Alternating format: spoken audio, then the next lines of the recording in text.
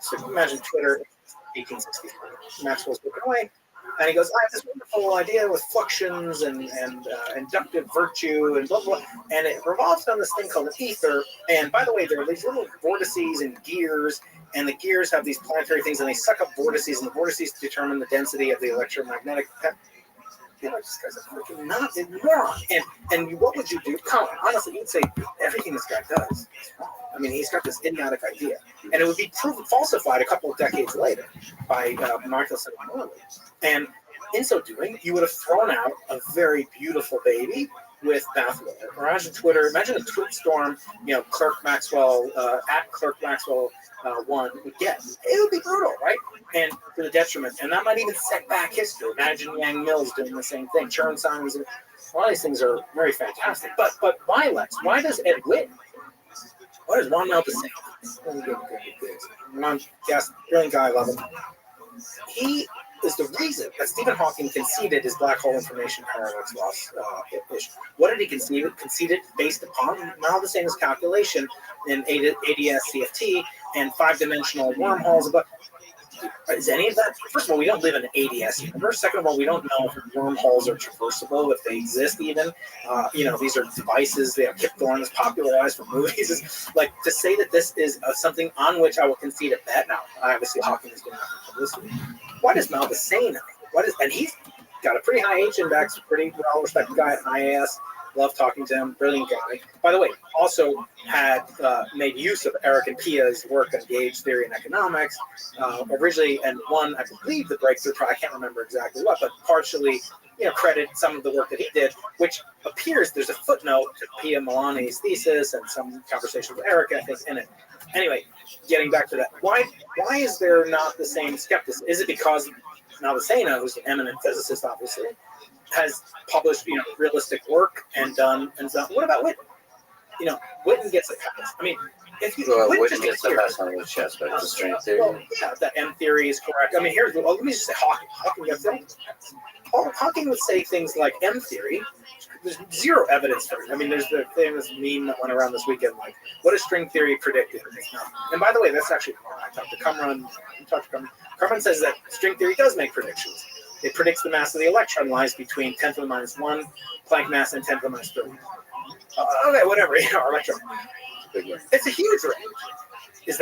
Imagine Qumran comes up, and again, he's just some nobody, but he actually, he doesn't have a profile, he's not a Harvard, has 0 H index or whatever Eric says.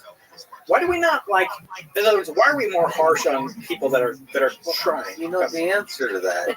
So I get a million emails, just like you said, you yourself, where they prove in my world is artificial intelligence. The equivalence of that is I figured out how to build consciousness, how to engineer intelligence, how to you should send your emails to me, and I'll send my emails to you. And we'll reply to it. I mean, I don't want to sort of mock this because I think it's very possible that there is either kernels of interesting ideas or there is geniuses out there that are unheard, but because there's so much noise, you do have to weigh higher the Ed Whittens of the world when they make statements. And that's why you build up a track record. As you said with Ray Dalio, you have to show that you can, if you're Pollock and you show us a painting of a bunch of chaos, you have to, and this is a bad example probably because he probably never showed this book. He could do, right? Yeah.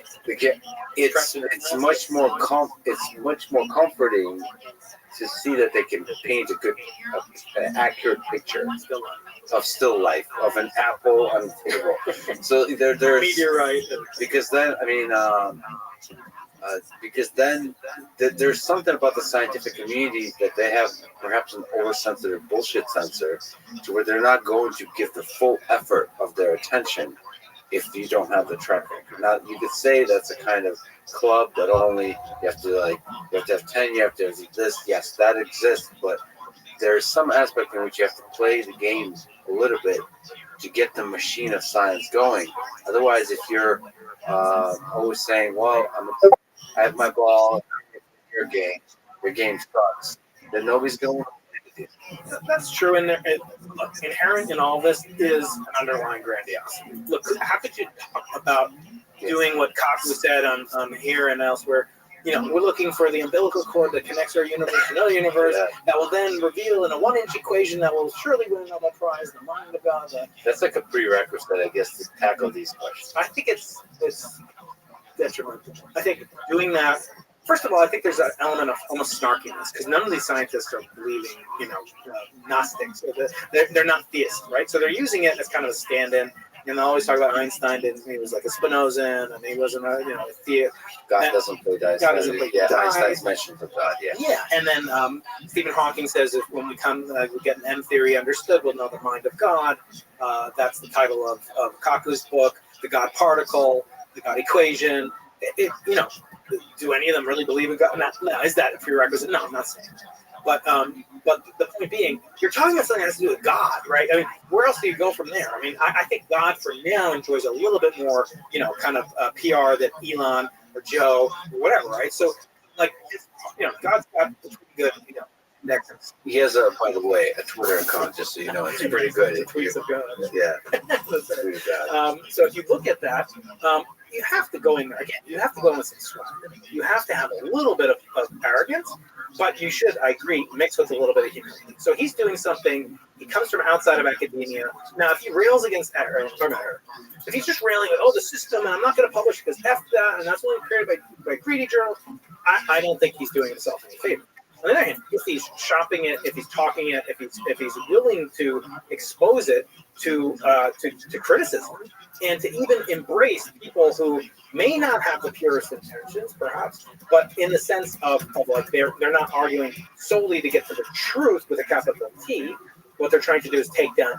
Hopefully, those people aren't out there. But on the other hand, looking at what Eric does for other people, looking at the fact that he has courtesy. He will look at Wolfram. He will look at Lacey, who's one of his closest friends. I mean, he calls him his nemesis. Nemesis, right. Yeah. I think that's interesting that they're loving friends. I really enjoyed that Portal conversation between Gary and Lacey.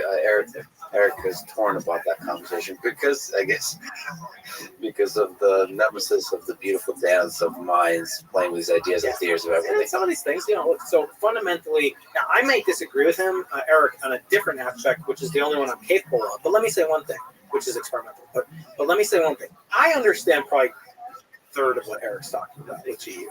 I understand, GR, I understand mathematics, I understand some group theory, fiber bond. I can get a little of it, gauge theory. But I also understand what I don't understand. And I understand that there are people like Witten, Maldacena, Nima, other people that can understand it. And they're not trying to understand. Sabina, she can understand. She makes all these, I don't understand it, I don't want to understand it. I don't have time. And then she makes a music video, kind of mocking Eric and Stephen and Garrett. Yeah. I'm like, oh, you have a time to do. And I know Sabina, and I've actually promoted my show on her, and I love her, and she's doing a wonderful job. But you have a video that you said yourself takes 8 weeks to produce from start to finish, and you couldn't have spent 30 minutes, 2 hours. I had Brian Keating up there as an experimental cosmologist, and I have enough to say, this is interesting. It's part of the Assayer project. And it actually, I shouldn't say that there are no people. They're very serious. Louis Alvarez Gomez, it's Stony Brook Simon Center for Geometrical Physics. So he and I are running this seminar. Hopefully this summer, we're going to reenact the famous Shelter Island conferences in 1900, where Feynman got together and they calculated the Lamb shift. But what did that feature? The harmony, the resonant minds behind the best experimentalists in cosmology, particle physics, condensed matter physics is now teaching us tremendous things about lower dimensional systems that can be applied. Theorists and experimentalists, observers, cosmologists, astronomers, we all will get together, and we're just going to do it out of a spirit of love. But if it's just like, oh, this guy's like loud mouth, I don't have time for that. I really don't. I don't think it's an interesting way to spend it. There's an aspect that I hope to see, and it goes back to our sort of discussion about Joe Rogan. I do hope to see sort of love and humility in the presentation. Like, let go of this kind of fear of your ideas being stolen and the ego that's inherent to the scientific pursuit. And not that everybody's established and known entities. Let go of that a little bit so we can explore and celebrate ideas. I would love to see more of that. Yeah. Just because you're saying, especially with these big ideas and theories of everything. I mean, this isn't talking tales out of school. I mean, he has made claims that I fundamentally disagree with, in terms of like, he's had this Twitter baiting, loving trolling of Elon. Why are you spending all this money to get to Mars? We should be spending money on interdimensional travel and we can unlock it. And I said to him, and he makes the point, that, the atomic theory, that unleashed the nuclear age and that, could lead to planetary destruction. But I make the point pushing back with love on him. And I say, look, nobody looked into the equations, like Fermi didn't look into all these equations of unification, which still doesn't exist, by the way. We spent all this time, Lex, and I don't know why it is. It's a phenomenon purely in theoretical form. People are looking for the toe, and they're overlooking the gut. In other words, they're spending all this time on the theory of everything, the God equation, and there's this gut that unifies the three stronger forces. We don't have a single theory for that. And people like Glashow, they tried and failed at it. For people who don't know, there's four forces, gut, grand unification theories that unifies the three forces stuff, and I'm trying to get a shortcut to the theory of everything, which unifies the four. And then there's this whole thing that may be quantum gravity uniting the thing. So, so we're trying to solve. We're trying to solve the puzzle of everything at the physics level, and then already before solving it, already saying once we solve it, here's going to be all the beautiful. Or just like level jumping again. Yeah. Going to level 256. 10x. Mm-hmm. Yeah. I mean, I suppose you need that kind of ego, that confidence, that ambition in order to even have a chance. It's the only two people in this book of 9 Nobel laureates who told me they don't have the imposter syndrome, or two theorists, Frank Wilczek and Sheldon Glashow. And Frank is pretty interesting, and I know eventually we're going to talk about the meaning of life, but you talk about Frank. Frank invented this theory along with his advisor and a third person in the early 1970s, which from 1974-3 when he was at Princeton, all the way up until 2004 when he won the Nobel Prize. Every day of his life, imagine this, Lex, you're going to have this startup. Someone tells you you're going to win the lottery. You're going to win the lottery in 40 years. What becomes your singular focus in your life from now until the next 40 years? Well, I'm not sure. I mean, would it be winning the lottery, or if I'm so confident? You're guaranteed to win a lottery. Yeah. Here's this wallet, Bitcoin wallet. It's going to guarantee to have this much money. It's stable coin, whatever. You're going to win it 40, but you have to wait 40 years. To me, it would be surviving for the next 40 years. You wouldn't leave your house. You would go out in a bubble wrap hat. You wouldn't go out without 20 masks on, right? Your whole life would be consumed with. Now imagine, everyone's telling you you're going to win the Nobel Prize, which is bigger than the lottery. I mean, many prizes are worth more than the Nobel Prize, and every person who wins a prize that's worth 3 times the money, like Naldo saying that, he would trade the breakthrough prize for a Nobel Prize in a heartbeat. So these guys had to wait 40 years. Imagine the excruciating pain. What got him through it? He didn't feel like he didn't deserve it. He felt like, hell yeah, I earned it. He has that swagger. And what I'm looking for in this asset is to try to find ways that we can test stuff now, because I don't know if I'm going to be here in 40 years. I hope I am. But can we bypass? Can we get shortcuts with a low energy regime? Well, to me, that's what's interesting. Like, what can we do now? I don't care. Like Isaac Newton came up with color theory, and he did something really interesting. Next time I come, I'll bring you some prisms. So what did he do? He took a white light. He took a prism from the sun, actually. He put it through a slit, put it through a prism, and it made a beautiful rainbow, like you've seen. And then he took another prism, and he put it upside down, like, dark side of the moon, or whatever. And the light went through the first prism, turned into a rainbow, and then the rainbow went into a prism and came out a white light. That's pretty cool.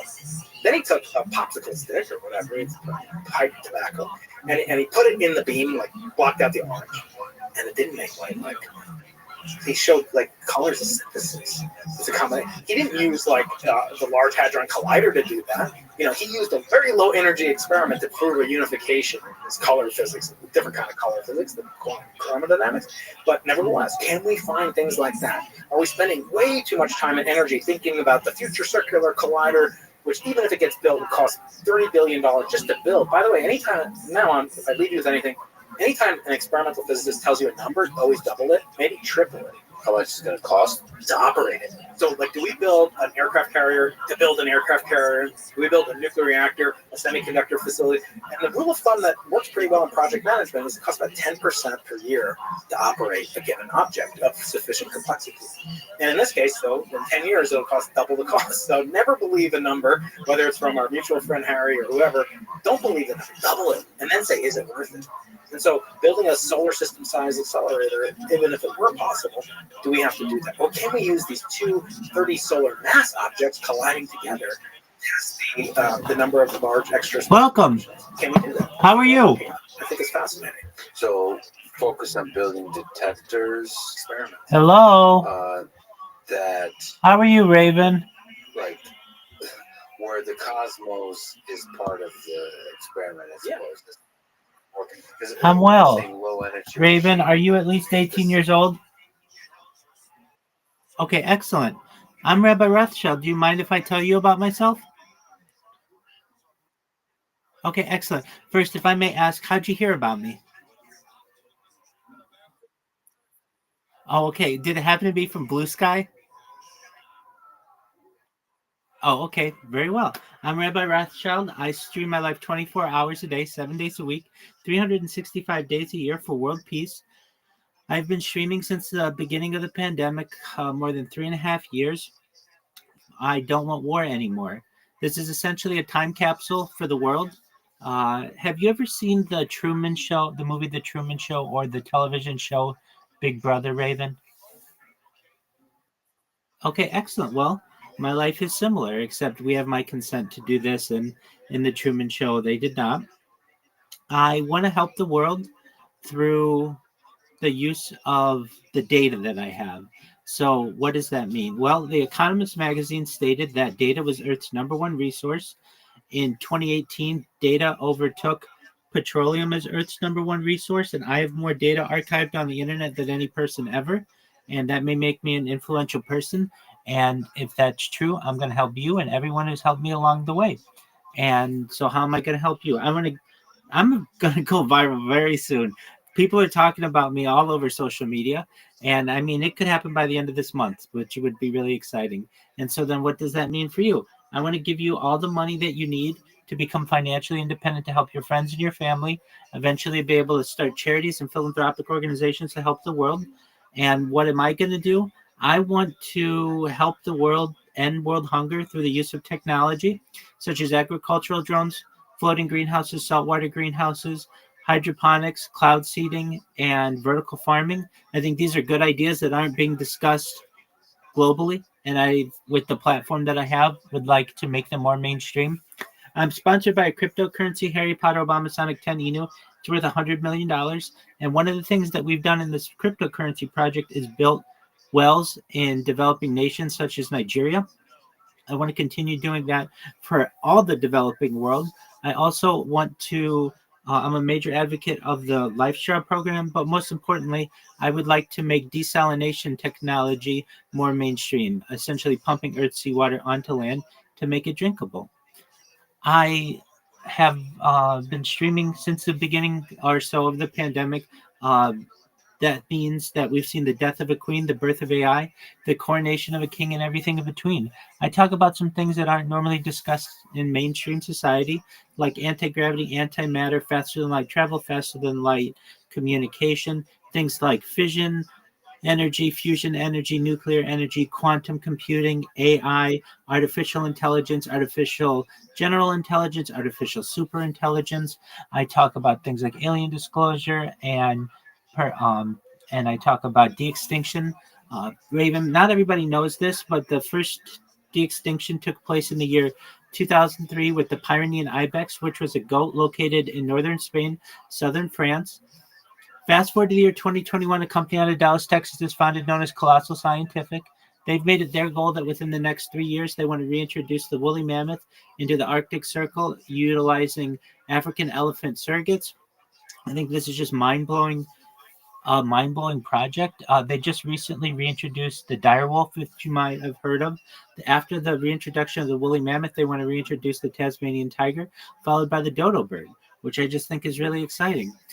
I want you to be able to, if you want, this is all with your consent. If you want to die at a normal age of whatever it would have been, age 80, let's say, and that's what you want, then I want you to have that. But, Raven, if you'd like, in the future, with your consent, you may be able to utilize certain types of life extension technology, things like oxygen therapy, human growth hormone, stem cells, things like cryonics, cryogenics, things like nootropics, ambrosia therapy, cold shock therapy, and eventually get your average life expectancy for you and those around you from age 80 to age 100, 120. But eventually you may say, Rabbi, I'm 120 years old or so, and my body's starting to break down. Do you have any other plans? And I do, but again, this is only with your consent. Again, if you just want to live a normal life, I want you to be able to have that as well. But if you want to continue to live, there may be able technology that you may be able to take advantage of, which is known as mind uploading technology, where again, with your consent, we scan your brain into a computer like a CAT scan or an MRI, knowing where every atom is in your central nervous system and your peripheral nervous system for later download as an android, an avatar, a cyborg, a cybernetic being, a clone of yourself, a robot, an ethereal being, whatever you want to be, Raven. But essentially, what I'm saying to you is there may be an opportunity for you to have digital immortality. And I think that's quite interesting. What are your thoughts? I am completely in agreement with you. Well, I'm glad that we're on the same wavelength. So, as I say that I've been streaming since the pandemic, I have more social media than any person in global history. Right now, I'm live on 18 different YouTube channels. I'm live on Twitch. I'm live on Rumble. I'm live on Twitter. I'm live on Instagram. I'm live on basically every major platform that will allow you to live stream. I have over 100 YouTube accounts, over 200 Instagram accounts, over 500 Twitch accounts, over 1,000 TikTok accounts, over 2,000 Twitter accounts, over 5,000 Blue Sky accounts, and over 10,000 Kick accounts. So I have more social media than any person ever, and people are starting to find out about this. And how are they finding out about this, you may ask? Aside from really good people like your friend who gave you the link to come here, I create bots. So right now I have bots that I've created that are promoting me on a platform known as Blue Sky, which is like an alternative to Twitter. And people are really talking about me a lot there. And that's wonderful. And I mean, they like post about me once every 10 minutes, which is incredibly wonderful because I could be talking with you, but these bots are essentially promoting me. And like I said, I think I might go viral before the end of the month. Now, I have been saying this. I always think it's right around the corner, but really, with the amount of people who are talking about me, it's really exciting. So, with that, what do we do? Well, I have wonderful people in here, like the friends who have joined me, and many people who sleep here. I have people from all over the world, including India and Australia, the UK, Canada. I'm in the United States, and we play games together. I like to sing, so I sing karaoke. I may not always be good, but I like to sing and do little concerts and such. I also do IRL streaming. I've streamed as far north as Santa Barbara, as far south as San Diego, as far east as the desert and mountains, as far west as the Pacific Ocean. I've streamed in Beverly Hills, Los Angeles. I've streamed at Disneyland, basically everywhere in Southern California. I have lots of footage that's been archived, and I like to watch things that generally try to make myself smarter. So right now we're watching a Lex Friedman podcast. He has a cosmologist on. They're talking about the Big Bang and the creation of the world and such. Generally, this podcast is focused on AI, artificial intelligence. They talk a lot about self-driving cars and robots and just generally a lot of futurology. And that kind of stuff is really interesting to me. And that's what I do with my life. So with that, do you have any questions?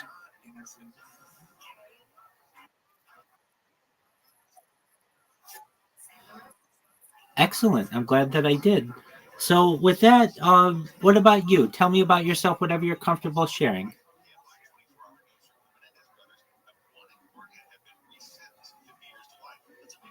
And if you don't want to share anything, you don't have, that's absolutely fine. You're fine with that.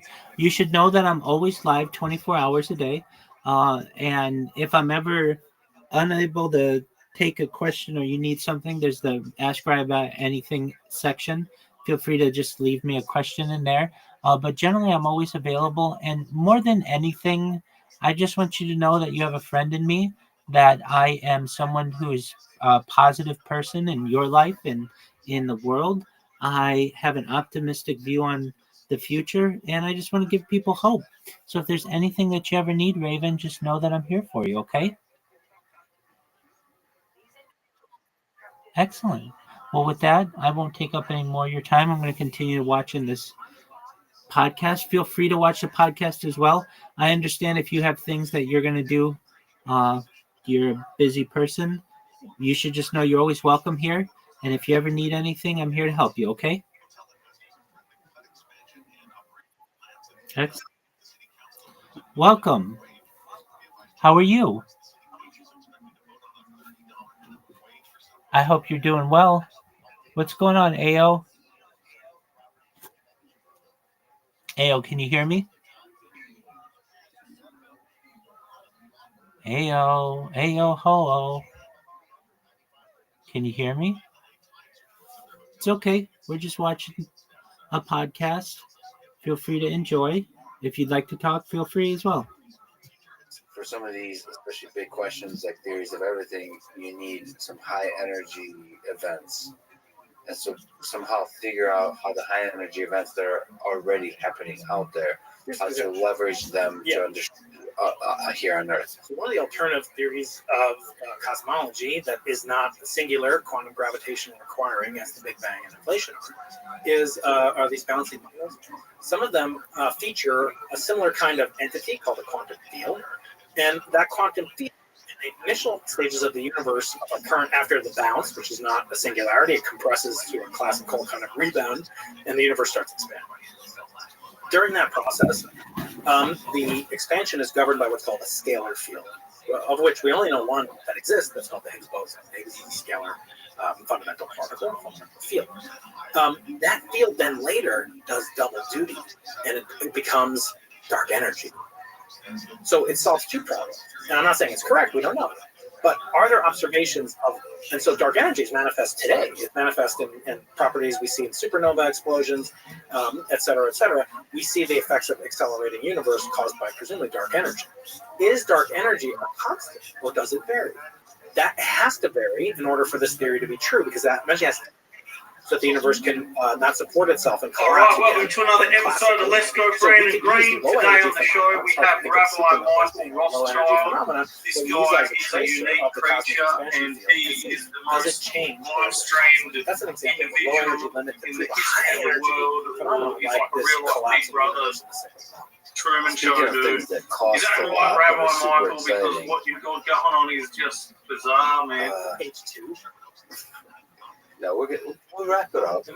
Calm down. There's more than page 2. What do you think this is? This is Well, Louis de Broglie's thesis is 3 pages long. It was a Nobel Prize for the way his particles are. So, size matters in different dimensions in life. I think the lessons I've learned about life is the shorter the paper, or the shorter the thesis. Actually, the shorter the paper. Some of the greatest papers ever written are short. Like I feel like some of the best ideas in the world. Now, not to sound like a contradiction or Feynman, a contradiction on top of a contradiction, but it could be written on a napkin. Honestly, which is kind of what tells you something about ideas. What are your thoughts about the James Webb Space Telescope? Is this as somebody who likes telescopes, and this is one of the, I think it says, took 20 years to build, $9.7 billion. Is that way too much, too little? Are you excited about this thing? It's sufficiently different from what I do in my field that it's incredibly interesting to me, because it's I have no horse in that race, and so I'm not competing with them for time or money or resources or people or whatever. So I can purely be an advocate and an aficionado of science. It is, in some sense, the successor to Hubble. It will do things that Hubble can't do. It will also may or may not have the impact on a visceral kind of artistic level that Hubble had. What are some of the most iconic things that Hubble did? The Hubble Ultra Deep Field, the Pillars of Creation, storms and imaging of these twisted deep sky galaxies. Those resonated with the public. Just visually, beautiful. Visually, yeah. When you look at these images, the Hubble Ultra Deep Field, you'll maybe put that in. You'll show every speck of light except for one. 4,000 blobs of light. There's one star in our galaxy. The rest are galaxies. Now that image is less than 1/10 of your fingernail held out of arm's length. Now it contains 4,000 galaxies. So now you can figure out how many galaxies there are in the whole sky just by seeing how long does it take you to move your fingernail over the whole sky. So it comes out to be, that's how we get 500 billion or more galaxies. Now, it's not exact to the galaxy, but it's a good order of magnitude estimate, maybe even better. Hubble produced that, and it was basically serendipitous. They pointed to some dark, blank piece of sky, what they thought was blank, and they saw it. Same thing that happened with the CMB. They were saying they didn't find. Same thing they found when they were looking for the deceleration of the universe and found it was accelerating. So what I sometimes hear is that we don't know what we're going to discover. I never think that's a good idea to spend billions of dollars on something. Like, you should have some guaranteed low-hanging fruit, and then there should be swinging for the fences. And I think in this case, it was really everything is swinging for the fences because it's kind of a single-point failure. If that telescope, which is this origami construction of 22 hexagonal panels that have to unfold properly and then orient themselves 1,000,000 miles from Earth beyond the Earth-Moon distance by a factor of 4, and still transmit telecommunication back to the Earth, get solar energy, keep it away from the sun. You don't look through the telescope of the sun with your remaining good eye, and you do that, and you cover. It's going to be phenomenal. For science, for sure, if it works. There are a lot of people think, it's so risky. It's NASA sunk so much of their budget. It ate up, and what if it does fail? I mean, there's no guarantee. Yes, it's insured, but so what? You're not going to get back those 20 years of people. Well, let's start building it again. Like, they didn't build 2 copies of it. And then if it fails, it kind of has a dampening effect on the prospects and the inspiration of the public for what science can do, what science engineering can do out in space. It will make a huge impact scientifically. Let's hope for the best. Let's assume it does succeed. It's launched in a couple of weeks. And when it does, it will transform our understanding of, we discovered not only like extrasolar planets that have moons on them and asteroid belt. We discovered extrasolar planet in another galaxy. This will be able to see crazy stuff like that, spectroscopy, imaging. But it'll be able to go back farther in time, such that we will be doing cosmology. Like Hubble did some cosmology. It measured the Hubble constant. That was its key project. It was designed and launched. But because it is an optical telescope, it's sensitive to more close-in redshifts, so shorter distances. Now James Webb is much higher redshift. It can probe the darker, deeper, distant universe. Okay, let's talk about not the distant universe, but our neighboring planets. First, I got to ask you about the moon. So there's a piece of the moon on this table that you've given me that we didn't have to pick up, that arrived here. So how did a piece of the moon arrive here on Earth?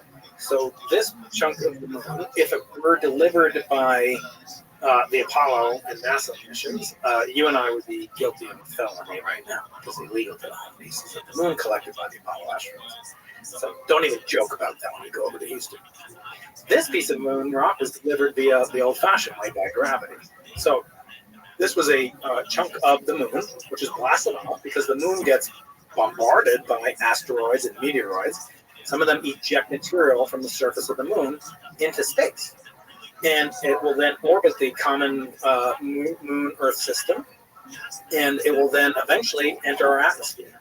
And if the piece is large enough and the trajectory is proper, it can land intact. And this one landed with a few 100 grams worth, and they sliced it up.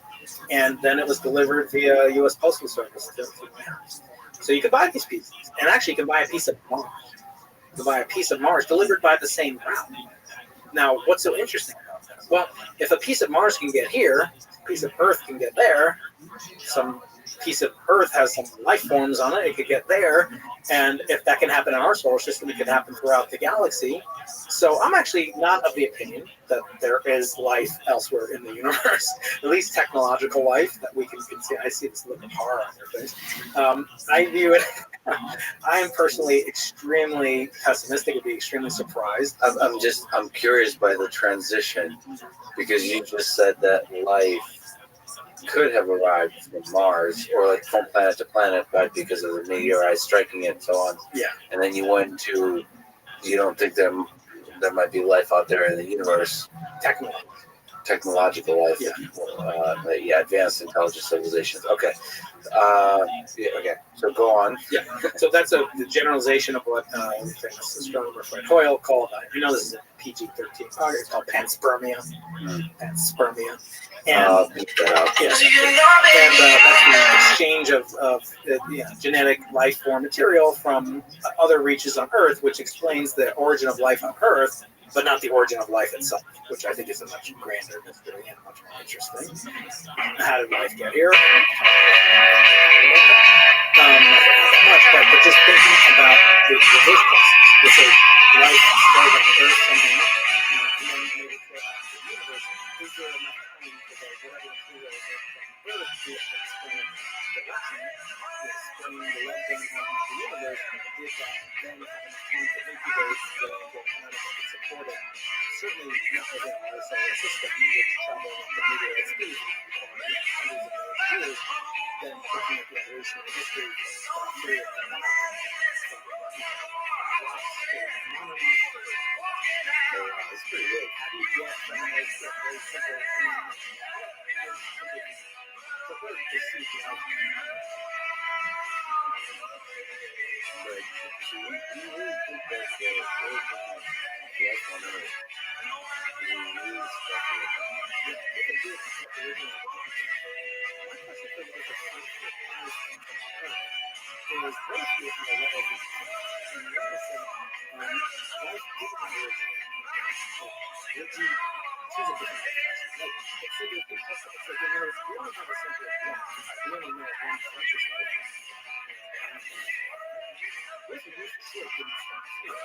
That means that there's almost nothing about Earth that is originated. It didn't originate the life. So surely the origin of life, not life itself. But how can we learn about the origin of remember, you have to go from inanimate object to a living object, whatever that definition is. Definition but how do you actually go from inanimate to animate? Yeah, but then you don't have to use the phrase that life originated to replicate the origin. That's one way to understand something is to build it. Another way is to just observe it, not to truly so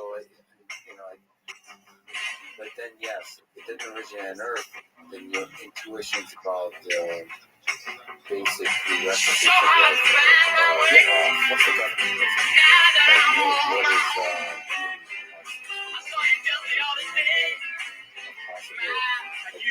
if life didn't start on Earth? To me, that's exciting because it's the thing is, it cross planets. Maybe the origin of life is fundamentally different from the maintenance of life. Maybe the existence of life symbiosis is critical. That is a planetary phenomenon. So in other words, not only do we special conditions to create life, but sustenance of life. That also has to be under very specific circumstances by very specific planets and very specific tectonic activity and moon. By the way, you need a Jupiter nearby, you need an Earth and moon system so that you don't get bombarded too early. And I always think like this, like technologically life. I usually like somebody hosts a podcast. You should probably accept the fact that you're going to say stupid things every once in a while. not everyone. I'm saying that to get to sending people to the moon, our planet needs a moon. Like, you don't need a solar panel. You need a solar panel in a factory that's melted down to silica, aluminum, and shit that uses fossil fuels. They're those fossil fuels. Like, so any civilization that's been pricing the chefs as good is what? And do they have food on? And do they have a great concentration event? Do they have a dimorphism between prokaryote and eukaryote? All those coding things, let's say a big code. Each one of those has a proper arrangement to go from eukaryote, prokaryote. Let's say it's one of the fastest. Let's say first example is nature. I mean, you should have eight people. It was a 10 to some of the different possibility. Then that just would take. Meaning you have to do the figure out to do the dinosaur, there's only 10 to the 12. There's 10 to the 22nd, we think, Earth, or not Earth, planets in the observable universe, not the galaxy. So that's 100 times fewer than the probability to get 100% clearing these 8 very low hurdles. That's how I really because he believes the opposite. Yeah, he believes that the way biology evolved on Earth could have evolved almost an infinite number of other ways. So if you ran Earth over and over and over, you would keep getting life and it would be very different. So the fact that our particular life seems unique is just like, well, because every freaking life is going to be very different. It's not like you shouldn't be asking the question of what's the likelihood of getting a human life because that seems to be super special. It's more like how easy it is to make anything that has the skills of a human. And I don't mean something that's dumb, but achieving basically technological innovation and ability to do it is a little bit. I'd love to debate on it. But let me ask you a question. I asked this and Sarah. What do you think would happen?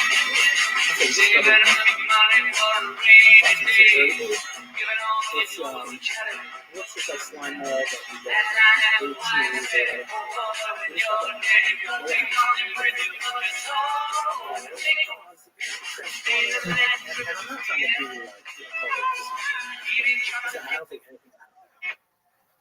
talking about? Like, I stipulate that life exists. Go down to like the bridge or go down to civilization. Speak up with the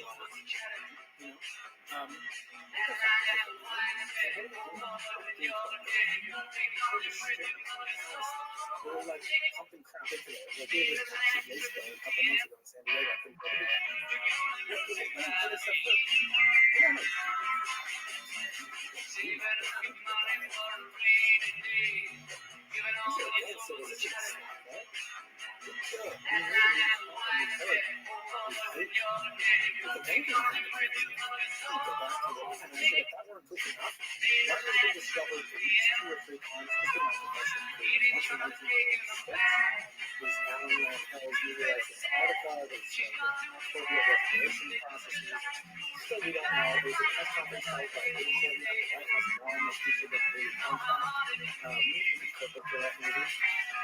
And then there's this phosphorus life, this toxic life in the pools of hot lake.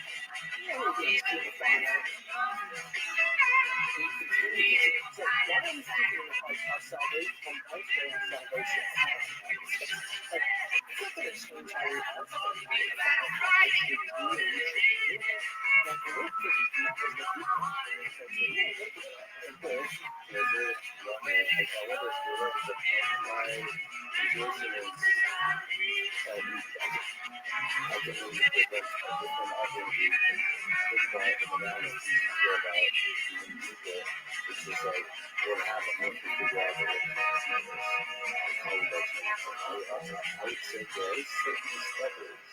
That even in their very idea will change the fabric of society. I tend to see if there's definitive proof that there there's life and more complex, the more powerful that idea is elsewhere. That I'm not exactly sure how it is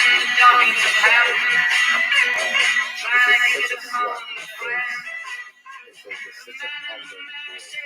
Maybe not. Maybe it's a motivator to say, I don't know which force we take over. Usually the governments, the military, start to think like, well, how do you kill it? There's a lot of life out there. How do you kill it? Or yeah, or mine it for the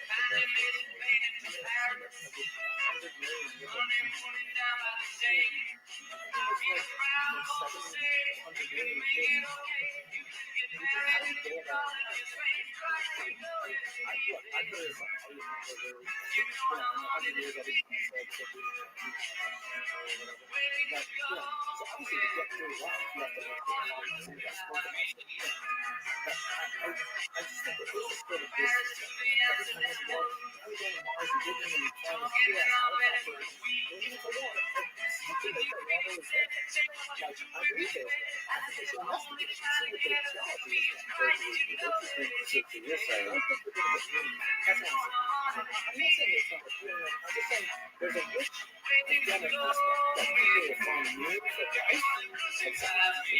But this is complicated. What if it's this intelligent civilization living, obviously, probably not on Mars, but somewhere like in a neighboring galaxy that we see outside, in a neighboring star system that we discover.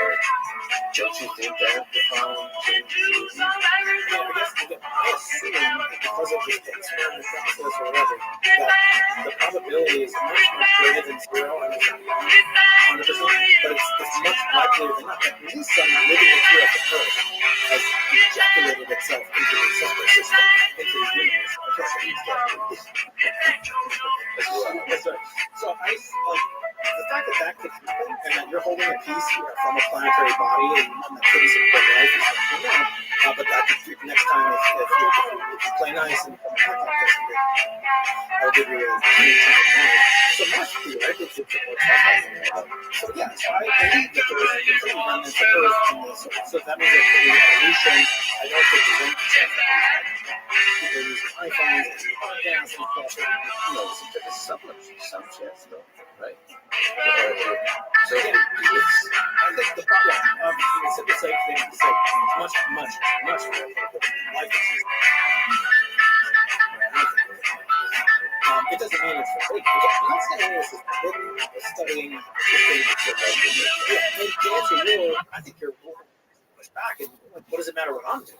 Zoot, you sandbagging son of a bitch. How you living, pimp?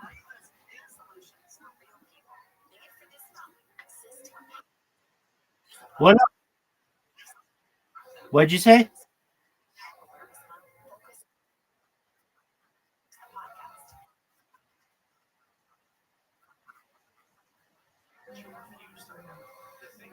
No way.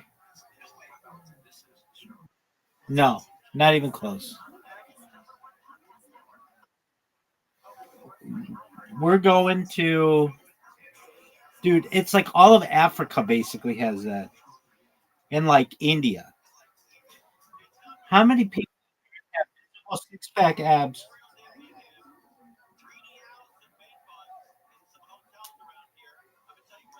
All right, here we go. Estimation about 5% of adults globally. So that's 245 million people. Estimated.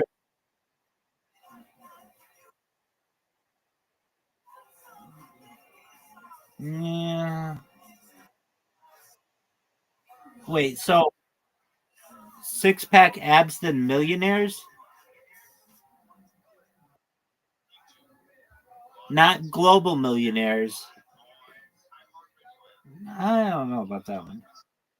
In America, how many people have six pack abs?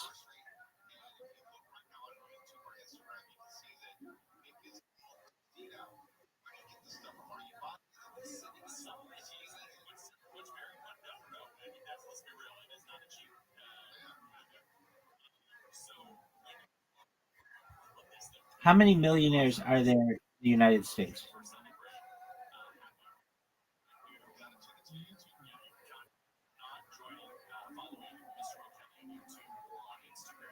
Yeah, probably in the United States. You're right on that one.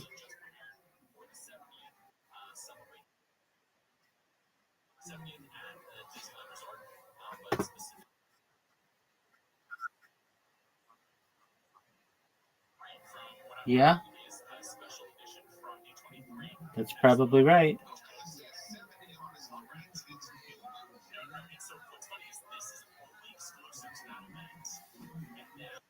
Really, if anything, it tells me that the United States is a very wealthy country. I was actually surprised.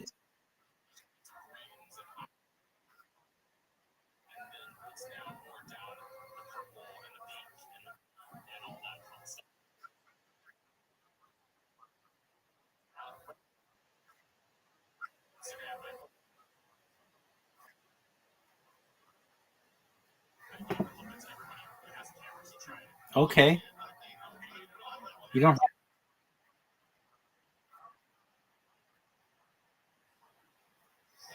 I don't eat Doritos from the United States. I eat them from Israel. Yeah, I get them at the kosher market.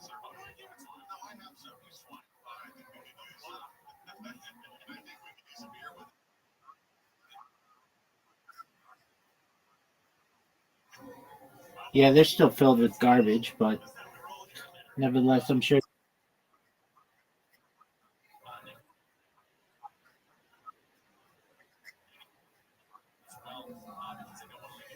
Right.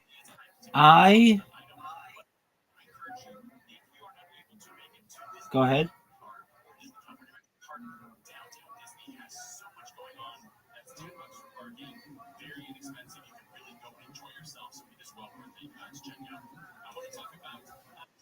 All right, are you ready to lose? Fuck that one game shit. I want to play for a long time.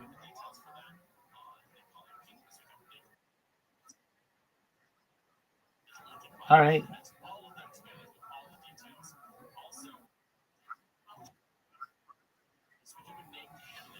Yeah, right. Okay. It's like, what is the value of what I'm doing?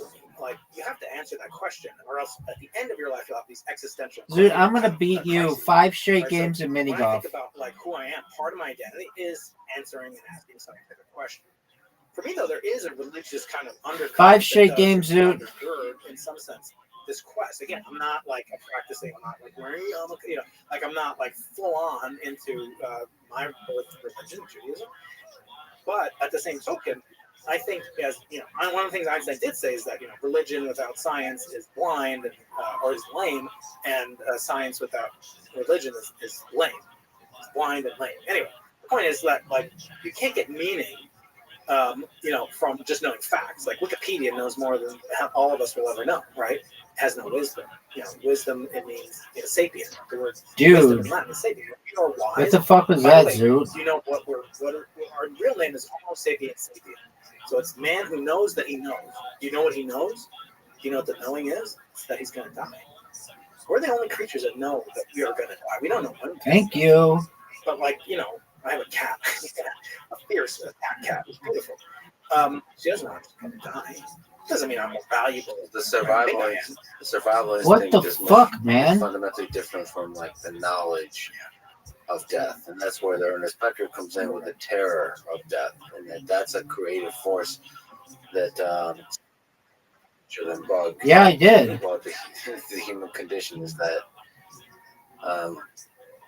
it's a gift of knowing our own mortality. Yeah, to me, that's why. What was that? I agree with you in some sense. No one goes in the water on this hole. No one goes in the water on this hole. That's why my love has always been the human mind.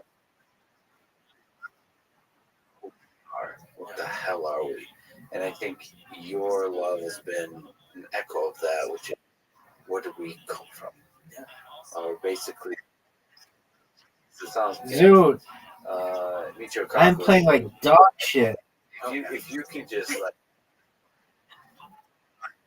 Yeah, good. He's like Sam Harris of Cosmo. You fucked me again. He's in complete paragraphs. But like also unapologetic. He says we will know God or whatever the core No. of those kinds of things. Not even close. That's exciting. That physics might be able to find. Dude, you fucked me equations again. that unlock our origins at the very core, fabric of it all too, not just our origins. You know, at the beginning, something tells me. I think we. No way. I mean, again, another thing is, we share 99% of our DNA with chimps, bonobos, or whatever. I share. Oh! We shared like 100%. Like, that'd be so much more interesting. Like, there's 50% of a fruit fly or a banana. Like, no. There's something, but that should make us feel more precious. And I almost feel like. Oh, dude, that was a great shot. Stay right there. Whatever solar system would cause a diminution of humanity. Like, the one thing I do hold fast to from religion, I don't know where I am with God. Like, do I believe in God? I think that's an unanswerable question. But I have some thoughts about it. But by the same token, I think the one thing I do get from religion is that every human has infinite worth, because we are, in religious capacity, considered to be equal to God. In other words, we are gods, not to be like, but we can contemplate what God did. We have aspects of God. We have free will. God had free will. Dude, you're done. You can't prove that God exists. Otherwise, you wouldn't. I'm making a great comeback right now. Interesting. I mean, and you're done. It's like I'm talking to Einstein here, but let me ask anyway. Can you clip that for my clips show? For somebody looking at the young Zoo. Universe, that's actually a perfect shot. God, that is like the best shot I think I've ever had on this hole. So I thought you had just like one. Dude, do you see how good that shot is? Sam Harris, this past summer.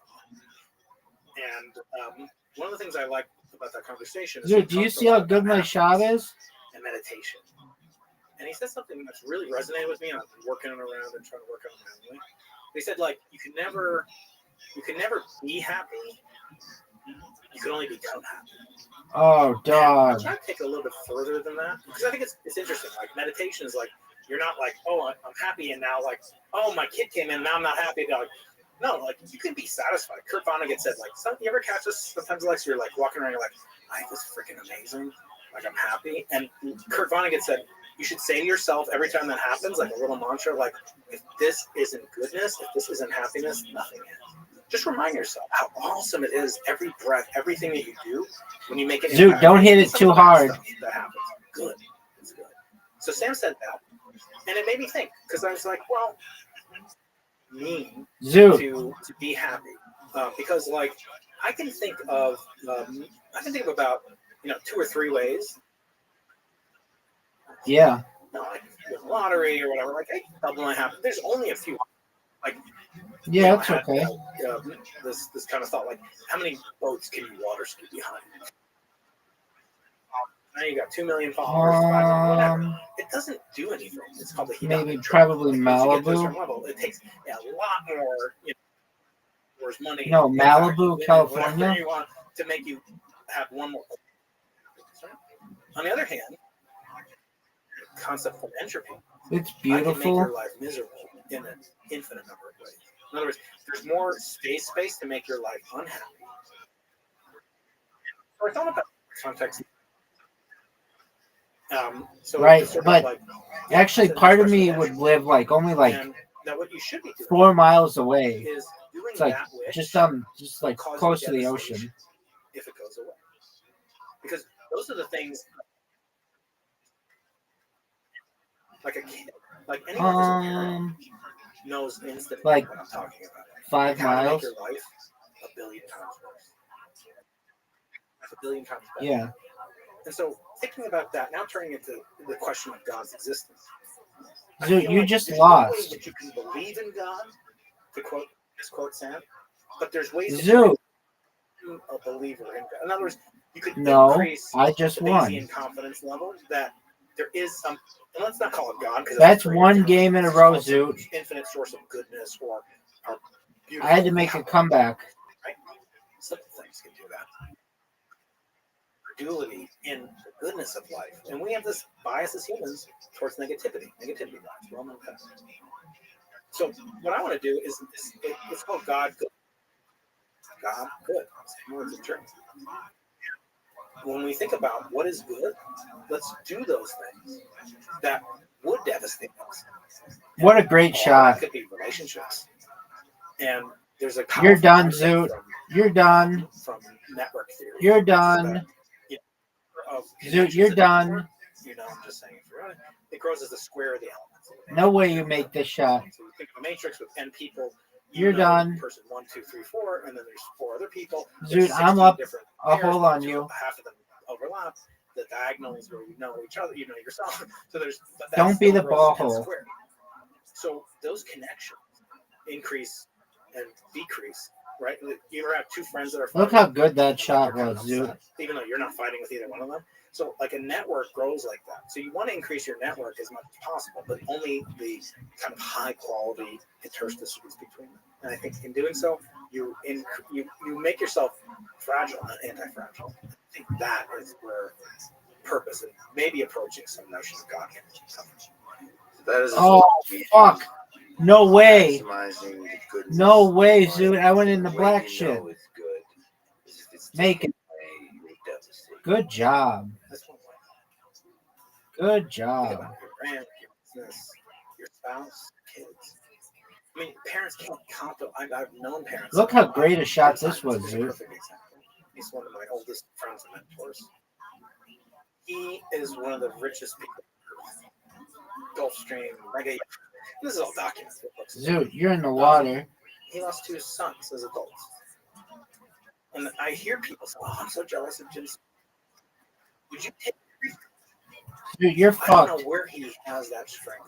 And his wife, Marilyn, his first wife, Barbara. Zoot, I'm in the water. I'm in the hole. Some people You're in the water.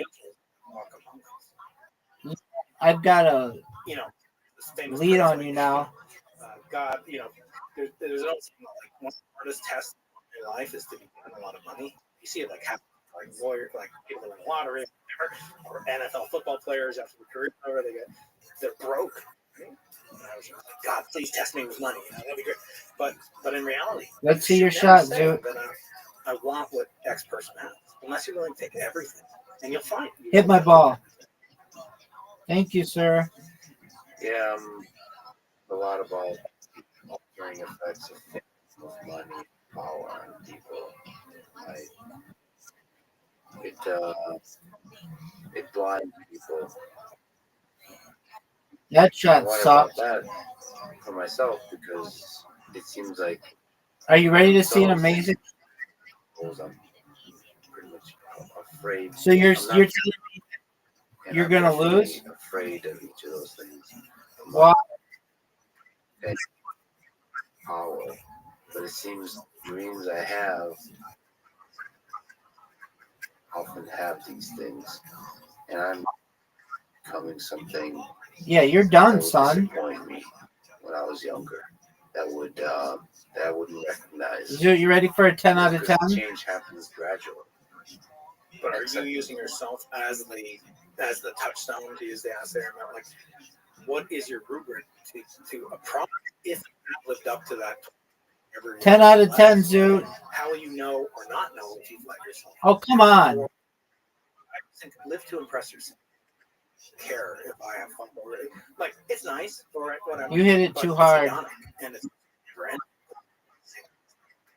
but I think it's pretty damn cool that, like, I've gotten to go to these places, the South Pole, and I've done these. I'm able to teleport my values into the future through my children. You're done, Zoot. Ideological children that so by what metric, have you not already A, impressed yourself, and B, could you let yourself die? Zoot. I just think some of it is psychology. For me, I'm very much just never. Oh no. Highly self-critical. I'm never happy. Hit the barn, Zoot. But I'm always happy in the way that you described, which is that where you just often during the day feel, I don't know, I just eating Zoot. beef jerky, truly happy. I was just last night and that be why Bye, big dog. that feels to me like a healthy way to live life, and at least for me, it's the one I really enjoy.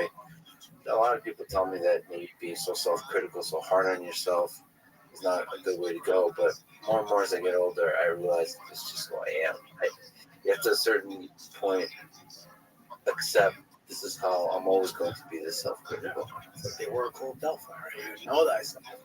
But I want to leave you with one last thing. It's just to say, just on this topic, it could be different, right? We could go down to the ocean and get some krill instead of the 7-Eleven. It could be that we have no other taste buds, and Eric's talked about the 4 dimensions of the vibration of your tongue, right? It could be like there's one, and it's just like not Memphis barbecue, whatever you like in your Slim Jim. It could be something. It could be very boring. Similarly, what if that's a clue? What if that's giving us evidence? Here's another clue. There are many animals. Most animals have single monocolor vision. They only see in black and white intensity. They only have rods and no colors. We could be like that, but we're not. Why is that not a clue? God's not going to hit you over the head and say here I am, because then everybody would believe in it. And there's very simplistic. I've had debates even with famous atheists like Lawrence Krauss. He's self-declared militant atheist. And I was like, well, I don't believe in the same God you don't believe in. Some guy in a white beard in a chair. That's infantile. I gave that away a long time ago. But what if there are clues? What if Yang Mills theory and Maxwell's equation? Those are beautiful. If you've ever seen expressed in tensor notation, or Einstein's equations, or Maxwell's equations, and then Maxwell's equations riding on Einstein's, it's unbelievably beautiful. It doesn't have to be that way. And we can comprehend it. That's a crack. Maybe that's where the light gets it. And the light is what reveals what's beautiful. So I don't believe in God. I think that's a stupid notion. Do I believe in God? Sometimes I wonder if God believes in me, more than if I believe in he needs Brian Keating. What would, it's one of my friends is always what would I be doing if I were God? Exactly what God's doing right now. You think I know more than God? Give me a break. Leaving clues of beauty for these hairless apes. Yeah. And to see what they do with this, and then marvel at both the tragedy of what those apes do to each other, and the rare moments of when they understand deeply about how the world works. Ryan, you're an incredible human being. I'm a big fan, and I'm really honored that you, first of all, shower me with rocks from the moon, from space, dust, and crystals, magical crystals, healing crystals. Yeah, that you can use for good. And tell me your story and spend your really valuable time with today. This is amazing. It was a great pleasure for me, Lex. Thank you so much. Thanks for listening to this conversation with Brian Keating. To support this podcast, please check out our sponsors in the description. And now, let me leave you with some words from Galileo Galilei. In questions of science, the authority of 1,000 is not worth the humble reasoning of a single individual. Thank you for listening. Hope to see you next time.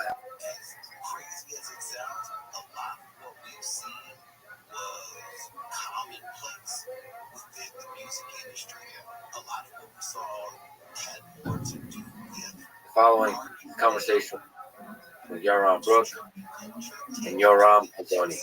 This is Yoram's third time in this podcast, and Yoram's first time.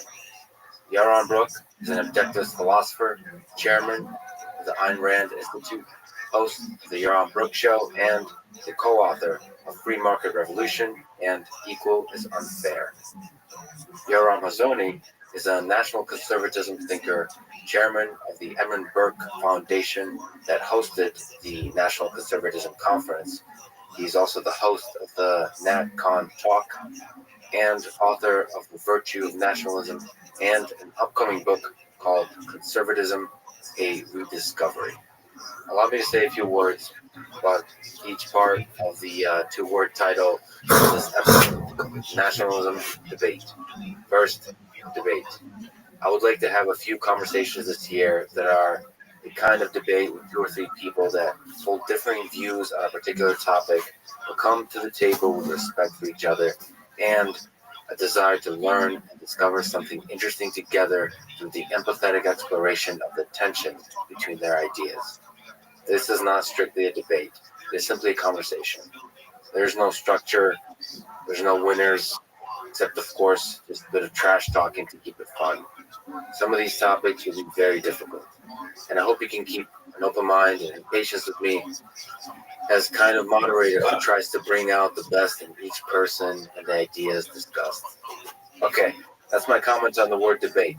Now onto the word nationalism. This debate has been called nationalism versus individualism, or national conservatism versus individualism, or just conservatism versus individualism. As we discuss in this episode, these words have slightly different meanings depending on who you ask. This is especially true, I think, for any word that ends in ism. I personally enjoy the discussion of the meaning of such philosophical words.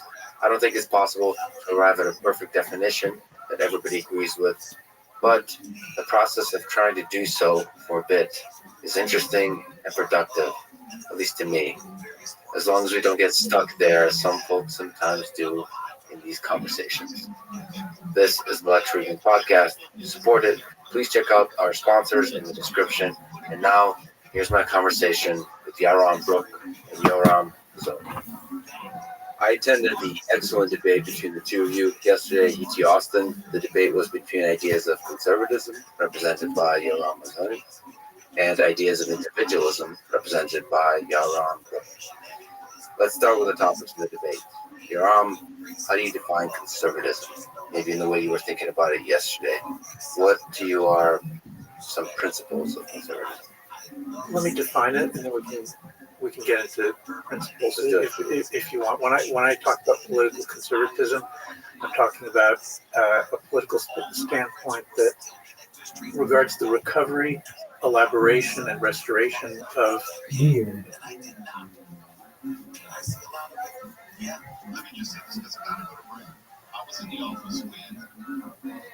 The following is a conversation with Mark Norman, a New York comedian who has a way with words that is often both dark and hilarious.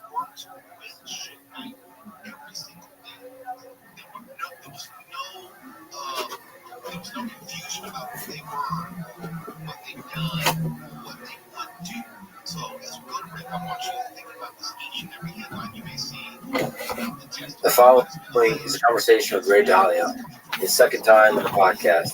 He is a legendary investor, founder of Bridgewater Associates, author of a book I highly recommend called Principles, and also a new book called Principles for Dealing with a Changing World Order that looks at the geopolitics of today, especially US and China, through the lens of history, providing a fascinating model for the rise and fall of empires that can be applied to the analysis of our world today. This is the Restream Podcast. To support it, please check out our sponsors in the description. And now, here's my conversation with Ray Dalio. When you look at the history of the world, as you have done in your book, Principles of Dealing with the Changing World Order, what is more important, more impactful, money or power? They go hand in hand. They support each other and they compete with each other. Those who have money have power, a certain type of power. That power has to do with all that they can buy, but it also has the ability to influence those with political power. So, and so you see this throughout history, this symbiotic relationship. For example, between the royal families and the nobility and the church. So you see that group of people supporting each other in various ways and then wrestling around with each other for the money and power among that group.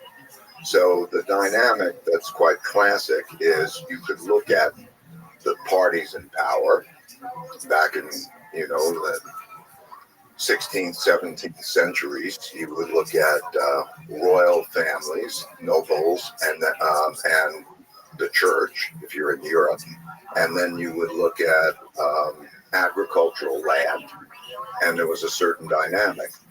And that varies over time. It changes.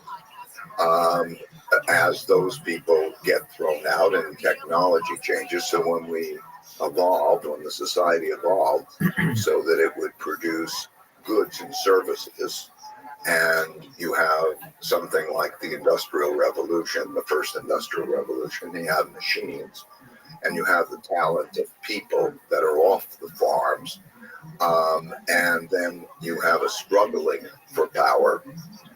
You see that power mix change. And so we don't see that same power mix anymore, but you still see the same dynamic.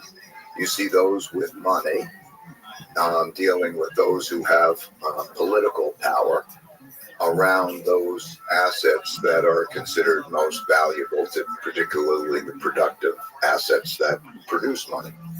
And political power is usually centered around nation state. So the major locus of power is the nations. Yes, in 1668, after 30 years of war, there was the development of nation states.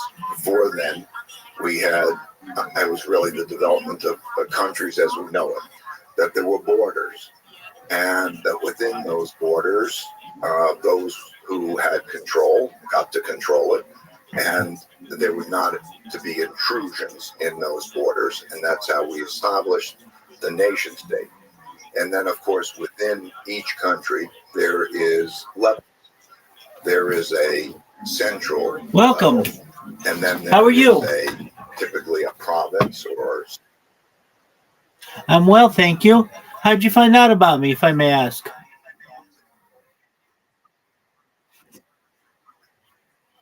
Phenomenal. Hey, thank you so much. First and foremost, apologies for my bots, but I'm glad that they liked your comment to bring you here. Do you mind if I tell you about myself? Excellent. I'm Rabbi Rothschild. I stream my life 24 hours a day, 7 days a week, 365 days a year for world peace. I've been streaming since the pandemic, more than 3.5 years. Have you ever seen The Truman Show or the television show Big Brother, Ake? L'chaim, absolutely. Well, then, excellent. You know all about that. Well, essentially, I've turned my life into a real-life Truman Show. I am live right now on 18 different YouTube streams. I do so because I don't want war anymore anywhere in the world. I want to use excellent. I want to use this platform as for the ability to be able to talk about some topics that I think are important, like ending world hunger through the use of technology such as agricultural drones, floating greenhouses, saltwater greenhouses, vertical farming, hydroponics, cloud seeding. I want to help end world thirst. I'm sponsored by cryptocurrency. It's known as Harry Potter Obama Sonic 10 Inu. It's worth $100 million. And one of the projects that we've done is we have built wells in developing nations such as Nigeria. I want to help those kinds of projects. I am an advocate for the Life Straw program, but most importantly, to end world thirst. I'm an advocate to mainstream desalination technology, where we pump Earth's seawater onto land to make it drinkable. Now, Ake, you may say, okay, well, that all sounds great, but how are you going to do that? And the way that I plan on doing it is through data. The Economist magazine in 2018 stated that data, specifically human data, had overtaken petroleum as Earth's #1 resource. And I have more human data archived on the internet than any person ever, which may make me an influential person. And if that happens, Ake, I'm going to help everybody who's helped me along the way, including you. I want you to become financially independent if you're not already. I want you to be able to help your friends and family. I want you to be able to start charities and philanthropic organizations to help the world and just overall improve your livelihood. I talk about some other things that aren't normally discussed in society, things like anti-gravity, antimatter, faster than light travel, faster than light communication, things like nuclear energy, fission technology, fusion technology. I'm currently watching artificial intelligence podcasts. We talk about artificial intelligence, artificial general intelligence, artificial superintelligence. We talk about alien disclosure and de-extinction. People don't know this, but the first successful de-extinction took place in the year 2003 with the Pyrenean ibex, which was a goat located in northern Spain, southern France. Fast forward to the year 2021, a company out of Dallas, Texas is founded known as Colossal Bioscientific. They've made their goal that within the next 3 years or by 2028 to reintroduce the woolly mammoth into the Arctic Circle utilizing African elephant surrogates. I just think this is mind-blowing technology. They just recently completed the direwolf de-extinction project. They want to reintroduce the Tasmanian tiger after the woolly mammoth, followed by the dodo bird, which I just think would be amazing. Other things I want to help with and that directly affect you, Ake, are things like life extension technology. Now, when you were born, Ake, the average life expectancy was probably about age 80. I want to increase that to age 100, 120 through the use of technology. Again, this is all with your consent, but things like oxygen therapy, human growth hormone, stem cells, things like nootropics, cryonics, cryogenics, cold shock therapies, and ambrosia therapy, all to increase your average life expectancy from 80 to 100, 120. But you may get to be 120 years old and you may say, Rabbi, I've lived a really good life. I want to keep this going. What's the next plan? Again, this is with your consent. If you want, we may be able to utilize a type of technology known as mind uploading technology, where we scan your brain into a computer like a CAT scan or an MRI, knowing where every atom is in your central nervous system and your peripheral nervous system for later download as an android, an avatar, a cyborg, a cybernetic being, a clone of yourself, a robot, an ethereal being, whatever you want to be. But essentially what I'm saying is if you want, do I want to know who you are? Well, absolutely. I'm just almost done. I was just saying that if that sounds good to you, I'd love to hear all about you. Thank you for letting me share that about myself.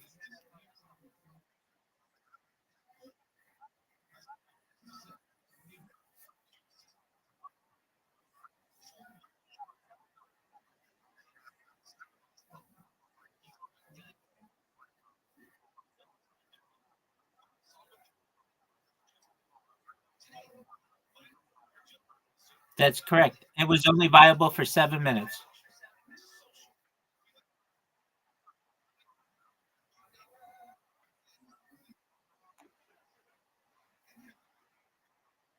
Excellent. Well, then you have an ally. Excellent. Well, I am a pacifist at my heart. I don't feel that I have any right to put my hands on you, nor you put your hands on me without consent. And if everybody on Earth worked that way, we'd have a much nicer life.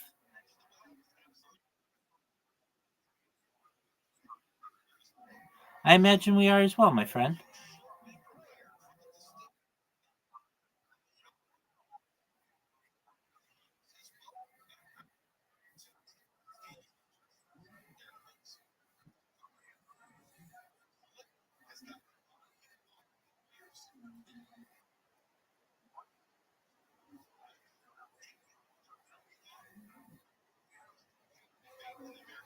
Well, I understand. And in many ways, I wish things weren't the way that they were.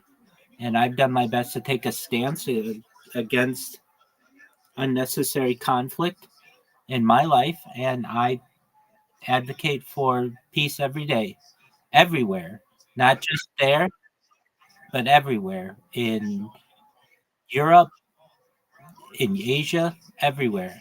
I am someone who wants or desires a day where nobody dies. And I know that sounds like a pipe dream, but I think that it's inevitable given enough time in the future. That's what I like to hear, my friend. So, I do want to apologize for my bots. They do spam people, but it's to get really nice individuals in here like you, so that I'm able to tell them about my project and show them that I'm not a bad person. And it's just about promotion.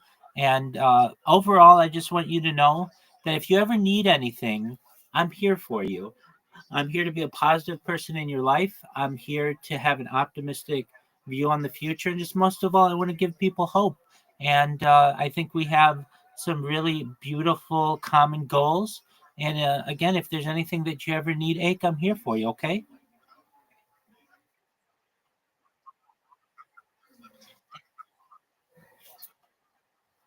Thank you so much. You made my night, my man. Oh man.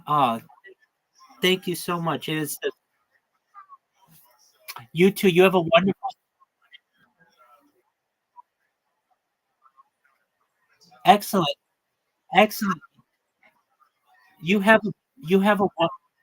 I want you to have a wonderful 31st night of the Omer, and just thank you so much for making my night. Thank you.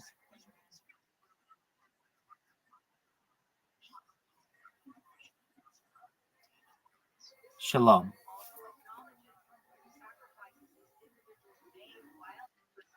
Shout out to Ake. down below, and then there's a municipal level, so they each have different levels of Amazing. power, and it's the How do you like that? of those Shout out to Ake. that determine how the country is run. You write that the quote, archetypal big cycle governs the rising and declining empires and influences everything about them, including their currencies and markets. The most important three cycles are the ones you mentioned in the introduction: the long-term debt and capital market cycle, the internal order and disorder cycle, and the external order and disorder cycle. Can you describe this big cycle? There are two orders. There is an order by a system, how the system works. So there's an internal order that is the internal governance system, and it's usually set out in a constitution or some agreement. And then there's the world order, how the world system. So, for example, in 1945, at the end of a war, which is basically a fight for determining the world order, the winners of the fight got together and created the world system as we now know it. 44, they created the Bretton Woods monetary system that determined the money, pretty much. And because the United States won and had 80% of the world's money, gold was money then, it had 80% of the world's gold, and it was half the world's economy, and it was the great military power. The order was built around the American world order, so that the United Nations was in New York, the World Bank and the IMF were in Washington, and they built that new order. So classically, you have a war to determine whose rules we're following, and then you have the new order being constructed. After that, there is usually a period of extended peace and prosperity. Peace suits prosperity. And so there's not, and the reason you have the peace is because no one wants to fight with the dominant power. You know you're going to lose. You've surrendered. There's been the surrender. They carve up the world. They say what it's going to look like, who's going to control what. And then you come into that period of peace and then prosperity, where then there's a working together. Usually at that point, you've wiped out a lot of the debt. You've wiped out a lot of the issues, the class warfare and so on. And then there's good working together. So those great periods, such as the Industrial Revolution in the late 1800s, or what we've experienced in the post-World War II period, are peaceful and prosperous periods led largely by the dominant world power. Over a period of time, since really 1500, and maybe before, but really 1500, when the Dutch invented capitalism. And what I mean by that, they invented the first capital markets, the first stocks, and the first stock market. That since then, capitalism has been an effective tool for building wealth because it got resources into the hands of inventive people. That's when we moved from agriculture to the importance of inventiveness of people. They got resources, and then they built that prosperity. in that process of doing that, they create wealth gaps naturally. Those who make a lot of money make a lot more than those that don't. And it also produces opportunity gaps because, for example, those who earn a lot of money, have that wealth, they have the power to educate their children in a way that others don't. The gaps grow. And also the debts grow at that time. When they go around the world with their competitiveness, they earn a lot of money. So, for example, the Dutch Empire learned how to build ships, and that would go around the world. A key ingredient of this improvement in this cycle is the improvement of education. And by education, I mean the skills that come from education, but also civility, the ability to deal well together. So the Dutch invented ships that could go around the world, and they had military power, but they were also a very inventive society. 25% of the world's new inventions came from the Dutch. And so as they went around the world, they also brought their currency, and they brought their military. They needed their currency, they paid for things, and that currency, and then the more that happens, the more that becomes a reserve currency. And then they have their military, so they need their military strength. And so you see it evolve in all of those ways. But over a period of time, as they become more successful and more expensive, they become more expensive. And newer countries come along, like the UK, then learned to build ships from a lot of the Dutch and could do that less expensively. And also when they become more expensive, so less competitive, and also the work ethic begins to change. They believe that since they're richer, they can enjoy life more. They don't have to work quite as hard. And so you start to see the tilt. Now you start to see the development of the top. And when you have a world reserve currency, that allows you to borrow a lot of money, because those who want to save want to hold your money, and that means that they'll lend you money. And so those countries get deeper into debt. So you see that they gradually lose their competitiveness, and they get themselves into financial circumstances which are not good, and they have large wealth gaps, which set the stage for downturns. And when they have downturns, the first question is, do they have enough money? And traditionally, money is resources. So you classically see that the coffers are bare, that they're spending more money than they are earning, and they run out of money in the coffers. And their granaries are empty rather than stocked, so that they give them a buffer. And as that deteriorates, that worsens conditions. And if they have a rival power that's also challenging them, they see greater internal conflict over wealth.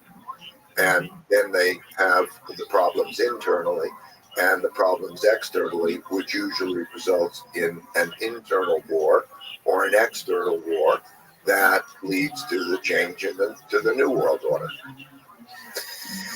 And to you, the Dutch Empire is a good example of that. The British, what are some of the key examples that you think about in the book of this process of the fall of the big cycle? Well, the leading reserve currency empires, but it applies to all the empires, were the Dutch, the British, the American, and the Chinese. But you could follow the same pattern.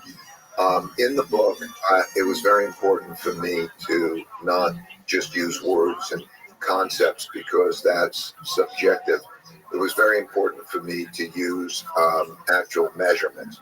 So as you see in the book, you can see every level of this. You can see where's the education level, what is the military power, but each one of those, and you can see them back going over the 500 years. And so you can see the arcs and the composition of those arcs. And what you see is really, in most countries and most dynasties, you can see that.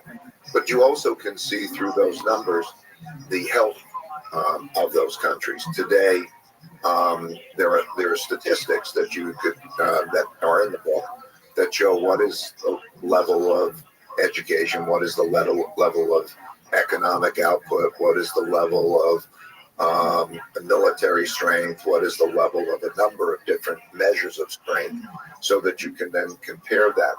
And I think that because they're objective measures of strength that you could see change, that shows the picture of where we are today. And I think one of the most important things about the book is that it allows people to monitor how those things are transpiring.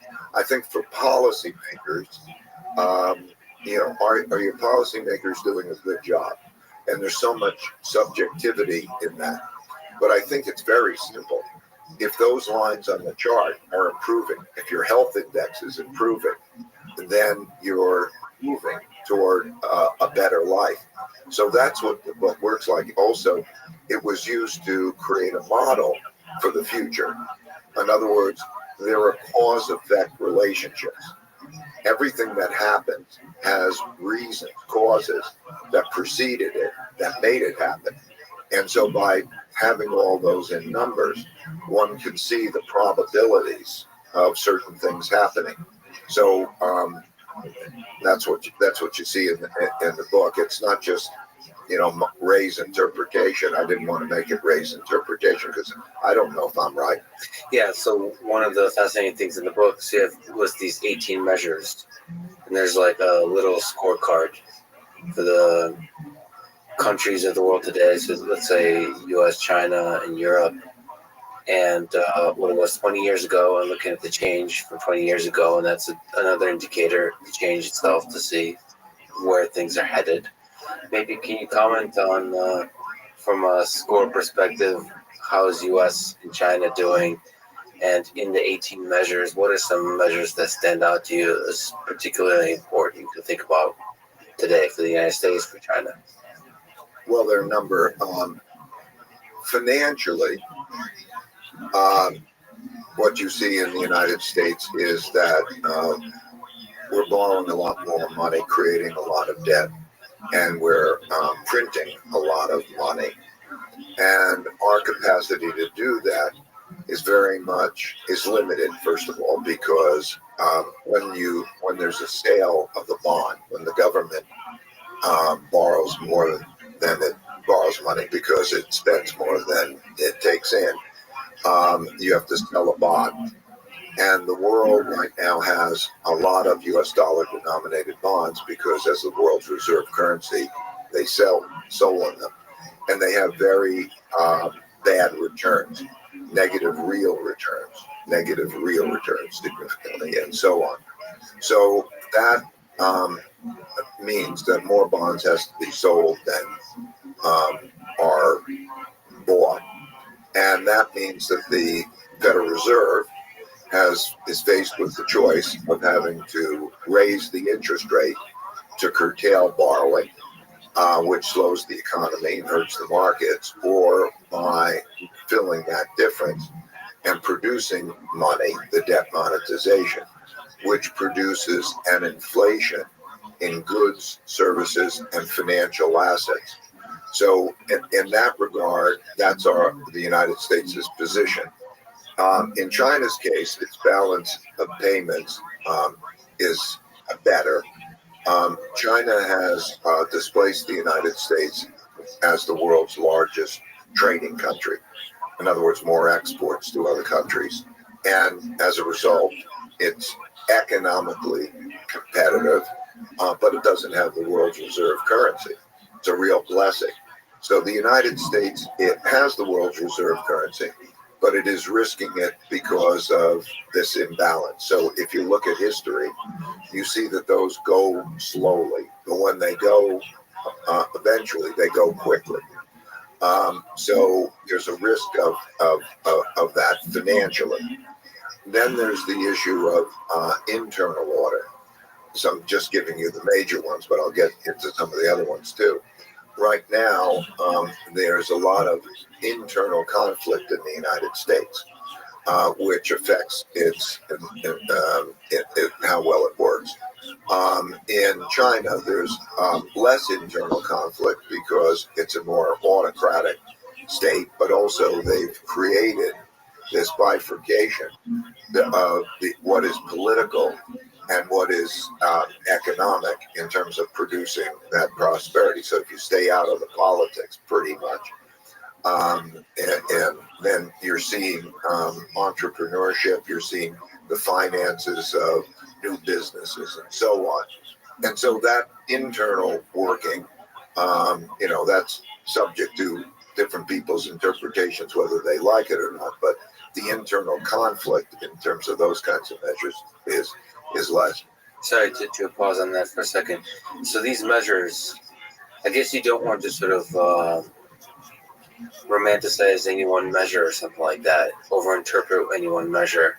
But is internal conflict always a bad thing? Is it a complicated calculation, or do you kind of, the way we think about these measures that you presented, we should be thinking like the higher, better, the lower, worse, or depending, of course, depending on the. Well, in many cases, the conflict that produces the revolution produces revolutionary changes that lead to resolutions and lead to new starts. And so their a short-term civil war is a hellacious experience.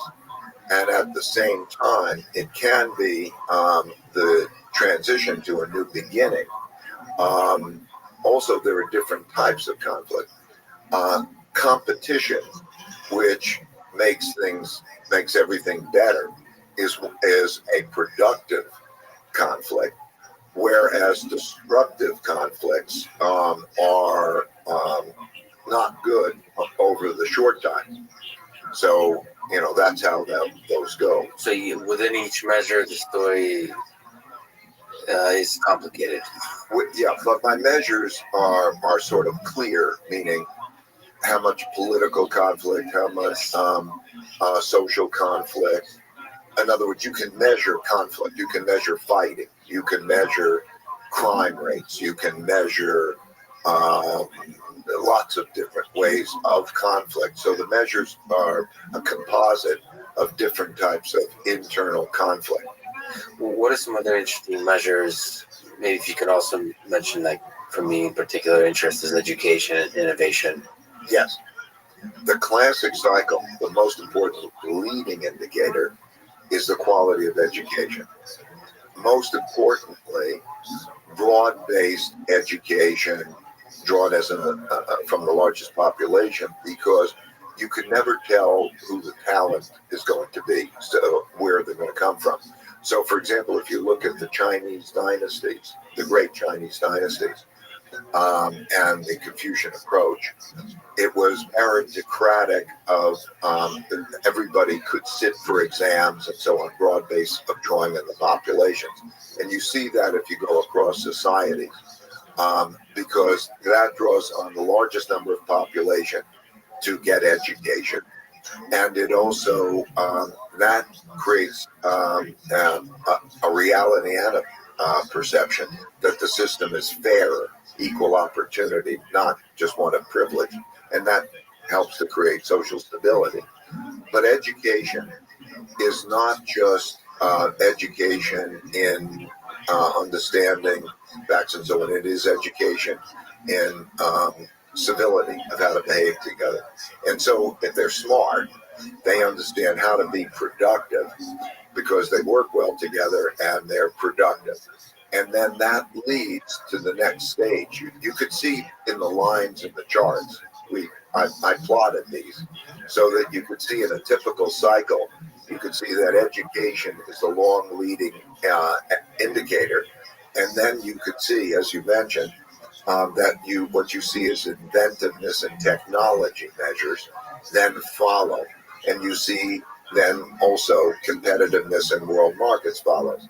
For example, in the early stages of a cycle, the industries that they go into tend to be very basic industry because they have cheap labor, something like textiles and simple manufactured goods and so on.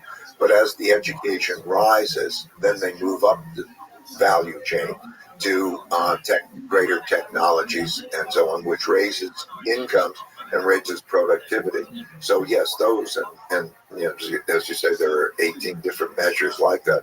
But education and then civility and the inventiveness. So you see it reflected in who's inventing what, and that corresponds then who's trading with. Who's a big trading country, and where's the value of economic output, and what are per capita incomes? They all follow those arcs. Yeah, like you said, the fascinating thing about your book, so there's philosophy, there's wisdom, but there's plots. Yeah, you can see it. It's not just your opinion. It's kind of like you can interpret it any way you like, but you're just giving a lot of your own insights along with the numbers. If you were to look at the American nation, the American empire, and the trajectories looking to the future, given these measures, what is the trajectory that leads to the collapse of the American empire based on these measures? What are the concerning indicators? And if those break down further, what does that look like? Well, all of those indicators are concerning. Maybe except for one, which is technology, the technology niche. Although even in that area, the United States is improving at a slower rate than is China for various advantages that they have there. They put out about 8 times as many computer engineers. They have free data and so on. But if you look at them, so the financial is a concern. The internal disorder is a concern. And then if you look at education levels, the United States is in many ways is losing its educational advantage. If you were to compare it with China, if you take general public education in the United States, it's deteriorated tremendously, even in comparison to developed countries. There are scores, PISA scores, and so on, and it's something like 38th in the world or something, and that was a big plunge. Average public education. If you look at the best universities in the world, the United States is unique in having the best universities in the world. So there's these privileged spots that are, excellent, uniquely excellent. So when you look at the comparison, education in China is improving rapidly, and the quantity is the quantity of educated people in the areas that they're moving in is greater, and the resources that they're putting behind it is greater, and so you see the results are greater. But it's sort of along the lines that I'm dealing with. If you were to follow through in terms of actual productions, I think in terms of technologies, there are some areas that the United States is in a lead at the moment. There's some areas that China's in a lead, but China's gaining very quickly. When I first went to China, 1984, I would bring $10 calculators, and I gave them away as gifts to high-ranking people, and they thought they were miracle devices. Right now, in terms of areas like quantum computing and AI and many areas, you have a race going on. And so if you take the trajectory of the competitiveness, not just look at the current level, you have a situation where they're improving at a much faster rate. This is all good for the world if the world can get along. And the main thing I think is how do you have a healthy world, and how do you have a strong economy, and how do you have a strong situation, is be strong. The United States' war is with itself. That's the main war. It's very simple in history. Be financially sound, earn more than you spend, and be strong in these ways, and pretty much everything will take care of itself. But it sounds simple, of course. There's a momentum when things degrade, when the education system degrades, when you start borrowing, when all of these indicators. Once they start going down, there's a momentum to it, right? So it's hard to reverse it. Right, and there are circumstances that you're then in. For example, indebtedness. It's politically desirable for those to borrow money and spend because their constituencies only look at what they get. And when they get a lot, they don't pay attention to the balance sheet and how much debt is on the books. So it's always better to borrow, spend, and then leave the cleanup to the next guy. And so you inherit a lot. You inherit it as a new president enters in or a new legislator. They have a lot of debt. They have a broken down infrastructure. They don't have enough money to fix that. And so that's the lay of the land that the prior generation put you in. And there you are. And so that's right. It's difficult because when you start to think, okay, what's healthy? Well, earn more than you spend. Well, that's not so easy because, what does that mean? Go earn more? Okay, that's not so easy. Spend less? That isn't going to work. So now what do? Okay, you have this debt that you then monetize, and that's why it's classic. So yes, that's why these cycles occur, because what happened before created the lay of the land that is then increasingly difficult to deal with. So what can great leaders do in this moment? Maybe my sense is leadership is crucial here. So, for example, to do very large projects that invest in the education system, that sort of try to fix the fundamentals, or maybe invest more and more into the innovation, the development of new technologies and so on. It feels like that just doesn't happen organically. So you have to have strong leaders that convince the populace of the importance of these ideas. Well, I completely agree with your list. What we have is a situation where everybody has their opinions and they have to sort of get them exactly right, and they all fight with each other about whether their opinions. So the most important thing is that we become bipartisan so that we get over our differences.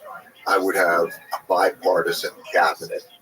I would draw upon both members of both parties, the moderates, who are going to be able to work together. So as then we have one country, and then we deal with those in a means that works for the majority of the people in the middle rather than the polarity. I think our greatest risk is in not being able to do that. So I would say that's of paramount importance, because we have the resources, wealth, real wealth, and science and everything has never been better than it is. But the notion is that it has to work for the majority of people, and we have to keep it being productive. So that group has got to calmly and knowledgeably work together so that they increase the size of the pie and they create broad-based prosperity. So that is of paramount importance. Whatever they do, if they do it that way, I can say I'm happy about, because that other alternative is the really scary alternative. The scary alternative, the different ways it has evolved throughout history. Some of it has led to wars. What are the future trajectories that lead to a potential war with China? Cold War or hot war? Is this something you think about? Is this something you're worried about?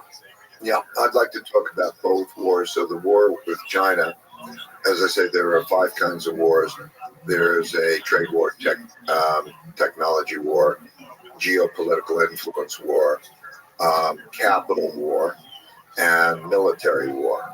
As far as military war goes, I think it's only a Taiwan issue, but that's a big issue, and we can talk about that for a minute. But those others, they'll be rough competitions, and we'll have that type of evolution over a period of time. That's what that war looks like. Taiwan has been, for a long time, a sovereignty issue to China. And it has its roots in what's called the 100 Years of Humiliation. From the 1840s to 1949, foreign powers came in, took advantage of China. We had the Opium Wars and such times, and that represented the 100 years of humiliation. And Taiwan represents their sovereignty and their important thing. And for 50 years ago, starting 50 years ago, there was an agreement that there is one China, and Taiwan is part of China, and that there would be peaceful reunification. The peaceful reunification hasn't happened, and in their view, that's a very big issue, and so it's a big contentious issue, and that could produce a military war, could produce a military accident, could produce it's a very tense situation. And if we had a military war, God help us, because of the capacity in all different new ways to inflict harm on each other. But anyway, that's that.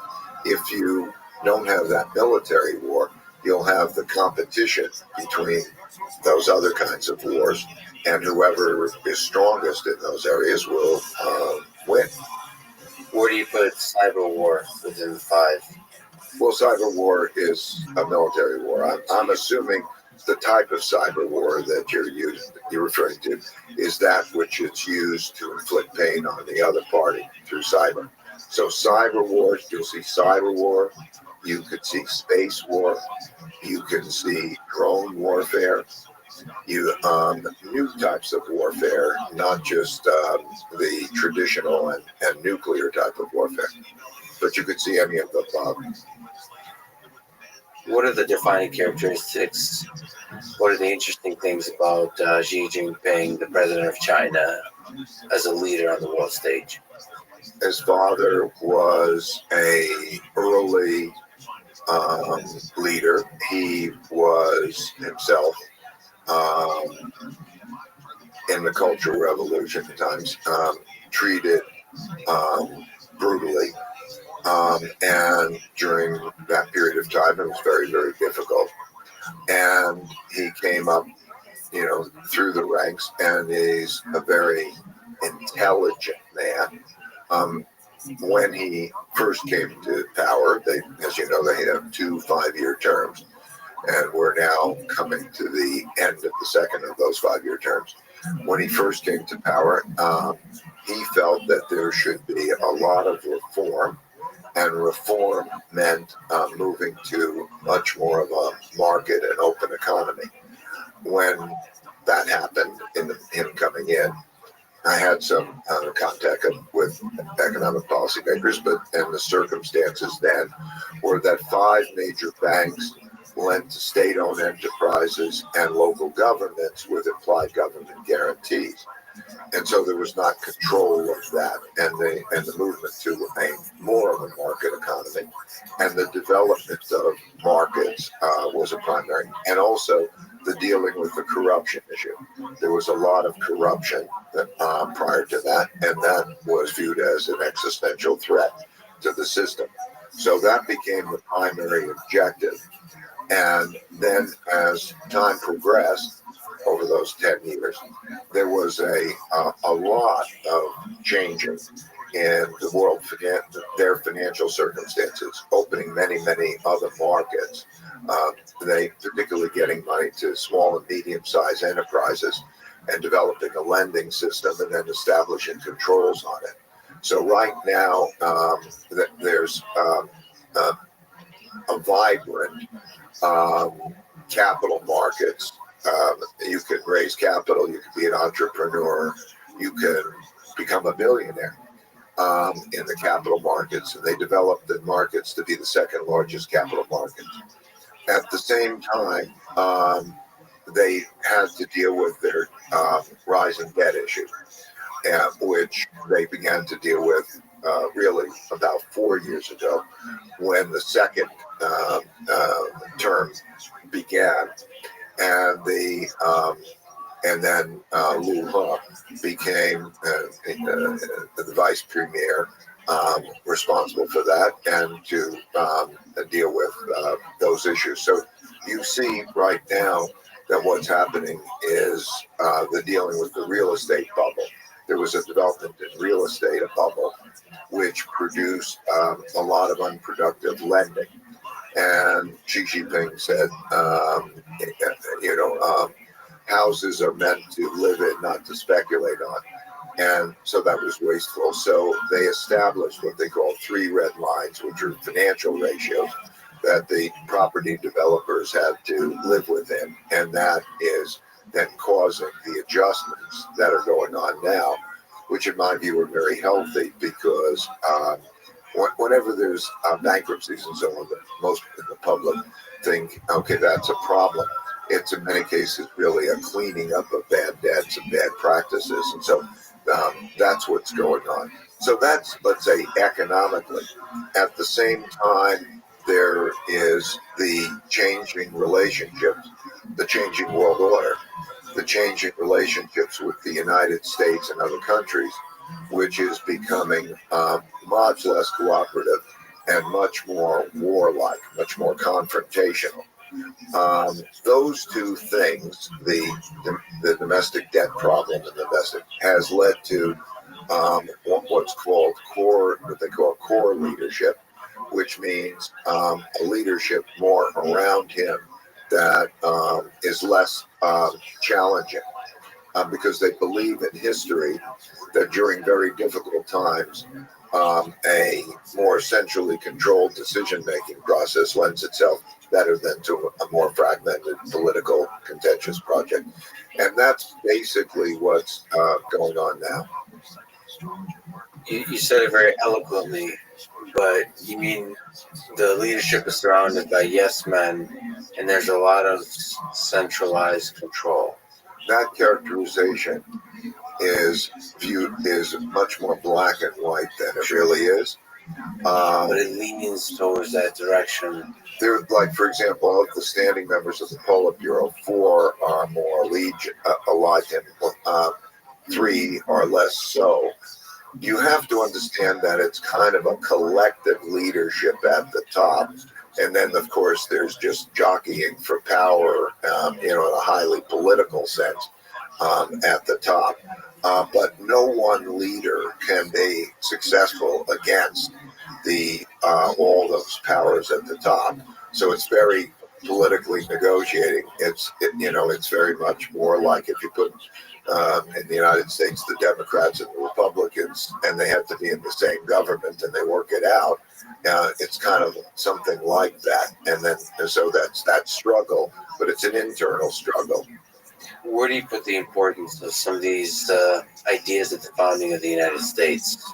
Now we're talking about the context of China, the freedom of speech, freedoms. What China is doing with the central management of a lot of things, it's enabling a lot of growth, but it's also limiting people on the very basic level in terms of freedom, the kind of freedom that I think can lead to entrepreneurship, to starting new businesses, to having big dreams and chasing those dreams and then creating totally new things in whatever the space, maybe technology, in business and whatever. How important is that as a metric for society? Well, they have a view which is the idea of a dialectic, which means that two things are at odds, that everything comes with pros and cons, and two opposites exist. and you want the benefits of those two opposites. And how do you deal with the benefits of those two opposites? So let's say you want the capital markets because it gets money into the hands of the entrepreneurs who are motivated, they build fortunes, and that drives an economy to do very well. And at the same time, it produces the other problems, the wealth gaps, the other problems, the debt cycle that we're talking about, and so on. And Deng Xiaoping, how do you reconcile communism and the market economy and the capital markets? And he famously said, it doesn't matter if it's a white cat or a black cat, just as long as it catches mice.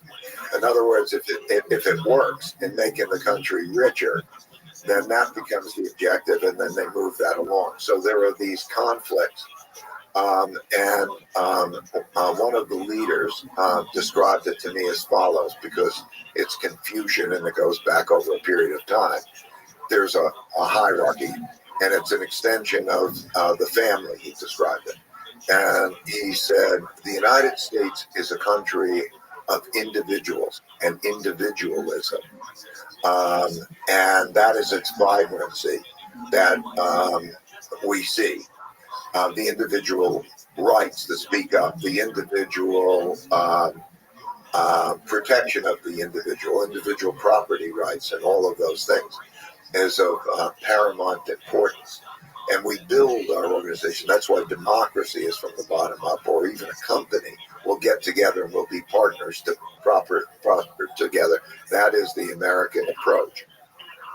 He was describing that in China, it's an extension of the Confucian family, essentially.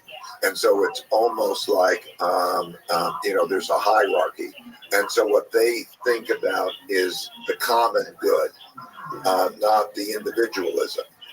So, for example, if they want a high-speed rail to go from one place to another, and that's best in the common good, then the individual protections that would stand in the way of doing that would be of secondary concern. So that notion of controlling. So, for example, what they're doing with video games, they control what type of video games and how many hours a day kids can be on video games, operating in that way, because they believe that that's good for the society, and that's very controlling. In the United States, I think probably most parents would say, leave it to me, and it's a matter between me and my kids. The same thing has to do with data. In other words, in the United States, who controls the data? Does the company control the data? Do you individually control the data? And so the inclination would be to figure that out, but nobody would say that the government is going to control the data because of our inclination of really anti-government control. In China, it would be that the government will control the data because that's going to be best for the society, and it depends who you trust, but so that difference in philosophy is very much at the at the heart of that. As far as your question in terms of effectiveness, it really is, in China's case, it's how you balance the things, right? So what they're attempting to do is to create a lot of freedom and creativity in areas that are not political, let's say, and so you see a lot of entrepreneurship, you see a lot of product development, you see a lot of creativity happening in that way. So the stereotype that you don't see creativity happening is an old stereotype. There's a lot of creativity certainly happening, and the system can work well if they can achieve that kind of balance. It's proven to have worked well. Since I started going there in 1984, per capita income, real per capita income, has increased by 26 times. The longevity rate is increased by 10 years. The poverty rate has fallen from 88% to less than 1% in terms of, basics like starvation and things. And if you read history, Plato's Republic, he talks about the cycles, democracy, an autocratic and the benevolent the despot and all of that, each has their own vulnerability. The vulnerability of democracy, which has been a remarkable system, and I don't have to extol the benefits of it, but the vulnerability of it has always been the internal conflict that produces itself as anarchy. In World War II, 4 democracies chose to be autocracies because there was internal disorder, and there was the belief, will somebody bring about order and get control of the situation? That was in Germany, Italy, Japan, and Spain. They were parliamentary systems that turned themselves over to that. So both systems have vulnerabilities. I think the main thing that we need to think about is those vulnerabilities. Democracy is an amazing system because the adherence to the rules and the system and the checks and balances is quite amazing, and it gives it a flexibility to change without civil wars. But there has to be the respect of the rules. And when you see something like they will not accept elections, or they will not accept rules, and history has shown when the causes that people are behind are more important to them than the system is in jeopardy. So we have a situation that's very much like that in terms of, let's say, the 2024 elections. I believe that there's a very high chance that neither side will accept losing, for example. And so we have that kind of a situation. So one would hope that one could rise above the disagreements and rely on the system for resolving disagreements. Because if that doesn't happen, then we have our own chaos.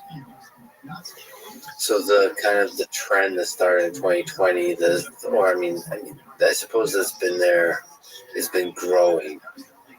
One representation of this internal disorder has been the growing trend of being skeptical about the results of the election.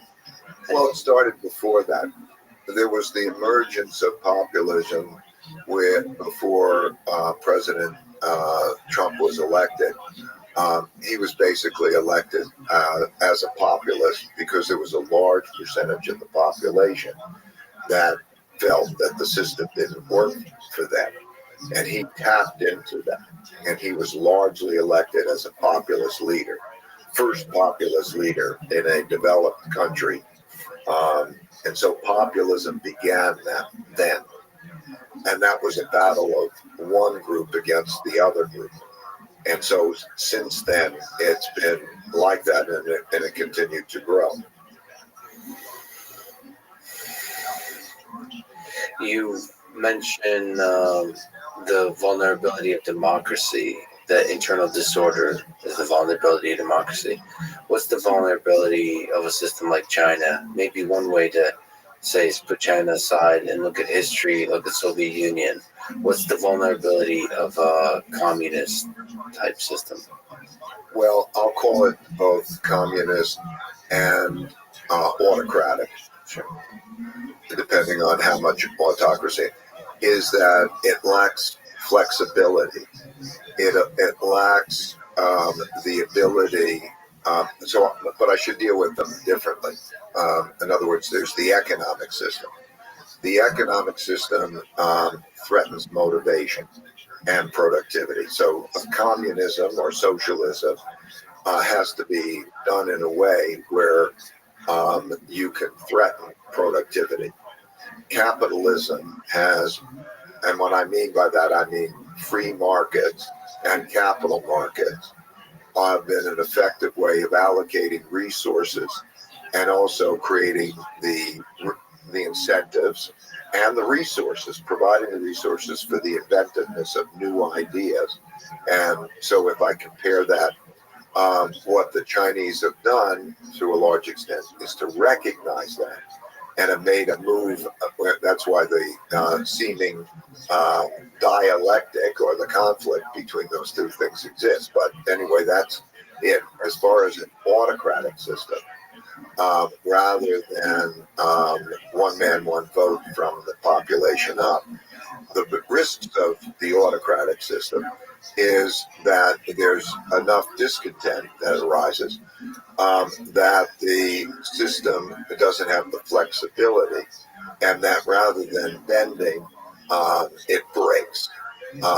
That's the big risk. The notion of trying to control a population, if there's that, rather than giving it the flexibility. So that would be the big risk of the autocratic system. What's the human? Because you mentioned like the top gets bigger with empires, and you start taking things for granted. Is some of this just human nature? So the concern with China, with autocratic nations, the concern with the Third Reich, the Soviet Union, was that fundamentally at the individual level, the humans involved at the top, they're starting to lose touch with reality in a way that no longer makes them. I guess that's the representation, the flexibility that you're referring to. Well, I mean, in a democracy, you can change. You can go as far left or as far right. You can change the leaders easily, and so the people don't become. They pretty much only have themselves to blame.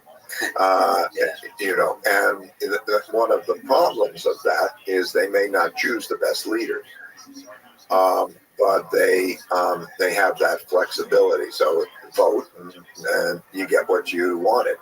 In the case of the autocratic, let's say, leaders, and then the movement from democracies to autocracies, what you see normally, that movement is that one of the systems is not working. Let's say the democracy is not effectively, everybody's arguing with each other and nobody's getting anything done. And, like Mussolini, the trains are not running on time. And that would be the example. Geez, this place has gotten chaotic. Will somebody get to control? And then you get the autocratic, and then he's autocratic enough to boss people around, and then you follow those kinds of orders. And it's like maybe a CEO in a powerful company going around, and that could work well or it could work badly. Most companies are run as like autocracies in a sense. There's the hierarchy and the command economy and that kind of thing. And that can work well or not. But then quite often when you get the populist autocratic, their personality is something that they want to fight. And they become more nationalistic. And they tend to become more militaristic.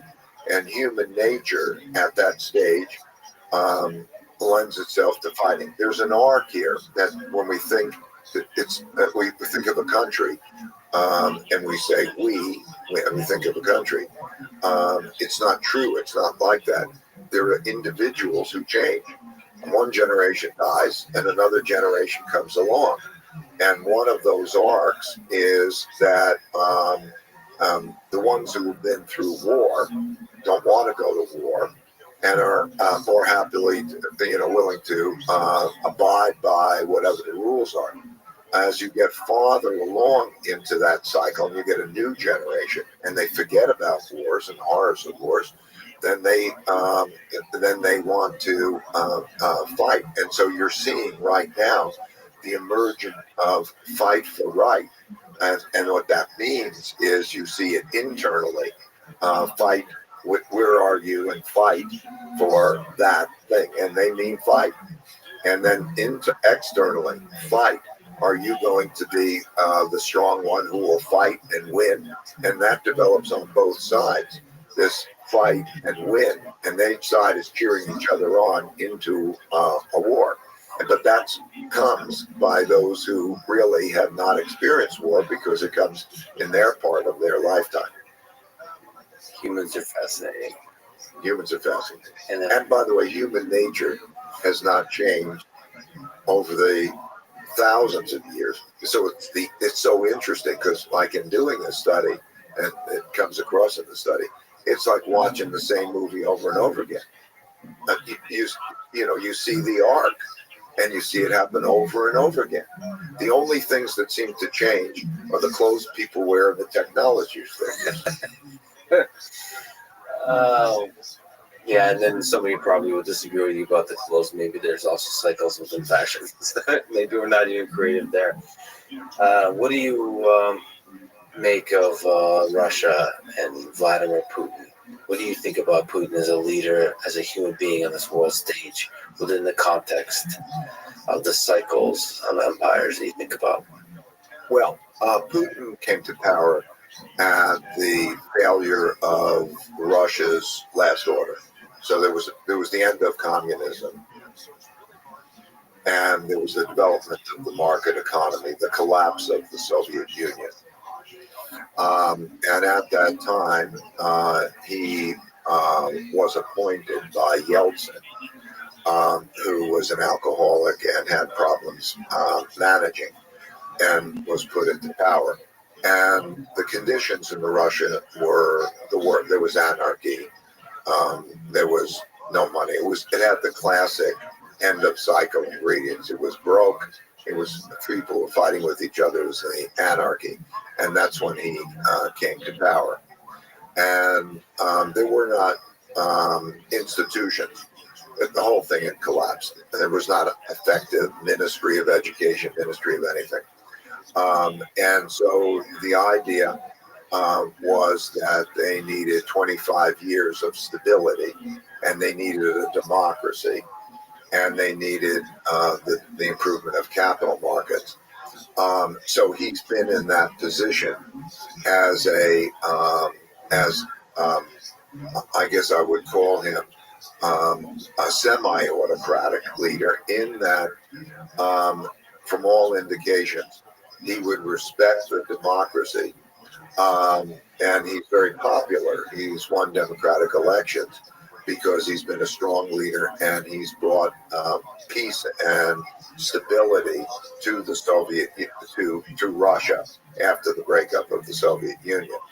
And he's a strong leader in pursuit of the country's interests, in a way where Russia is not a significant economic power, but it is a significant military power. So the issues, and then there's a strong alliance between Russia and China now. So that's kind of the lay of the land. And then there are sensitivities. The Ukraine issue is a sensitivity because there are a lot of Russians who live in the Ukraine, and there's also the issue of NATO on their border. So there are those kinds of things, and he has military power, and he has a strong alliance with China. And I guess that's my best summary of what his position is. It's strong leader, popular.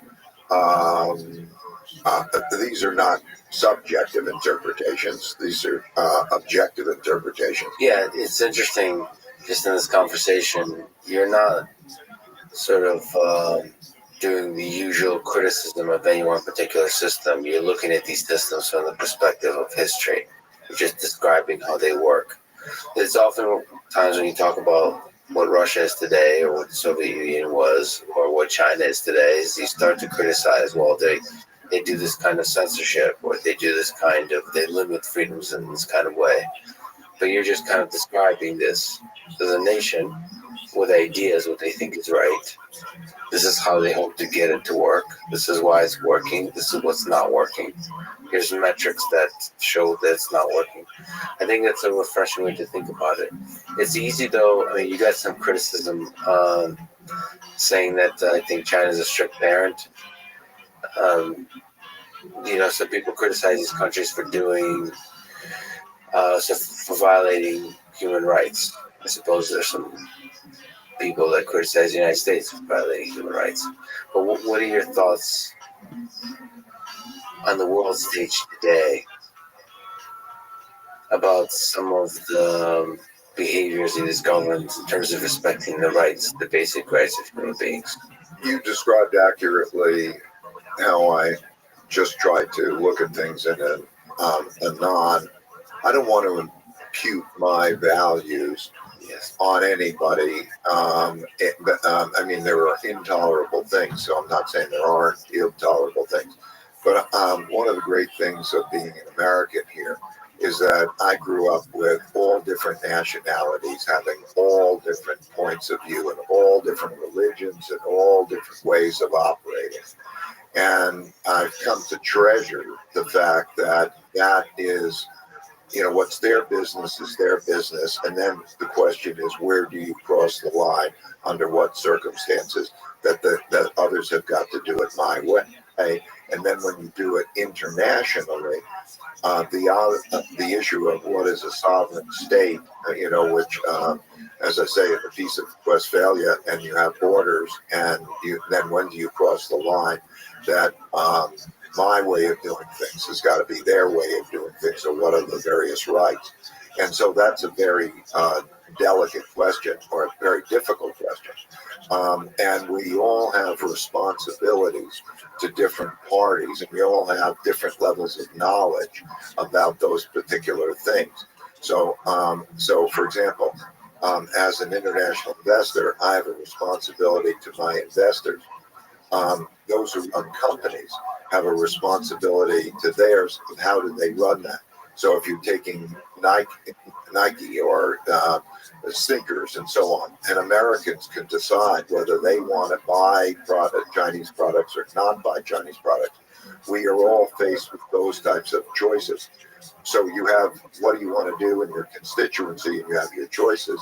And then beyond that, in many cases, the issues are quite complex, like there are geopolitical questions that enter into it.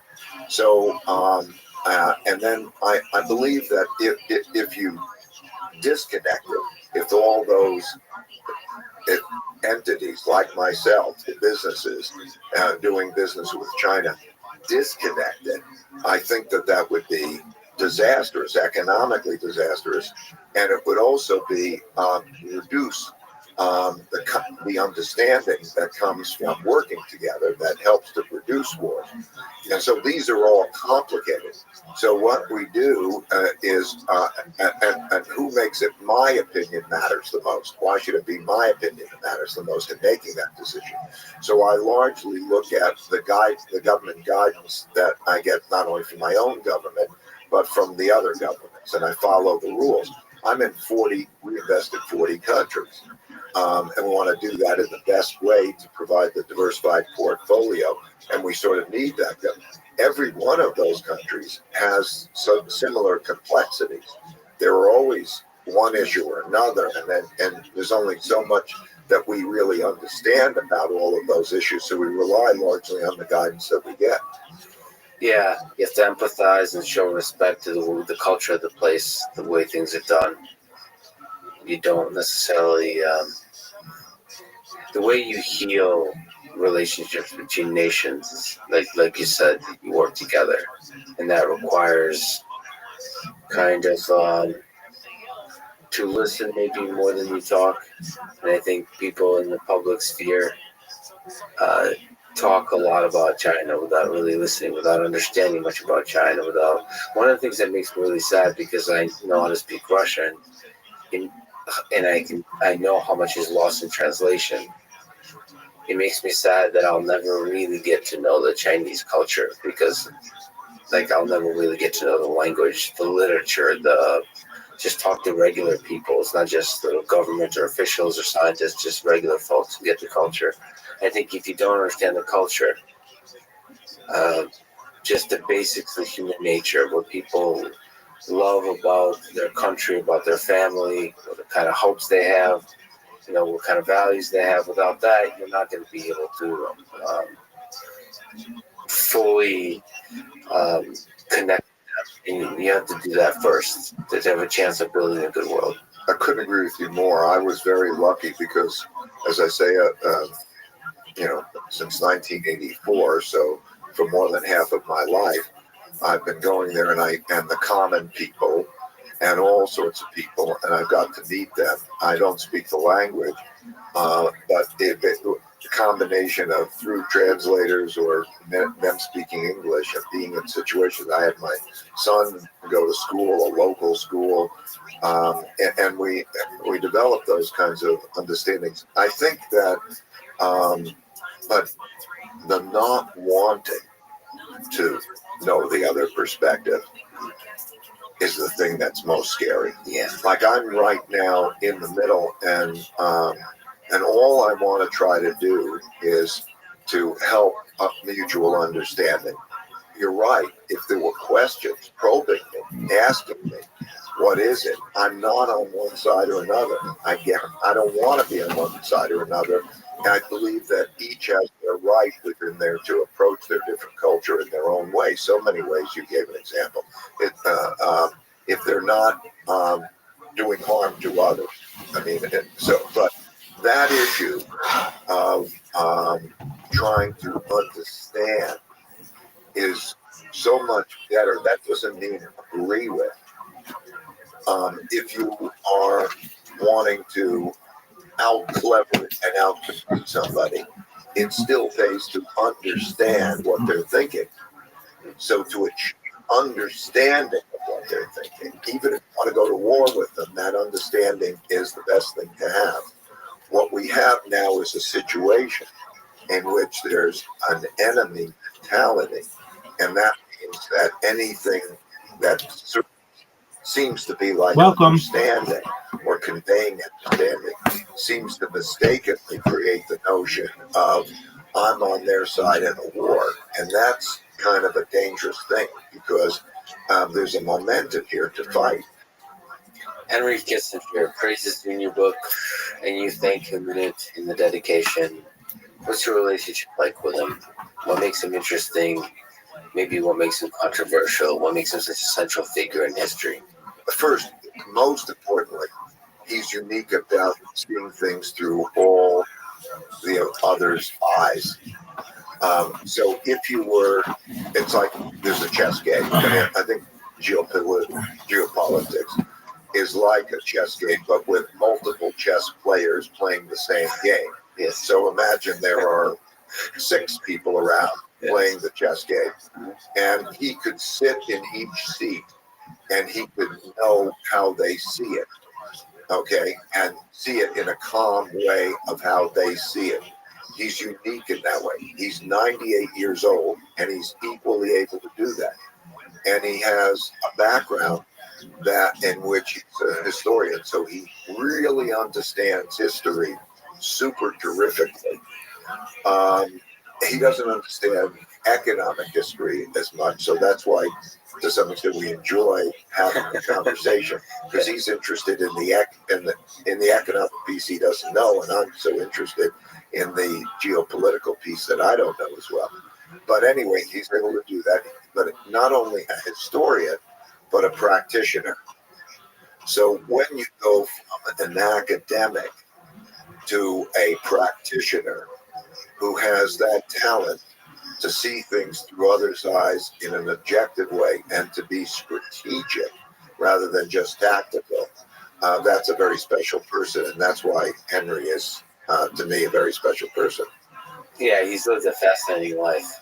Just all of the world events he's been involved in is fascinating. And like you said, that's such an interesting skill to have, to consider what are the concerns, the hope, the dreams, the fears of all the people at the table. What are they thinking? I find that people don't do that enough when it's the obvious thing you should be doing, whether it's business deals or political negotiation or geopolitical negotiation. I'm often surprised again. Sorry to go to the Russian thing because I hear sort of like I hear Putin talk in Russian, and you start to infer certain intentions and like not the trivial stuff, like the human being. What is what is that human being hoping for himself, for his country, for his close inner circle, for the bigger, like, and I just see that that's often just lost in translation. I just see like American leaders talking to Putin, and it's just not, there's not a connection. Absolutely. I know exactly what you're talking about. It has never failed that in my listening to a conversation or even reading a speech, and you see that it reported, inevitably the reporter picks some headline characterization that has very little to do with what was really happening, but might be a headline grabber that's some kind of distortion, and there's a lack of understanding of really what's going on. If it's okay, let me ask you a couple questions about cryptocurrency. You've had a few opinions about Bitcoin over the years. What are your thoughts about Bitcoin today? Its role in the global financial system and just in human society in general? Well, the evolution of Bitcoin over the years is one of the things that has influenced changes in my view. It has proven itself something like 10, 11 years ago. Imagine the programming of this, and you throw it out, and that's the idea. It has not been hacked. It has operated, it is built, it has come an amazing way over that 11 years to be maybe probably the most excited topic among a lot of people, and has been used and is now has obtained the status of having imputed value. At the same time, it is one of those assets that is an alternative money. I think we're entering an era where there's going to be a competition of monies because of the printing of fiat money and the depreciated value. There will be a competition of monies, and Bitcoin is part of that competition. But there'll be many monies, not just crypto monies, but there'll be central bank crypto monies. But there'll be different kinds of monies. And even monies are things that you buy and sell. NFTs can become a money, a type of money. You own it and it's an investment, and you could say, I'd rather own it than own Bitcoin. Has Ray Dalio bought any NFTs? Not yet. Okay. But only just because, like, I definitely want to buy NFTs to just experience them. Yeah. Like I think I should produce one. Yeah. And I should. I should have asked that. Have you made it? Have you minted an NFT? You probably should, just to know what it's like. Yeah, that's right. This stuff is happening. This stuff is real. Okay, and how it operates. But like all new real things, some are going to go and some are going to, it's like in the internet in the year 2000, pets.com could have been a great, but maybe pets.com doesn't make it, and who knows. That's the beauty of the competitive system, that it'll evolve, and some things will be treasured and some things will be trashed. So, but when I look at it, I think we are in an environment of, what is an alternative money? A money has two purposes: a medium of exchange and a storehold of wealth. And we are looking for, and it's portable, and it's best if it's recognized in other countries. So gold is one of those. So I look at it as an alternative gold, but I look at a number of things as an alternative gold. And gold is still my favorite because certain qualities. For example, you can't trace it. In Bitcoin, you can trace who owns it, where it's going, and so on. Governments can have that ability to trace it and so on. A gold piece of coin, it's not connected. I think not connected has benefits, particularly in a world where maybe connections can be more risky. And also gold has been for many thousands of years universally recognized as a source of money. And central banks, it's the third largest source of money in central bank reserves. And I don't think Bitcoin is going to serve those types of purposes and so on. So for various reasons, I prefer gold to the other, but it's a little bit part of my mix. But then you look at it, I think 69,000 this year is the high Bitcoin hit. Do you think it's possible, you mentioned gold, do you think it's possible it reaches very high numbers, like 1 million, some people talk about? I don't think that's possible, because the way I look at it is there's a certain amount of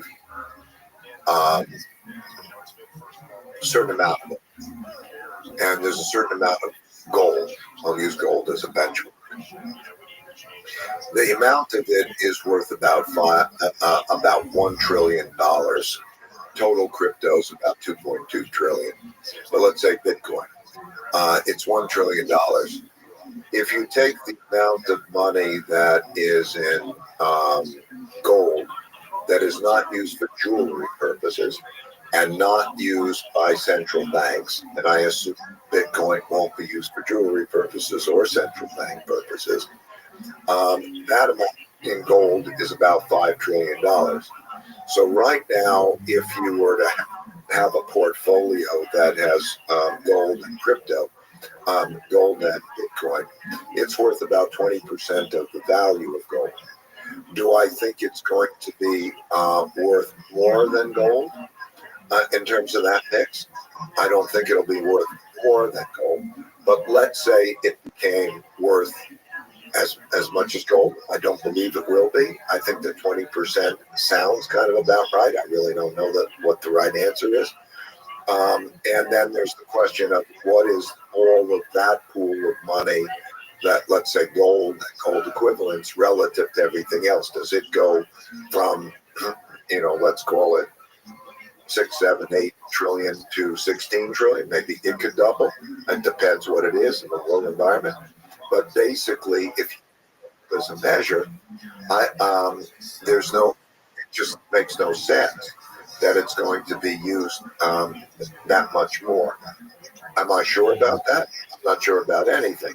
But logically, it seems to me that there's a limitation on its price in relationship to other things that are like it.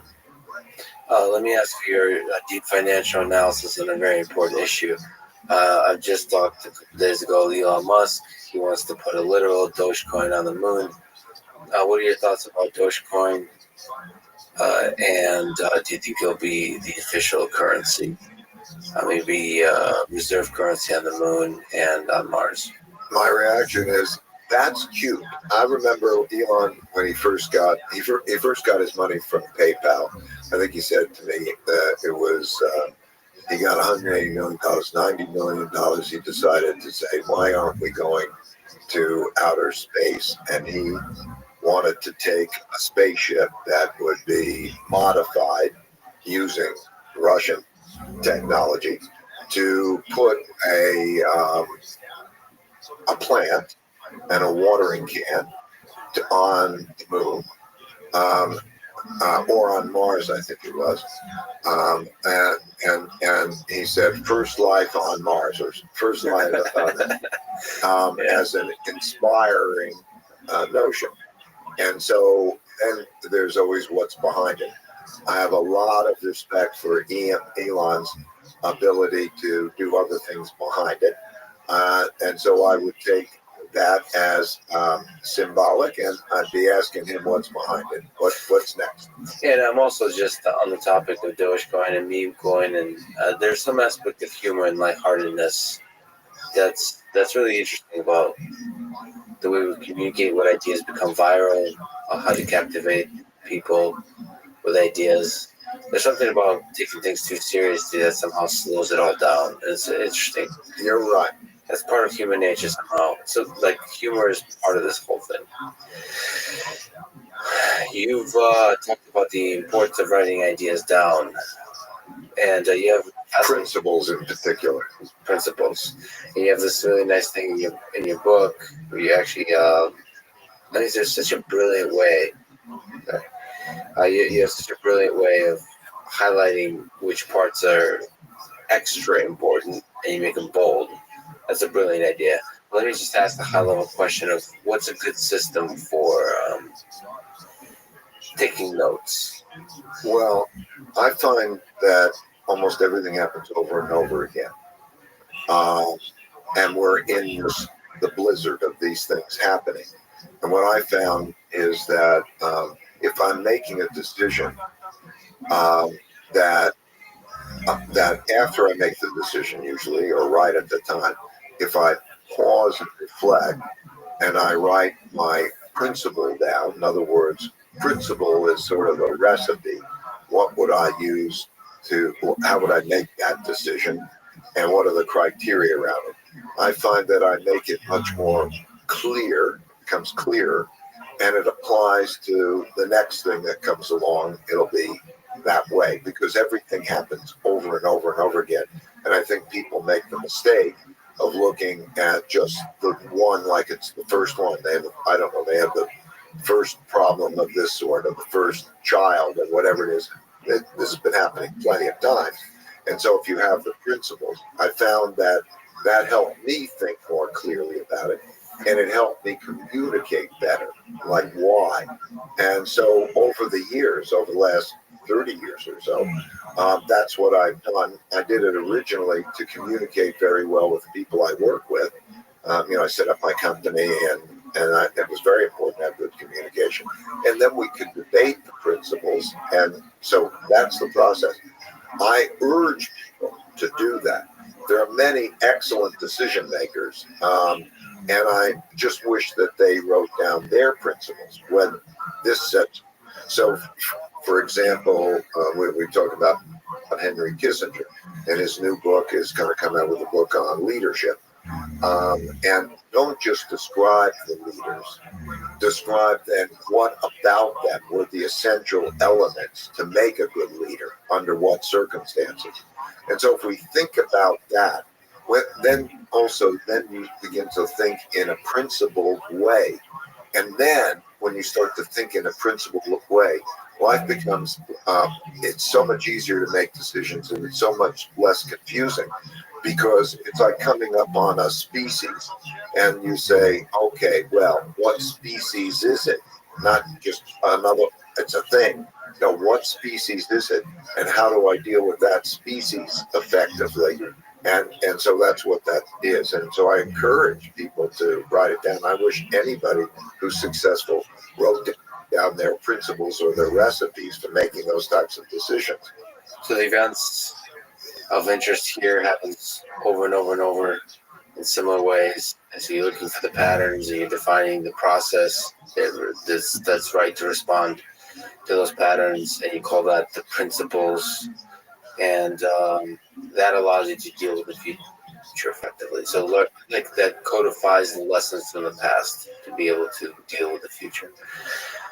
What advice do you have for young folks today in high school, in college, thinking about how to live, have a career they can be proud of, or maybe have a life they can be proud of? Know yourself, follow your passion, make your work and passion the same thing while considering the money part, because money will get you freedom and choice, be able to make that. But if you know yourself, feel the pull, and pursue that passion. And along those lines, by the way, I found that using personality profile tests has been very helpful. I've used those for about 25 years for people to help to understand themselves and understand each other. So I created a free one that is called Principles U. It's online. It's had remarkable, loving people who've taken it, learn about themselves, but also you can put in somebody else and it'll tell you about your relationship with them. That's like 30 minutes. It's a quick discovery, but the main thing is to understand on your journey, your hero's journey, when you're that you will have mistakes and you will have weaknesses, and to understand understand those, not fight those, because by understanding mistakes, you will learn not to make mistakes again. I have a principle which is pain plus reflection equals progress. And so that reflection is important to know yourself, know your pulls, know your weaknesses.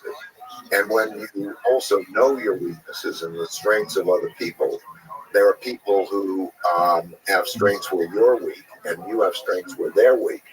And to be able to work well together is the most effective way of achieving success. So, yeah, it's that journey. There's a life arc and there's a journey, and you want to make it the best that you can make it. And it has, it's like a video game.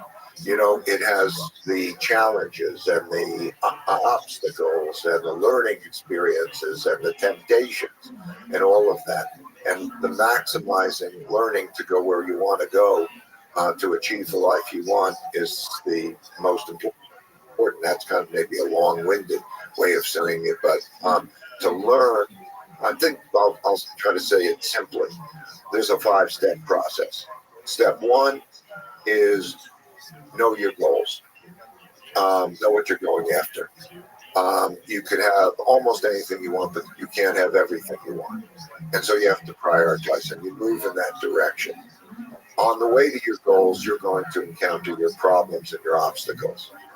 So identify, step 2 is understanding your problems and your obstacles, identify them. Step 3 is to diagnose them to get at the root cause of the problem. And that could be many root causes, but it could also be your weaknesses or weaknesses of others, but you have to be objective about them.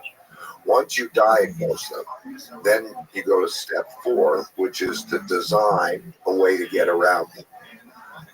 And then after you have that design, you implement that design. So you have to follow through and do it.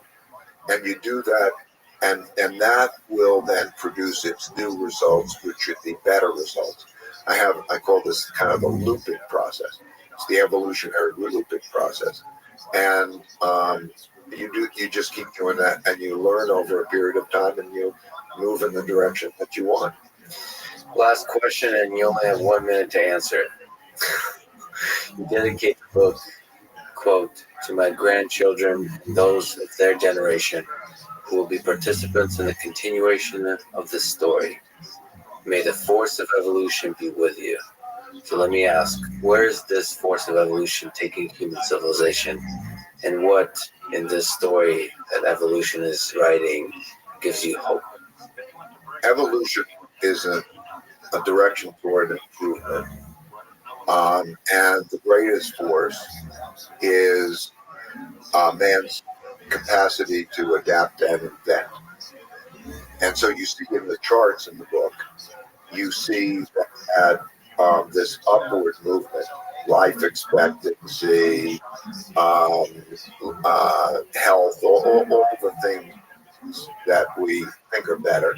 You see there's a chart, and it shows that over a period of time, and you barely see the downturns from depressions and wars in that. That is the greatest power. Man's ability to invent and adapt is evolution. And that's the greatest power. And that is what gives me justifiable hope.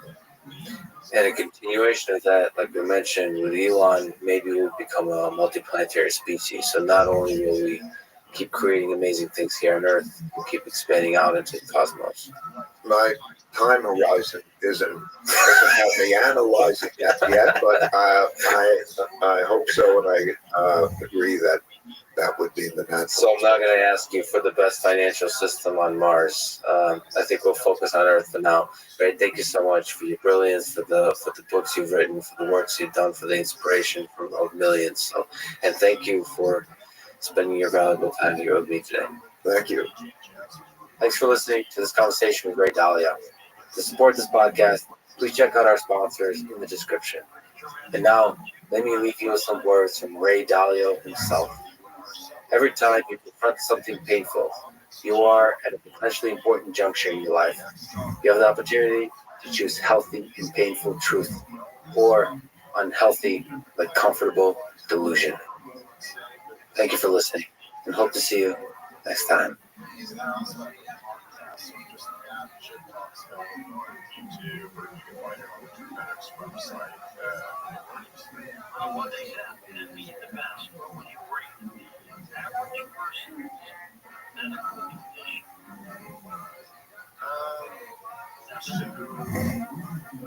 The following is a conversation with Peter Wang, one of the most impactful leaders and developers in the Python community.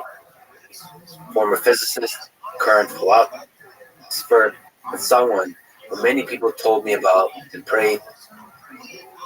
He's a truly special mind that I absolutely should talk to. Recommendations ranging from Travis Oliphant to Eric Wang.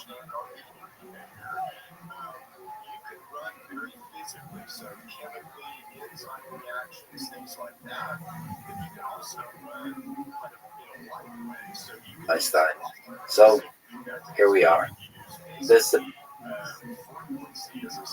the Let's Freedom podcast. To support it, please check out our sponsors in the description. And now, here's my conversation with Peter Wang. You're one of the most impactful humans in the Python ecosystem. So you're an engineer, leader of engineers, but you're also a philosopher.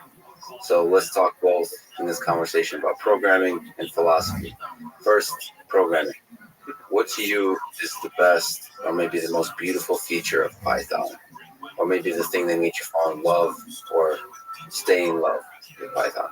Well, those are three different things. What I think is most beautiful, what made me fall in love, what made me stay in love. When I first started using it was when I was a C++ computer graphics performance nerd. In the 90s? In late 90s. And that was my first job out of college. And we kept trying to do more and more like abstract and higher order programming in C++, which at the time was quite difficult. With templates, the compiler support wasn't great, etc. So when I started playing around with Python, that was my first time encountering really first-class support for types, for functions, and things like that. And it felt so incredibly expressive. So that was what kind of made me fall in love with it a little bit. And also, once you spend a lot of time in a C++ dev environment, the ability to just whip something together that basically runs and works the first time is amazing. So really productive scripting language. I mean, I knew Perl, I knew Bash, I was decent at both, but Python just made everything, it made the whole world accessible, right? I could script this and that and the other network things, little hard drive utilities. I could write all of these things in the space of an afternoon. And that was really, really cool. So that's what made me fall in love. Is there something specific you could put your finger on that you're not programming in Perl today? Like why Python for scripting? I think there's not a specific thing as much as the design motif of both the creator of the language and the core group of people that built the standard library around him. There was a taste to it. I mean, Steve Jobs used that term in somewhat of an arrogant way, but I think it's a real thing, that it was designed to fit. A friend of mine actually expressed this really well. He said, Python just fits in my head. And there's nothing better to say than that. Now, people might argue modern Python, there's a lot more complexity, but certainly as of version 5.152, I think is my first version, that fit in my head very easily. And so that's what made me fall in love with it. Okay, so the most beautiful feature of Python that made you stay in love. It's like over the years, what has you do a double take, you return to often as a thing that just brings you a smile? I really still like the ability to play with meta classes and express higher order things when I have to create some new object model to model something, right? It's easy for me because I'm pretty expert as a Python programmer. I can easily put all sorts of lovely things together and use properties and decorators and other kinds of things and create something that feels very nice. So that to me, I would say that's tied with the NumPy and vectorization capabilities. I love thinking in terms of the matrices and the vectors and these kind of data structures. So I would say those two are kind of tied. So the elegance of the NumPy data structure, like slicing through the different multi-dimensional. Yeah, there's just enough things there. It's like it's a very simple, comfortable tool. Just it's easy to reason about what it does when you don't stray too far afield. Can you put your finger on how to design a language such that it fits in your head?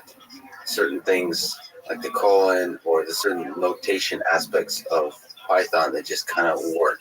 Is it something you have to kind of write out on paper, look and say it's just right? Is it a taste thing, or is there a systematic process? What's your sense? I think it's more of a taste thing, but one thing that should be said is that you have to pick your audience, right? So the better defined the user audience is, or the users are, the easier it is to build something that fits in their minds, because their needs will be more compact and coherent. It is possible to find a projection, right? A compact projection for their needs. The more diverse the user base, the harder that is. And so as Python has grown in popularity, that's also naturally created more complexity as people try to design any given thing. There will be multiple valid opinions about a particular design approach. And so I do think that's the downside of popularity. It's almost an intrinsic aspect of the complexity of the problem. Well, at the very beginning, aren't you an audience of one? Aren't all the greatest projects in history were just solving a problem that you yourself had? Well, so Clay Shirky, in his book on crowdsourcing, or in his kind of thoughts on crowdsourcing, he identifies the first step of crowdsourcing is me first collaboration. You first have to make something that works well for yourself. Yeah. It's very telling that when you look at all of the impactful big projects, well, they're fundamental projects now in the SciPy and PyData ecosystem, they all started with the people in the domain trying to scratch their own itch. And the whole idea of scratching your own itch is something that the open source or the free software world has known for a long time.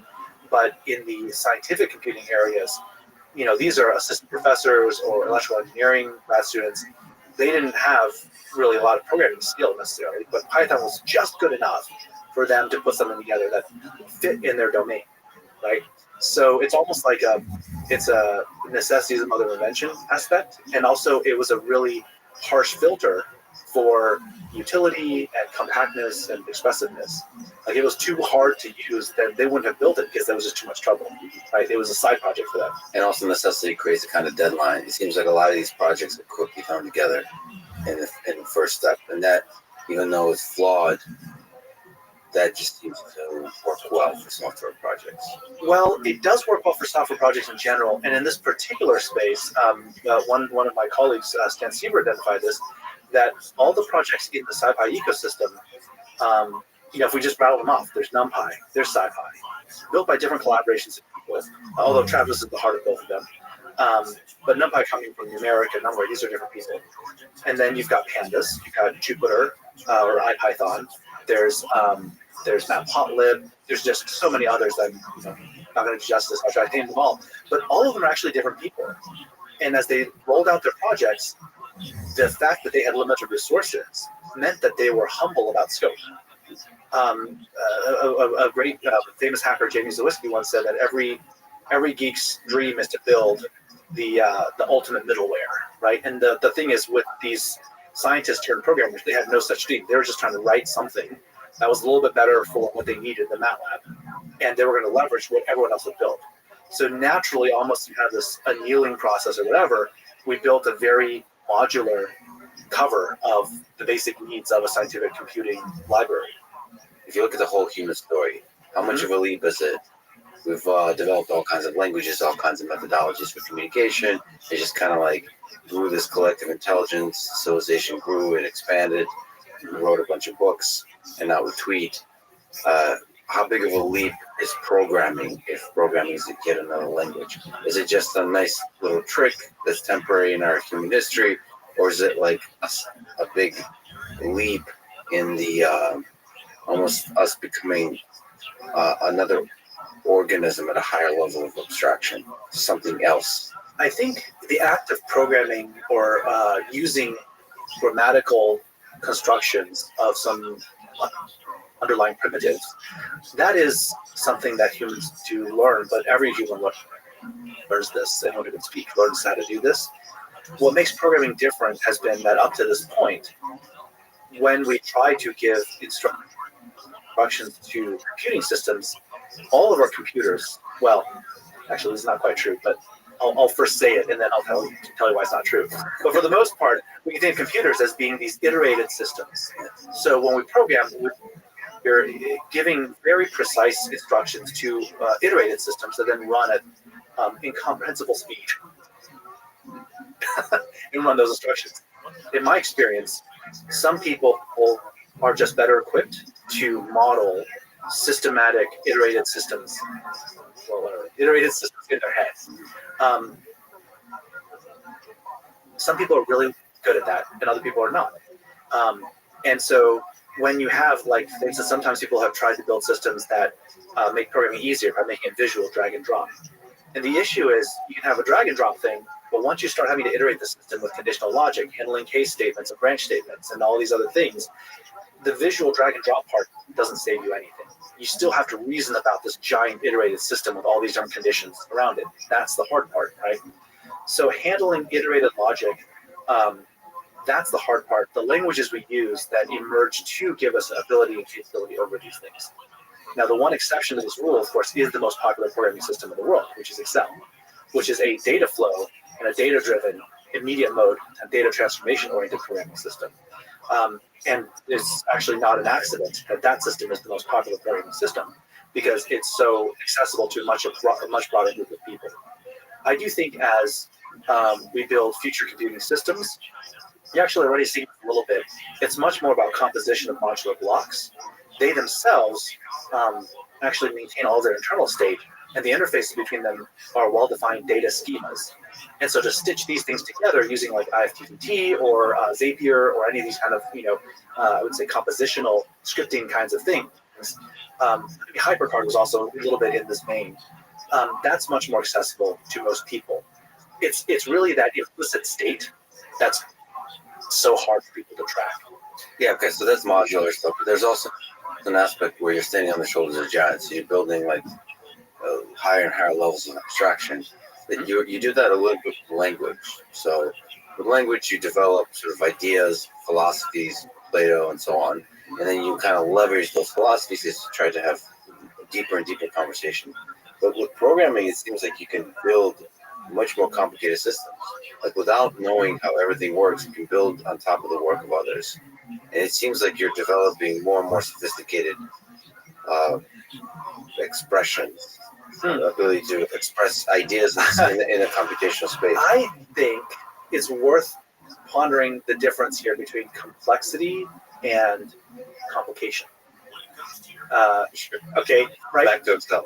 Well, not quite back to Excel, but the idea is, when we have a human conversation, all languages for humans emerged to support human relational communications, which is that the person we're communicating with is a person, and they would communicate back to us. And so we sort of hit a resonance point, right, when we actually agree on some concepts. So there's a messiness to it, there's a fluidity to it. With computing systems, when we express something to the computer and it's wrong, we just try again. So we can basically live many virtual worlds of having failed at expressing ourselves to the computer until the one time we expressed ourselves right. Then we kind of put it in production and discover that it's still wrong, a few days down the road.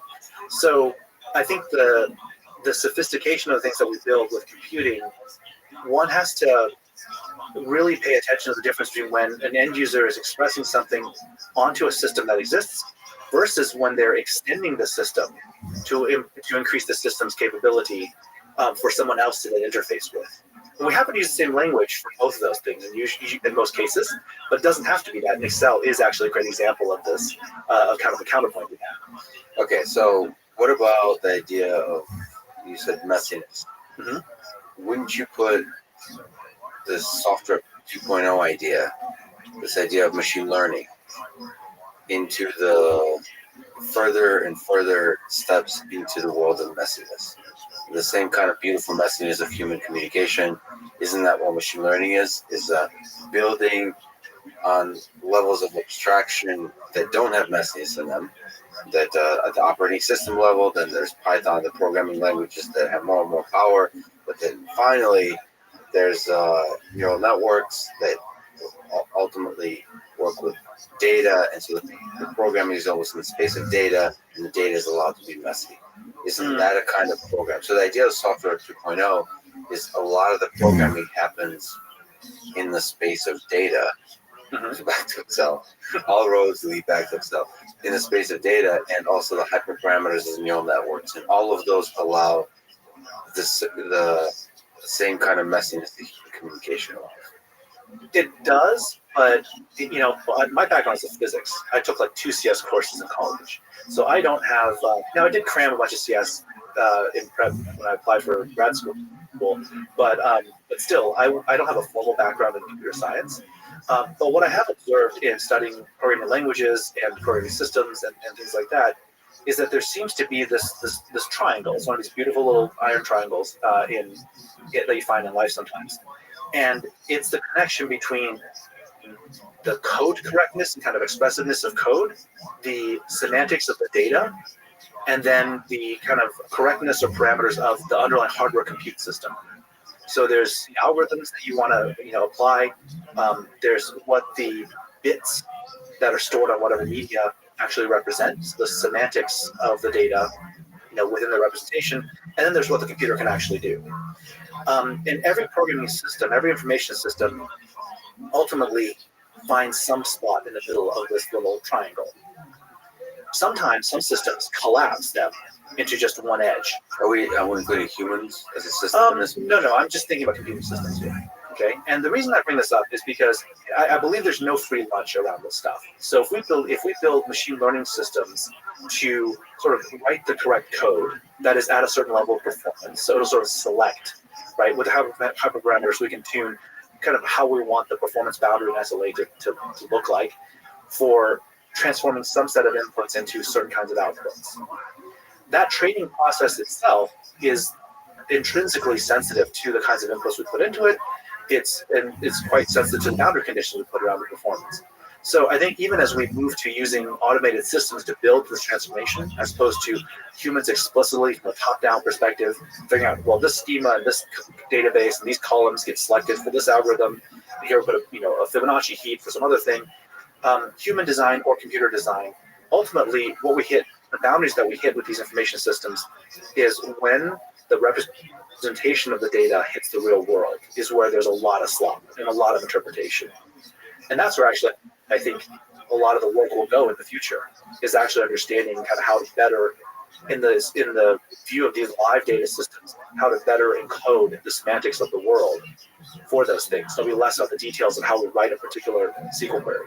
Okay, but given the semantics of the real world and the messiness of that, what does the word correctness mean when you're talking about code? Mm-hmm. There's a lot of dimensions to correctness. Historically, and this is one of the reasons I say that we're coming to the end of the era of software, because for the last 40 years or so, software correctness was really defined about functional correctness. I write a function, it's got some inputs, does it produce the right outputs? If so, then I can turn it on, hook it up to the live database, and it goes. And more now, we have, in fact, I think the bright line in the sand between machine learning systems or modern data-driven systems versus classical software systems is that the values of the input actually have to be considered with the function together to say this whole thing is correct or not. And usually there's a performance SLA as well.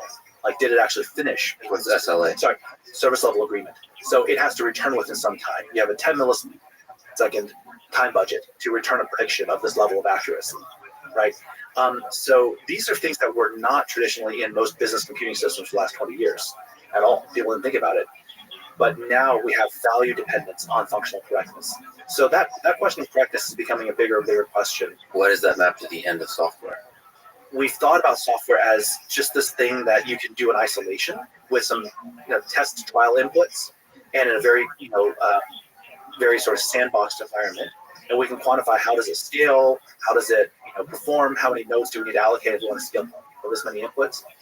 When we start turning this stuff into prediction systems, real cybernetic systems, you're going to find scenarios where you get inputs that you're going to want to spend a little more time thinking about.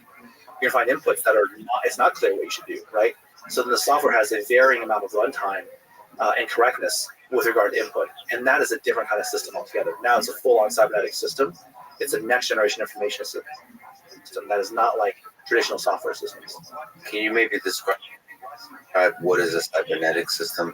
Do you include humans in that picture? So is a human in the loop kind of complex mess of the whole kind of interactivity of software with the real world, or is just something more concrete? Well, when I say cybernetic, I really do mean that the software itself is closing the observe, orient, decide, act loop by itself. So humans being out of the loop is the fact of what, for me, makes it a cybernetic system. So humans are out of that loop.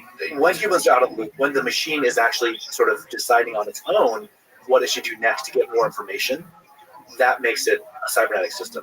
So we're just at the dawn of this, right? I think everyone talking about MLAI, it's great, but really the thing we should be talking about is when we really enter the cybernetic era, and all of the questions of ethics and governance and all correctness and all these things, they really are the most important questions. Okay, can we just linger on this? What does it mean for the human to be out of the loop in a cybernetic system? Because isn't the cybernetic system that's ultimately accomplishes some kind of purpose that at the bottom, the turtles all the way down at the bottom turtle is a human. Well, the human may have set some criteria, but the human wasn't precise. So, for instance, I just read the other day that earlier this year, or maybe it was last year at some point, the Libyan army, I think, sent out some automated killer drones with explosives. And there was no human in the loop at that point. They basically put them in a geofenced area, said find any moving target, like a truck or vehicle that looks like this, and boom. That's not a human in the loop, right? So increasingly, the less human there is in the loop, the more concerned you are about these kinds of systems, because there's unintended consequences. Like less, the original designer and engineer of the system is able to predict. Even one with good intent is able to predict the consequences of such a system. That's right.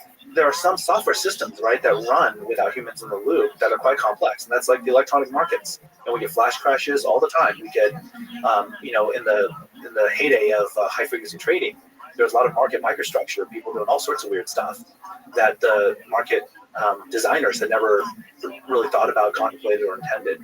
So when we run these full-on systems with these automated trading bots, now they become automated, killer drones, and then all sorts of other stuff. We are. That's what I mean by we're at the dawn of the cybernetic era and the end of the era of just pure software.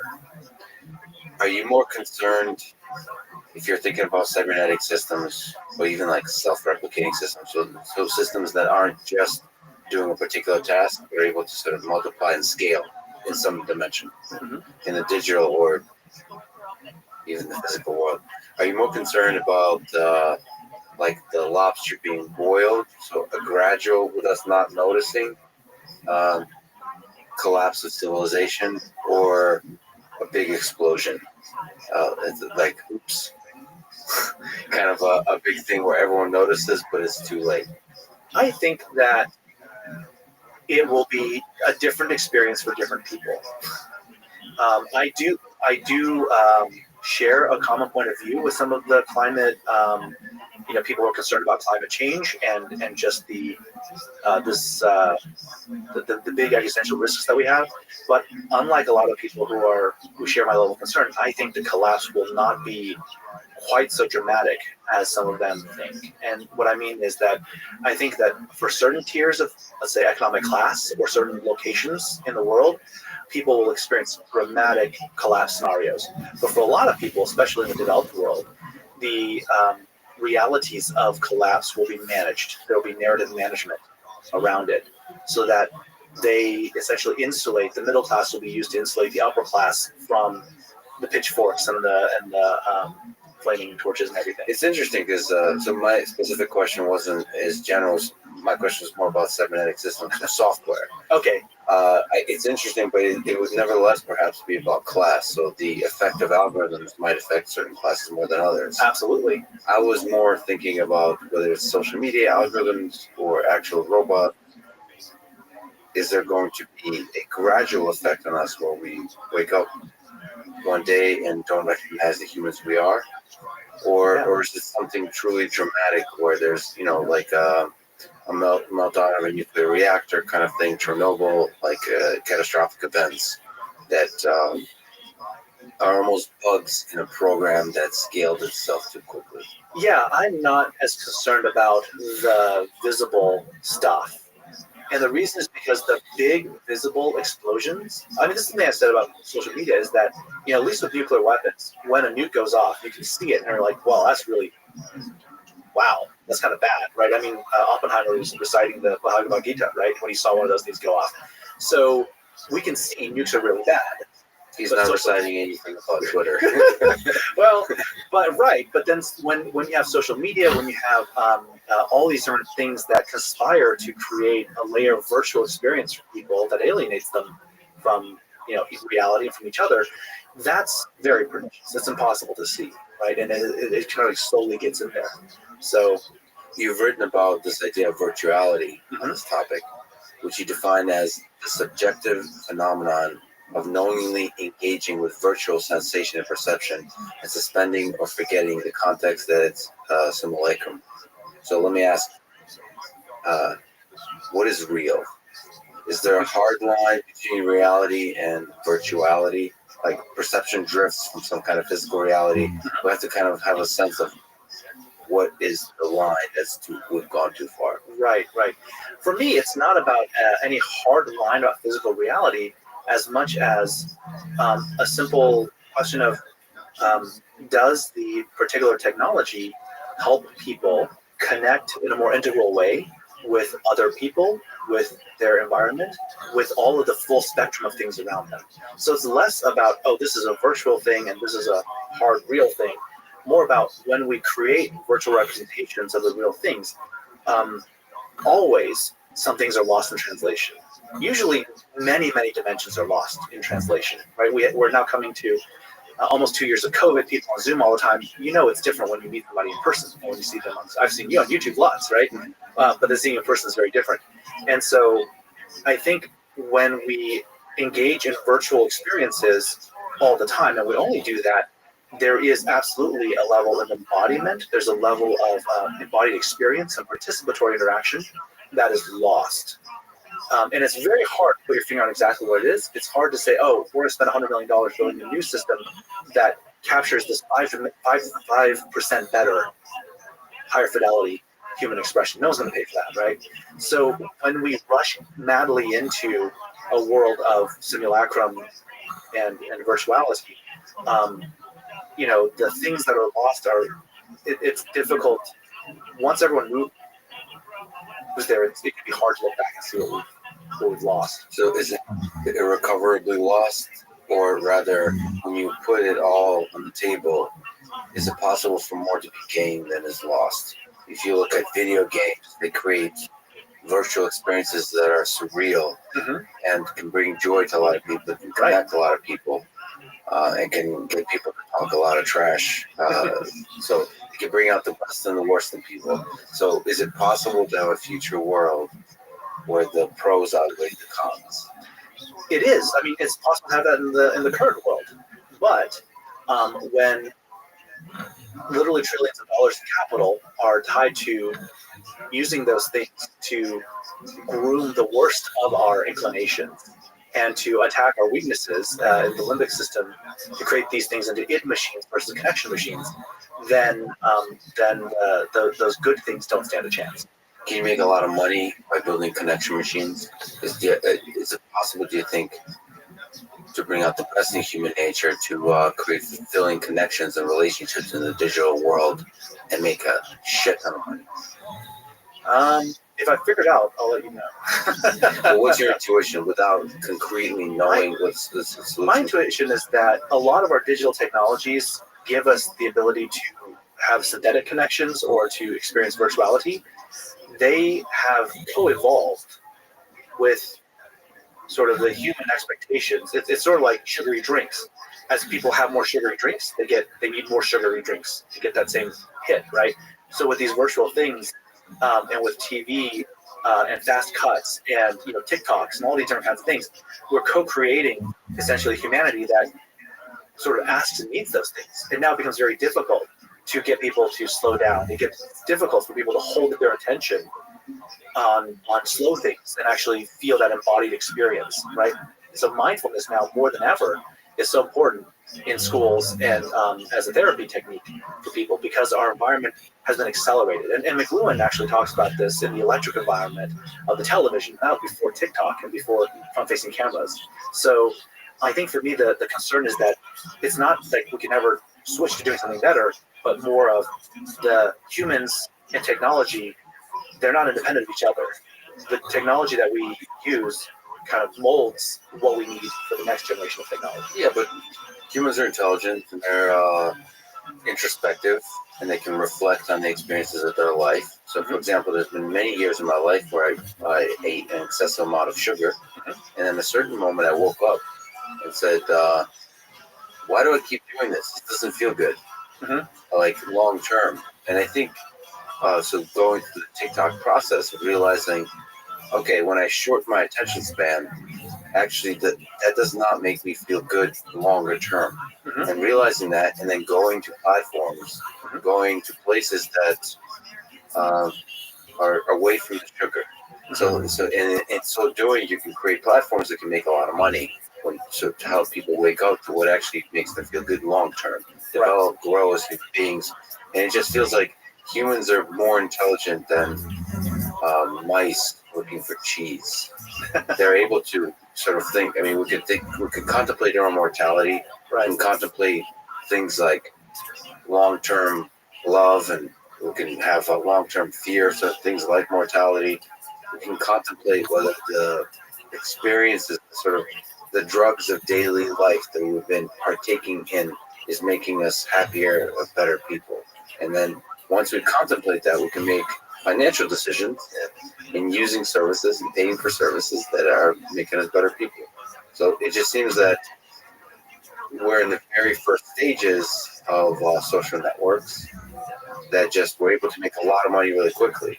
But in bringing out sometimes the bad parts of human nature, they didn't destroy humans. They just fed everybody a lot of sugar. And now everyone's going to wake up and say, hey, we're going to start having like sugar-free social media. Right. Well, there's a lot to unpack there. I think some people certainly have the capacity for that. And I certainly think, I mean, it's very interesting even the way you said it. You woke up one day and you thought, well, this doesn't feel very good. Yeah. Well, that's still your limbic system saying this doesn't feel very good. Right? You have a cat brain's worth of neurons around your gut, right? And so maybe that's saturated and that was telling you, hey, this isn't good. Humans are more than just mice looking for cheese or monkeys looking for sex and power, right? So let's slow down. Now you're now a lot of people would argue with you on that one, but yes. Well, we're more than just that, but we're at least that, and we're very, very seldom not that.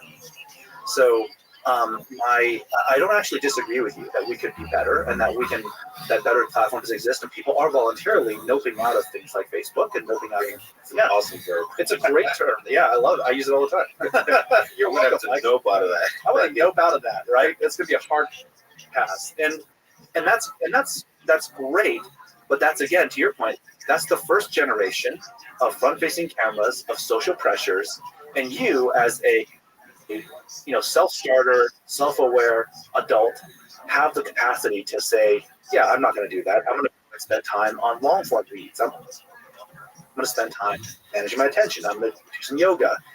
If you're a 15-year-old in high school and your entire social environment is everyone doing these things, guess what you're going to do? Have to do that because your limbic system says, hey, I need to get the guy or the girl or the whatever, and that's what I'm going to do. And so one of the things that we have to reason about here is the social media systems, or social media, I think, is our first encounter with a technological system that runs a bit of a loop around our own cognition and attention. It's not the last.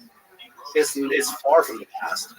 And it gets to the heart of some of the philosophical Achilles heel of the Western philosophical system, which is each person gets to make their own determination. Each person is an individual that's sacrosanct in their agency and their sovereignty and all these things. The problem with these systems is they come down and they are able to manage everyone en masse. And so every person's making their own decision, but together, the bigger system is causing them to act with a group dynamic that's very profitable for people. So this is the issue that we have, is that our philosophies are actually not geared to understand what is it for a person to have a high trust connection as part of a collective, and for that collective to have its right to coherency and agency? That's something like when a social media app causes a family to break apart, it's done harm to more than just individuals, right? So that concept is not something we really talk about or think about very much, but that's actually the problem, is that we're vaporizing molecules into atomic units, and then we're hitting all the atoms with certain things that's like, yeah, well, that person chose to look at my app. So our understanding of human nature is at the individual level. It emphasizes the individual too much, because ultimately society operates at the collective level. And these apps do as well. And the apps do as well. So for us to understand the progression, the development of this organism we call human civilization, we have to think at the collective level too. I would say multi-tiered. So individual as well. Individuals, family units, social collectives, and all the way up. Yeah.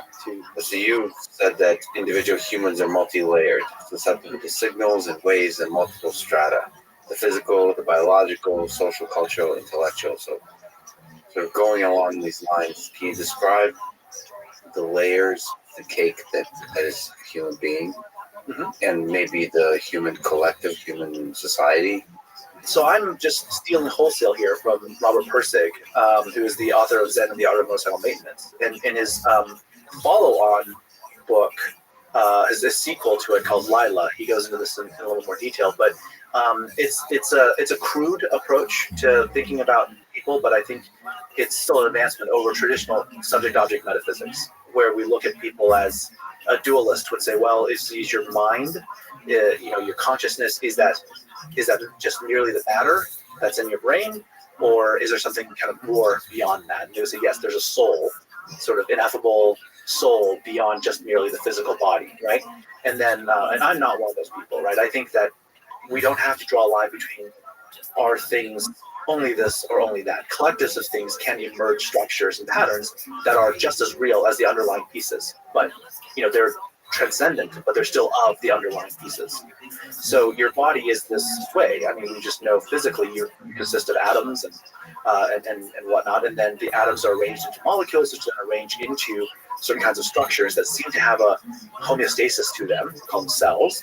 And those cells form, sort of biological structures. Those biological structures give your body its physical ability and the biological ability to consume energy and to maintain homeostasis. But humans are social animals. I mean, a human by themselves is not very long for the world. So we also, part of our biology is wired to connect to other people, to, from the mirror to our language centers and all these other things. So we are intrinsically, there's a part of us that wants to be part of a thing. If we're around other people, not saying a word, but they're just up and down, jumping and dancing and laughing, we're going to feel better, right? And there was no exchange of physical anything. They didn't give us like 5 atoms of happiness, right? But there's an induction in our own sense of self that is at that social level. And then beyond that, Pirsig puts the intellectual level kind of one level higher than the social. I think they're actually more intertwined than that. But the intellectual level is the level of pure ideas, that you are a vessel for memes, you're a vessel for philosophies, you will conduct yourself in a particular way. I mean, I think part of this is, if we think about it from a physics perspective, you're not, there's the joke that physicists like to approximate things. So say, well, approximate a spherical cow, right? You're not a spherical cow, you're not a spherical human, you're a messy human, and we can't even say what the dynamics of emotion will be unless we analyze all 4 of these layers, right? If you're Muslim at a certain time of day, guess what? You're going to be on the ground kneeling and praying, right? And that has nothing to do with your biological need to get on the ground or physics of gravity. It is an intellectual drive that you have. It's a cultural phenomenon and an intellectual belief that you carry. So that's what the 4-layered stack is all about. Is that a person is not only one of these things; they're all of these things at the same time. It's a superposition of dynamics that run through us that make us who we are. So no layers special. Not so much no layers special. Each layer is just different. But we are. Each layer gets the participation trophy. Each layer is a part of what you are. You are a layer cake, right, of all these things. And if we try to deny, right, so many philosophies do try to deny the reality of some of these things, right? Some people will say, well, we're only atoms. Well, we're not only atoms, because there's a lot of other things that are only atoms. I can reduce a human being to a bunch of soup, and they're not the same thing, even though it's the same atoms. So I think the order and the patterns that emerge within humans, to understand, to really think about what a next generation of philosophy would look like, that will allow us to reason about extending humans into the digital realm, or to interact with autonomous intelligences that are not biological in nature. We really need to appreciate what human beings actually are is the superposition of these different layers. You mentioned consciousness. Are each of these layers of cake conscious? Is consciousness a particular quality of one of the layers? Is there like a spike if you have a consciousness detector at these layers? Or is something that just permeates all of these layers just take different form? I believe what humans experience as consciousness is something that sits on a gradient scale of a general principle in the universe that seems to look for order and reach for order when there's an excess of energy. You know, it would be odd to say a proton is alive, right? It'd be odd to say like this particular atom or molecule of hydrogen gas is alive, but there's certainly something we can make assemblages of these things that have autopoietic aspects to them, that will create structures, that will, crystalline solids will form very interesting and beautiful structures. This gets kind of into weird mathematical territories. You start thinking about Penrose and Game of Life stuff, about the generativity of math itself, like hyperreal numbers, things like that. But without going down that rabbit hole, I would say that there seems to be a tendency in the world that when there is excess energy, things will structure and pattern themselves. And they will then actually furthermore try to create an environment that furthers their continued stability. It's the concept of externalized extended phenotype or niche construction. So this is ultimately what leads to certain kinds of amino acids forming certain kinds of structures and so on and so forth until you get the ladder of life. So what we experience as consciousness, no, I don't think cells are conscious at that level. But is there something beyond mere equilibrium state biology and chemistry, biochemistry, that drives what makes things work? I think there is. So Adrian Bajan has this constructal law. There's other things you can look at when you look at the life sciences and you look at any kind of statistical physics and statistical mechanics. When you look at things far out of equilibrium, when you have excess energy, what happens then? Life doesn't just make a hotter pursuit. It starts making structure. There's something there. With the poetry of reaches for order when there's an excess of energy. Mm-hmm. Because you brought up Game of Life. You did it, not me. I love cellular automata, so I have to sort of linger on that for a little bit. So cellular automata, I guess, or Game of Life is a very simple example of reaching for order when there's an excess of energy. Or reaching for order and somehow creating complexity. Within like this explosion of just turmoil, somehow trying to construct structures. And in so doing, creates very elaborate organism-looking type things. Mm-hmm. What intuition do you draw from this simple little mechanism? Well, I like to turn that around its head and look at it as, what if every single one of the patterns created life, or created, not life, but created interesting patterns? Because some of them don't, and sometimes you make cool gliders, and other times you start with certain things and you make gliders and other things that then construct like and gates and not gates, right? And you build computers on them. All of these rules that create these patterns that we can see, those are just the patterns we can see. What if our subjectivity is actually limiting our ability to perceive the order in all of it? What if some things that we think are random are actually not that random? We're simply not integrating at a fine enough level across a broad enough time horizon. And this again, I said we go down the rabbit holes in the Penrose stuff, or like Wolfram's explorations on these things. There is something deep and beautiful in the mathematics of all this. That is, hopefully one day I'll have enough money to work and retire just to ponder those questions. But there's something there.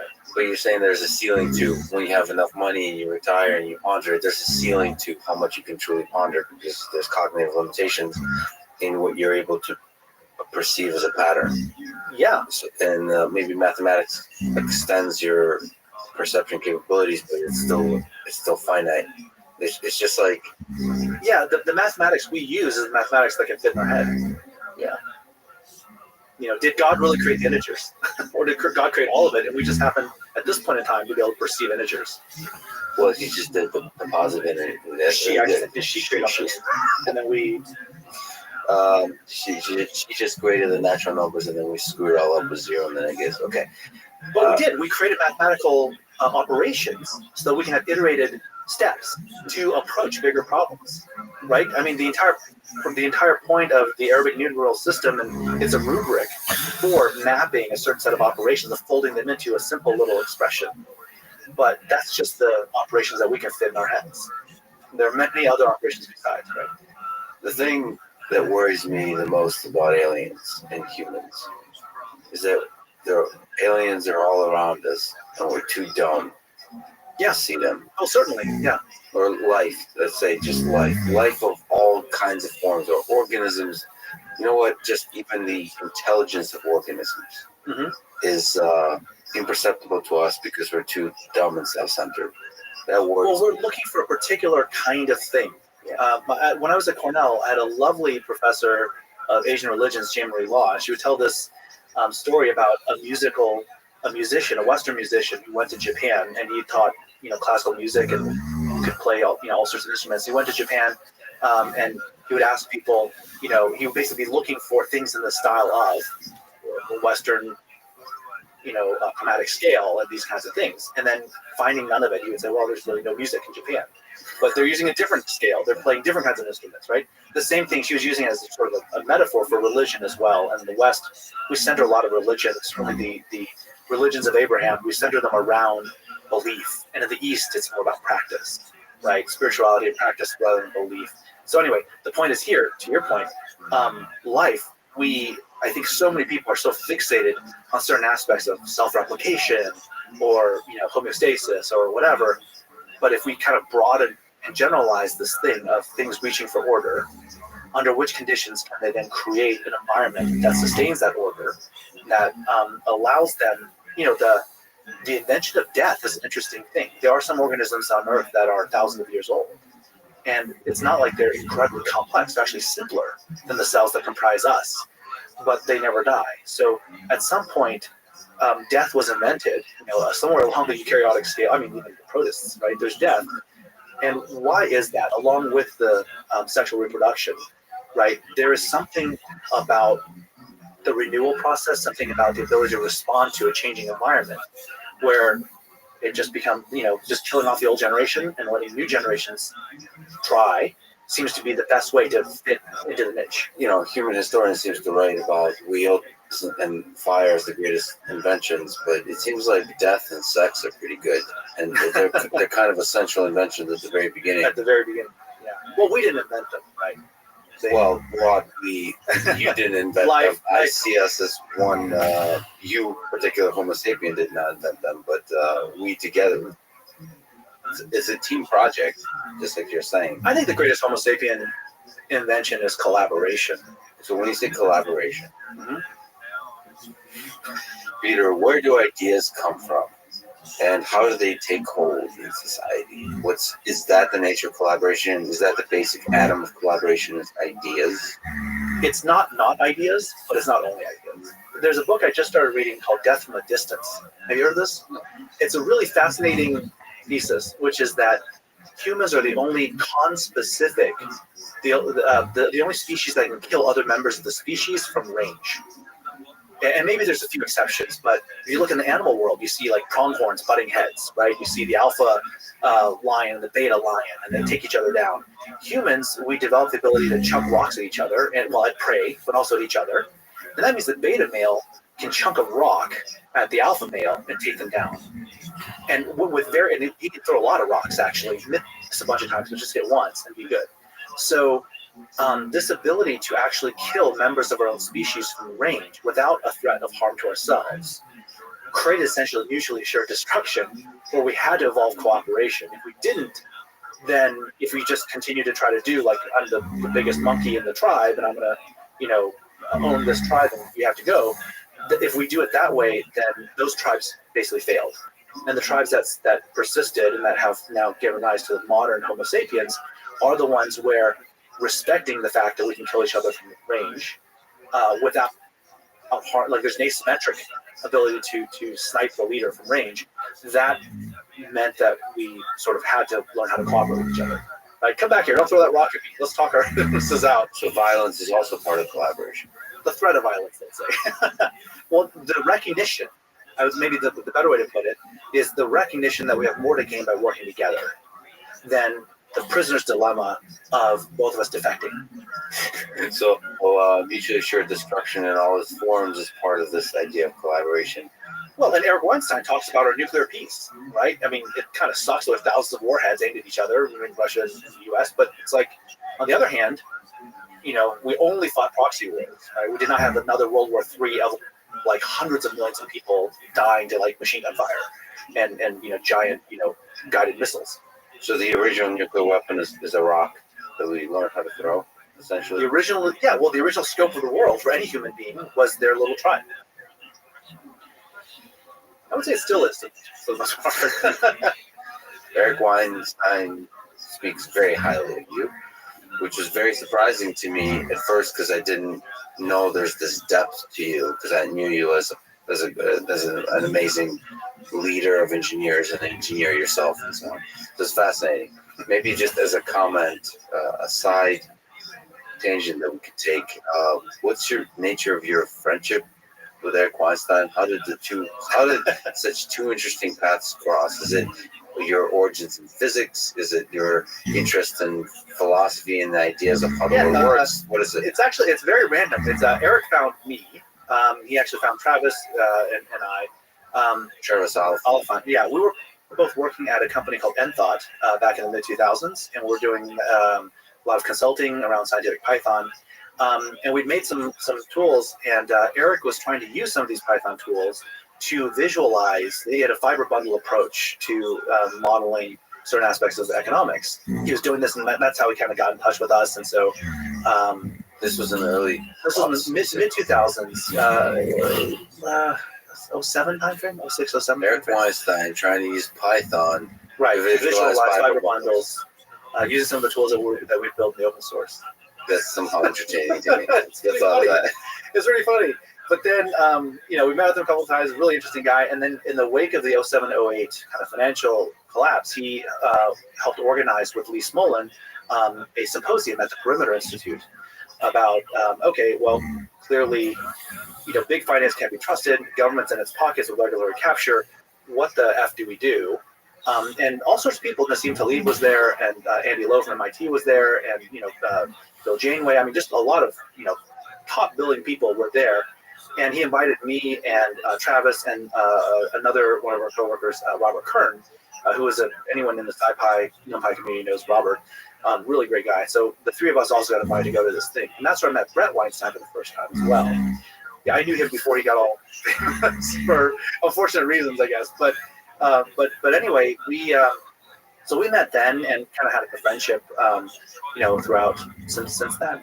You have a depth of thinking that kind of runs with Eric in terms of just thinking about the world deeply and thinking philosophically. And then there's Eric's interest in programming. Actually, I've never, he'll bring up programming to me quite a bit as a metaphor for stuff. Right. But I never kind of pushed the point of like, what's the nature of your interest in programming?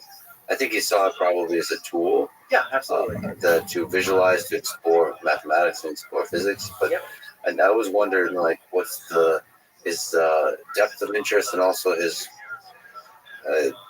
vision for what programming would look like in the future. Have you had interaction with him, like discussion in the space of Python and programming? Well, in the sense of sometimes he asks me, why is this stuff still so hard?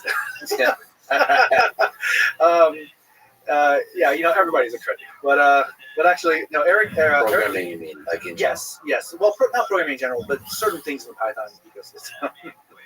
But he actually, I think what I find in listening to some of his stuff is that he does use programming metaphors a lot, right? He'll talk about APIs or object-oriented and things like that. So I think that's a useful set of frames for him to draw upon for discourse.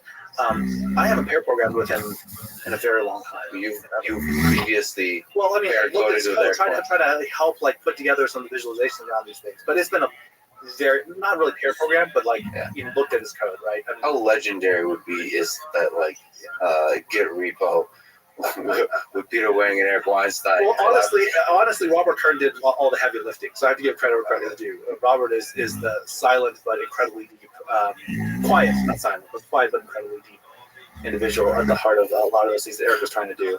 But we did have, as Travis and I were starting our company in 2012 timeframe, we went to New York. Eric was still in New York at the time. He hadn't moved to, this was before he joined Teal Capital. We just had like a steak dinner somewhere. I think it was Keen's, I don't know, somewhere in New York. So it was me, Travis, Eric, and then Wes McKinney, the creative pandas, and then Wes's then business partner, Adam. The five of us sat around having just a hilarious time, amazing dinner. I forget what all we talked about, but it was one of those conversations which I wish, as soon as COVID is over, maybe Eric and I can sit down, recreate it somewhere in LA, or maybe he comes here because a lot of cool people are here in Austin, right? Exactly. Yeah, we're all here. He should come here. Come here. Yeah. So he uses the metaphor source code as to talk about physics. We figure out our own source code. So you with the physics background, and somebody who's quite a bit of an expert in source code, do you think we'll ever figure out our own source code in the way that Eric means? Do you think we'll figure out the nature of it? We're constantly working on that problem. I mean, I think we'll make more and more progress. For me, there's some things I don't really doubt too much. Like, I don't really doubt that one day we will create a synthetic, maybe not fully in silicon, but a synthetic approach to cognition that rivals the biological 20-watt computers in our heads. What's cognition here? Cognition, which aspect? Perception, attention, memory, recall, asking better questions.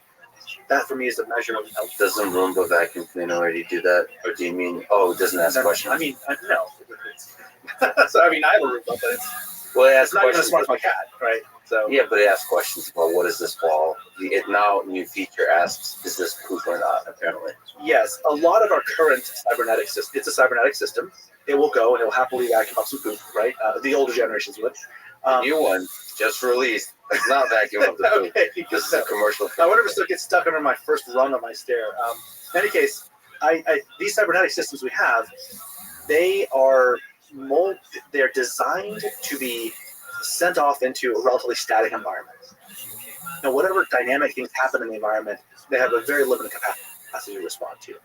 A human baby, a human toddler of 18 months of age, has more capacity to manage its own attention and its own capacity to make better sense of the world than the most advanced robots today. So again, my cat, I think, can do a better job of I have two, and they're both pretty clever. So I do think, though, back to my kind of original point, I think that it's not a question at all that we will be able to create synthetic systems that are able to do this better than the human, at an equal level or better than the human mind. It's also, for me, not a question that we will be able to put them alongside humans so that they capture the full broad spectrum of what we are seeing as well, and also looking at our responses, listening to our responses, even maybe measuring certain vital signs about us. So in this kind of sidecar mode, a greater intelligence could use us and our 80 years of life to train itself up, and then be a very good simulacrum of us moving forward. Like, so who is in the sidecar in that picture of the future exactly? The baby version of our immortal selves. Okay, so once the baby grows up, is there any use for humans? I think so. I think that out of epistemic humility, we need to keep humans around for a long time. And I would hope that anyone making those systems would believe that to be true. Out of epistemic humility. Well, what's the nature of the humility that we don't know what we don't know? So we don't. Right? So we don't first, know. First we have to build systems that help us do the things that we do know about, that can then probe the unknowns that we know about. But the unknown unknowns, we don't know. We could always know. Nature is the one thing that is infinitely able to surprise us. So we should keep biological humans around for a very, very, very, very long time. even after our immortal selves have transcended and have gone off to explore other worlds, gone to go communicate with the life forms living in the sun or whatever else. So, I think that's for me. These seem like things that are going to happen. Like I don't really question that they're going to happen, assuming we don't completely destroy ourselves. Is it possible to create an AI system that you fall in love with, and it falls in love with you, and you have a romantic relationship with it, or a deep friendship with it? I would hope that is the design criteria for any of these systems. If we cannot have a meaningful relationship with it, then it's still just a chunk of silicon. So then what is meaningful? Because back to sugar. Well, sugar doesn't love you back, right? So the computer has to love you back. And what does love mean? Well, in this context, for me, love, I'm going to take a page from Alain de Botton. Love means that it wants to help us become the best version of ourselves. That's beautiful.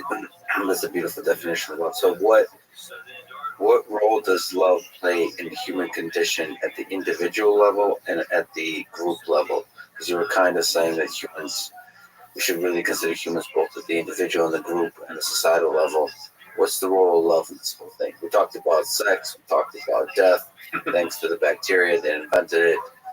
At which point did we invent love, by the way? I mean, is that also? No, I think love is the start of it all, and the feelings of, and this is sort of beyond just romantic, sensual, whatever kind of things, but actually genuine love as we have for another person. Love as it would be used in a religious text, right? I think that capacity to feel love more than consciousness, that is the universal thing. Our feeling of love is actually a sense of that generativity. When we can look at another person and see that they can be something more than they are, and more than just what we, a pigeonhole we might stick them in. We see, I think there's, in any religious text you'll find voiced some concept of this, that you should see the grace of God in the other person, right? They're made in the spirit of what, the love that God feels for his creation or her creation. And so I think this thing is actually the root of it. So I would say, I don't think molecules of water feel consciousness, have consciousness, but there is some micro quantum thing of love. That's the generativity when there's more energy than what they need to maintain equilibrium. And that, when you sum it all up, is something that leads to, I had my mind blown one day as an undergrad at the physics computer lab. I logged in, and when you log into Bash for a long time, there was a little fortune that would come out, and it said, "Man was created by water to carry itself uphill." And I was logging in to work on some problem set, and I logged in and I saw that, and I just said, I logged out. And I went to the coffee shop and I got a coffee, and I sat there on the quad, like, it's not wrong, and yet WTF, right? So when you look at it that way, it's like, non-equilibrium physics is a thing.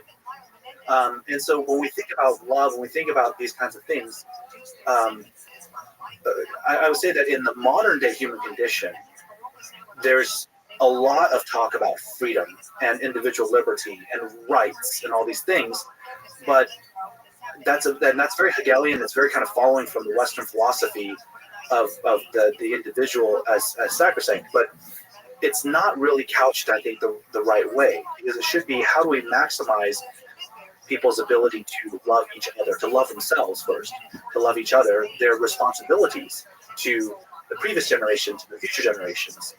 Those are the kinds of things that should be our design criteria, right? Those should be what we start with, to then come up with the philosophies of self and of rights and responsibilities. But that love being at the center of it, I think when we design systems for cognition, it should absolutely be built that way. I think if we simply focus on efficiency and productivity, these kind of very industrial era, all the things that Marx had issues with, right? That's a way to go and really, I think, go off the deep end in the wrong way. So one of the interesting consequences of thinking of life in this hierarchical way of an individual human, and then there's groups and there's societies, is you believe that corporations are people. So this is a kind of a politically dense idea, all those kinds of things. If we just throw politics aside, if we throw all of that aside, in which sense do you believe that corporations are people? So, and how does love connect to that? right. So the belief is that groups of people have some kind of higher level, I would say, mesoscopic claim to agency. So where do I, let's start with this. Most people would say, okay, individuals have claims to agency and sovereignty. Nations, we certainly act as if nations, so at a very large scale, nations have rights to sovereignty and agency. Like everyone plays the game of modernity as if that's true, right? We believe France is a thing. We believe the United States is a thing. But to say that groups of people at a smaller level than that, like a family unit, is the thing. Well, in our laws, we actually do encode this concept. I believe that in a relationship, in a marriage, right, one partner can sue for loss of consortium, right, if someone breaks up the marriage or whatever. So these are concepts that even in law we do respect. There is something about the union and about the family. So for me, I don't think it's so weird to think that groups of people have a right to a claim to rights and sovereignty of some degree. I mean, we look at our clubs, we look at churches. These are we talk about these collectives of people as if they have a real agency to them, and then they do. But I think if we take that one step further and say, okay, they can accrue resources. Well, yes, check. And by law they can. They can own land. They can engage in contracts. They can do all these different kinds of things. So we, in legal terms, support this idea that groups of people have rights. Where we go wrong on this stuff is that the most popular version of this is the for-profit absentee owner corporation that then is able to amass larger resources than anyone else in the landscape, anything else, any other entity of one size, and they're able to essentially bully around individuals, whether it's laborers, whether it's people whose resources they want to capture. They're also able to bully around on our system of representation, which is still tied to individuals, right? So I don't believe that's correct. I don't think it's good that they're people, but they're assholes. I don't think that corporations as people acting like assholes is a good thing. But the idea that collectives and collections of people, that we should treat them philosophically as having some agency and some mass at a mesoscopic level, I think that's an important thing, because one thing I do think we underappreciate sometimes is the fact that relationships have relationships. There's not just individuals having relationships with each other, but if you have 8 people seated around a table, right, each person has a relationship with each of the others, and that's obvious. But then if it's 4 couples, each couple also has a relationship with each of the other couples, right? The dyads do. And if it's couples, but one is the father and mother older, and then one of their children and their spouse, that family unit of 4 has a relationship with the other family unit of 4. So the idea that relationships have relationships is something that we intuitively know in navigating the social landscape, but it's not something I hear expressed like that. It's certainly not something that is, I think, taken into account very well when we design these kinds of things. So I think the reason why I care a lot about this is because I think the future of humanity requires us to form better collective sense-making units at something, around Dunbar number, half to 5x Dunbar. And that's very different than right now, where we defer sense-making to massive, aging zombie institutions. Or we just do it ourselves. We go it alone, go to the dark forest of the internet. So that's really interesting. So you've talked about agency, I think maybe calling it a convenient fiction at all these different levels. So even at the human individual level, it's kind of a fiction, we all believe, because we are, like you said, made of cells, and cells are made of atoms. So that's a useful fiction. And then there's nations. That seems to be a useful fiction. But it seems like some fictions are better than others. There's a lot of people that argue the fiction of nation is a bad idea. One of them lives 2 doors down from me, Michael Malice. He's an anarchist. Mm-hmm. I'm sure there's a lot of people who are into meditation that believe the idea this useful fiction of agency of an individual is troublesome as well. Mhm. We need to let go of that in order to truly, like, to transcend. I don't know what words you want to use, but suffering, or to elevate the experience of life. So you're kind of arguing that, okay, so we have some of these useful fictions of agency. We should add a stronger fiction that we tell ourselves about the agency of groups in the hundreds of half a Dunbar's number, 5x Dunbar's number. Yeah, something on that order. And we call them fictions, but really they're rules of the game, right? Rules that we feel are fair, or rules that we consent to. Yeah, I always question the rules when I lose, like at Monopoly. But that's when I usually question them. When I'm winning, I don't question the rules. We should play a game of Monopoly someday. There's a trippy version of it that we could do. What kind of what? Contract Monopoly is introduced by a friend of mine to me, where you can write contracts on future earnings or landing on various things, and you can hand out, like, you know, you can land the first 3 times you land, a park place is free or whatever. Just, and then you can start trading those contracts for money. And then you create human civilization. And somehow Bitcoin comes into it. Okay, but some of these... Actually, I bet if me and you and Eric sat down to play a game of Monopoly and we were to make NFTs out of the contracts we wrote, we could make a lot of money. Now, it's a terrible idea.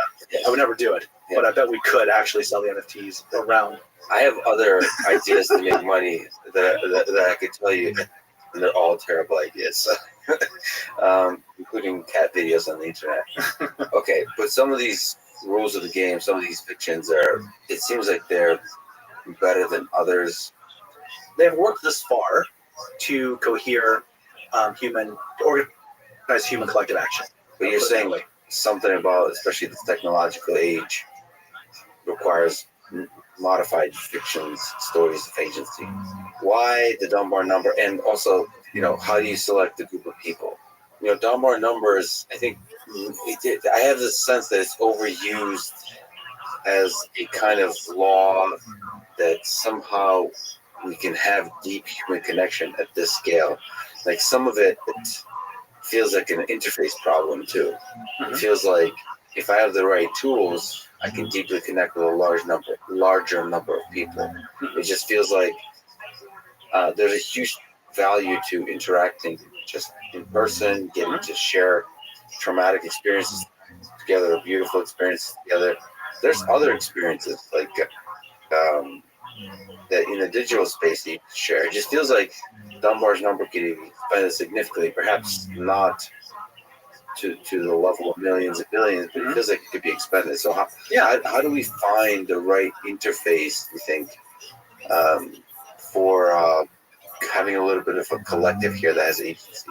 You're right that there's many different ways that we can build trust with each other. Yeah. My friend Joe Edelman talks about a few different ways that, mutual appreciation, trustful conflict, just experiencing something, like, there's a variety of different things that we can do.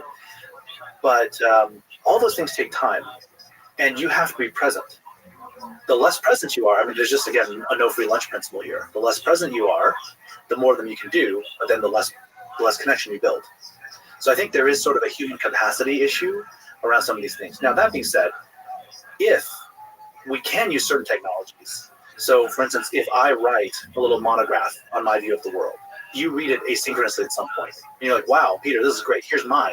I read it. I'm like, wow, Lex, this is awesome. We could be friends without having to spend 10 years, figuring all this stuff out together. We just read each other's thing and be like, oh yeah, this guy's exactly in my wheelhouse, and vice versa. And we can then, connect just a few times a year and maintain a high trust relationship. It can be expanded a little bit, but it also requires, these things are not all technological in nature. It requires the individual themselves to have a certain level of capacity, to have a certain lack of neuroticism, right? If you want to use like the Ocean Big Five sort of model, people have to be pretty centered. The less centered you are, the fewer authentic connections you can really build for a particular unit of time. It just takes more time. Other people have to put up with your crap. Like, there's just a lot of the stuff that you have to deal with if you are not so well balanced, right? So yes, we can help people get better to where they can develop more relationships faster, and then you can maybe expand Dunbar number by quite a bit. But you're not going to do it. I think it's going to be hard to get it beyond 10x, kind of the rough swag of what it is, you know. Well, don't you think that AI systems could be an addition to Dunbar's number? So, like, why? Do you count as one system or multiple AI systems? Multiple AI systems. So I do believe that AI systems, for them to integrate into human society as it is now, have to have a sense of agency. So there has to be a individual, because otherwise we wouldn't relate to them. We could engage certain kinds of individuals to make sense of them for us and be almost like, did you ever watch Star Trek? Like Voyager, like there's the Volta, who are like the interfaces, the ambassadors for the Dominion. We may have ambassadors that speak on behalf of these systems. They're like the Mentats of Dune, maybe, or something like this. I mean, we already have this to some extent. If you look at the biggest sort of, I wouldn't say AI system, but the biggest cybernetic system in the world is the financial markets. It runs outside of any individual's control. And you have an entire staff of people on Wall Street analysts to CNBC reporters, whatever. They're all helping to communicate, what does this mean? You know, you get Jim Cramer like running around and yelling stuff. Like all of these people are part of that lowering of the complexity there to meet sense, you know, to help do sense making for people, so whatever capacity they're at. And I don't see this changing with AI systems. I think you would have ringside commentators talking about all the stuff that this AI system is trying to do over here, because it's actually a super intelligence. So if you want to talk about humans interfacing, making first contact with super intelligence, we're already there. We do it pretty poorly. And if you look at the gradient of power and money, what happens is people closest to it will absolutely exploit their distance for personal financial gain. So we should look at that and be like, oh, well, that's probably what the future will look like as well. But nonetheless, I mean, we're already doing this kind of thing. So in the future, we can have AI systems, but you're still going to have to trust people to bridge the sense-making gap to them. See, I don't. I just feel like there could be like millions of AI systems that have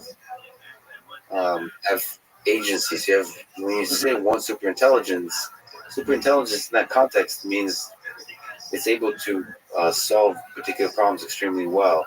But there's some aspect of human-like intelligence that's necessary to be integrated into human society. So not financial markets, not sort of weather prediction systems, or, I don't know, logistics optimization. I'm more referring to things that you interact with on the intellectual level. Yeah. And that, I think, requires, there has to be a backstory, there has to be a personality. I believe it has to fear its own mortality in a genuine way. Like, there has to be many of the elements that we humans experience that are fundamental to the human condition, because otherwise we would not have a deep connection with it. Mm-hmm. But I don't think having a deep connection with it is necessarily going to stop us from building a thing that has quite an alien intelligence aspect. Sure. So the other kind of alien intelligence on this planet is octopuses, or octopodes, or whatever you want to call them. Octopi. Yeah, there's a little controversy as to what the plural is, I guess. But an octopus. An octopus. You know, it really acts as a collective intelligence of 8 intelligent arms, right? Its arms have a tremendous amount of neural density to them, and I see, if we can build, I mean, just let's go with what you're saying. If we build a singular intelligence that interfaces with humans, that has a sense of agency, so it can run the cybernetic loop and develop its own theory of mind as well as a theory of action, all these things, I agree with you that that's the necessary components to build a real intelligence, right? There's got to be something at stake. It's got to make a decision. It's got to then run the OODA loop. Okay, so we build one of those. Well, if we can build one of those, we probably build 5 million of them. So we'll build 5 million of them. And if their cognitive systems are already digitized and they're already kind of there, we stick an antenna on each of them, bring it all back to a hive mind that maybe doesn't make all the individual decisions for them, but treats each one as almost like a neuronal input of a much higher bandwidth and fidelity. Going back to a central system that is then able to perceive much broader dynamics that we can't see. In the same way that a phased array radar, right? You think about how a phased array radar works. It's just sensitivity. It's just radars, and then it's hypersensitivity, you know, really great timing between all of them. And with a flat array, it's as good as a curved radar dish, right? So with these things, it's a phased array of cybernetic systems that'll give the centralized intelligence much better, much higher fidelity understanding of what's actually happening in the environment. But the more power, the more understanding the central superintelligence has, the dumber that the individual fingers of this intelligence are. I think Not necessarily. in my sense, I don't see what it has to be. This argument, there has to be the experience of the individual agent has to have the full richness of the human-like experience. You have to be able to be driving the car in the rain, listening to Bruce Springsteen, and all of a sudden break out in tears because remembering something that happened to you in high school. We can implant those memories if that's really needed. But but the central agency, I guess I'm saying for in my view, for intelligence to be born, you have to have the decentralization. Like each one has to struggle and reach. So each one in excess of energy has to reach for order, as opposed to a central place doing so. Have you ever read some sci-fi where there's hive minds? Like the Warner Vinge, I think, has one of these, and then some of the stuff from some of the Commonwealth Saga. The idea that you're an individual, but you're connected with a few other individuals telepathically as well, and together you form a swarm. So if you are, I ask you, what do you think is the experience of if you are a Borg, right? If you are if you're part of this hive mind, outside of all the aesthetics, forget the aesthetics. Internally, what is your experience like? Because I have a theory as to what that looks like. The one question I have for you about that experience is, how much is there a feeling of freedom, of free will? Because I obviously, as a human, very biased, but also somebody who values freedom and biased, it feels like experience of freedom is essential for trying stuff out, to being creative and doing something truly novel, which is at the core of. Yeah, well, I don't think you have to lose any freedom when you're in that mode, because I think what happens is you're still thinking about this in a sense of a top-down command and control hierarchy, which is not what it has to be at all. I think the experience, so I'll just, show my cards here. I think the experience of being a robot in that robot swarm, a robot who has agency over their own local environment, that's doing sense making and reporting it back to the hive mind. I think that robot's experience would be one when the hive mind is working well, it would be an experience of talking to God, right? That you essentially are reporting to, you're sort of saying, here's what I see. I think this is what's going to happen over here. I'm going to go do this thing because I think if I'm going to do this, this will make this change happen in the environment. And God, she may tell you, that's great. And in fact, your brothers and sisters will join you to help make this go better, right? And then she can let your brothers and sisters know, hey, Peter's going to go do this thing. Would you like to help him? Because we think that this will make this thing go better. And they'll say, yes, we'll help him. So the whole thing could be actually very emergent. The sense of, what does it feel like to be a cell in a network that is alive, that is generative? And I think actually the feeling is serendipity, that there's random order, not random disorder or chaos, but random order. Just when you need it to hear Bruce Springsteen, you turn on the radio and bam, it's Bruce Springsteen, right? That feeling of serendipity, I feel like this is a bit of a flight of fancy, but every cell in your body must have, what does it feel like to be a cell in your body? When it needs sugar, there's sugar. When it needs oxygen, there's just oxygen. Yeah. Now, when it needs to go and do its work and pull, as one of your muscle fibers, right? It does its work, and it's great. It contributes to the cause, right? So this is all, again, a flight of fancy. But I think as we extrapolate up, what does it feel like to be an independent individual with some bounded sense of freedom? All sense of freedom is actually bounded, but with a bounded sense of freedom that still lives within a network that has order to it. And I feel like it has to be a feeling of serendipity. So the cell has a feeling of serendipity, even though it has no way of explaining why it's getting oxygen and sugar when it gets it. So you have to, each individual component has to be too dumb to understand the big picture. No, the big picture is bigger than what it can understand. But isn't that an essential characteristic of the individual, is to be too dumb to understand the bigger picture? Not dumb necessarily, but limited in its capacity to understand. Because the moment you understand, I feel like that leads to, if you tell me now that there's some bigger intelligence controlling everything I do, intelligence broadly defined, meaning even the Sam Harris thing, there's no free will. If I'm smart enough to truly understand that that's the case, that's gonna. I don't know if I. We have a philosophical breakdown. Yeah. Right? Because we're in the West and we're pumped full of this stuff of like, you are a golden, fully free individual, all your freedoms and all your liberties, and go grab a gun and shoot whatever you want to. No, it's actually, you don't actually have a lot of these, you're not unconstrained, but the areas where you can manifest agency, you're free to do those things. You can say whatever you want on this podcast. You can create a podcast, right? Yeah. You're not, I mean, you have a lot of this kind of freedom, but even as you're doing this, you are actually, I guess, where the denouement of this is that we are already intelligent agents in such a system, right? In that one of these like robots of 1 of 5 million little swarm robots or one of the Borg, they're just posting on the internal bulletin board. I mean, maybe the Borg cube is just a giant Facebook machine floating in space, and everyone's just posting on there. They're just posting really fast. And like, oh yeah, It's called the metaverse now. then that's called the metaverse. That's right. Here's the Enterprise. Maybe we should all go shoot it. Yeah, everyone upvotes and they're going to go shoot it, right? But we already are part of a human online collaborative environment and collaborative sense-making system. It's not very good yet. It's got the overhangs of zombie sense-making institutions all over it. But as that washes away and as we get better at this, we are going to see humanity improving at speeds that are unthinkable in the past. And it's not because anyone's freedoms were limited. In fact, the open source, when we started this with open source software, right? The collaboration, what the internet surfaced was the ability for people all over the world to collaborate and produce some of the most foundational software that's in use today. Right? That entire ecosystem was created by collaborators all over the place. So these online kind of swarm kind of things are not novel. It's just, I'm just suggesting that future AI systems, if you can build one smart system, you have no reason not to build multiple. If you build multiple, there's no reason not to integrate them all into a collective sense-making substrate.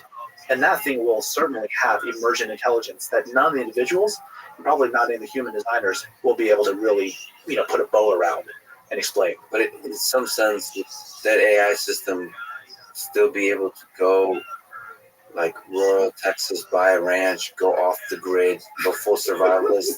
Like, can you disconnect from the hive mind? You may not want to. To be to be intelligent. You have access to way more intelligence capability if you're plugged into 5 million other really, really smart cyborgs. Why would you leave? So, like, there's the word control that comes to mind. Mm-hmm. So it doesn't feel like control, like overbearing control. It's just. I think systems. Well, this is to your point. I mean, look at how uncomfortable you are with this concept, right?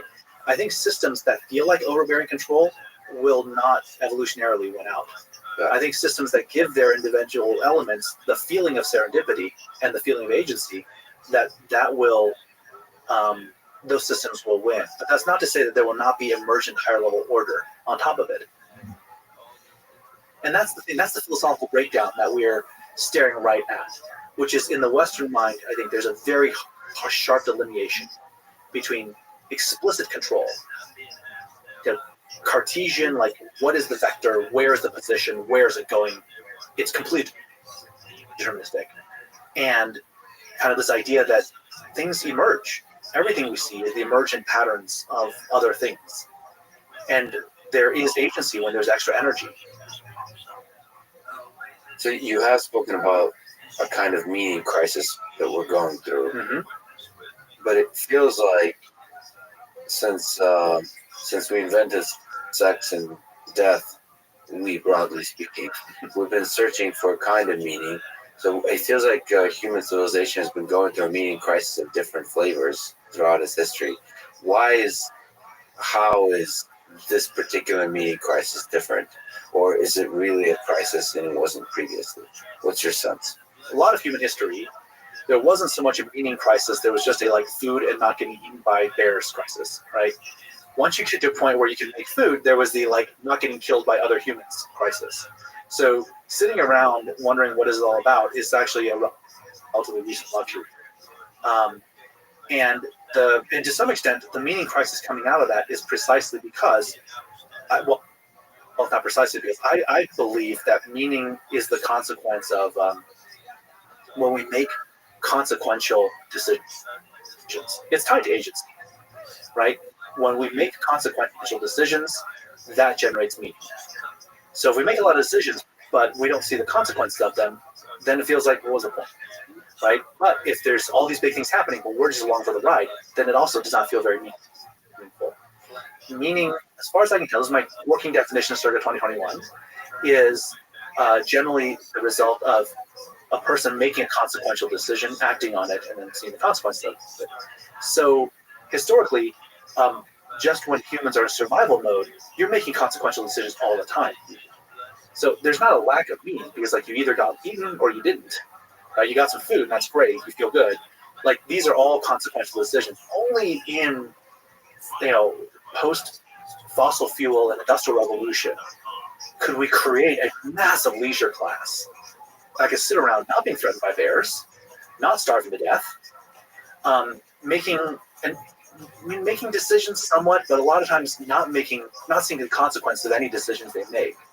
The general sort of sense of anomie, I think that was the French term for it, in the wake of the consumer society, in the wake of mass media telling everyone, hey, choosing between Hermes and Chanel is a meaningful decision. No, it's not. I don't know what either of those mean. Oh, there's high-end luxury purses and crap like that. Nice. But the point is that we give people the idea that consumption is meaning, that making a choice of this team versus that team, spectating, has meaning. So we produce all of these different things that are as if meaning, right? But really making a decision that has no consequences for us. And so that creates the meaning. Well, you're saying choosing between Chanel and the other one has no consequence. I mean, why is one more meaningful than the other? It's not that it's more meaningful than the other. It's that you make a decision between these two brands, and you're told this brand will make me look better in front of other people. If I buy this brand of car, if I wear that brand of apparel, right? The idea, like a lot of decisions we make are around consumption. But consumption by itself doesn't actually yield meaning. Gaining social status does provide meaning. So that's why in this era of abundant production, we so many things turn into status games. The NFT kind of explosion is a similar kind of thing. Everywhere there are status games because we just have so much excess production. But aren't those status games a source of meaning? Like what? Why does the games we play have to be grounded in physical reality like they are when you're trying to run away from life? Why can't we, in this virtuality world, on social media, why can't we play the games on social media, even the dark ones? Right, we can. And you're saying that's created a meaning crisis. Well, there's a meaning crisis in that there's two aspects of it. Number one, playing those kinds of status games oftentimes requires destroying the planet. Because it ties to consumption, consuming the latest and greatest version of a thing, buying the latest limited edition sneaker, and throwing out all the old ones. Maybe it keeps the old ones, but the amount of sneakers we have to cut up and destroy every year to create artificial scarcity for the next generation, right? This is kind of stuff that's not great. It's not great at all. So conspicuous consumption fueling status games is really bad for the planet, not sustainable. The second thing is you can play these kinds of status games, but then what it does is it renders you captured to the virtual environment. The status games that really wealthy people are playing are all around the hard resources, where they're going to build the factories, they're going to have the fuel and the rare earths to make the next generation of robots. They're then going to run circles around you and your children. So that's another reason not to play those virtual status games. So you're saying ultimately the big picture game is won by people who have access or control over actual hard resources. So you don't see a society where most of the games are played in a virtual space. They'll be captured in the physical space. It all builds. It's just like the stack of human being, right? If you only play the game at the cultural and the intellectual level, and the people with the hard resources and access to layer 0 physical are going to own you. But isn't money not connected to, or less and less connected to hard resources, and money still seems to work? It's a virtual technology. There's different kinds of money. Part of the reason that some of the stuff is able to go a little unhinged is because of the big sovereignties where one spends money and uses money and plays money games and inflates money, their ability to adjudicate the physical resources, hard resources on land and things like that, those have not been challenged in a very long time. So, we went off the gold standard. Most money is not connected to physical resources. It's an idea. Mhm. And that idea is very closely connected to status. So But it's also tied to, it's actually tied to law. It is tied to some physical hard things. So you have to pay your taxes. Yes, so it's always at the end going to be connected to the blockchain of physical reality. So in the case of law and taxes, it's connected to government, and government is what violence is the. I'm playing They have monopoly of stacks violence. of devil's advocates here. I'm popping one devil off the stack at a time. Isn't ultimately, of course, it'll be connected to physical reality, but just because people control the physical reality doesn't mean the status. LeBron James, in theory, could make more money than the owners of the teams, in theory. And to me, that's a virtual idea. So somebody else constructed a game, and now you're playing in the space of virtual, in the virtual space of the game. And so it just feels like there could be games where status, we build realities that give us meaning in the virtual space. Like I can imagine such things being possible. Oh yeah, okay. So I think I see what you're saying there. With the idea there, I mean, we'll take the LeBron James side and put in some YouTube influencer. Yes, Right. So the YouTube influencer, it is status games, but at a certain level, it precipitates into real dollars and into you look at Mr. Beast, right? Yeah. He's setting off $500,000 worth of fireworks or something, right? On a YouTube video. and also saving, saving trees and so on. Sure, right. They're trying to plant 1 million trees with Mark Rober or whatever it was. Yeah, it's not that those kinds of games can't lead to real consequences. It's that for the vast majority of people in consumer culture, they are incented by I would say mostly I'm thinking about middle class consumers. They're incented by advertisements, they're incented by their mimetic environment to treat the purchasing of certain things, the need to buy the latest model, whatever, the need to appear however, the need to pursue status games as a driver of meaning. And my point would be that it's a very hollow driver of meaning. And that is what creates a meaning crisis. Because at the end of the day, it's like eating a lot of empty calories, right? Yeah, it tasted good going down. A lot of sugar, but man, it was not enough protein to help build your muscles. And you kind of feel that in your gut. And I think that's, all the stuff aside, setting aside the discussion on currency, which I hope we get back to, that's what I mean about the meaning crisis, part of it being created by the fact that we don't, we're not encouraged to have more and more direct relationships. We're actually alienated from relating to even our family members sometimes, right? We're encouraged to relate to brands. We're encouraged to relate to these kinds of things that then tell us to do things that are really of low consequence. And that's where the meaning crisis comes from.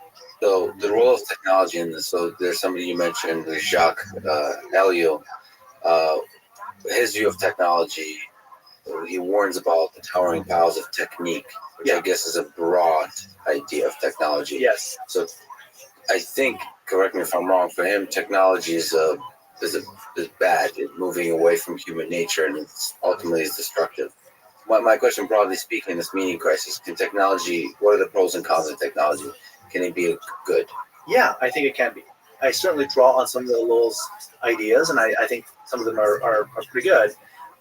But the way he defines technique is, also Simondan as well. He speaks to the general mentality of efficiency. Homogenized processes, homogenized production, homogenized labor to produce homogenized artifacts that then are not actually, they don't sit well in the environment. So it's essentially, you can think of it as the antonym of craft. Whereas a craftsman will come to a problem, maybe a piece of wood, and they make it into a chair. It may be a site to build a house or build a stable or build whatever, and they will consider how to bring various things in to build something well contextualized that's in right relationship with that environment. But the way we have driven technology over the last 100, 150 years is not that at all. It is how can we, make sure the input materials are homogenized, cut to the same size, diluted and doped to exactly the right alloy concentrations. How do we create machines that then consume exactly the right amount of energy to be able to run at this high speed to stamp out the same parts, which then go out the door. Everyone gets the same tickle me Elmo. And the reason why everyone wants it is because we have broadcast that tells everyone this is the cool thing. So we homogenize demand, right? And we're like Baudrillard and other critiques of modernity coming from that direction. The situationalists as well. It's that their point is that at this point in time, consumption is the thing that drives a lot of the economics, not the need, but the need to consume and build status games on top. So we have homogenized. When we discovered, I think this is really like Bernays and stuff, right? In the early 20th century, we discovered we can create demand, we can create desire in a way that was not possible before because of broadcast media. And not only do we create desire, we don't create desire for each person to connect to some bespoke thing to build a relationship with their neighbor or their spouse.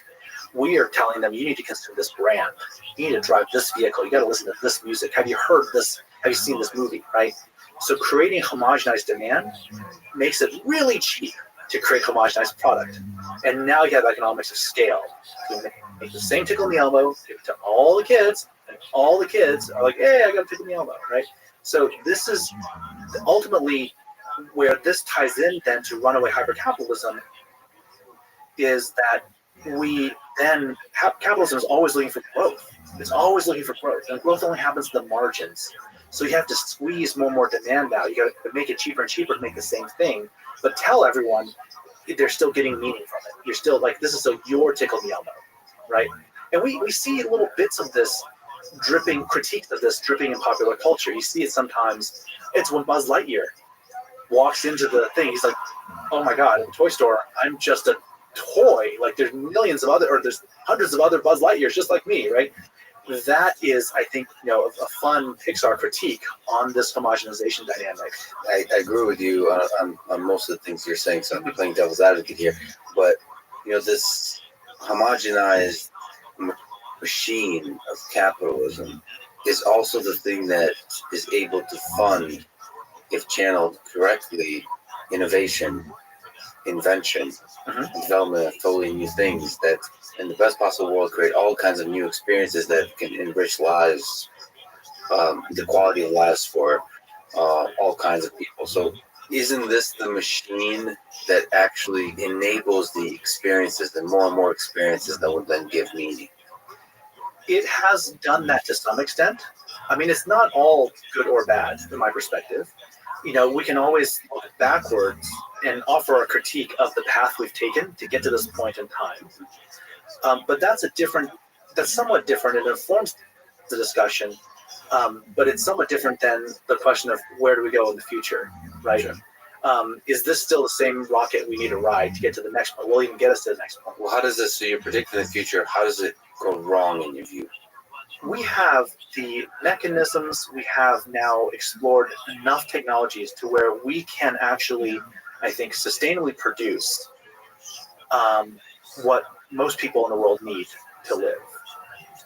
We have also created the infrastructures to allow continued research and development of additional science and medicine and various other kinds of things. The organizing principles that we use to govern all these things today a lot of them have been just inherited from, honestly, medieval times. Some of them have refactored a little bit in the industrial era, but a lot of these modes of organizing people are deeply problematic. And furthermore, they're rooted in, I think, a very industrial mode perspective on human labor. And this is one of those things. I'm going to go back to the open source thing. There was a point in time when, well, let me ask you this. If you look at the core SciPy sort of collection of libraries, so SciPy, NumPy, Matplotlib, right? There's IPython Notebook. Let's throw pandas in there, scikit-learn, a few of these things. How much value do you think, economic value, would you say they drive in the world today? That's one of the fascinating things about talking to you and Travis. Just like it's a measure. It's like at least $1 billion a day. Maybe? $1 billion, sure. I mean, it's like it's a similar question of like how much value does Wikipedia create? Right. It's like all of it. I don't know. Well, I mean, if you look at our systems, when you do a Google search, right? Now some of that stuff runs through TensorFlow, but when you look at Siri, when you do credit card transactions, fraud, like just everything, right? Every intelligence agency under the sun, they're using some aspect of these kinds of tools. So I would say that these create billions of dollars of value. Oh, you mean like direct use of tools that leverage Yes, direct, yeah. Yeah, even that billions a day, yeah. Yeah, right, easily. I think. Like the things they could not do if they didn't have these tools, right? Yes. So that's billions of dollars a day, great. I think that's about right. Now, if we take, how many people did it take to make that? Right, and there was a point in time, not anymore, but there was a point in time when they could fit in a van. I could have fit them in my Mercedes Sprinter, right? And so if you look at that, like, holy crap, literally a van of maybe a dozen people could create value to the tune of billions of dollars a day. What lesson do you draw from that? Well, here's the thing. What can we do to do more of that? Like, that's open source. The way I've talked about this in other environments is when we use generative, participatory, crowdsourced approaches, we unlock human potential at a level that is better than what capitalism can do. I would challenge anyone to go and try to hire the right 12 people in the world to build that entire stack the way those 12 people did that, right? It would be very, very hard pressed to do that. If a hedge fund could just hire a dozen people and create like something that is worth billions of dollars a day, every single one of them would be racing to do it, right? But finding the right people, fostering the right collaborations, getting it adopted by the right other people to then refine it, that is a thing that was organic in nature. That took crowdsourcing. That took a lot of the open source ethos. That took the right kinds of people, right? None of those people who started that said, I need to have a part of a multi-billion dollar a day sort of enterprise. They're like, I'm doing this cool thing to solve my problem for my friends, right?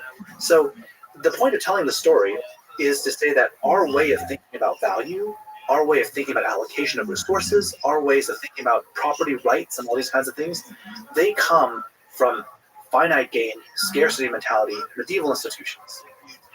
As we are now entering, to some extent, we are sort of in a post-scarcity era, although some people are hoarding a whole lot of stuff. We are at a point where, if not now, soon, we'll be in a post-scarcity era. The question of how we allocate resources has to be revisited at a fundamental level, because the kind of software these people built, the modalities that those human ecologies that built the software, it treats software as one property. Actually, sharing creates value. Restricting, forking reduces value. So that's different than any other physical resource we've ever dealt with. It's different than how most corporations treat software IP, right?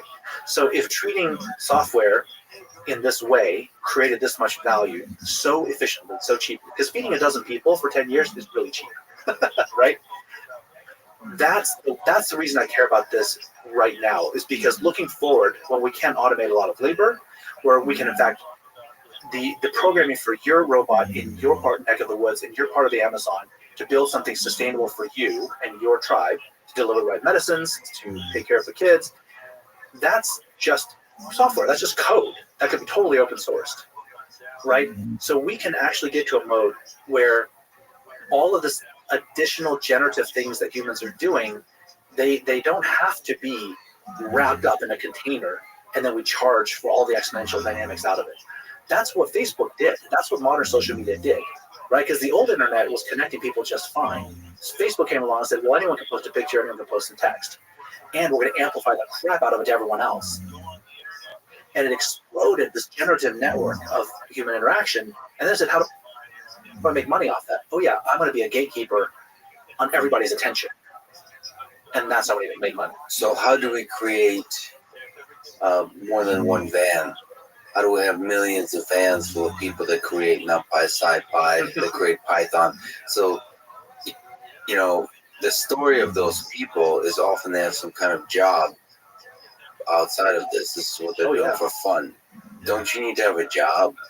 Don't you have to be connected, plugged in to the capitalist system? Isn't that what, like, isn't this consumerism the engine that results in the individuals that kind of take a break from it every once in a while to create something magical? Like at the edges. Right, the question of surplus, right? This is the question. Like if everyone were to go and run their own farm, no one would have time to go and write sci-fi, right? Maybe, but that's what I'm talking about when I say we're maybe at a post-scarcity point for a lot of people. The question that we're never encouraged to ask in a Super Bowl ad is, how much do you need? How much is enough? Do you need to have a new car every 2 years? Every 5? You have a reliable car, you drive one for 10 years, is that all right? I had a car for 10 years, it was fine. You know, your iPhone, did you have to upgrade every 2 years? I mean, it's sort of, you're using the same apps you did 4 years ago, right? This should be a Super Bowl ad. This should be a Super Bowl ad. That's great. Maybe somebody, you really need a new iPhone. Maybe one of our listeners will fund something like this. Of like, no, but just actually bringing it back to actually the question of what do you need? How do we create infrastructure for collectives of people to live on the basis of providing, you know, what we need, meeting people's needs with a little bit of excess to handle emergencies, things like that, pulling our resources together to handle the really, really big, you know, emergencies, somebody with a really rare form of cancer or some massive fire sweeps through, you know, half the village or whatever. But can we actually unscale things and solve for people's needs and then give them the capacity to explore how to be the best version of themselves? And for Travis, that was, you know, throwing away his shot at tenure in order to write umpire. For others, it's there is a saying in the sci-fi community that, you know, sci-fi advances one failed postdoc at a time, and that's, you know, we can do these things. We can actually do this kind of collaboration because code, software, information organization, that's cheap. That those bits are very cheap to fling across the oceans. So you mentioned Travis. We've been talking, and we'll continue to talk about open source. Maybe you can comment. How did you meet Travis? Who is Travis Alfine? What's your relationship been like through the years? Where did you work together? How did you meet? What's the present and the future look like? Yeah, so the first time I met Travis was at a sci-fi conference in Pasadena. Do you remember the year? 2005. I was working at Enthought, you know, working on scientific computing consulting, and a couple of years later, he joined us at Enthought, I think 2007, and he came in as president. One of the founders of Enthought was the CEO, Eric Jones, and we were all very excited that Travis was joining us, and that was, you know, great fun. So I worked with Travis on a number of consulting projects, and we worked on some open source stuff. I mean, it was just a good time there. And then it was primarily Python related. Oh yeah, it was all Python, sci-fi consulting kind of stuff. Towards the end of that time, we started getting called into more and more finance shops. They were adopting Python pretty heavily. I did some work on like a high frequency trading shop, working on some stuff, and then we worked together on some at a couple of investment banks in Manhattan. And so we started seeing that there was a potential to take Python in the direction of business computing, more than just being this niche like MATLAB replacement for big vector computing. What we were seeing was, oh yeah, you could actually use Python as a Swiss Army knife to do a lot of shadow data transformation kind of stuff. So that's when we realized the potential is much greater. And so we started Anaconda. I mean, it was called Continuum Analytics at the time. We started in January of 2012 with the vision of shoring up the parts of Python that needed to get expanded to handle data at scale, to do web visualization, application development, etc.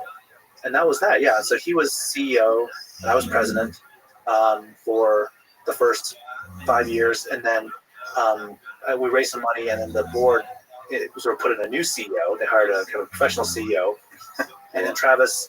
You laugh at that. I took over the CTO role. Travis then left after a year to do his own thing, to do QuantSight, which was more oriented around some of the bootstrap years that we did at Continuum, where it was open source and consulting. It wasn't sort of like gung-ho product development, and it wasn't focused on.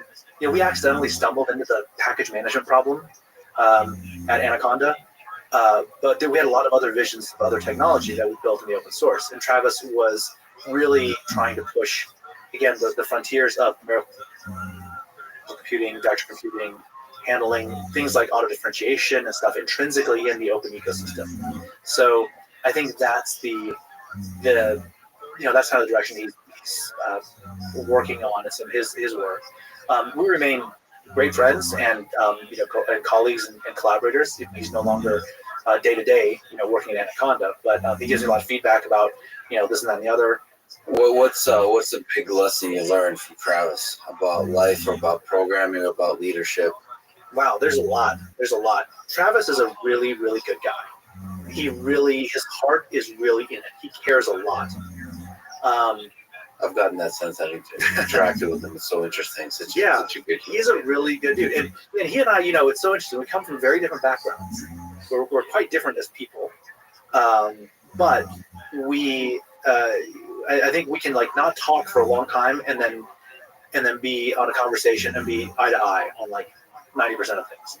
And so he's someone who I believe, no matter how much fog settles into the ocean, his ship, my ship, are pointed sort of in the same direction, the same star. Wow, so that's a beautiful way to phrase it. No matter how much fog there is, we're pointed at the same star. Yeah, and I hope he feels the same way. I mean, I hope he knows that over the years now. We both care a lot about the community. For someone who cares so deeply, I would say this about Travis, it's interesting. For someone who cares so deeply about the nerd details of type system design and vector computing and efficiency of expressing this and that and the other, memory layouts and all that stuff, he cares even more about the people in the ecosystem, the community. And I have a similar kind of alignment. I care a lot about the tech. I really do. But for me, the beauty of what this human ecology has produced is, I think, a touchstone. It's an early version. We should look at it and say, how do we replicate this for humanity at scale? What this open source collaboration was able to produce, how can we be generative in human collaboration moving forward and create that as a civilizational kind of dynamic? Can we seize this moment to do that? Because a lot of the other open source movements, it's all nerds nerding out on code for nerds, and this, because it's scientists, because it's people working on data, that all of it faces real human problems. I think we have an opportunity to actually make a bigger impact.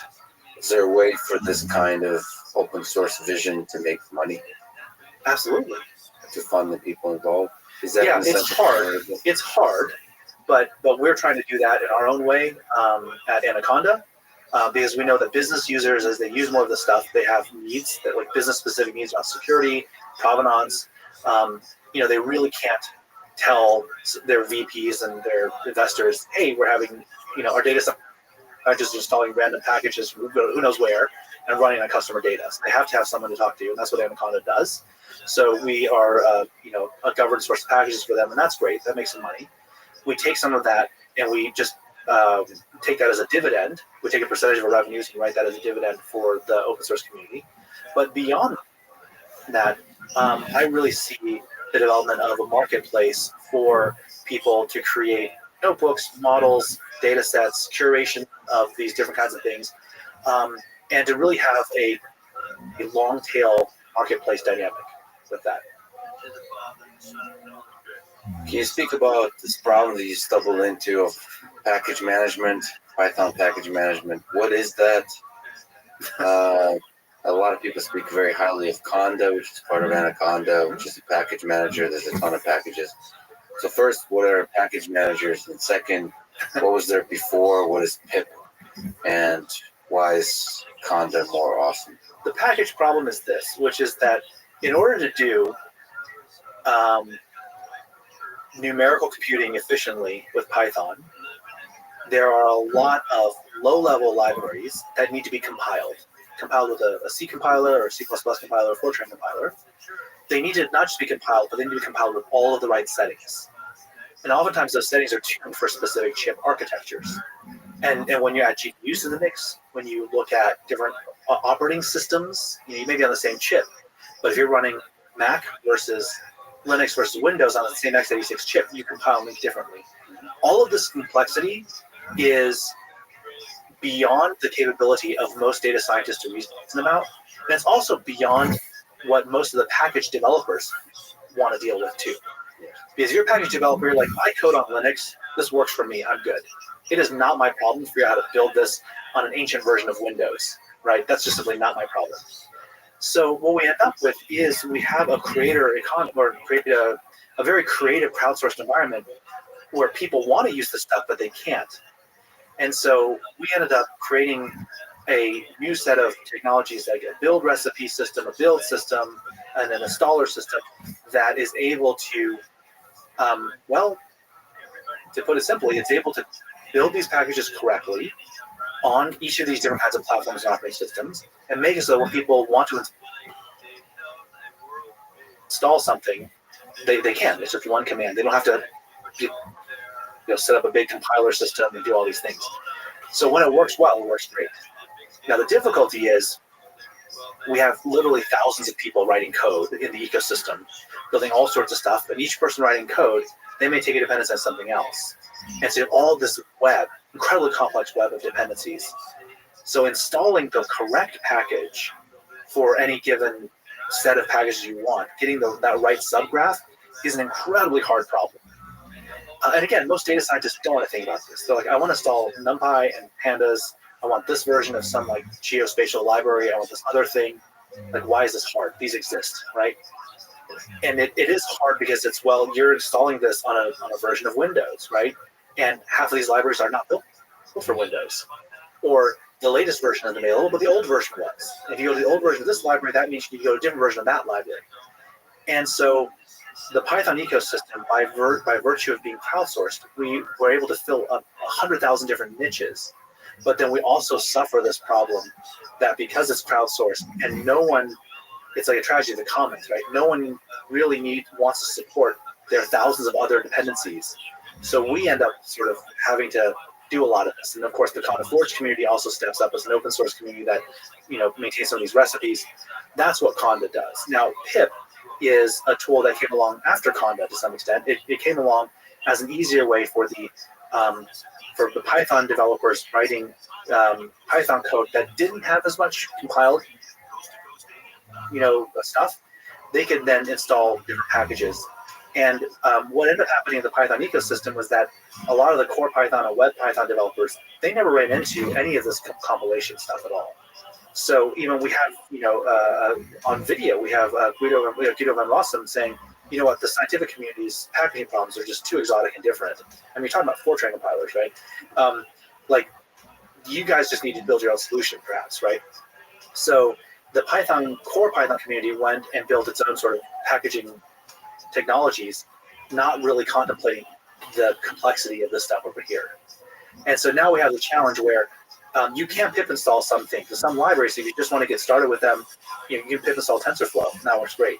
The instant you want to also install some other packages that use different versions of NumPy or some like graphics library or some OpenCV thing or some other thing, you now run into dependency hell. Because you cannot, OpenCV can have a different version of libjpeg over here than PyTorch over here. Like they actually have, they all have to use if you want to use GPU acceleration, they have to all use the same underlying drivers, the same GPU CUDA things. So it gets to be very gnarly, and it's a level of technology that both the makers and the users don't really want to think too much about. And that's where you step in and try to solve this. We try to solve it. So how much is that? I mean, you said that you don't want to think, they don't want to think about it, but how much is it a little bit on the developer and providing them tools to be a little bit more clear of that subgraph of dependency that's necessary? It is getting to a point where we do have to think about, look, can we pull some of the most popular packages together and get them to work on a coordinated release timeline, get them to build against the same test matrix, et cetera, right? And there is a little bit of dynamic around this, but again, it is a volunteer community. People working on these different projects have their own timelines and their own things they're trying to meet. So we end up trying to pull these things together, and then it's this incredibly, and I would recommend just as a business tip, don't ever go into business where when your hard work works, you're visible. And when it breaks because of someone else's problem, you get flack for it. Because that's in our situation, right? When something doesn't Conda install properly, usually it's some upstream issue, but it looks like Conda's broken. It looks like Anaconda screwed something up. When things do work, though, it's like, oh yeah, well, it's worked. Assuming naturally, of course, it's very easy to make that work, right? So we end up in this kind of problematic scenario, but it's okay because I think we're still, our heart's in the right place. We're trying to move this forward as a community sort of affair. I think most of the people in the community also appreciate the work we've done over the years to try to move these things forward in a collaborative fashion. So one of the subgraphs of dependencies that became super complicated is the move from Python 2 to Python 3. So there's all these ways to mess with these kind of ecosystems and packages and so on. So I just want to ask you about that particular one. What do you think about the move from Python 2 to 3? Why did it take so long? What were, from your perspective, just seeing the packages all struggle and the community all struggle through this process? Mm-hmm. What lessons do you take away from it? Why did it take so long? Looking back, some people perhaps underestimated how much adoption Python 2 had. I think some people also underestimated how much, or they overestimated how much value some of the new features in Python 3 really provided. Like the things they really loved about Python 3 just didn't matter to some of these people in Python 2. Because this change was happening as Python, SciPy was starting to take off, really like past like a hockey stick of adoption in the early data science era, in the early 2010s. A lot of people were learning onboarding and whatever just worked. And the teachers were like, well, yeah, these libraries I need are not supported in Python 3 yet. Yeah, I'm going to teach you Python 2. It took a lot of advocacy to get people to move over to Python 3. So I think it wasn't any particular single thing, but it was one of those death by, a dozen cuts, which just really made it hard to move off of Python 2. And also Python 3 itself, as they were kind of breaking things and changing things around and reorganizing the standard library, there's a lot of stuff that was happening there that kept giving people an excuse to say, I'll put off till the next version. 2 is working fine enough for you right now. So I think that's essentially what happened there. And I will say this, though. The strength of the Python data science movement, I think, is what kept Python alive in that transition. Because a lot of languages that died left their user bases behind. If there wasn't the use of Python for data, there's a good chunk of Python users that during that transition would have just left for Go and Rust and stayed. In fact, some people did. They moved to Go and Rust and they just never looked back. The fact that we were able to grow by millions of users the Python data community, that is what kept the momentum for Python going. And now the usage of Python for data is over 50% of the overall Python user base. So I'm happy to debate that on stage somewhere Python with someone if they really want to take issue with that statement. But from where I sit, I think that's true. The statement there, the idea is that the switch from Python 2 to Python 3 would have probably destroyed Python if it didn't also coincide with Python for whatever reason, just overtaking the data science community, anything that processes data. Yeah. So like the timing was perfect. Yep. That this maybe imperfect decision was coupled with the great timing and the value of data in our world. I would say the troubled execution of a good decision. It was a decision that was necessary. It's possible if we had more resources, we could have done it in a way that was a little bit smoother, but ultimately, the arguments for Python 3, I bought them at the time and I buy them now, right? Having great text handling is like a non-negotiable table stakes thing you need to have in a language. So that's great, but the execution, Python is it's volunteer driven. It's like now the most popular language on the planet, but it's all literally volunteers. So the lack of resources meant that they had to do things in a very hamstrung way. And I think to carry the Python momentum in the language through that time, the data movement was a critical part of it. So some of it is Karen's take. I actually have to shamefully admit that it took me a very long time to switch from Python 2 and Python 3 because I'm a machine learning person. It was just, for the longest time, you could just do fine with Python 2. Right. But I think the moment where I switched everybody I worked with and switched myself, for small projects and big is when NumPy announced that they're going to end support, like in 2020 or something like that. Right. So like when I realized, oh, this is going to end. Right. So that's the stick. That's not the a stick. carrot. It's not. So for the longest time it was carrots. It was like all of these packages were saying, okay, we have Python 3 support now. Come join us. We have Python 2 and Python 3. But when NumPy, one of the packages I sort of love and depend on, said like, nope, it's over. That's when I decided to switch. I wonder if you think it was possible much earlier for somebody like NumPy or some major package to step into the cold. Well, it's like, a chicken and egg problem too, right? You don't want to cut off a lot of users unless you see the user momentum going too. So the decision for the scientific community for each of the different projects, there's not a monolith. Some projects are like, we'll only be releasing new features on Python 3. And that was more of a sticky carrot, right? A firm carrot, if you will, a firm carrot. A stick-shaped carrot. Yeah. But then for others, NumPy in particular, because it's at the base of the dependency stack for so many things, that was the final stick. That was a stick-shaped stick. People were saying, look, if I have to keep maintaining my releases for Python 2, that's that much less energy that I can put into making things better for the Python 3 folks, or in my new version, which is, of course, going to be Python 3. So people were also getting kind of pulled by this tension. So the overall community sort of had a lot of input into when the NumPy core folks decided that they would end of life on Python 2. So these numbers are a little bit loose, but there are about 10 million Python programmers in the world. You could argue that number, but let's say 10 million. There's actually, where I was looking, said 27 million total programmers, developers in the world. You mentioned in the talk that changes need to be made for there to be 100 million Python programmers. So first of all, do you see a future where there's 100 million Python programmers? And second, what kind of changes need to be made? So Anaconda Miniconda get downloaded about 1 million times a week. So I think the idea that there's only 10 million Python programmers in the world is a little bit undercounting. There are a lot of people who escape traditional counting that are using Python and data in their jobs. I do believe that the future world for it the world I would like to see is one where people are data literate. So they are able to use tools that let them express their questions and ideas fluidly. And the data variety and data complexity will not go down. It will only keep increasing.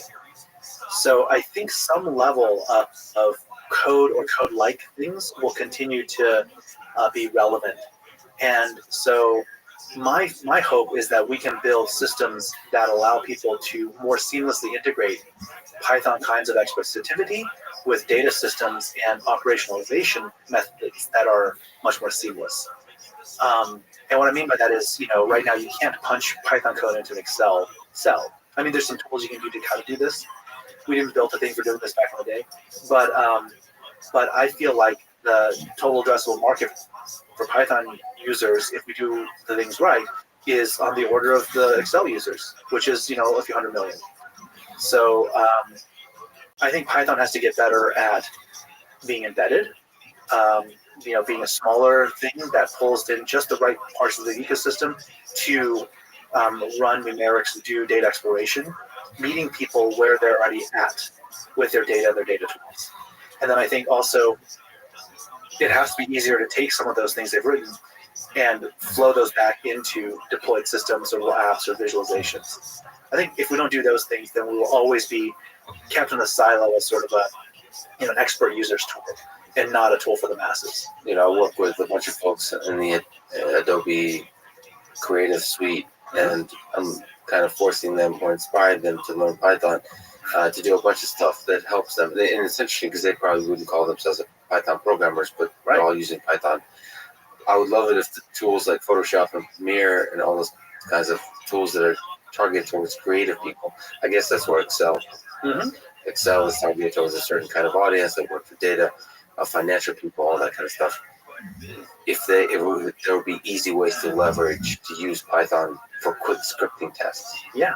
And there's an exciting application of artificial intelligence about looking at OpenAI Codex with generating programs. Yeah. So almost helping people bridge the gap, kind of visual interface to generating programs to something formal, and then they can modify it and so on, but kind of without having to read the manual, without having to do a Google search on Stack Overflow, which is essentially what a neural network does when it's doing code generation, is actually generating code and allowing a human to communicate with multiple programs, and then maybe even programs to communicate with each other via Python.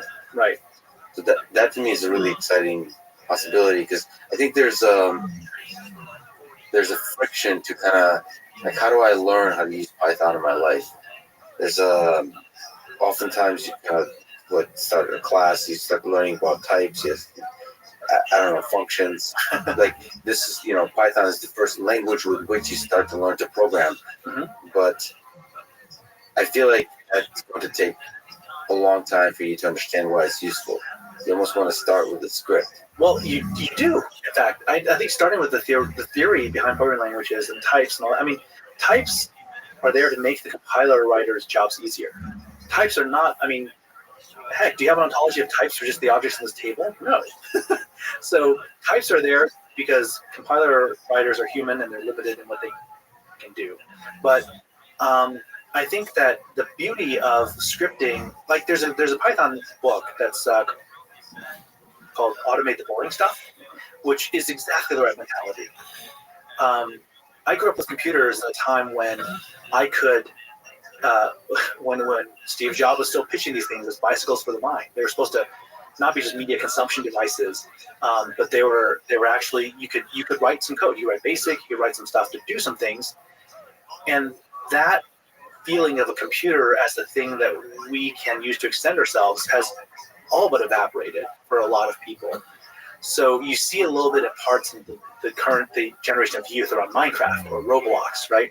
And I think Python, CircuitPython, these things could be a renaissance of that, of people actually shaping and using their computers as an extension of their minds, their curiosity, their creativity.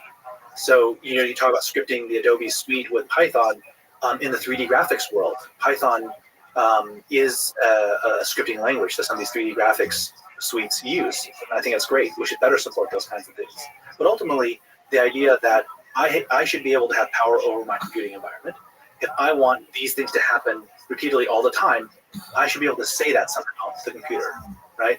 Now, whether the operating systems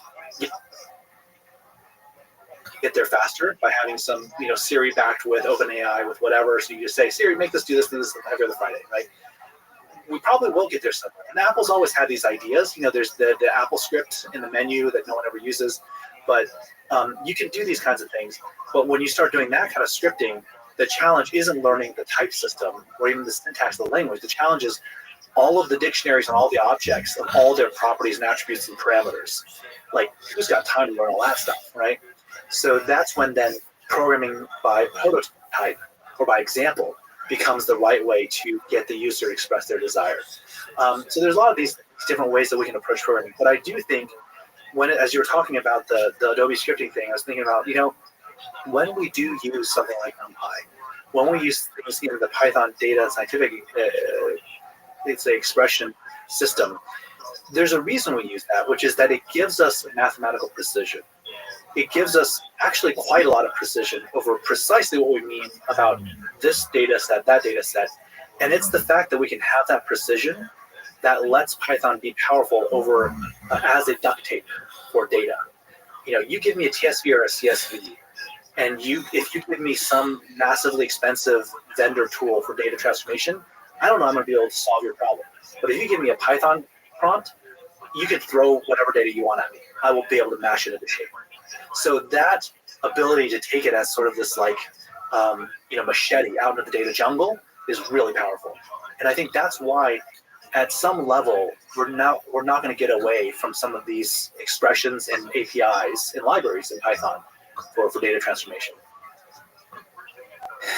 You've been at the center of the Python community for many years. If you could change one thing, about the community to help it grow, to help it improve, to help it flourish and prosper, what would it be?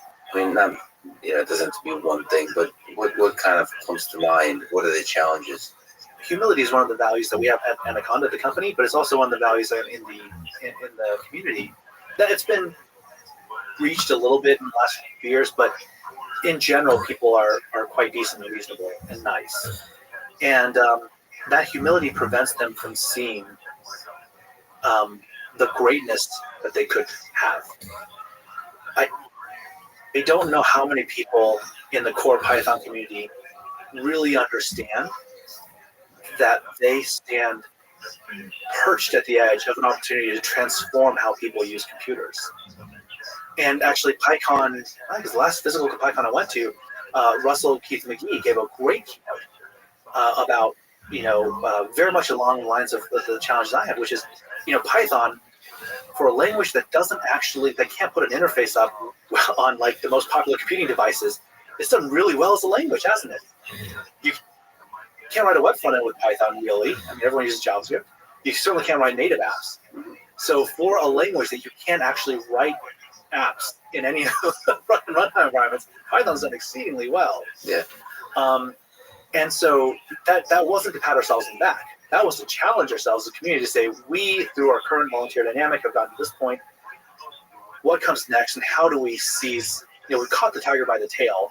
How do we make sure we keep up with it as it goes forward? So that's one of the questions I have about sort of open source communities. Is at its best, there's a kind of humility. Is that humility prevent you to have a vision for creating something like very new and powerful? And you've brought us back to consciousness again. The collaboration is a swarm emergent dynamic. Humility lets these people work together without anyone trouncing anyone else. How do they, in consciousness, there's the question of the binding problem. How does a singular, our attention, how does that emerge from, billions of neurons? Yes. So how can you have a swarm of people emerge a consensus that has a singular vision to say, we will do this, and most importantly, we're not going to do these things. Emerging a coherent, pointed, focused leadership dynamic from a collaboration, being able to do that, and then dissolve it so people can still do the swarm thing. That's a problem. It's a question. So do you have to have a charismatic leader? For some reason, Linus Torvald comes to mind, but there's people who criticize. You rules the Iron Fist, man. But there's still charisma. Charisma, right? There's a charisma to that Iron Fist. There's every leader is different, I would say, in their success. So he doesn't. I don't even know if you could say he doesn't have humility. There's such a meritocracy of ideas that this is a good idea and this is a bad idea. There's a step function to it. Once you clear a threshold, he's open. Once you clear the bozo threshold, he's open to your ideas, I think. Right? But see, the interesting thing is, obviously, that will not stand in an open source community if that threshold that is defined by that one particular person is not actually that good. Mm-hmm. So you actually have to be really excellent at what you do. Mm-hmm. So he's very good at what he does. And so there's some aspect of leadership where you can get thrown out. People can just leave. That's how it works with open source. Yeah. They'll fork. But at the same time, you want to sometimes be a leader, with a strong opinion. Because people, there's some kind of balance here for this, hive mind to get behind. Leadership is a big topic. And I didn't, I'm not one of these guys that went to MBA school and said, I'm going to be an entrepreneur and I'm going to be a leader and I'm going to read all these Harvard Business Review articles on leadership and all this other stuff. I was a physicist turned into a software nerd who then really nerded out on Python. And now I am entrepreneurial, but I saw a business opportunity around using Python and data. But for me, what has been interesting over this journey with the last 10 years is how much I started really enjoying the understanding, thinking deeper about organizational dynamics and leadership. And leadership does come down to a few core things. Number one, a leader has to create belief, or at least has to dispel disbelief. Leadership also, you have to have vision, loyalty, and experience. So can you say belief in a singular vision? Like, what does belief mean? Yeah, belief means a few things. Belief means here's what we need to do, and this is a valid thing to do, and we can do it. That you have to be able to drive that belief. And every step of leadership along the way has to help you amplify that belief to more people. I mean, I think at a fundamental level, that's what it is. You have to have a vision. You have to be able to show people that, or you have to convince people to believe in the vision and to get behind you. And that's where the loyalty part comes in and the experience part comes in. There's all different flavors of leadership. So if we talk about Linus, we could talk about Elon Musk and Steve Jobs. There's Sundar Pichai. There's people that kind of put themselves at the center and are strongly opinionated, and some people are more like consensus builders. Right. What works well for open source? What works well in the space of programming? So you've been a programmer, you've led many programmers that are now sort of at the center of this ecosystem. What works well in the programming world, would you say?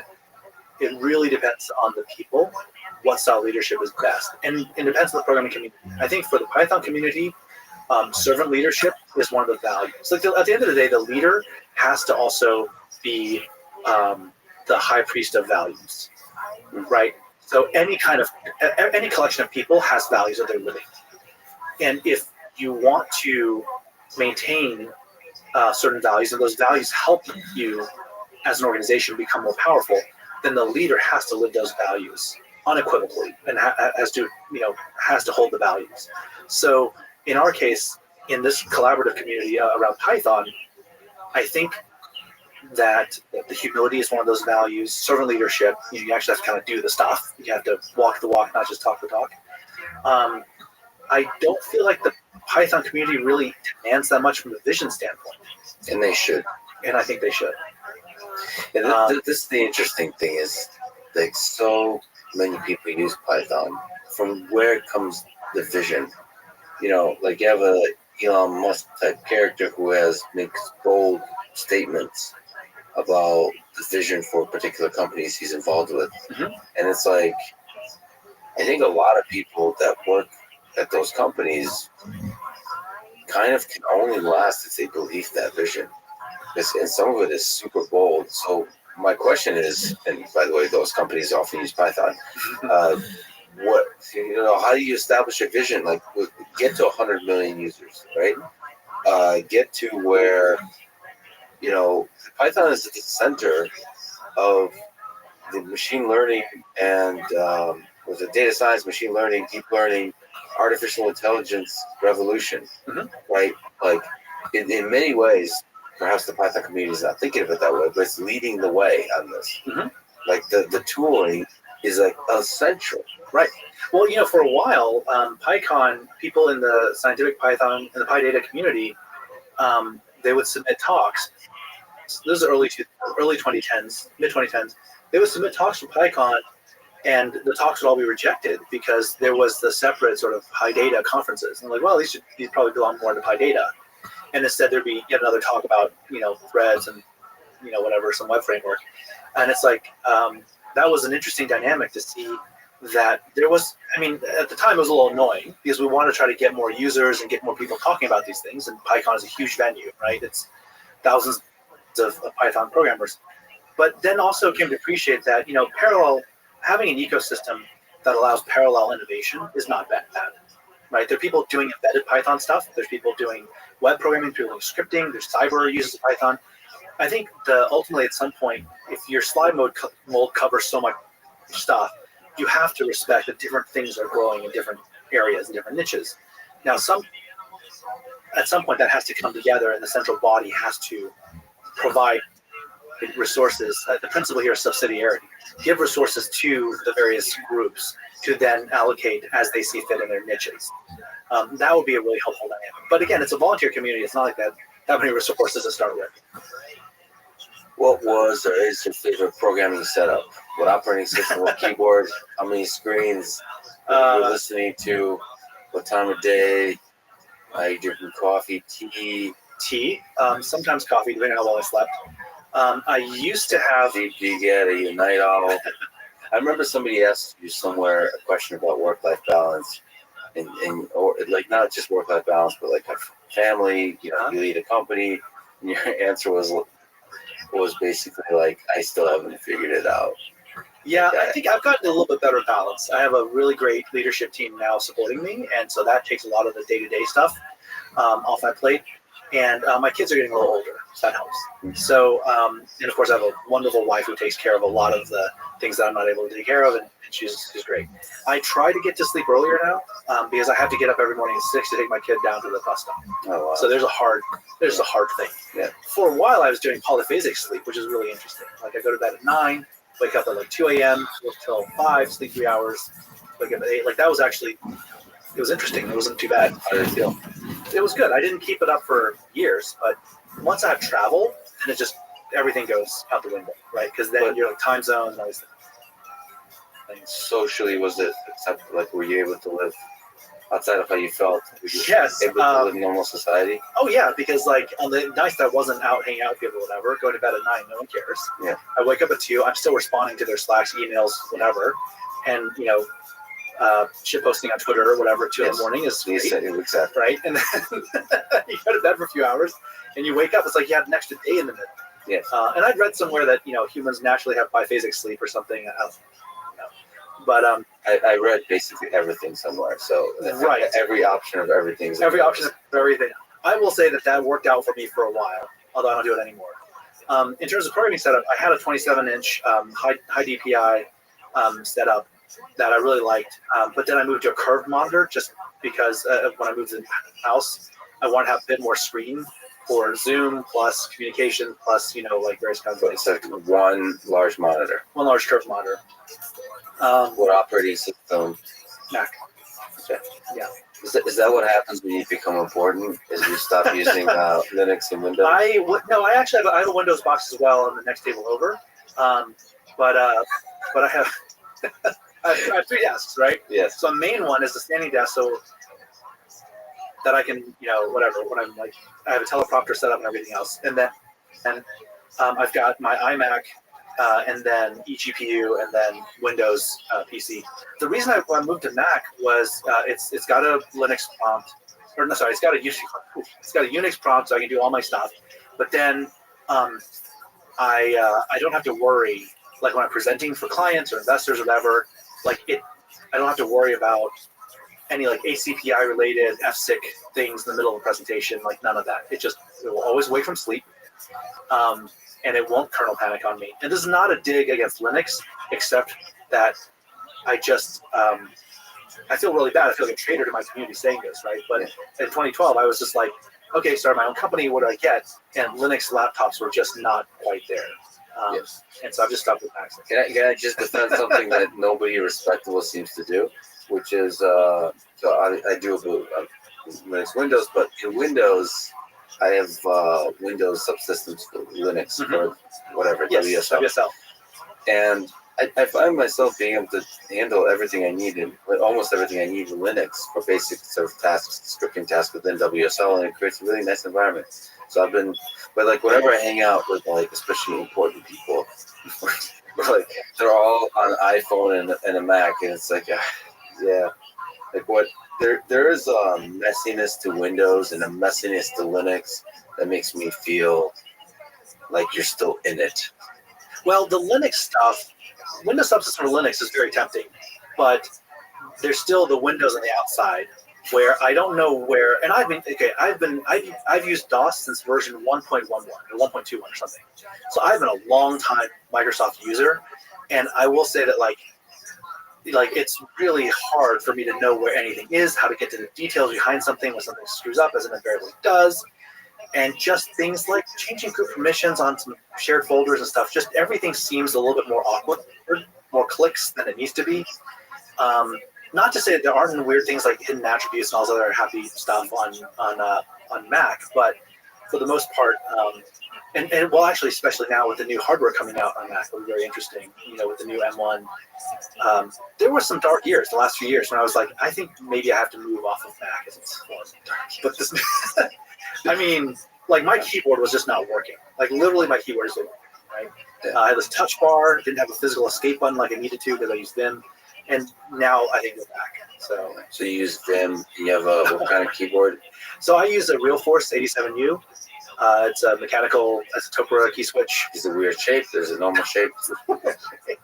Well, no, because I say that because I use a Kinesis, and I had you said some dark. You said you had dark moments. I recently had a dark moments like, what am I doing in my life? So I remember, I'm flying in a very kind of tight space, and as I'm working, this is what I do on an airplane. I pull out a laptop, and on top of the laptop, I'll put a Kinesis keyboard. Ooh, that's hardcore, man. Just thinking, is this who I am? Is this what I'm becoming? Will I be this person? Because I'm on Emacs with this Kinesis keyboard, sitting like with everybody around. Emacs on Windows.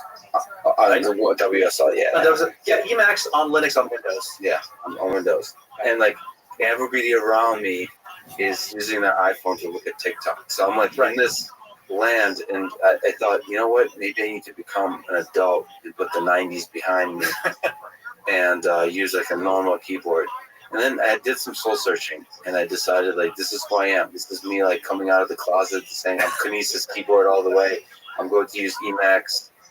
You know also Kinesis fan, Wes McKinney, the creator of Pandas. Oh, he banged out Pandas on a Kinesis keyboard, I believe. I don't know if he's still using one, maybe, but certainly 10 years ago, like he was. Well, if anyone's out there, maybe we need to have a Kinesis support group. Please reach out. Isn't there already one? Is there one? I don't know. There's got to be an IRC channel. Oh no! And you access it through Emacs. Okay. Do you still program these days? I do a little bit. Honestly, the last thing I did was I was working with my son to script some Minecraft stuff. So I was doing a little bit of that. That was literally the last code I wrote. Maybe I did. Oh, you know what? Also, I wrote some code to do some cap table evaluation, waterfall modeling kind of stuff. What advice would you give to a young person, said your son, today in high school, maybe even college, about career, about life? This may be where I get into trouble a little bit. We are coming to the end. We're rapidly entering a time between worlds. So we have a world now that's starting to really crumble under the weight of aging institutions that no longer even pretend to serve the purposes they were created for.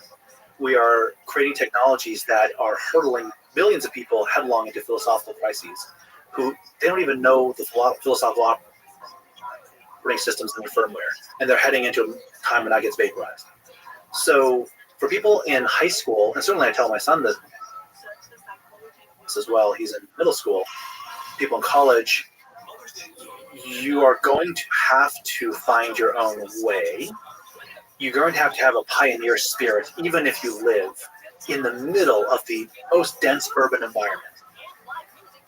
All of human reality around you is the result of the last few generations of humans agreeing to play certain kinds of games. A lot of those games no longer operate according to the rules they used to. Collapse is nonlinear, but it will be managed. And so if you are in a particular social caste or economic caste, and it's not I think it's not kosher to say that about America, but America is a very stratified and classist society. There's some mobility, but it's really quite classist. And in America, unless you're in the upper middle class, you are headed into very choppy waters. So it is really, really good to think and understand the fundamentals of what you need to build a meaningful life for you, your loved ones, with your family. And almost all of the technology being created that's consumer facing is designed to own people, to take the fourth stack, of people, to delaminate them and to own certain portions of that stack. And so if you want to be an integral human being, if you want to have your agency and you want to find your own way in the world, when you're young would be a great time to spend time looking at some of the classics around, what it means to live a good life, what it means to build connection with people.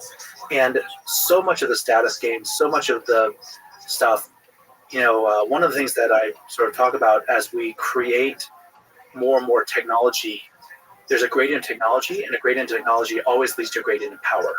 And this is Shaka Will's point to some extent as well. And that gradient in power is not going to go away. technologies are going so fast that even people like me who helped create some of the stuff, I'm being left behind. Some cutting edge research. I don't know what's going on in GANs today. I go read some proceedings.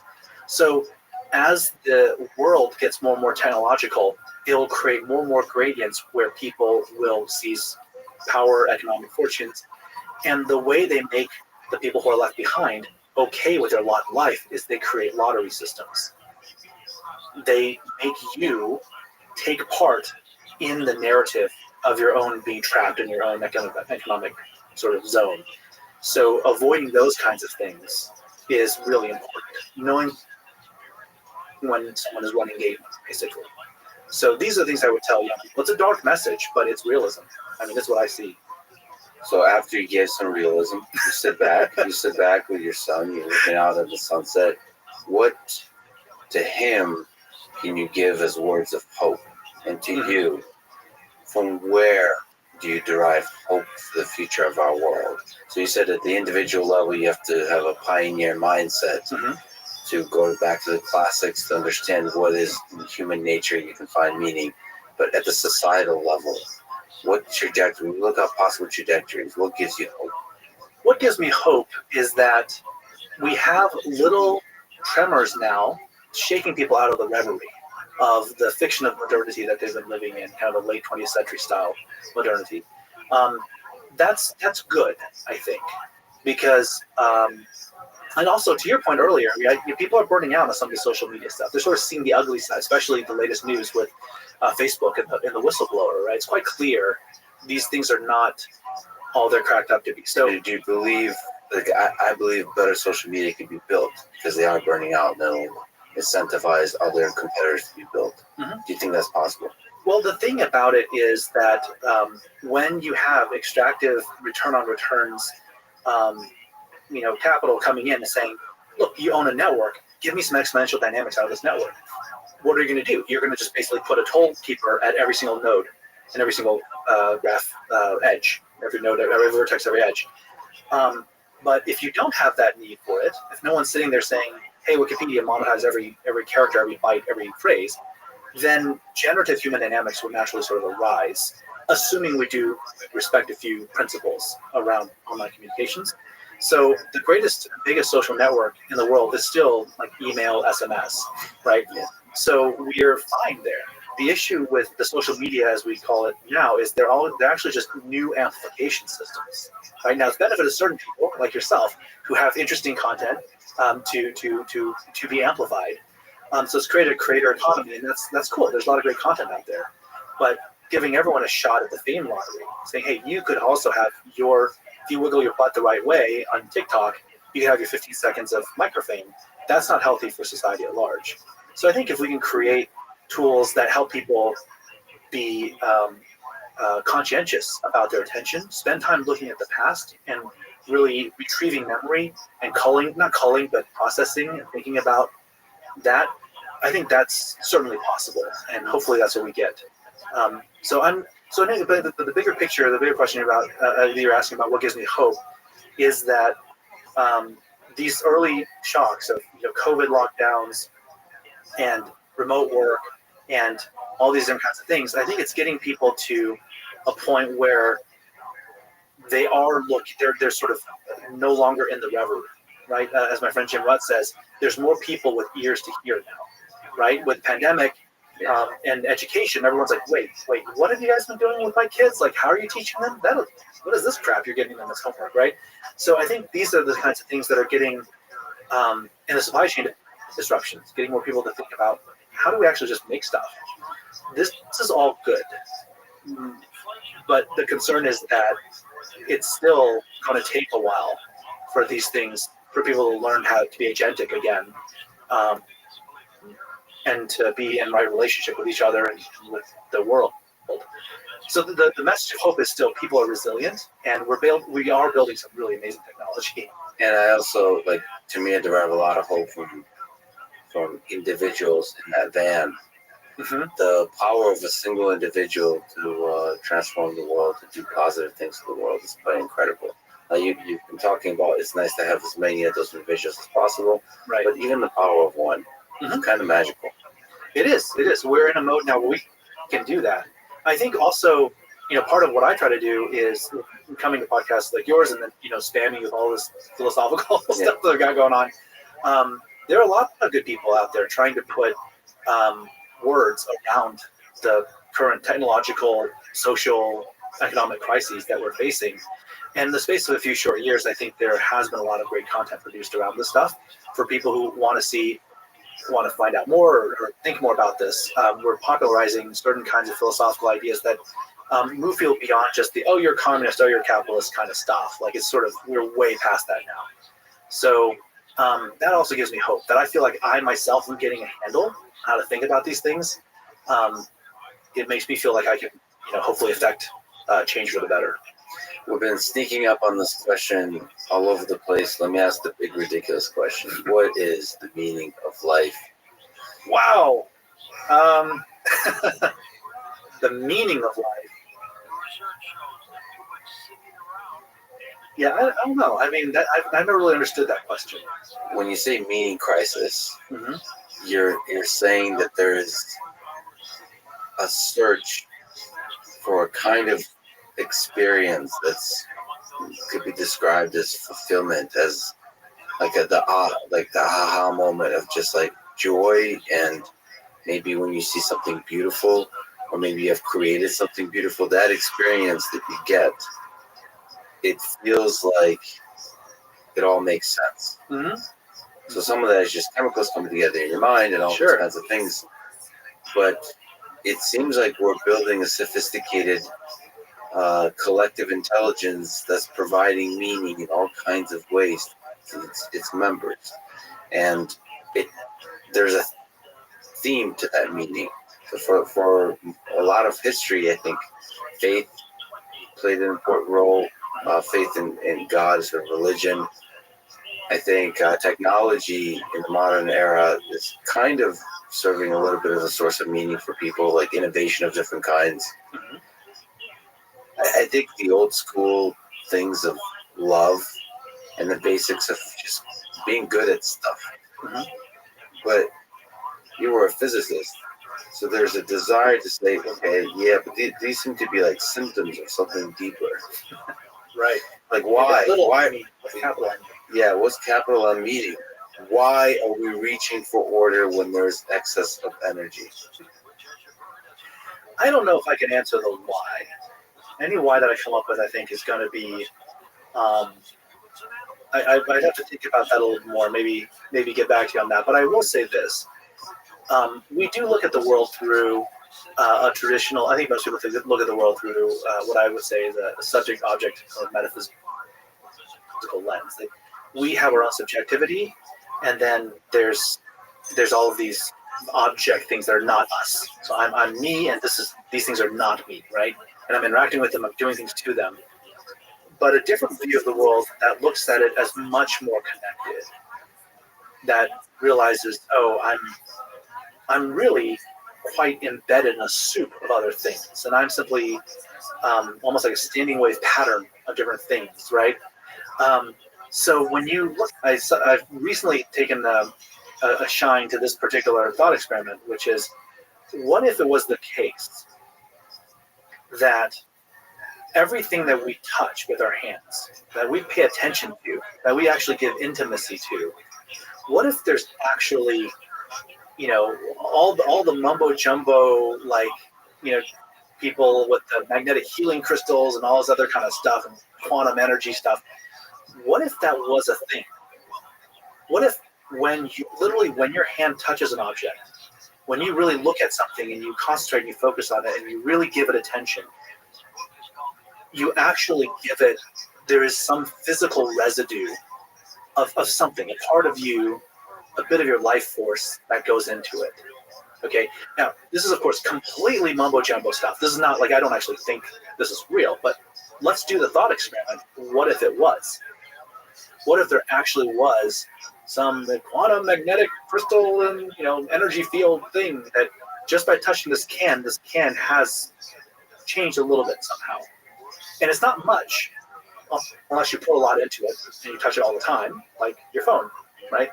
These things gain meaning to you a little bit, But what if there's something that technical objects, the phone is a technical object. It does not really receive attention or intimacy and then allow itself to be transformed by it. But if it's a piece of wood, if it's the handle of a knife that your mother used for 20 years to make dinner for you, right? What if it's a keyboard that you banged out your world transforming software library on? These are technical objects and these are physical objects, but somehow there's something to them. We feel an attraction to these objects as if we have imbued them with life energy, right? So if you walk that thought experiment through, what happens when we touch another person, when we hug them, when we hold them? And the reason this ties into my answer for your question is that if there is such a thing, if we were to hypothesize, hypothecate such a thing, it could be that the purpose of our lives is to imbue as many things with that love as possible. That's a beautiful answer and a beautiful way to end it, Peter. You're an incredible person. Thank you. Spanning so much in the space of engineering and in the space of philosophy. I'm really proud to be living in the same city as you. and I'm really grateful that you would spend your valuable time with me today. Thank you. I appreciate the opportunity to speak with you. Thanks for listening to this conversation with Peter Wang. To support this podcast, please check out our sponsors in the description. And now, let me leave you with some words from Peter Wang himself. We tend to think of people as either malicious or incompetent. But in a world filled with corruptible and unchecked institutions, there exists a third thing: malicious incompetence. It's a social cancer, and it only appears once human organizations scale beyond personal accountability. Thank you for listening, and hope to see you next time.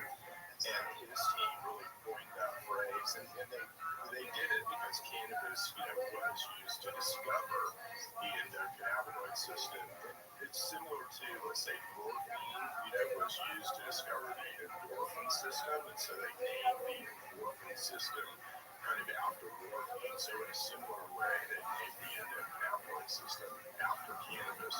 And boy, has that caused a lot of, let's say, bias, people go to the wrong. The following is a conversation with Albert Bourla, CEO of Pfizer. If you'd like to skip ahead to our conversation, the timestamps is always below. If not, please allow me to say a few words about truth and human nature, specifically about two groups of people throughout history that seek to lay claim to the truth. The first group tell you that only they possess the truth, and that the government will save you, the company will save you, the science, the authorities, the experts, the institutions will save you. The second group, too, will tell you that only they possess the truth, and that the government will hurt you, the company will hurt you, the science, the authorities, the experts, the institutions will hurt you. Both groups have the benevolent and the malevolent, their heroes and their charlatans. And I think the hard truth is that no one in this world can tell you with absolute certainty which is which. You have to use your mind. This is the burden of being human, of being free. Don't blindly follow any leader, neither the emperor nor the martyr who points out that the emperor has no clothes. And then there's the lessons of history. Vaccines have saved hundreds of millions of lives in the past century. And in general, the advance of medicine has saved billions of lives. If you ignore the power of science, you're not being honest with the lessons of history. And if you ignore the corrupting nature of power and money within institutions, including governments and companies, that led to the suffering and death of hundreds of millions in the past century, you are once again not being honest with the lessons of history. I announced that I would be having this conversation with Albert Bourla, Pfizer CEO, and a lot of people wrote to me. I would like to say that I was and am and always will be listening and learning with an open mind from everyone. My own opinion, worth little as it is that the development of COVID vaccines is one of the greatest accomplishments of science in recent history. For the rest, from safety and efficacy to policy and economics, I stand humbled before a complicated world full of fear and anger. A small number of malicious people from all walks of life will use that fear and anger to divide us, because the division makes them money and gives them power. I took 2 shots of the Pfizer vaccine. This was my decision. I don't ever want to force this on anyone, and I certainly don't want to dismiss your concerns, or worse, you as a person, if you choose not to get vaccinated. I can assure you one thing.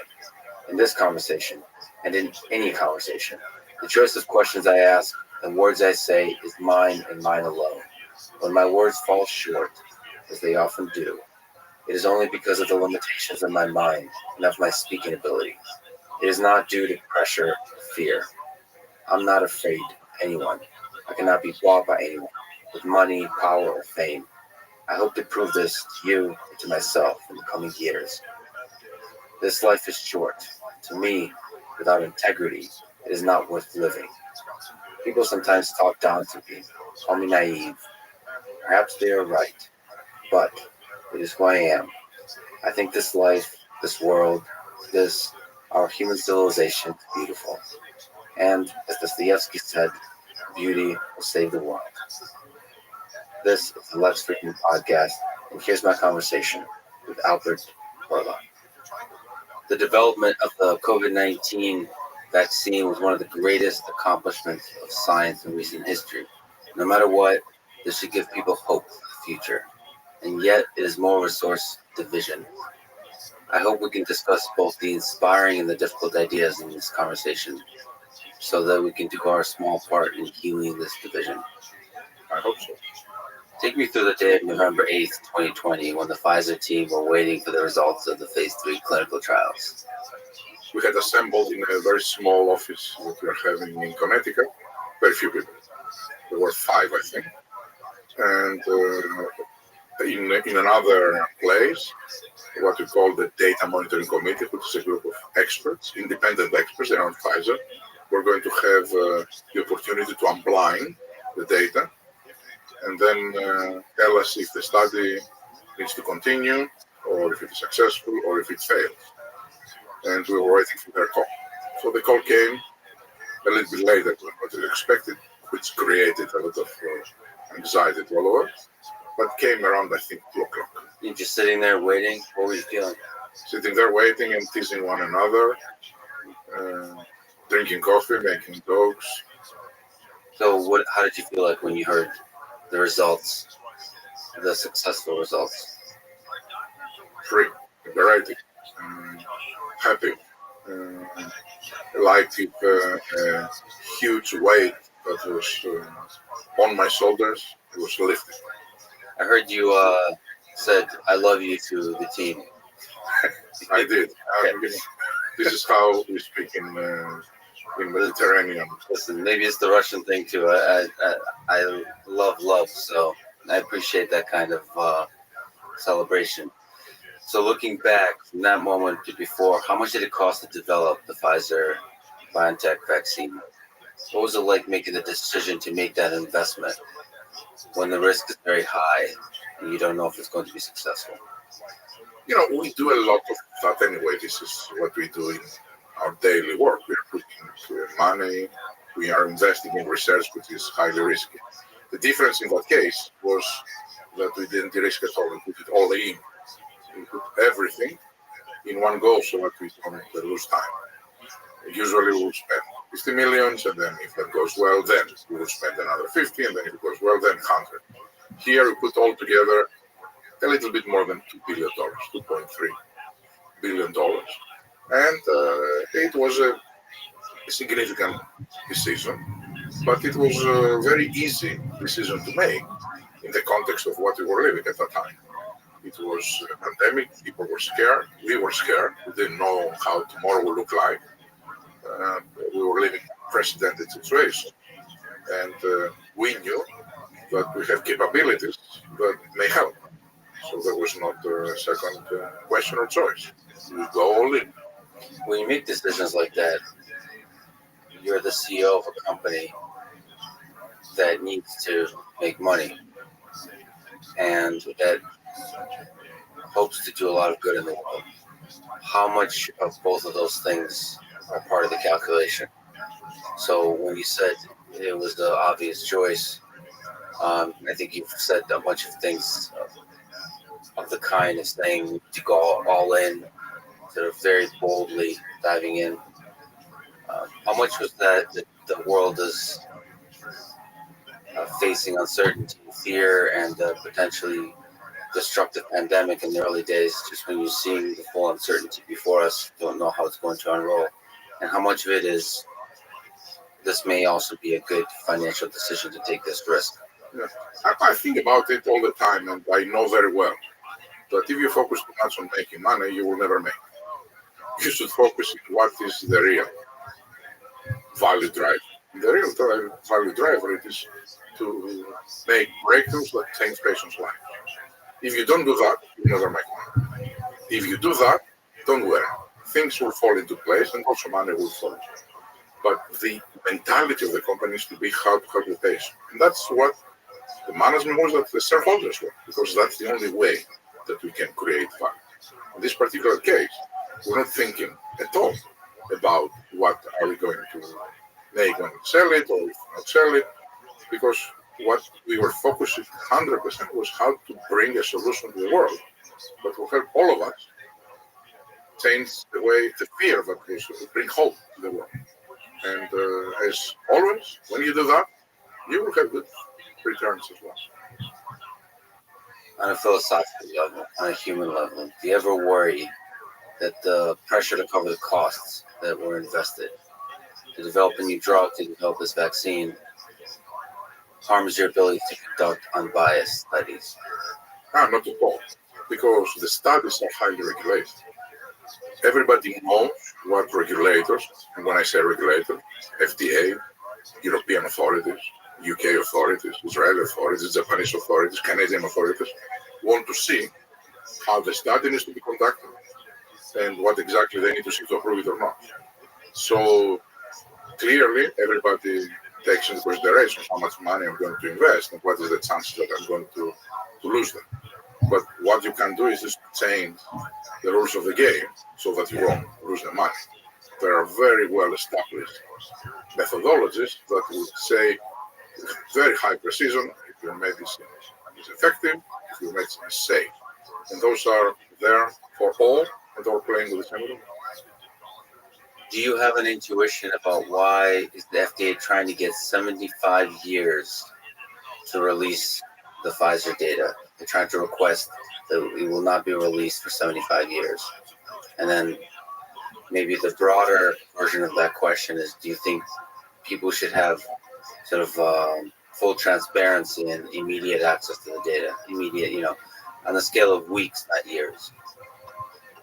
I think the relations with regulators, they have been always very transparent. There are a lot of laws that they are forcing regulators and companies put out their interactions and what exactly we discussed. Now, to go into specific details of some discussions, I don't know what is the reason that FDA wants to take the time, but I'm sure they have a very good reason. Well, let me just say my side of it. It doesn't look like a good reason. It looks like, maybe it's because I come from the Soviet Union. Now, this is not you saying this. This is me saying this. Is there seems to be a bureaucracy that gets in the way of transparency. That's always the challenge with government. The government is very good at setting rules and making sure there's oversight of the companies and people and so on. But they slow things down, which is a feature and a bug. And in this case, it slowed down so much. I think the reason that they set it at 75 years is because they set a rate of being able to only review 500 pages of data a day or something like that. And that's a very kind of bureaucratic thing, where in reality, you just show the data. And it's not like something is being hidden, but in the battle to win people's trust, to inspire them with science, it feels like transparency is one of the most beautiful things, one of the most powerful things that the FDA has. FDA has the potential to be one of the great institutions of our country. And this is one example that it feels to me like a failure. So from your perspective, you're saying, I'm sure they have a good reason. So to you, the FDA is this black box that you submit things to. Once they approve, you know that those are the rules. It's approved. That's it. But this is not a black box. We know very well what is the process. Everybody knows very well what are the process. The review process also, it is very detailed. They have scientists of very, very high caliber. Not every regulator in the world, but the Europeans, the Brits, the FDA clearly, they have very, very high caliber of scientists that they are going into a lot of details. And also, basically everything for a study is really released by law in the specifications of the product, but it's a very detailed document. Yeah. But it is issued and has basically the essence of everything was discussed. I don't know about specific documents if they take them time to release, but clearly this is not a black box type of process. A lot of this stuff is how do you effectively communicate to the world about the incredible science that's been done, about the processes that were followed. I agree with you. And sometimes it's just ineloquence in communication. It's not that there's a failure process, it's ineloquence in communication and silence. Silence in the moment when clearly a lot of people are bothered and have questions. This is when you speak out and you explain exactly why, as opposed to letting this sort of distrust build up and linger. Because the result is there's a very large percentage of the population that just, it divides people, and science suffers, I think. Mhm. And also the effectiveness of solutions suffers, like the vaccine and so on. I asked a few folks I know if they had challenging questions for you. I'm sure many of them answer your call. Yeah,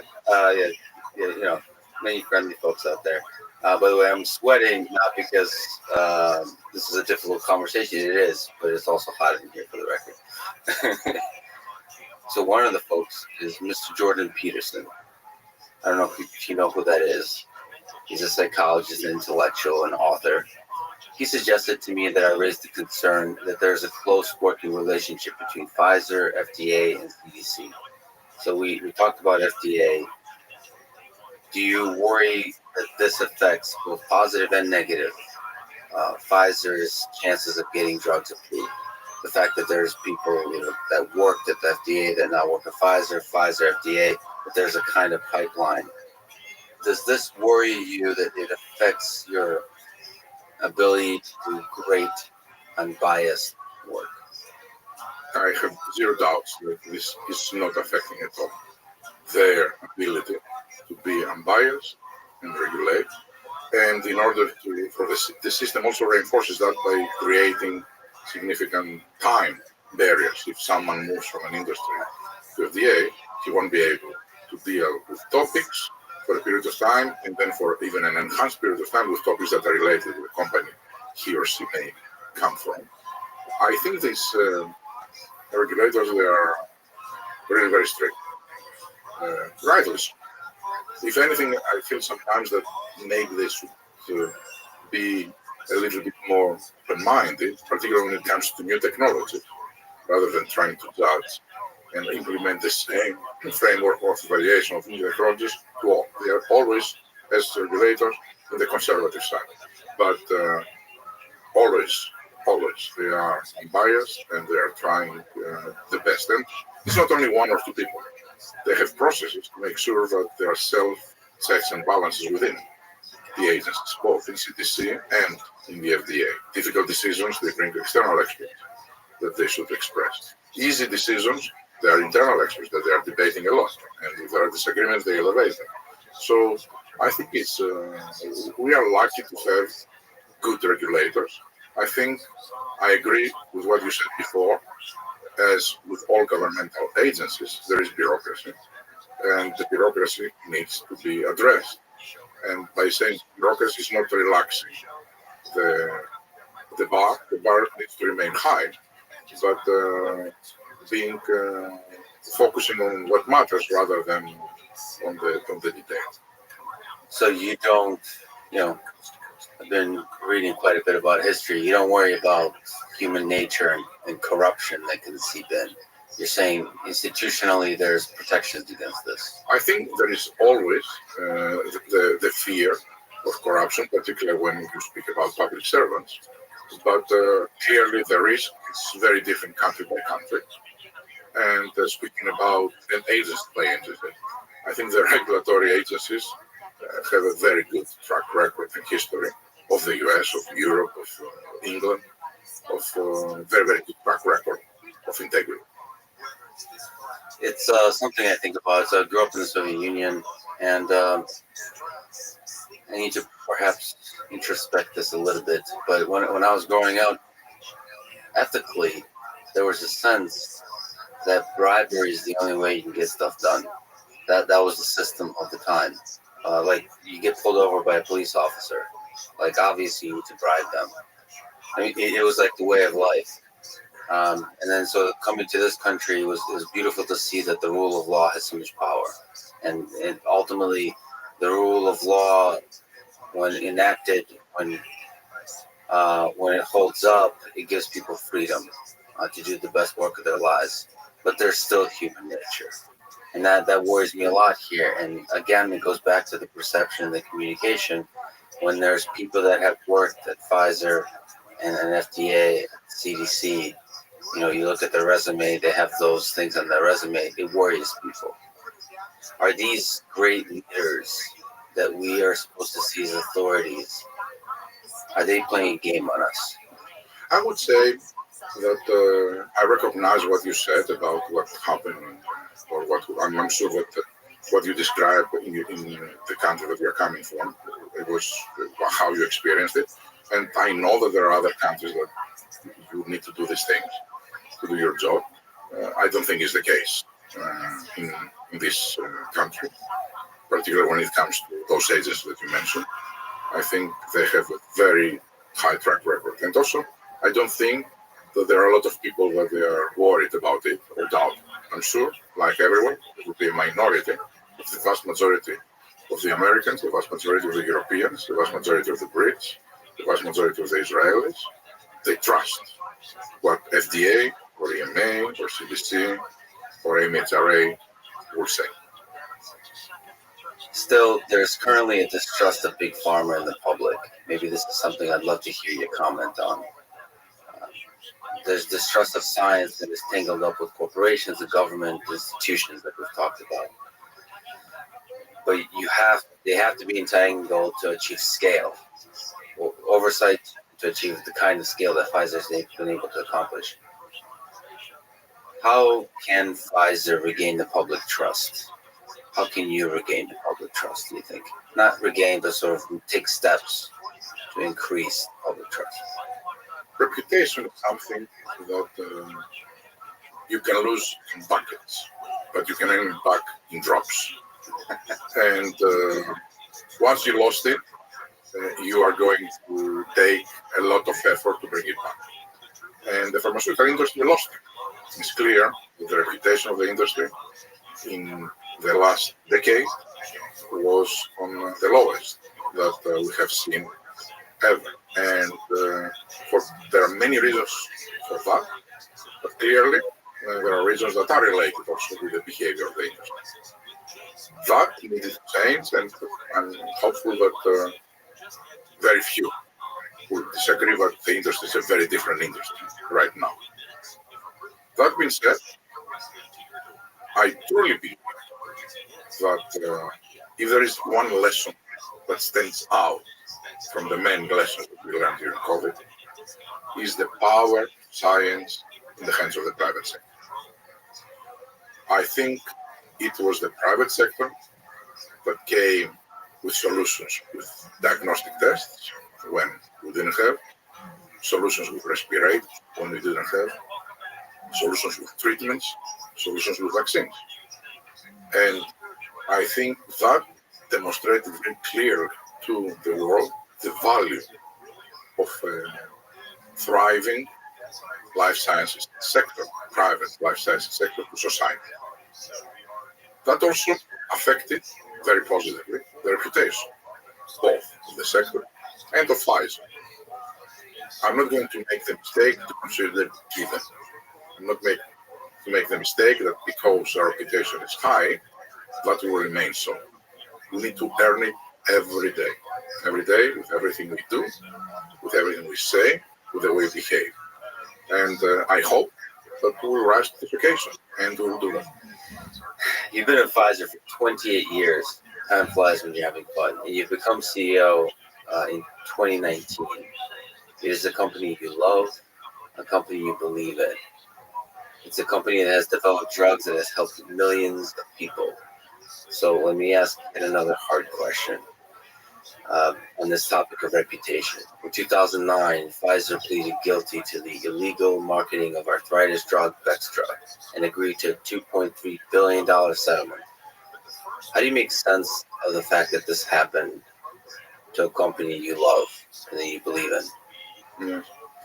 The Bextra case in 2009 was related to things that happened in 2003. And the things that happened in 2003 were things that basically several of our reps did off-label promotion. So they spoke about, with the physicians, about off-label use of the product, and they shouldn't. And Can you clarify? So off-label are things that the FDA didn't approve, extra stuff. You basically say this drug does extra stuff that the FDA never approved. correct. And this is something that it is allowed when physicians are speaking to physicians, but it is not allowed for the pharmaceutical companies to refer to these studies, because usually are studies that are happening of late. And apparently several of our reps in 2003, they did it. And we had to settle in 2009, and we paid a very big fine, as you said. The fine was related not to the severity of the conduct, but the size of the revenues. So the fines are, if Bextra was a small product, we would get a small fine. Bextra was a very big product, and we got a very large fine. Very bad, what happened in 2003. I don't think that these things happened since then. We have a stellar record from 2009 until now of complying with every single regulation and rule. We have internal processes to make sure that these are not happening. The individuals that may have an interest, for example, to get a promotion, they may try and do things that they are not the right things.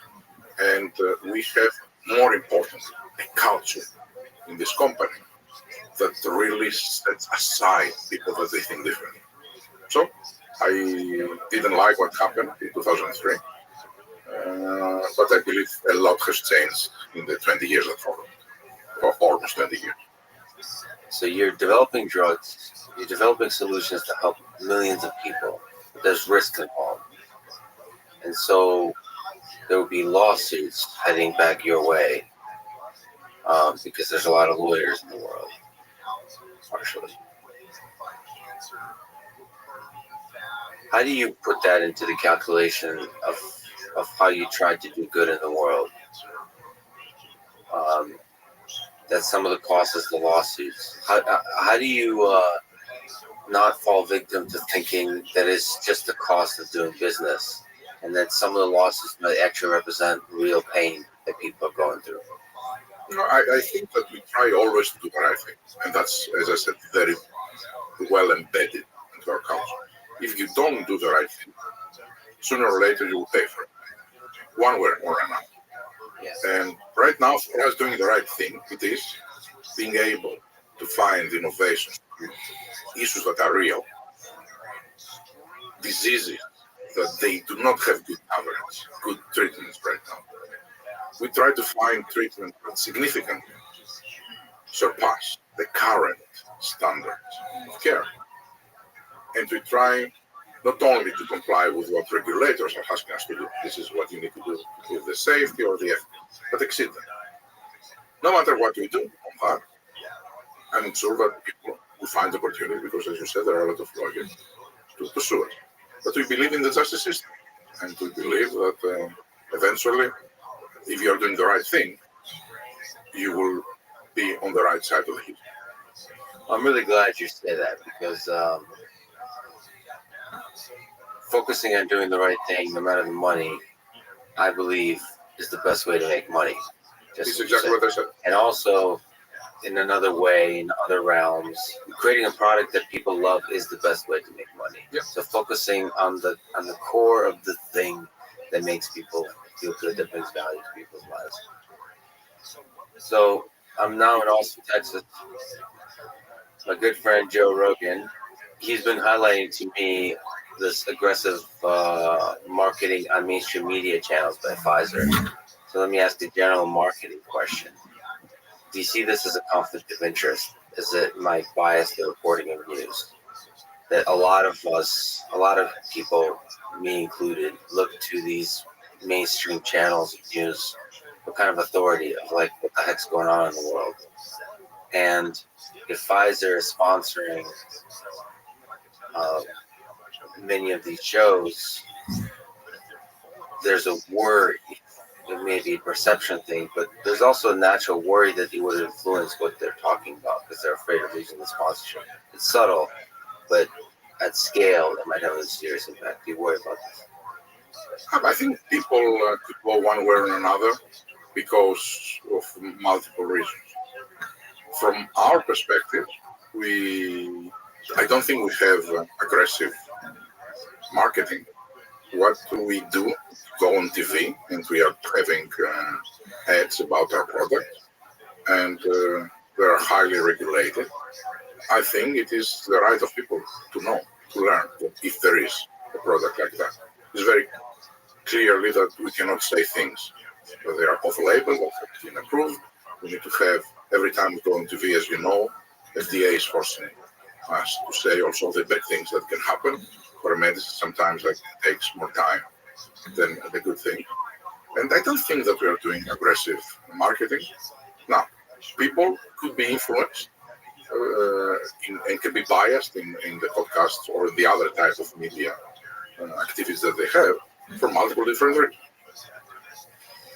Yeah, I know, but it's pressure. It's human nature. I mean, it's one of his perception, but I worry about you. I have a ton of sponsors for this podcast, for example, and none of them ever asked me to anything.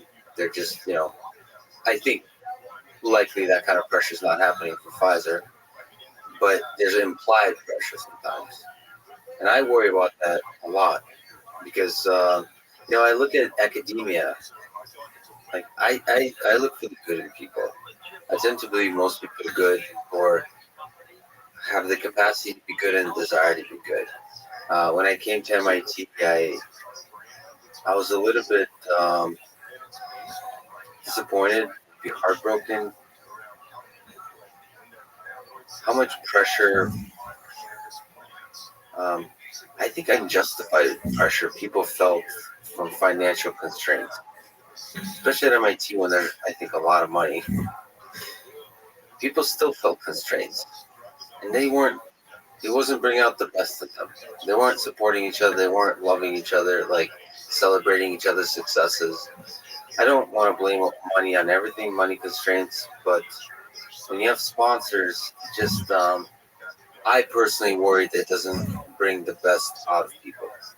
And so I feel like I want to put some responsibility on sponsors and great big companies like Pfizer to kind of not get in the way of the best of human nature, whether it's sponsoring podcasts, mainstream media, like, I don't know, athletes, whatever. You need to know that we are so careful with sponsorships. First of all, we have very few, very, very few. We have a team that for every single one could be $2,000.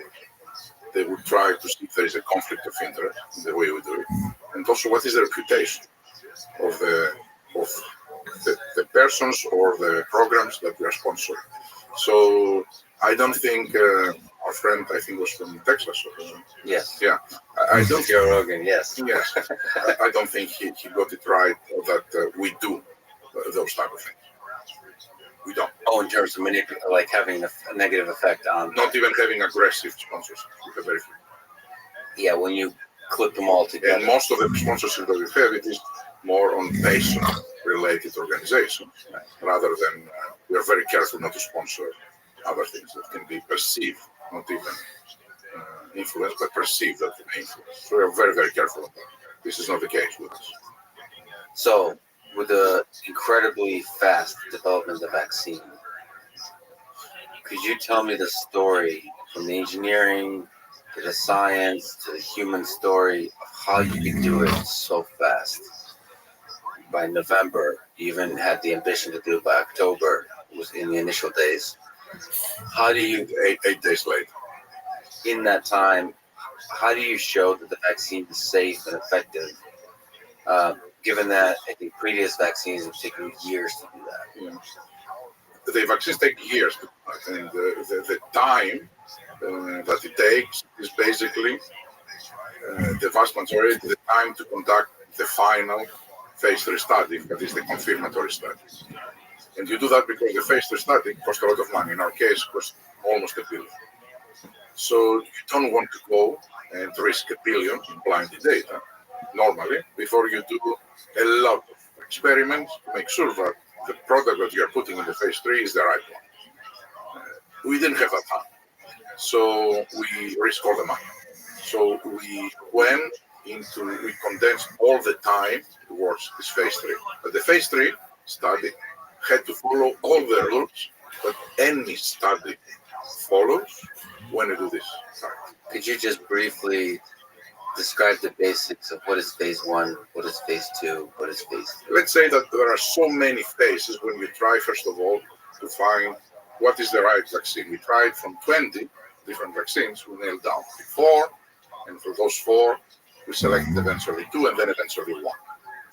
Once you have those selections, what is the dose we're going to use? And then we tried multiple different doses to see which one we think is the best. What does trying entail in those early days? You go, first of all, with smaller doses in humans, and after you have done a lot of experiments in animals, so that you can feel that it is safe enough to go to humans, and then go with very low dose, and then you gradually increase the dose, and then you monitor those humans to make sure that there are not any, let's say, reactogenicity to what you are giving them. At the same time, you try to measure what it's doing in terms of immune response. So you do that with multiple vaccines, and you do that with multiple doses, and you do that with multiple ages, people, young people, old people. And eventually, from the 20 vaccines to multiple doses to multiple schedules, is it after 3 weeks the second dose, or is it after 4 weeks, or after 6 months? All of that will inform you that I think this is the vaccine, this is the dose, this is the scheme that I believe will give me the best result. And when you have that, then you go to do what we call the phase 3. This is a very big study, thousands of people, where you use the vaccine that you think is the right one, and a placebo. The placebo and the vaccine, they look identical. Nobody knows if he's injected a placebo or vaccine. The physician that makes the injection, the doctor doesn't know if he's injecting placebo or vaccine. He knows a barcode. Only the computer knows. In order to go into this computer, there are keys, and there are at least 2 people that need to put their keys so that someone can see the data. And those people, they have legal obligations never to do this, right? So before a certain point. So all of that is blind. The idea is that when you go into this study, you need to make sure that you're going with the right one. That's why it takes so much time. But the study is the study. You need to have a significant number of people that will give the 2, and then you let them live their lives, and then you see how many of them will get the disease, and then you see if there are differences in percentage of infections for the vaccinated compared to the non-vaccinated. At the same time, you're monitoring all of them to see if there are differences in the safety profile. If those that got the placebo have the same, let's say, heart attacks with those that they didn't. They got the vaccine, because heart attacks will happen if you have 50,000 people, but because it's part of life. These are all these processes are very well established and since years. What we did the last one was exactly the same as we did always. We just didn't lose time. We were not careful with money. Instead of recruiting 50,000 people over a year, because we had, let's say, 30 hospitals doing the recruitment, We went with 150 hospitals doing the recruitment. That cost a lot of money. But instead of recruiting them in a year, we recruited them in 3-4 months. So I did this type of things by taking return on investment, taking cost out of the equation, and we were able to achieve this result. But it's not the process, believe me. It is the heart of the people. People don't know what they can and what they cannot do.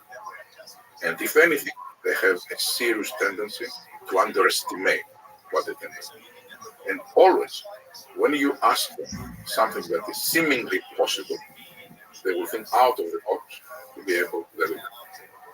We discussed about the time. Instead of 8 years, we then asked them to do it in 6. We asked them to do it in 8 months. Our normal manufacturing, yearly production of Pfizer was 200 million doses of vaccines every year. That's what we are doing in the last 10 years. We didn't ask them to make 300 million doses for a new vaccine. We asked them to make 3 billion doses for a new vaccine. The discovery phase of the molecule, like the treatment we have now, the pill against COVID, takes 4 years. We didn't ask them to do it in 3. We asked them to do it in 4 months, which is what they did. When you're setting this type of goal, they know immediately that they cannot just think within the box. And immediately this is where the human ingenuity and the heart comes. And this is how they surprise all of us. So there's incredible science and engineering going on here. Absolutely.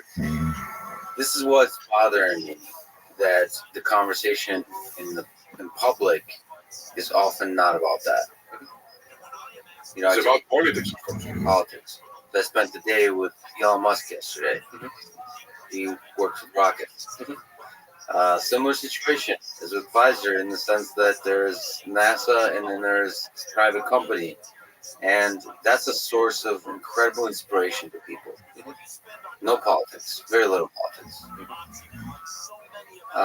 So this is part of the thing I'm hoping to do our little part in this conversation to help untangle a little bit, just reveal the beauty and the power of the thing that was done here, especially with the vaccine, but other things that are being done with the antiviral drug. Let me just kind of linger on the safety. What can you say? There's a lot of people that are concerned that the Pfizer vaccine, by the way, of which I took 2 shots, no booster yet, is unsafe. What do you say to people that say that? No, they should not fear something like that. It's completely wrong. There is no medical product in the history of humanity that has been tested as much as this vaccine. It has been administered to hundreds of millions of people. And because of the importance of COVID, they have been scrutinized, those people, constantly. Right now, healthcare authorities are looking for every single signal around the world of people that they got the vaccine and try to see if it is vaccine related or not. There are electronic medical records that will tell us when and what happened to the person when he did got the vaccine. And we know now more, we have so high certainty that it is so safe, exactly as the data sheet says about this vaccine, more than any other problem. They should not be afraid of something like that, and they should not listen to information that it is misinformation that it is spread on. Well, I don't like the word misinformation because, again, back to the Soviet Union, anyone who opposes the state is spreading misinformation. You can basically call anything misinformation. That's the unfortunate times we live in. Is you can call anyone, you can basically call anybody a liar and say I'm the sole possessor of the truth. And just no offense to me, just because you wear a tie doesn't mean you're any more likely to be in the possession of the truth than anyone else. So I wouldn't disagree with that at all. I don't think that. That's somebody who's not wearing a tie. And as you can, people can see that I'm not wearing a tie and you are. But it's not about being able, those that they have the power to impose on the others the stigma that what you're saying is misinformation. But there are a few things that as society we have accomplished, and science is one of them. And data is, and analytics of data is another one. And to say that something which is highly scientific by people that they are not scientists, I think that it is not what you're describing, what used to happen in the Soviet Union or in any other autocratic regime in the world right now. But I definitely do think that the scientists, the public science communicators I've listened to over COVID have really disappointed me because they have not spoken with empathy.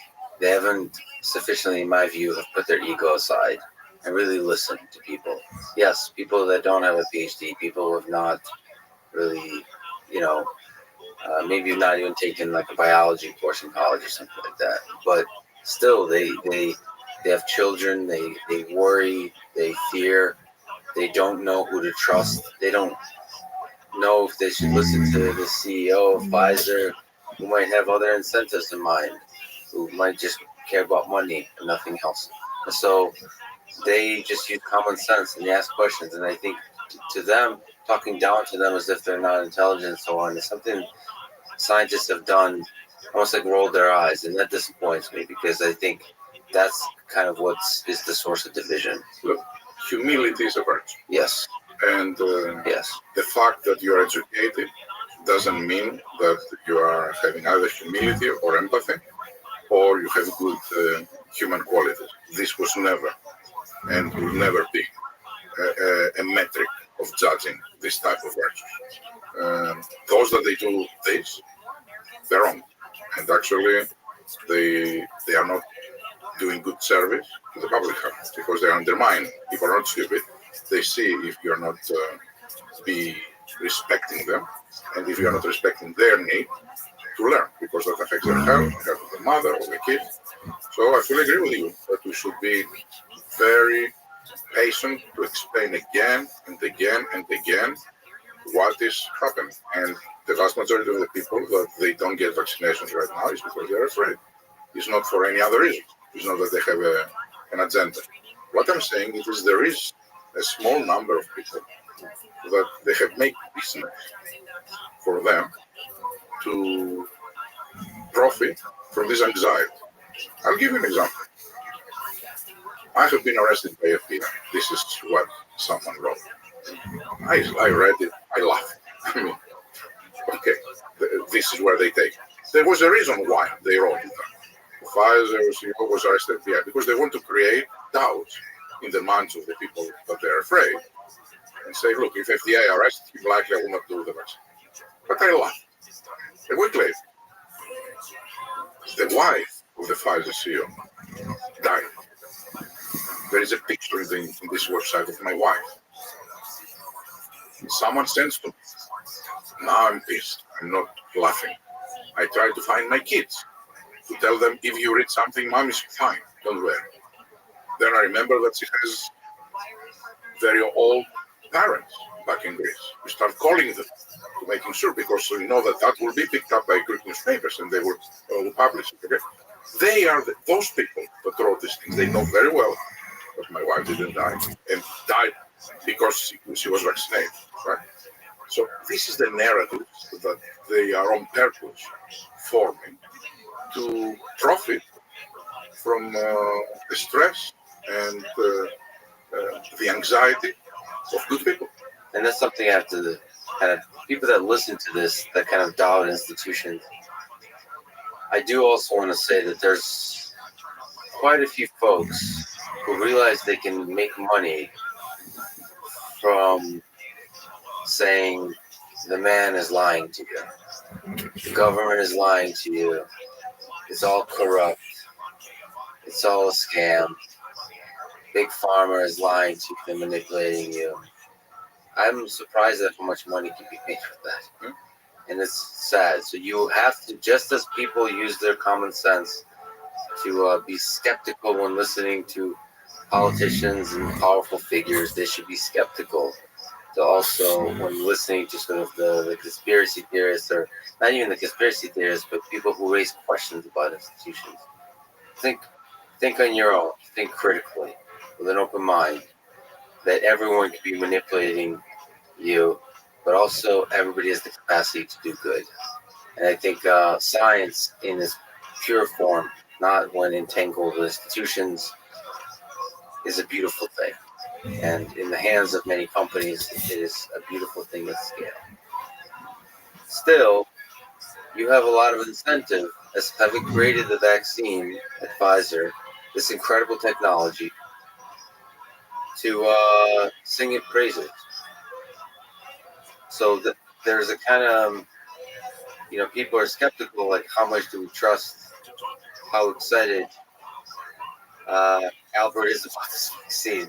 So, for example, not to do a Shakespearean analysis of your Twitter, but I think he tweeted something about a study with 100% efficacy of the vaccine, or in stopping the transmission, or something like that.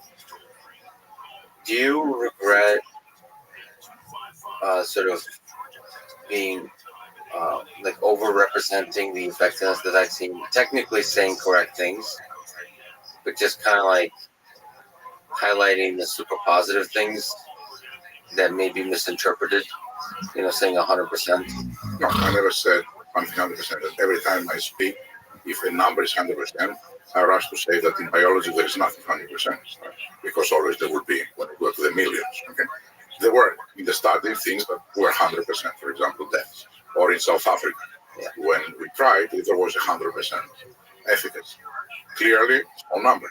When the numbers will become much bigger, the 100% will not hold. It will be 95, 96.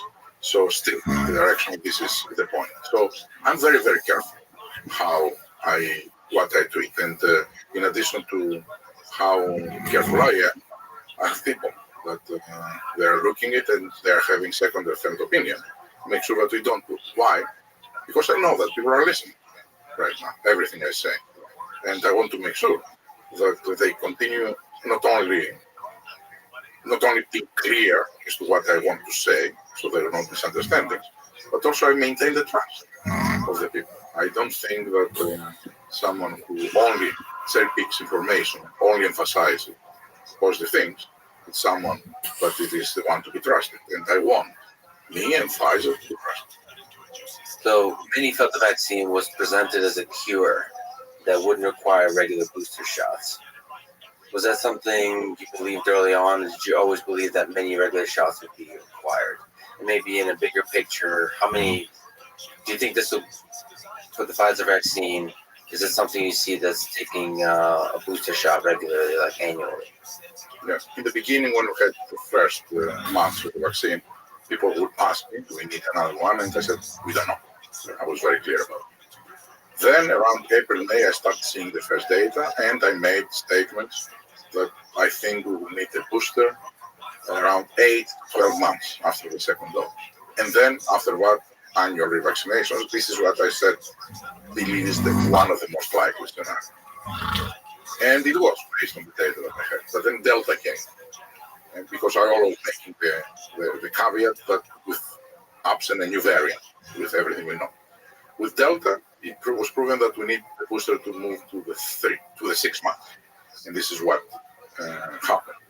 And I still said, I think the booster is 6 months, and then I think it will be an annual revaccination. Like, we have to monitor to see the data, but this is the likely scenario. Now, we have Omicron. And Omicron says that 2 doses might be challenging. We don't know exactly yet, but 3 doses work. So clearly, a lot of countries already started moving now the 3rd dose, not from 6 months to 3, so that they will reduce the period that people will not be protected with the 3rd dose. I don't know with Omicron how long this will last. And frankly, I don't know if we will need a new vaccine tailor-made to Omicron based on everything we know so far. We are monitoring and we will know way more in the weeks to come. If there is a need for a new vaccine, we will have it. And if there is a need for mass production of this new vaccine, I can also feel very comfortable that we will not lose any of our capacity that we have developed. Right now we are running at 1 billion, almost approximately, doses per quarter, 4 per year. And if we have to split and have half of that in the new, half of that in the old, we will do still 4 billion doses. So I think the world should feel very, very comfortable that if there is a need, we will be ahead of the line. Yeah, you delivered or produced 3 billion this year vaccines, and you're on track to do 4 billion next year. Yeah. I mean, if we had a lot more time when we talk about how the heck you achieve that kind of scale, it's truly incredible. Let me ask the policy question. Well, what are your feelings about vaccine mandates in terms of, do you think the most effective way to vaccinate the population is to require it? Or do you go with the American way and give people the freedom to choose? I think it is a very difficult topic and a very difficult decision for whoever needs to make it. And clearly it's not me. It is the public health officials of every country that they have to make this decision. I have to make the decision for Pfizer employees. And I had to balance the fear of those that they work, that they want to feel that the others are vaccinated, and the fear of those that they don't want to get the vaccine. And eventually, I came to the decision that we will mandate at Pfizer. We are flexible, we are giving exceptions, of course, for health, maybe some religion, but we decided to mandate it. Now, at Pfizer, when we did this decision, we were at 90% vaccination rates when we said we were going to mandate it. And that took it up to 96. It worked, right? This 10% was never going to move, I felt. Because no matter what, you have a small number of people that really are scared and they don't feel comfortable to do it. It worked in our case. We took it to 96%. I'm happy for those people. A lot will not disease and some will not die of this. But it's not to me to say, because the debate, it's serious debate. And there are a lot of pros and cons if you need to push people, if you need to give them the freedom. And it comes with the territory. If you are elected to run a country, you should be ready to make difficult decisions. And no matter what decision you make, there will be fake stories written about you, as we talked about. You will not be able to please everyone. Yes. Well, let me just say that I think, again, coming from the Soviet Union, I think at the public level, at the federal level, mandates is a really bad idea. Even if it's good for the health of the populace, there's something about preserving the freedom that's really powerful about this country. Like doing the hard work of convincing people to get vaccinated, to choose to get vaccinated if they want, but still have the freedom not to. That's a really powerful freedom. To me, it's super lazy to mandate. People should understand the science and want to get vaccinated.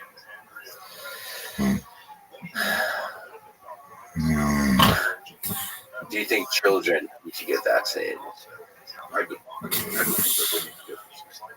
So, age ranges 5 to 16. There's a lot of parents that that fear for the well-being of their children. Can you empathize with those parents? Can you steelman their arguments against the vaccine for their children? You know, because people know who I am. I had the opportunity to interact with parents before that was, let's say, approved. And there were so many, way more, that I had a lot of empathy because they were afraid for their kids because they didn't have the vaccine. And they were the ones that were speaking at that time. Bring the vaccine, when I bring the vaccine, I feel fear, I feel that this is unfair, but I'm protected, my husband is protected, my old son is protected, my little sweetheart, because she is below the age, is not protected. Now that we have the vaccines, I'm sure that those that they are afraid of the vaccine, not of the disease, which are smaller now, also they will have, if they are afraid of them, I'm sure that they will afraid even more about their kids because they love, I would say, more than they love themselves. So it's going to be this situation. And again, the same. How can you do to demonstrate, to convince people, to win the minds and the hearts of the people that this is the right thing to do? What do you think about that calculation? Because the risk for kids is very low. Kids do die. Kids do go to the hospital from COVID. Yes. But the rate is very low. The rate is lower, but kids, they do die. And how can you say that I'm not going to protect a kid for something that it is likely to happen? And it is not only that. What happens in the school when they stop the education process because a kid got the disease and they don't have vaccines so that they can control. It is such a big disruption and such a big risk for the health of the kids that it shouldn't be a debate. Look, how many kids are having polio right now? Way fewer number than those that they're having COVID in the hospital. But everybody's getting it. It's Well, polio was deadlier for kids. but it's not now. So why stop a kid to do it now? Because it needs to be protected. Well, the unique thing about the COVID vaccine is a new type of technology, too. So there's an extra concern. Choosing to vaccinate a child, you're making a choice that could potentially hurt them. That's the way parents that are hesitant about the vaccine think. I think choosing to vaccinate children makes a choice so that something could not potentially hurt them, which is the disease. That's why we are doing vaccinations since ever. I know that there are people that they're concerned for themselves and for their kids. What I know it is that I'm a scientist and I'm a parent, and I am telling you that vaccines is a very good thing for kids, and thank God we were able to develop. So we've talked quite a bit about the vaccine, but there's an incredible new technology that Pfizer is developing with Paxlovid, antiviral for COVID. Where does that stand? How does that work? And how are you able to develop it in 4 months? Like you said, and all of that in just a few minutes. First of all, what this is about. This is a real game changer. This is a course of treatment that you get only if you get the disease, you get COVID. Then what happens is that you will take for 5 days pills, day and night, and twice a day for 5 days. And instead of 10 people from those that disease go to hospital, only one will go. This is, and with all the caveats that the numbers are small, no one died. It was 100% efficacy on death. Of course, I'm sure that in real world, when the numbers are getting very high, we may have 99 instead of 100. But these are spectacular results for something that you can take home and stay home. The biggest problem right now in Europe, in the US, when we have surges, every time that we have a surge of COVID, it is that the ICUs are full, the hospitals are paralyzed, they have to postpone elective surgeries, they have to postpone other operations because they don't have the capacity because of keeping people out of the hospitals, home, keeping people without dying. It is something that didn't have before. And this is a significant game changer. I have to ask a controversial, difficult question. What are your thoughts about ivermectin? Has it sufficiently been studied? Has Pfizer considered it in its, like I said, incredible development of the antiviral as a comparator, that kind of thing? Just investigated in general. The reason I bring it up is I've read quite a few criticisms of people. There's been some comparisons of Paxlovid as ivermectin, and I think people should look up. There is Dr. John Campbell that describes that comparison and makes that claim, and there's quite a lot of people that debunk or argue against that. You can do your own research, but there is a lot of people that kind of see this free drug without patents on it and say this could be the savior. So can you just speak to that comparison? And It's not the first time. If you remember, there were other compounds that were claimed that they are the solution to COVID, and clearly they were proving that they're not. There are compounds that are solutions and compounds that they're not. I, as a scientist, and I discussed with our scientists, they don't see any reason why a medicine like ivermectin, which is parasiticide, would be able to act on COVID, and so they don't see that there's any connection, and they haven't seen any paper that describes someone that used it that it had any results. I'm sure that there will be some people that will claim, because people are claiming anything, but I don't think that there was any paper in any peer review magazine, a reliable scientific magazine, to support this claim. So we are focusing on saving people's lives. We are not focusing on crazy. well, to push back, there is quite a lot of papers, but the studies are small, so there's no conclusive evidence. And that's I haven't seen any that it is reliable. right. I don't know where are these small or big. They're reliable. I haven't seen any. Well, some of the big ones have been retracted, which means they weren't legitimate. Yes. Yeah. So So this is definitely something that people need to look into. The people that kind of question the effectiveness of ivermectin, definitely something to think about. And I think is the reason that it was chloroquine before. Yes. For God's sake. And that's why How many people died because of that? Yeah, this is the dangerous thing. This is the sad thing. But COVID has been studying thousands of people and will be under the scrutiny not only of regulators, but as we will go into the implementation, as it happened in many countries, they will monitor to see what's happened. Let's say that whatever we do, once it is out there, within a few weeks, they will know all hospitals if it works or not, because they will see the statistics. We've gone through one of the more difficult periods in recent human history over the past 2 years, like as a society. What gives you hope about the future for our human civilization? You look into the next few years. I think human ingenuity. I think although there is, the world always is progressing. Although there are a lot of things that need to be fixed in the society of 2020. The society of 2020 is better at large than things 50 years back, 100 years back, in all different aspects, from poverty, for human rights, from science, from quality of life, from any aspect. I am positive that humans can create and always create a better future, and will continue doing so.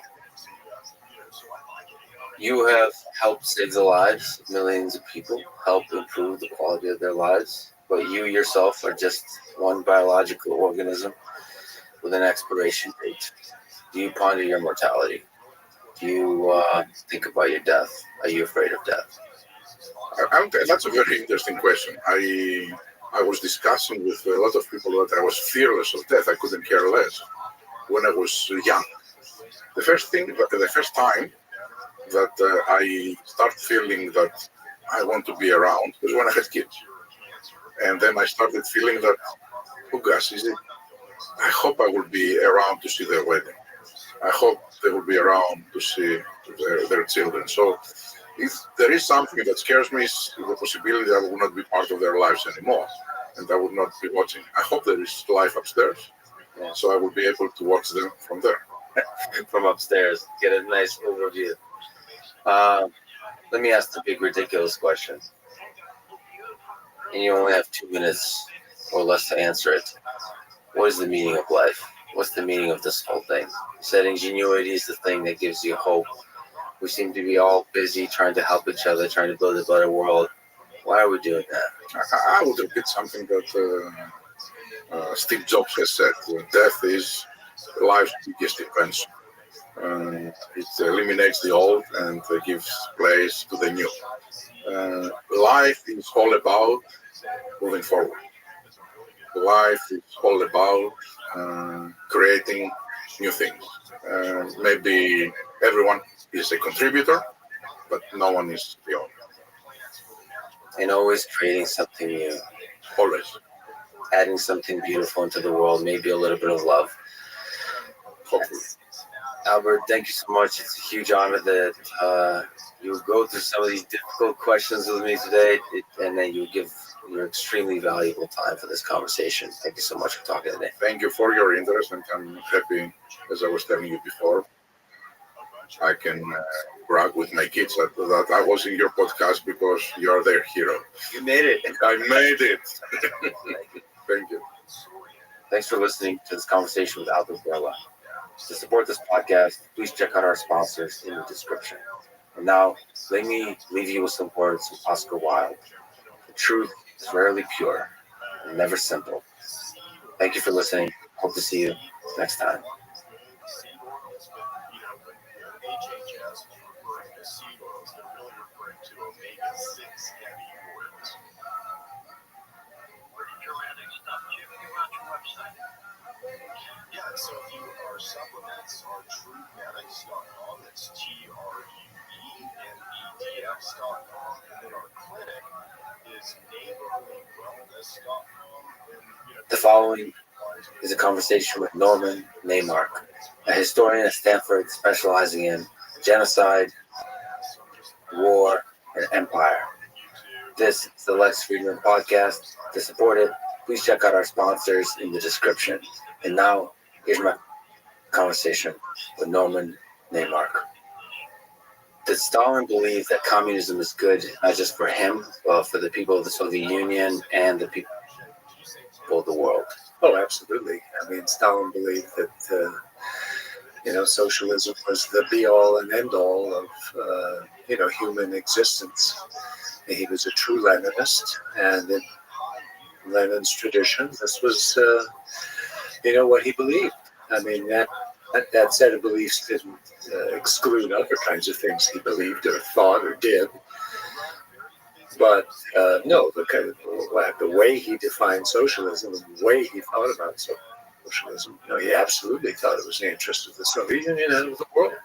And in fact, that the world was one day going to go socialist. In other words, I think he believed in eventually in the International Revolution.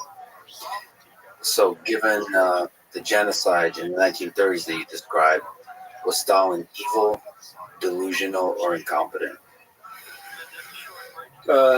Evil, delusional, or incompetent. Well, evil is one of those words, which has a lot of kind of religious and moral connotations. And in that sense, yes, I think he was an evil man. I mean, he, eliminated people absolutely unnecessarily. He tortured people, had people tortured. He was completely indifferent to the suffering of others. He couldn't have cared a whit, that millions were suffering. And so, yes, I consider him an evil man. I mean, historians don't like to Use the word evil. It's it's a word for moral philosophers, but I think it certainly fits who he is. I think he was delusional. And there's a wonderful historian at Princeton, a political scientist, actually, named Robert Tucker, who said he suffered from a paranoid delusional system. And I always remember that of Tucker's writing, because what Tucker meant is that he was not just paranoid, meaning, I'm paranoid, I'm worried you're out to get me, right? But that he constructed whole plots of people, whole systems of people who were out to get him. So, in other words, his delusions were that there were all of these groups of people out there who were out to diminish his power and remove him from his position and undermine the Soviet Union, in his view. So, yes, I think he did suffer from delusions, and this had a huge effect because whole groups then were destroyed by his activities, which he would construct based on these delusions. He was not. He was an extremely competent man. I mean, I think most of the research that's gone on, especially since the Stalin archive was opened at the beginning of the century, and I think almost every historian who goes in that archive comes away from it with the feeling of a man who was enormously hardworking, intelligent, with an acute sense of politics, a really excellent sense of, political rhetoric, a fantastic editor, in a kind of agitational sense. I mean, he's a real agitator, right? And of a really hard worker. I mean, somebody who works from morning till night, a micromanager in some ways. So his competence, I think, was really extreme. Now, there were times when that fell down, times in the 30s, times in the 20s, times during the war, where he made mistakes. It's not as if he didn't make any mistakes. But I think, you look at his stuff, you look at his archives, you look what he did. I mean, this is an enormously competent man who in many, many different areas of enterprise, because he had this notion that he should know everything and did know everything. I remember one archive, it's called, a kind of folder that I looked at where he actually went through the wines that were produced in his native Georgia and wrote down how much they should make of each of these wines, how many, barrels they should produce of these wines, which grapes were better than the other grapes, sort of correcting, in other words, what people were putting down there. So he was, his competence ranged very wide, or at least he thought his competence ranged very wide. I mean, both things, I think, are the case. If we look at this paranoid delusional system, Stalin was in power for 30 years. He is, many argue, one of the most powerful men in history. Did, in his case, absolute power corrupt him, or did it reveal the true nature of the man? And maybe just in your sense, as we kind of build around this genocide of the early 1930s, this paranoid delusional system, did it get built up over time? Was it always there? It's kind of a question of did the genocide, was that always inevitable, essentially, in this man, or did power create that? No, it's a great question, and I don't think you can. I don't think you can say that it was always kind of inherent in the man. I mean, the man without his position and without his power, wouldn't have been able to accomplish what he eventually did in the way of murdering people, and murdering groups of people, which is what genocide is. So, it wasn't sort of in him. I mean, and again, the new research has shown that, he had, his childhood was, not a particularly nasty one. People used to say, the father beat him up. It turns out actually it wasn't the father, it was the mother once in a while. But basically, he was not an unusual young Georgian kid or student even. And it was the growth of the Soviet system and him within the Soviet system. I mean, his own development within the Soviet system, I think, that led, to the kind of mass killing that occurred in the 1930s. He essentially achieved complete power by the early 1930s, and then as he rolled with it, as you would say, or people would say, it increasingly became murderous. And there was no, there were no checks and balances, obviously, on that murderous system. And not only that, people supported it in the NKVD and elsewhere, and he learned how to manipulate people. I mean, he was a superb, political manipulator of those people around him. And we've got new transcripts, for example, of Politburo meetings in the early 1930s. And you read those things, and you read, he uses humor and he uses sarcasm, especially. He uses verbal ways to undermine people, to control their behavior and what they do. And he's a really, he's a real, I guess, manipulator is the right word. And he does it with, a kind of skill that on the one hand is admirable, and on the other hand, of course, is terrible, because it ends up, creating the system of terror that he creates. I mean, I guess just to linger on it, I just wonder how much of it is a slippery slope.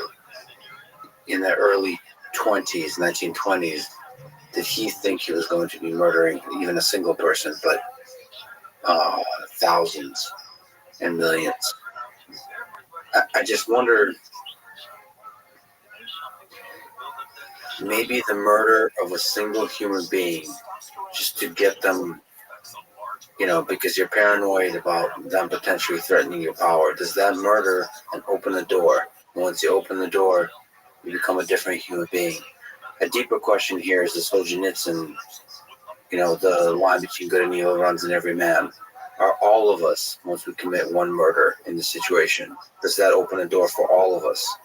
And I guess even the further deeper question is how easy it is for human nature to go on this slippery slope that ends in genocide. There are a lot of questions in those questions, and the slippery slope question I would answer, I suppose, by saying, Stalin wasn't the most likely successor of Lenin. There were plenty of others.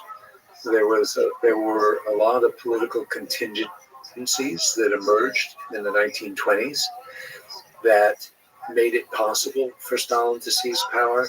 I don't think of him as if you would just know him in 1925, I don't think anybody would say, much less himself, that this was a future mass murderer. I mean, Trotsky mistrusted him and thought he was a mindless bureaucrat. Others were less mistrustful of him, but he managed to gain power in the way he did through this bureaucratic and political maneuvering that was very successful.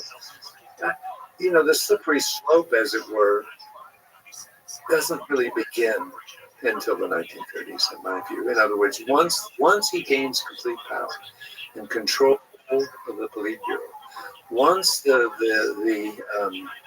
programs that he institutes of the 5-year plan and collectivization go through, once he reverses himself and is able to reverse himself, or reverse the Soviet path, to give various nationalities their ability to develop their own cultures and sort of internal politics. Once he reverses all that, you have the Ukrainian famine in 32, 33, you have the murder of Kirov, who's one of the leading figures, in the political system. You have the suicide of his wife. You have all these things come together in 32, 33 that then,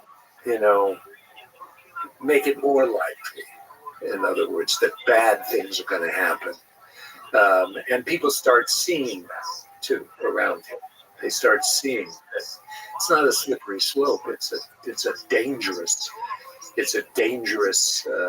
situation which is emerging, and some people really understand that. So I really do see a differentiation then between the 20s. I mean, it's true that Stalin during the Civil War, there's a lot of good research on that.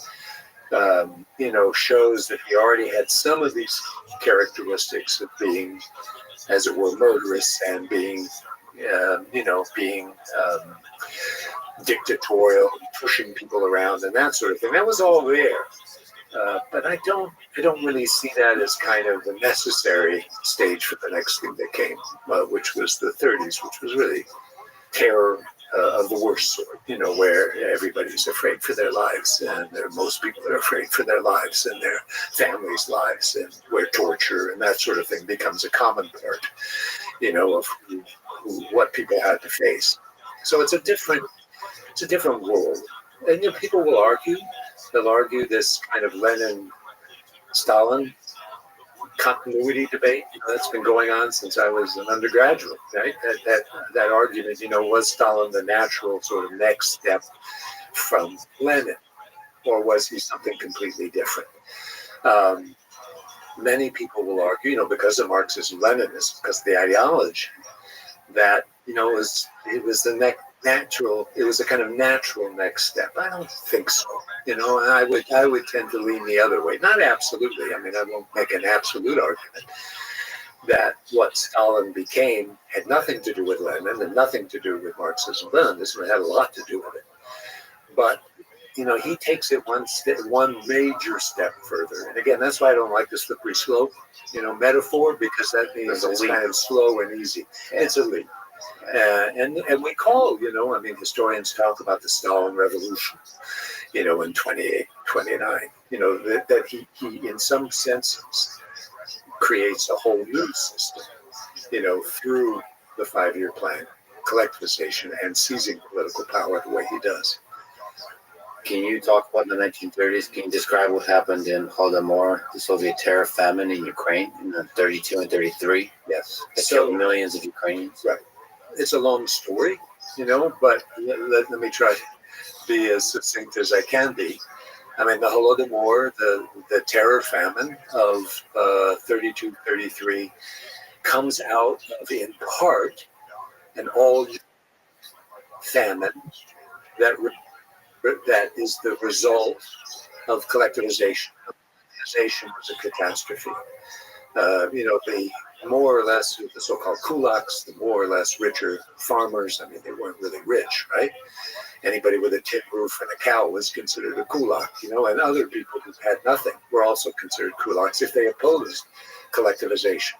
So these kulaks, we're talking millions of them, right? And Ukraine, it's worth recalling, and I'm sure you know this, was a heavily agricultural area, and Ukrainian peasants, were in the countryside and resisted collectivization more than even Russian peasants resisted collectivization. Suffered during this collectivization program, and they, burned sometimes their own houses. They killed their own animals. They were shot, sometimes on the spot. Tens of thousands of others were sent into exile. So there was a conflagration in the countryside. And the result of that conflagration in Ukraine was terrible famine. And again, there was famine all over the Soviet Union, but it was especially bad in Ukraine, in part because Ukrainian peasants resisted. Now, in 32, 33, a couple of things happened. I mean, I've argued this in my writing, and I've also worked on this. I continue to work on it, by the way, with a museum in Kiev that's going to be about the Holodomor. They're building the museum now, and it's going to be a very impressive set of exhibits, and talk with historians all the time about it. So what happens in 32, 33, a couple of things. First of all, the Stalin develops an even stronger, I say even stronger because they already had an antipathy for the Ukrainians, an even stronger antipathy for the Ukrainians in general. First of all, they resist collectivization. Second of all, he's not getting all the grain he wants out of them, and which he needs. And so he sends in then people to expropriate the grain and take the grain away from the peasants. These teams of people, some policemen, some urban thugs, some party people, some poor peasants, take part too, go into the villages and forcibly seize grain and animals from the Ukrainian peasantry. They're seizing it all over. I mean, let's remember again, this is all over the Soviet Union, in 32 especially. Then, in December of 1932, January of 33, February of 33, Stalin is convinced the Ukrainian peasantry needs to be shown who's boss, that they're not turning over their grain, that they're resisting the expropriators, that they're hiding the grain, which they do sometimes, right? That they're basically not loyal to the Soviet Union, that they're acting like traitors, that they're ready, and he says this, to, I think it's Kaganovich, he says it too, they're ready to kind of pull out of the Soviet Union and join Poland. I mean, he thinks Poland is, out to get Ukraine. And so he's going to then essentially break the back of these peasantry. And the way he breaks their back is by going through another expropriation program, which is not done in the rest of the Soviet Union. So he's taking away everything they have. Everything they have. There are new laws introduced where they will actually punish people, including kids, with death if they steal any grain. If they take anything from the, from the fields. So, you can shoot anybody, who is looking for food. And then he introduces measures in Ukraine which are not introduced into the rest of the Soviet Union. For example, the Ukrainian peasantry are not allowed to leave their villages anymore. They can't go to the city to try to find something. I mean, we've got pictures of, Ukrainian peasants dying on the sidewalks in Kharkiv and Kiev and places like that who managed to get out of the village and get to the cities. But now they can't leave. They can't leave Ukraine to go to Belarus, or Belarus today, or to Russia, to get any food. He won't allow any relief to Ukraine. A number of people offer relief, including the Poles, but also the Vatican offers relief. He won't allow any relief to Ukraine. He won't admit that there's a famine in Ukraine. And instead, what happens is that the Ukrainian countryside turns into what my now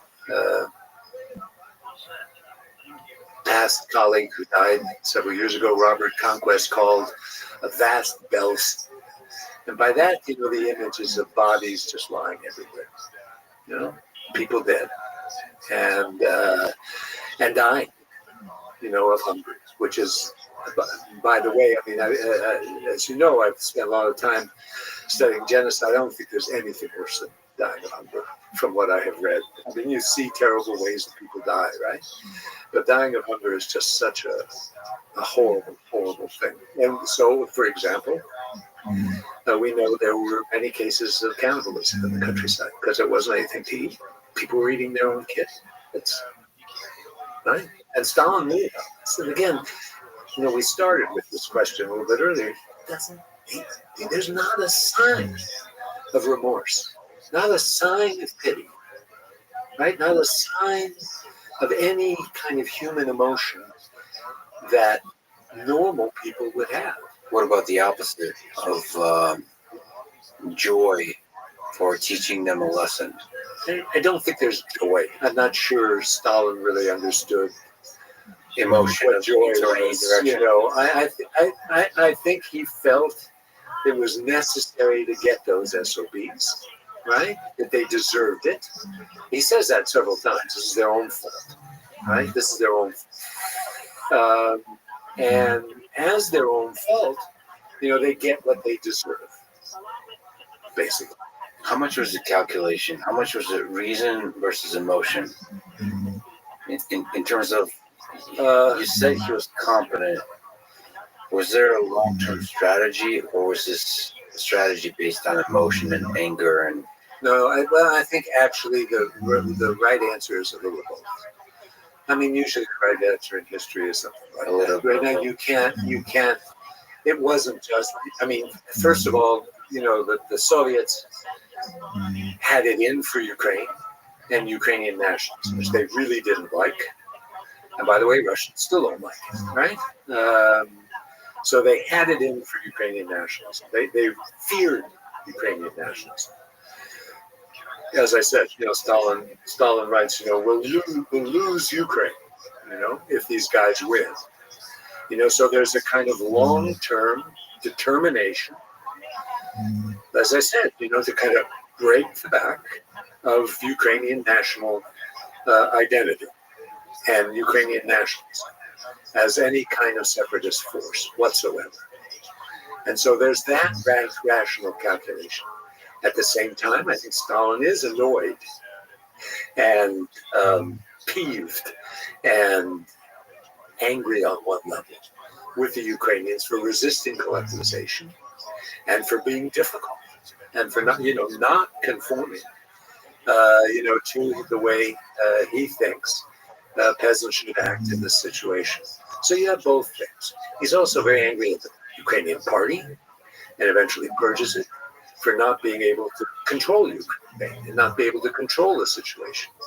Ukraine is in theory the breadbasket, right, of Europe. Well, how come the breadbasket isn't turning over to me all this grain so I can sell it abroad and build new factories and support the workers in the cities? So there's a kind of annoyance, when things fail, and this is absolutely typical of Stalin. When things fail, he blames it on other people, and usually groups, right? Not individuals, but groups, again. So a little bit of both, I think, is the right answer. This blame, it feels like there's a playbook that dictators follow. I just wonder if it comes naturally or just kind of evolves. Just blaming others and telling these narratives and then creating the other, and then somehow that leads to hatred and genocide. It feels like there's too many commonalities for it not to be a naturally emergent strategy that works for dictatorships. I mean, it's a very good point, and I think it's one, that has its merits. In other words, I think you're right. There's certain kinds of strategies by dictators that are common to them. A lot of them do killing, not all of them of that sort that Stalin did. I've written about Mao and Pol Pot, and Hitler, and there is a sort of, as you say, a kind of playbook for political dictatorship, also for kind of communist totalitarian way of functioning. And that way of functioning was described already by Hannah Arendt early on when she wrote The Origins of Totalitarianism. And she more or less writes the playbook. And Stalin does follow it. The real question, it seems to me, is to what extent, and how deep does this go, and how often does it go in that direction? I mean, you can argue, for example, Fidel Castro was not a nice man, right? He was a dictator. He was a terrible dictator. But he did not engage in mass murder. Ho Chi Minh was a dictator, a communist dictator who grew up, in the communist movement, went to Moscow, spent time in Moscow in the 30s and went to found the Vietnamese Communist Party. He was a horrible dictator. I'm sure he was responsible for a lot of death and destruction. But he wasn't a mass murderer. And so you get those, I would even argue, others will disagree, that Lenin wasn't a mass murderer. That he didn't kill the same way, that Stalin killed. Or people after him. They're communist dictators too, after all. Khrushchev was a communist dictator, but he stopped his killing. And he's still responsible for a gulag and people sent off into a gulag and imprisonment and torture and that sort of thing. But it's not at all the same thing. So there are some, like Stalin, like Mao, like Pol Pot, who commit these horrible, horrible atrocities, extensively engaging, in my view, in genocide. And there's some who don't. What's the difference? Well, the difference is partly in personality, partly in historical circumstance, partly in, who is it that controls the reins of power. How much do you connect the ideas of communism or Marxism or socialism to Holodomor, to Stalin's rule? So how naturally, as you kind of alluded to, does it lead to genocide? It's also, in some ways, I've just addressed that question by saying it doesn't always lead to genocide. In the case, again, Cuba is not pretty, but it didn't have, there was no genocide in Cuba. The same thing in North Vietnam. Yeah. Even North Korea, as awful as it is a terrible dictatorship, right? And people's rights are totally destroyed, right? They have no freedom whatsoever. Is not, as far as we know, genocidal. who knows whether it could be, or whether if they took over South Korea, mass murder wouldn't take place and that kind of thing. But my point is that the ideology doesn't necessarily dictate genocide. In other words, it's an ideology, I think, that makes genocide sometimes too easily possible, given, the way it thinks through history as being, you're on the right side of history and some people are on the wrong side of history, and you have to destroy those people who are on the wrong side of history. I mean, there is something in, Marxism, Leninism, which has that kind of language and that kind of thinking. But I don't think it's necessarily that way. There's a wonderful historian at Berkeley named Martin Malia, who has written on, wrote a number of books on this subject, and he was very, very, he was convinced that that the ideology itself, played a crucial role in the murderousness of the Soviet regime. I'm not completely convinced. When I say not completely convinced, I think that you could argue with different ways, equally valid, with equally valid arguments.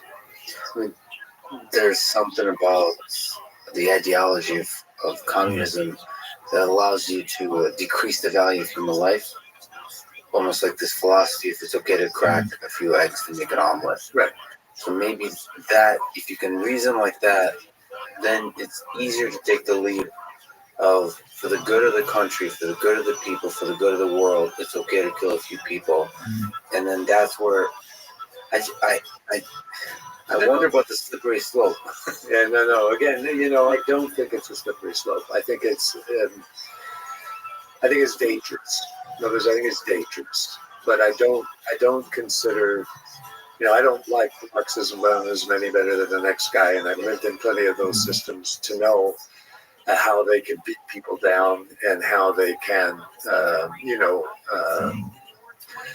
destroy human aspirations and human interaction between people. But they're not necessarily murderous systems. They are systems that contain people's autonomy, that force people into work and labor and lifestyles that they don't want to live. I spent a lot of time, with East Germans, Poles, who lived in, and even in the Soviet Union, in the post-Stalin period, where people lived lives they didn't want to live, and didn't have the freedom to choose. And that was terrifying in and of itself. But these were not murderous systems, and they ascribed to Marxism and Leninism. So I suppose it's important to draw the line between mass murder and genocide and mass murder versus just mass violation of human rights. Right. And the leap to mass murder, you're saying, maybe easier in some ideologies than others, but it's not clear that somehow one ideology definitely leads to mass murder and not. I wonder what factors, how much of it is a single charismatic leader, how much of it is the conflagration of multiple historical events, how much of it is just dumb, the opposite of luck. Do you have a sense where if you look at a moment in history, predict, looking at the factors, whether something bad's going to happen here? When you look at Iraq, when Saddam Hussein first took power, well, you can go even farther back in history. Would you be able to predict? So you already kind of answered that with Stalin, saying there's no way you could have predicted that in the early 20s. Is that always the case? You basically can't predict. It's pretty much always the case. In other words, history is a wonderful, discipline and way of looking at life and the world in retrospect. I mean, it happened. It happened. And we know it happened. And it's too easy to say sometimes it happened because it had to happen that way. It almost never has to happen that way. And, things, So I very much am of the school that emphasizes, contingency and choice and difference and different paths, and not necessarily a path that has to be followed. Um, and those, sometimes you can warn about things. I mean, you can think, well, something's going to happen. And usually the way it works. Let me just give you one example. I mean, I'm thinking about an example right now, which was the war in Yugoslavia, which came in the 1990s and eventuated in genocide in Bosnia. And I remember very clearly, the 1970s, 1980s in Yugoslavia, and people would say, there's trouble here, and something could go wrong. But no one, in their wildest imagination, thought there would be outright war between them. Then the outright war happened, genocide happened, and afterwards people would say, I saw it coming. So you get a lot of that, especially with pundits and journalists, and that's, I saw it coming, I knew it was happening. What happens in the human mind, and it happens in your mind too, is, you go through a lot of alternatives. I mean, think about January 6th, in this country, and all the different alternatives which people had in their mind, or before January 6th, after the lost election. Things could have gone in lots of different ways. There were all kinds of people choosing different ways it could have gone.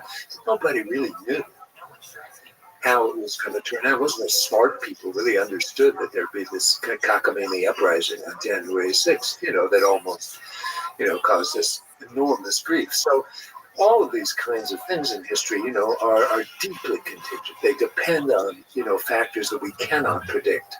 And, and it's the joy of history that it's open. You think about how people are now, let me give you one more example and then I'll shut up. But there's the environmental example.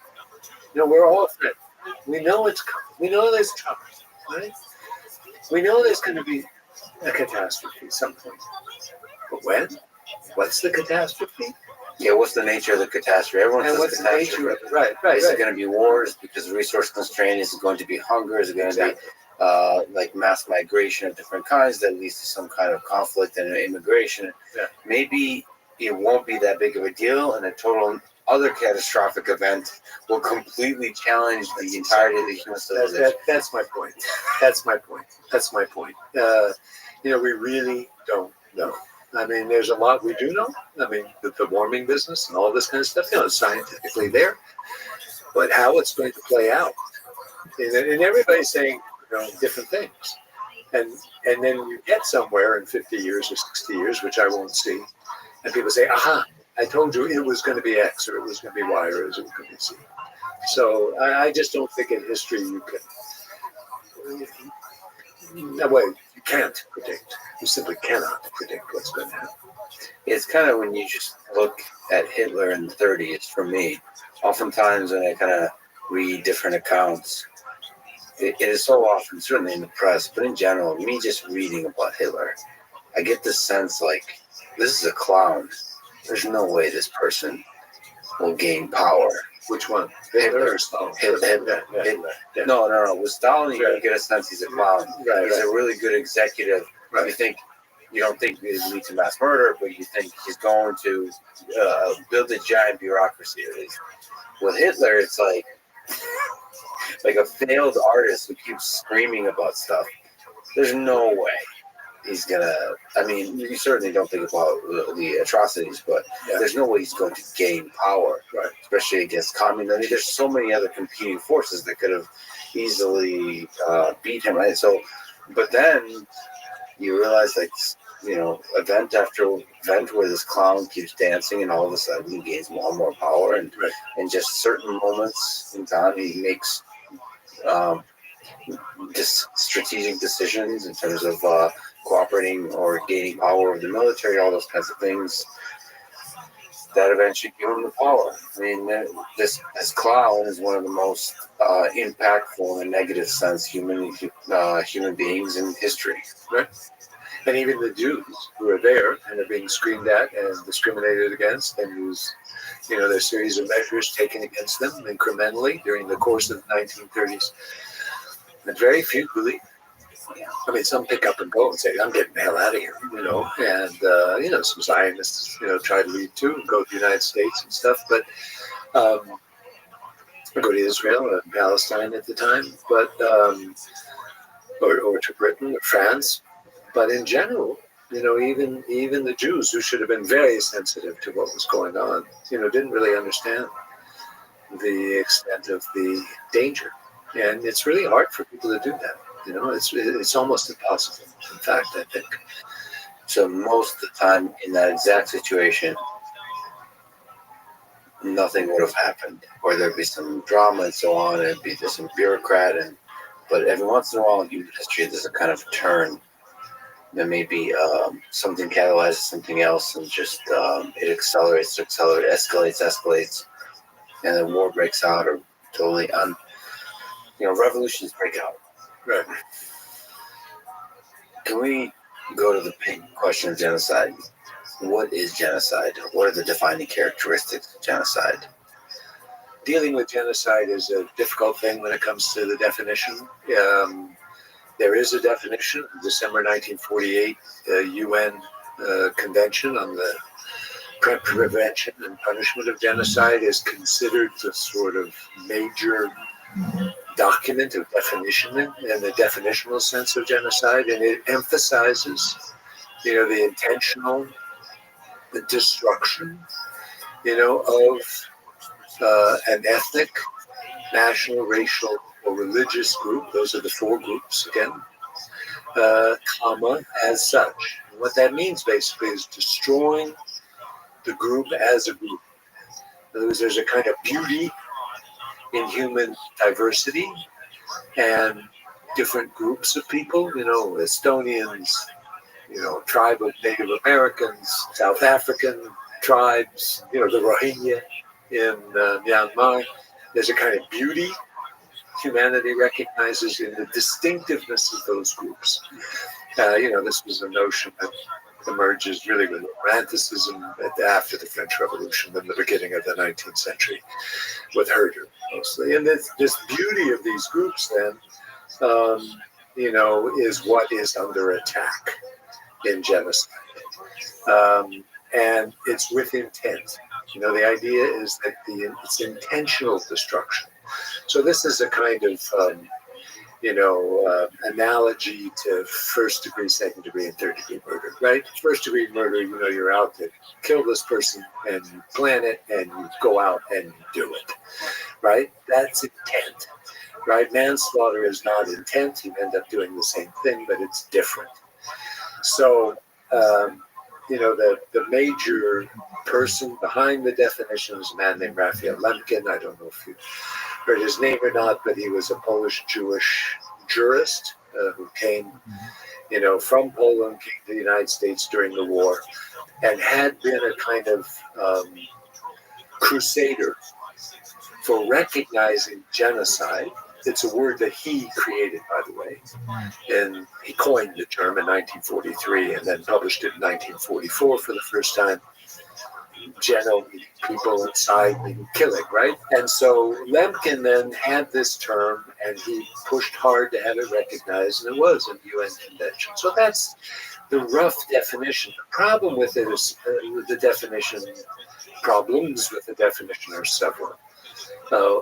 One of them is it just these four groups, racial, religious, ethnic, or national? See, this comes right out of the war. And what's in people's minds in 1948 are Jews, Poles, Russians, Yugoslavs sometimes, who were killed by the Nazis. That's what's in their mind.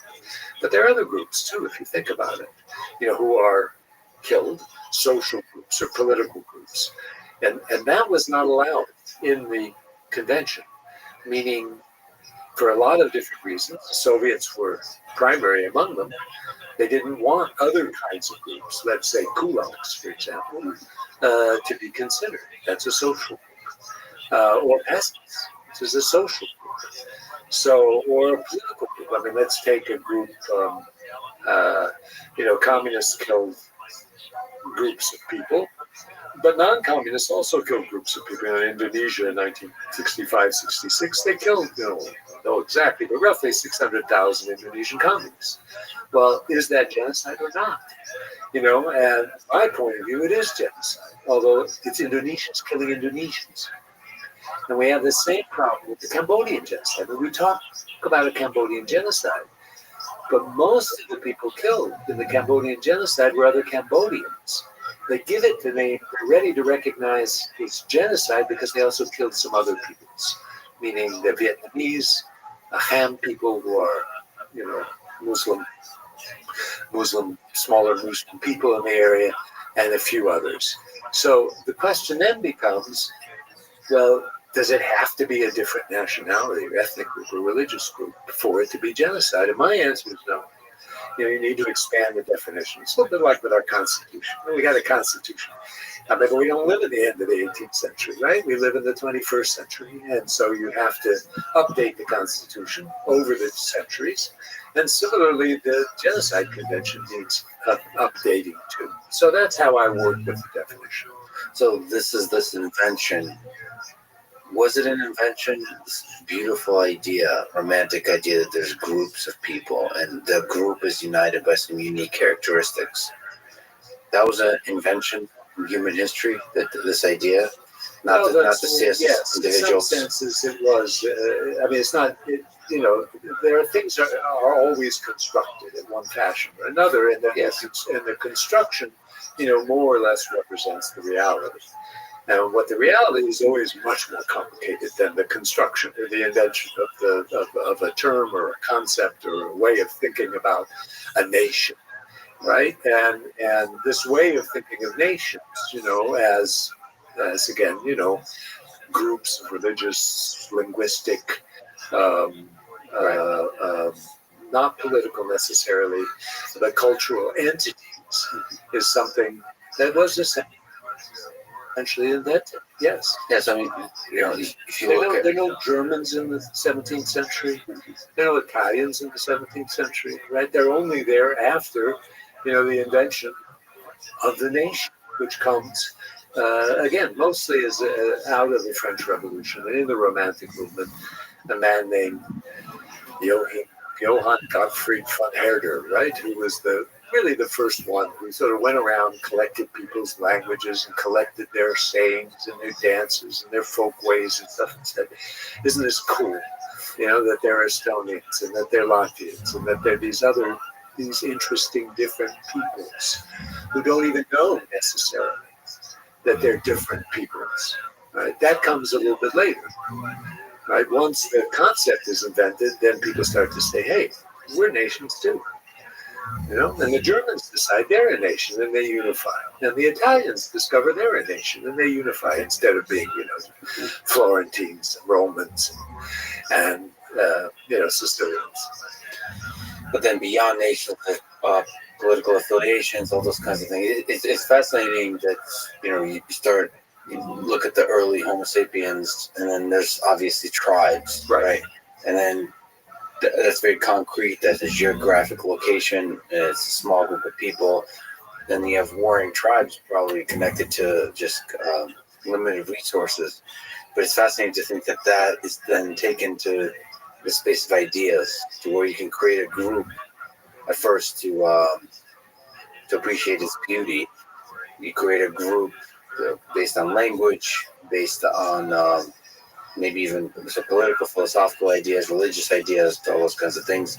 And then that naturally then leads to getting angry at groups, right? And making them the other, and then hatred. Right. That comes more towards the end of the 19th century, with the influence of Darwin. I mean, I can't blame Darwin for it, but Darwinians, who start to talk about, the competition between nations, the natural competition. The weak ones fall away, the strong ones get ahead. You get this sort of combination also with, modern anti-Semitism and with racial thinking. The racial thinking at the end of the 19th century is very powerful. So now, at the end of the 19th century versus the beginning of the middle of the 19th century, You can be a German and be a Jew, and there's no contradiction. Yeah. As long as you speak the language and you dress and think and act and share the culture. By the end of the 19th century, people saying, no, they're not Jews. They're Jews. They're different. They have different blood. They have different. They don't say genes yet, but that's sort of a sense of people, and that's when there's this sense of superiority too, and inferiority. Yeah. That they're inferior to us. Yeah. And that we're the strong ones, and we have to, and Hitler, by the way, just adopts this hook, line, and sinker. I mean, there are a whole series of thinkers at the end of the 19th, beginning 20th century who he cites in Mein Kampf, which is written in the early 1920s, that, basically pervades this racial thinking. So nationalism changes. So nationalism in and of itself is not bad. I mean, it's not bad, to share culture and language and, folkways and a sense of common belonging. There's nothing bad about it inherently. But then what happens is it becomes, frequently is used and becomes, especially in fascism, becomes dangerous. And then it's especially dangerous when the two conflicting groups share geographic location. That's right. So, like with Jews, I'm a Russian Jew, and it's always interesting. I take pride in I love the tradition of the Soviet Union, of Russia. I love America. I love these countries. They have beautiful tradition in literature and science and art and all those kinds of things. But it's funny that people, not often, but sometimes, correct me that I'm not Russian. I'm a Jew. And it's a nice reminder, Yes, that that is always there. That desire to create these groups, and then when they're living in the same place, for that division between groups, that hate between groups can explode. And I wonder, why is that there? Why does the human heart tend so easily towards this kind of hate? That's a big question in and of itself. The human heart is full of everything, right? It's full of hate, it's full of love, it's full of indifference, it's full of apathy, it's full of energy. So, Yeah. I mean, hate is something, that, I think, and, along with hate, the ability to really hurt and injure people is something that's within all of us. It's within all of us. And it's just something that's part of who we are, and part of our society. So, we're shaped by our society, and our society can do with us often what it wishes. That's why it's so much nicer to live in a more or less beneficent society like that of a democracy in the West than to live in the Soviet Union, right? I mean, because you have more or less the freedom to do what you wish, and not to be forced into situations in which you would have to then do nasty to other people. Some societies, as we talked about, are more have proclivities towards asking of its people to do things they don't want to do, and forcing them to do so. So, freedom is a wonderful thing. To be able to choose not to do evil is a great thing. Whereas in some societies, you feel in some ways for, not so much for the NKVD bosses, but for the guys on the ground, in the 1930s, or not so much for the Nazi bosses, but for the guys, in the police battalion that were told, go shoot those Jews, and you do it. Not necessarily because they force you to do it, but because your social situation, encourages you to, and you don't have the courage not to. Yeah, I was just as I often do, rereading Viktor Frankl's Man's Search for Meaning, and he said something that I often pull out his lines. The mere knowledge that a man was either a camp guard or a prisoner tells us almost nothing.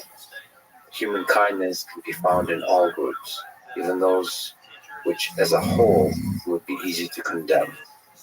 So that's speaking to you feel for those people at the lowest level implementing the orders of those above. Right. And also, you worry yourself. What happened if you were given those same orders? You know, I mean, what would you do? You know, what kind of reaction would you have in a similar situation? And you know, you don't know. I can see myself in World War II fighting for almost any country that I was born in. There's a love of community. There's a love of country that's just, at least to me, comes naturally. Just love of community. And country is one such community. And I can see fighting for that country, especially when you're sold the story that you're fighting evil. And I'm sure every single country was sold that story effectively. And then when you're in the military and you have a gun in your hand, or you're in the police force and you're ordered to go to this place and commit violence, it's hard to know what you would do. It's a mix of fear, it's a mix of maybe you convince yourself, you know, what can one person really do? And over time, it's again that slippery slope. Because you could see all the people who protest, who revolt, they're ineffective. So, like, if you actually want to practically help somehow, you're going to convince yourself that you can't. One person can't possibly help. And then you have a family, so you want to make, you want to protect your family. You tell all of these stories, and over time, you naturally convince yourself to dehumanize the other. Yeah, I think about this a lot. Mostly because I worry that I wouldn't be a good German. Yeah, no, that's right. That's right. And one of my tasks as a teacher, right, of our students, and I have classes on genocide. I have one now, and another one, by the way, on Stalin. But the one on genocide, one of my tasks is to try to get the students to understand this is not about weird people who live far away in time and in place, but it's about them, and that's a hard lesson, but it's an important one, that this is in all of us, it's in all of us, and there's nothing, and you just try to gird yourself up, to try to figure out ways that maybe you won't be complicit, and that you learn how to stand by your principles, but it's very hard. It's extremely difficult. And you can't, the other interesting thing about it is it's not predictable. They've done a lot of studies of Poles, for example, who during the war saved Jews. Well, who are the Poles who saved Jews versus those who turned them in? It's completely unpredictable. Sometimes it's the worst anti-Semites who protect them because they don't believe they should be killed. Right? And sometimes, it's not predictable. It's not as if the humanists among us, are the ones who, consistently show up, and experience danger, in other words, and are ready to take on danger, to defend, your fellow human beings. Not necessarily. I mean, sometimes simple people do it, and sometimes they do it for really simple reasons, and sometimes people you would expect to do it don't. And you've got that mix. It's just not predictable. One thing I've learned in this age of social media is it feels like the people with integrity and the ones who would do the right thing are the quiet ones. In terms of humanists, in terms of activists, there's so many points to be gained of declaring that you would do the right thing. It's simple, quiet folks. Because I've seen quite, on a small, obviously much smaller scale, just shows integrity and character. When there was sacrifice to be made and it was done quietly. Now, this sort of the small heroes, those are, you're right, it's surprising, but they're often quiet. That's why I'm distrustful of people who kind of proclaim that they would do the right thing. Right. And there are different kinds of integrity too. I mean, I edited a memoir of a Polish underground fighter, member of the underground who was in Majdanek, in the concentration camp at Majdanek. You know, and it was just an interesting mix of different kinds of integrity. You know, on the one hand, you know, it really bothered him deeply when Jews were killed or sent to camp or that sort of thing. On the other hand, he was something of an anti-Semite. You know, he would, you know, sometimes if Jews were his friends, he would help them. And if they weren't, sometimes he was really mean to them. You know, and you could, there are various levels. You know, a concentration camp is you know, a terrible social experiment in some ways, right? But you learn a lot from how people behave, and what you see is that they, you know, people behave sometimes extraordinarily well in some situations and extraordinarily poorly in others, and it's mixed, and you can't predict it, and it's hard to find consistency. I mean, that's the other thing. It's, you know, I think we claim too much consistency for the people we study and the people we think about in the past. You know, they're not consistent any more than we are consistent, right? Well, let me ask you about human nature here on both sides. So first, what have you learned about human nature from studying genocide? Why do humans commit genocide? What lessons? First of all, why is a difficult question, but what insights do you have into humans that genocide is something that happens in the world? That's a really big and difficult question, right? And it's it has to be parsed, I think, into different kinds of questions. You know, why does genocide happen? You know, which the answer there is frequently political, meaning, you know, why Hitler ended up killing the Jews? Well, it had a lot to do with the political history of Germany and wartime history of Germany, right? In the 30s. And, you know, it's traceable to that. No, like you mentioned it yourself. You can't imagine Hitler in the mid-20s turning into anything of the kind of dictator he ended up being and the kind of mass murderer he ended up being. So, and the same thing goes, by the way, for Stalin and Soviet Union and Pol Pot. I mean, these are all essentially political movements where the polity state seized, you know, by a ideological or you know, single party movement, and then is moved in directions where mass killing takes place. The other question, separate that question now. The other question is, why do ordinary people participate?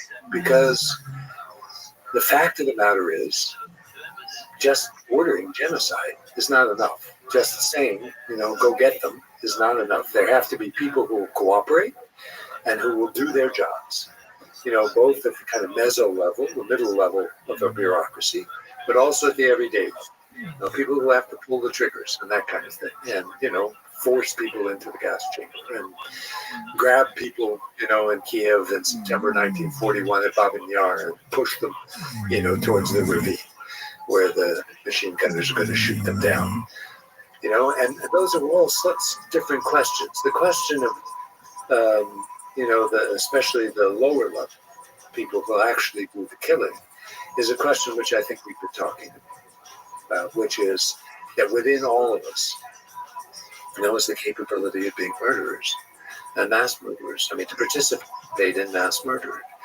I won't call them the laws of social psychology, but the character of social psychology. You know, we will do it in most cases. I mean, one of the shocking things that I learned just a few years ago studying the Holocaust is that you could pull out. In other words, if they order a police battalion to go shoot Jews, you didn't have to do it. You could pull out. They weren't going to. They never killed anybody. They never executed anybody. They never even punished people for saying, no, I'm not going to do that. So people are doing it voluntarily They may not want to do it. They give you booze to try to, numb the pain of murder because they know there is pain. I mean, people experience pain when they murder people, but they don't pull out. And so it's the character of who we are in society, in groups. And we're very, very influenced. I mean, we're highly influenced by the groups in which we operate and, who we talk to and who our friends are within that group and who is the head of the group. And I mean, you see this even, you see it in any group, whether it's in the academy, right, at Stanford, or whether it's, in a labor union, or whether it's in a church group in Tennessee or wherever, people pay attention to each other and they are unwilling frequently to say, no, this is wrong. Even though all of you think it's right, it's wrong. I mean, they just don't do that usually, especially in societies that are authoritarian or totalitarian, right? Because it's harder because there's a backup to it, right? There's the NKVD there, or there's the Gestapo there. There are other people there. So you just, they may not be forcing you to do it, but your social greed plus this danger in the distance, you do it. But then if you go up the hierarchy, at the very top there's a dictator. Presumably, you could go to like middle management to the bureaucracy. The higher you get up there, the more power you have to change the direction of the Titanic. Right. But nobody seems to do it. Right. Or what happens, and it does happen, it happens in the German army. I mean, it happens in the case of the Armenian genocide, where we know there are governors who said, no, I'm not going to kill Armenians. What kind of business is this? They're just removed. They're removed, and you find a replacement very easily. So, you do see people who stand up. And again, it's not really predictable who it will be. I would maintain. I mean, I haven't done the study of the Armenian governors who said no. I mean, the Turkish governors who said no to the Armenian genocide. But, there are people who do step aside every once in a while in the middle level. And again, they're German generals who say, hey, what is this business in Poland when they start to kill Jews, or in Belarus? And, they're just pushed aside. If they don't do their job, they're pushed aside. Or they end up doing it. And they usually do end up doing it. What about on the victim side? So I mentioned Man's Search for Meaning. What can we learn about human nature, the human mind, from the victims of genocide? So Viktor Frankl talked about the ability to discover meaning, beauty, even in suffering. Is there something to be said about, in your studying of genocide that you've learned about human nature? Well, again, I don't. I have to say, I come out of the study of genocide with a very pessimistic view of human nature. A very pessimistic view. Even on the victim side? Even on the victim side. I mean, the victims will eat their children. Right? Ukrainian case, they have no choice. The victims will rob each other. The victims will form hierarchies within victimhood. So you see, let me give you an example. Again, I told you I was working on Majdanek. And there's, in Majdanek, at a certain point in 42, a group of Slovak Jews were arrested and sent to Majdanek. Those Slovak Jews were a group, somehow they stuck together, they were very competent, they were, many of them businessmen, they knew each other, and for a variety of different reasons within the camp. And again, this shows you the diversity of the camps, and also, these images of black and white in the camps are not very useful. They ruled the camp. When they basically had all the important jobs in the camp, including jobs like beating other Jews and persecuting other Jews and persecuting other peoples, which they did. And this Polish guy who I mentioned to you, who wrote this memoir, hated them because of what they were doing to the Poles. right? And he, he's incensed because aren't these supposed to be the Untermensch? He says, and look what they're doing. They're treating us, like dirt, and they do. They treat them like dirt. So, in this kind of work on Majdanek, there's certainly parts of it that, were inspiring. People helping each other, people trying to feed each other, people giving warmth to each other. There's some very heroic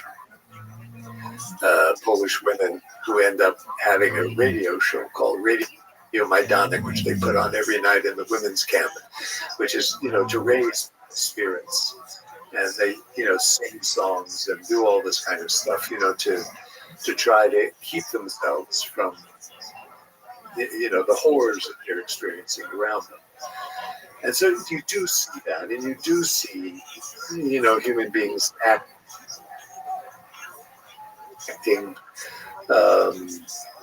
in support of each other. But, Primo Levi is one of my favorite writers about the Holocaust and about the camps. And, I don't think Primo Levi saw anything. He had pals, who he helped and who helped him.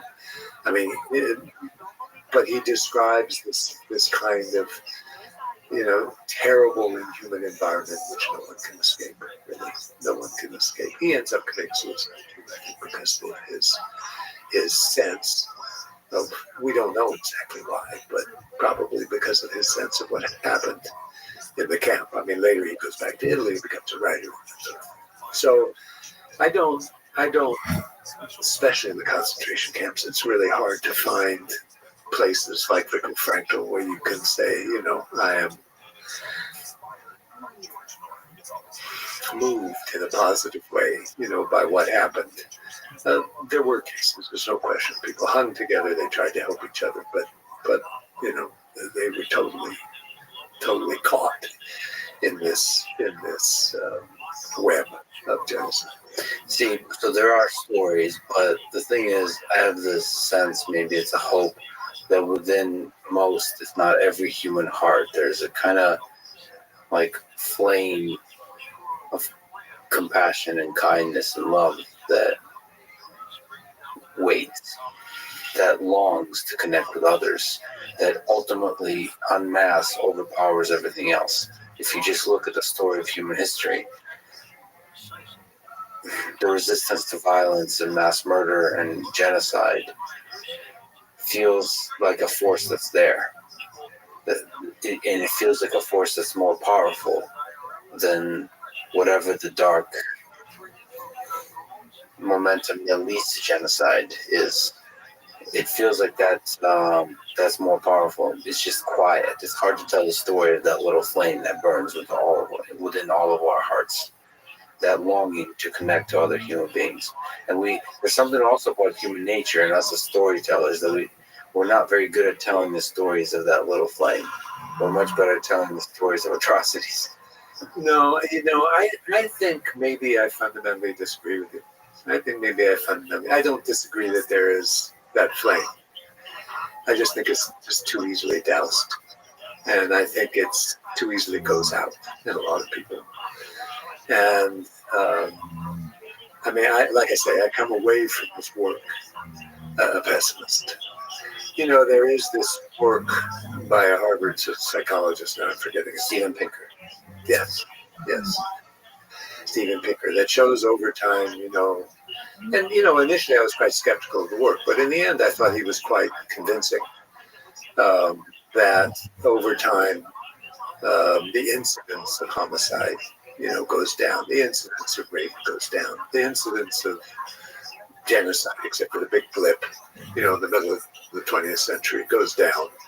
Not markedly, but it goes down generally. That norms, international norms are changing how we think about this and stuff like that. I thought he was pretty convincing about that. But think about, we're modern people. We've advanced so fast in so many different areas. We should have eliminated this a long time ago. a long time. How is it that we're still facing this business of genocide in Myanmar and Xinjiang in Tigray, in Ethiopia, the potentials of genocide there, and all over the world. We still have this thing that we cannot handle, that we can't deal with. And, again, electric cars and planes that fly from here to, Beijing. Think about the differences between 250 years ago or 300 years ago and today. But the differences in genocide are not all that great. I mean, the incidence has gone down. And I think Pinker is there are problems with his methodology, but on the whole, I'm with him on that book. I thought in the end it was quite well done. So, I do not. I have to say, I'm not an optimist about what this human flame can do. And someone once said to me, when I posed a similar kind of question to a seminar, a friend of mine at Berkeley once said, "Remember original sin?" Well, I don't. That's very Catholic, and I don't really think in terms of original sin. But in some ways, her point is we carry this with us. We carry with us a really potentially nasty mean streak that can do harm to other people. But we carry the capacity to love too. Yes, we do. And so Yes, we do. That's part of the deal. You have a bias in that you have studied some of the darker aspects of human nature and human history. So it is difficult from the trenches, from the muck, to see a possible sort of way out through love. But it's not obvious that that's not the case. You mentioned electric cars and rockets and airplanes. To me, the more powerful thing is Wikipedia, the internet. Only 50% of the world currently has access to the internet, but that's growing in information, knowledge, and wisdom, especially among women in the world. As that grows, I think it becomes a lot more difficult if love wins. It becomes a lot more difficult for somebody like Hitler to take power, for genocide to occur, because people think. And the masses, I think, the people have power when they're able to think, and they can see the full kind of. First of all, when they can study your work, they can know about the fact that genocide happens, how it occurs, how the promises of great charismatic leaders lead to great destructive mass genocide. And just even studying the fact that the Holocaust happened for a large number of people is a powerful preventer of future genocide. Like one of the lessons of history is just knowing that this can happen, learning how it happens, that normal human beings, leaders that give big promises, can also become evil and destructive. The fact, knowing that can happen is a powerful preventer of that. And then you kind of wake up from this haze of believing everything you hear, and you learn to just, in your small local way, to put more love out there in the world. I believe it's possible. It's not sort of to push back. It's not so obvious to me that in the end, I think in the end, love wins. That's my intuition. I didn't put money on it. I have a sense that this genocide thing is more and more going to be an artifact of the past. Well, I certainly hope you're right. I certainly hope you're right. And, it could be you are. We don't know. But the evidence is different. The evidence is different. And, the capacity of human beings to do evil to other human beings is repeatedly demonstrated. Whether it's massacres in Mexico or, ISIS and the Yazidi Kurds, or, you can just go on and on. Syria. Syria used to be a country, and now it's, it's been a mass grave, and people then have left in the millions, for other places. And I'm not saying, I mean, the Turks have done nice things for the Syrians, and the Germans welcomed in 1 million or so, and actually reasonably absorbed them. I mean, that's all. I'm not saying bad things only happen in the world. There are good and bad things that happen. You're absolutely right, and but I don't think we're on the path to eliminating these bad, really bad things from happening. I just don't think we are, and I don't think there's any. I don't think the facts demonstrate it. I mean, I hope you're right, but I think otherwise. Otherwise, it's just an article of faith.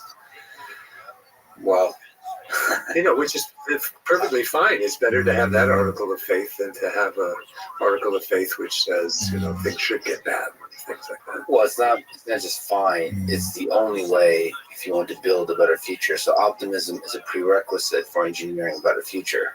So so a historian has to see clearly into the past. Right. An engineer has to imagine the future that's different from the past, that's better than the past. Because without that, they're not going to be able to build a better future. So there's a kind of saying like you have to consider the facts. Well, at every single moment in history, if you allow yourself to be too grounded by the facts of the past, you're not going to create the future. So that's kind of the tension that we're living with. To have a chance, we have to imagine that the better future is possible. But one of the ways to do that is to study history, which engineers don't do enough of, which is a real problem. That's a real problem. Well, basically, a lot of disciplines in science and so on don't do enough of. Right. Can you tell the story of China from 1958 to 1962, what was called the Great Leap Forward, orchestrated by Chairman Mao Zedong, that led to the deaths of tens of millions of people, making it arguably the largest famine in human history? Yes. I mean, it was, a terrible set of events that led to the death. People will dispute the numbers. 15 million, 17 million, 14 million, 20 million people died in the Great Leap. 30, 40, 50 million. And some people will go that high too. That's right. Essentially, Mao and the Communist Party leadership, but it was mostly Mao's doing, decided he wanted, to move the country into communism.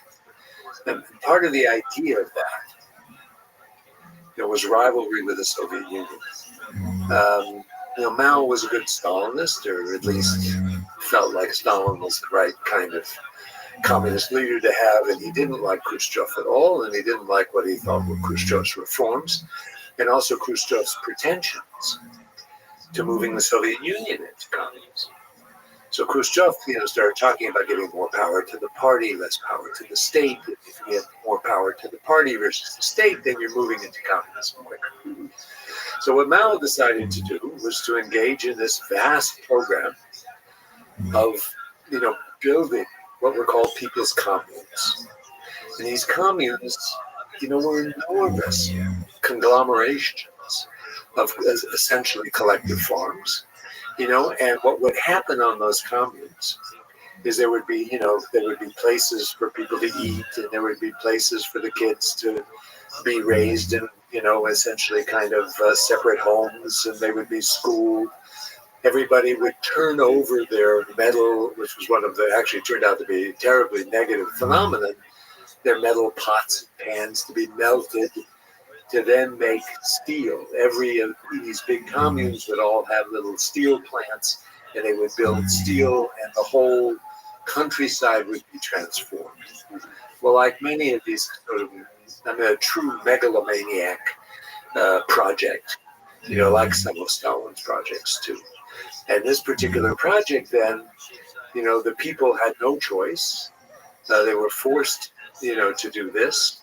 It was incredibly dysfunctional for Chinese agriculture, and ended up, creating, as you mentioned, a terrible famine. that everybody understood was a famine as a result of this. I mean, there were also some problems in nature at the same time, and flooding, bad weather, and that sort of thing. But it was really a man-made famine. And Mao said at one point, who cares? If millions die, it just doesn't matter. We've got millions more left. I mean, he would periodically say things like this that showed that, like Stalin, he had total indifference, to the fact that people were dying in large numbers. It led again to cannibalism and to terrible wastage all over the country, and millions of people died, and there was just no stopping it. There were people in the party who began to kind of edge towards telling Mao this wasn't a great idea, and that he should back off, but he wouldn't back off. And the result was, catastrophe in the countryside and all these people dying. And then they, compounding the problem was the political elite, which then, if peasants would object or if certain people would say no, they'd beat the hell out of them. They would beat people, who didn't do what they wanted them to do. So it was really, really a horrific set of events on the Chinese countryside. I mean, and people wrote about it. I mean, we learned about it. There were people who were keeping track of what was going on, and eventually wrote books about it. So so we have pretty good documentation. Not so much on the numbers. Numbers are always a difficult problem. I'm facing this problem, by the way. This is a little bit separate with the Holodomor, where Ukraine is now claiming 11.5 million people died in Holodomor, and most people assume it's somewhere in the neighborhood of 4 million, 4.5 million. So you have wildly different numbers that come out, and we have different kinds of numbers, as you mentioned too, with the Great Leap Forward. So it was a huge catastrophe for China, and now only backed off when he had to, and then revived a little bit with the Red Guards movement later on, when he was upset that the bureaucracy was resisting him a little bit when it came to the Great Leap, but he had to back off. It was such a terrible catastrophe. So one of the things about numbers is that we usually talk about deaths, but with the famine, with starvation, the thing I often think about that's impossible to put into numbers is the number of people and the degree to which they were suffering. The number of days spent in suffering. Oh yeah. And so, death is. Death is just one of the consequences of suffering. And to me, it feels like 1, 2, 3 years or months, and then years of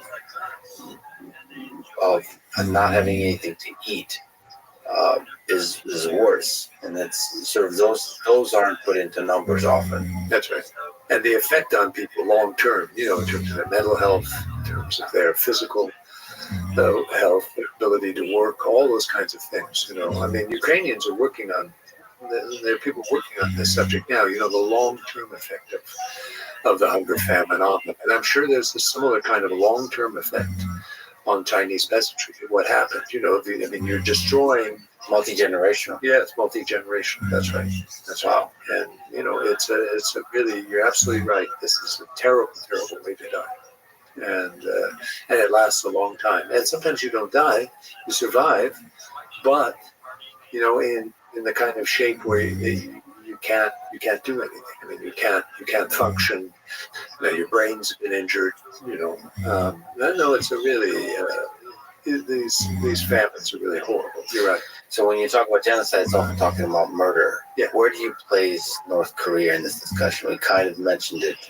So in the arduous march of the 1990s, where it was mass starvation, many people describe mass starvation going on now in North Korea. When you think about genocide, when you think about atrocities going on in the world today, where do you place North Korea?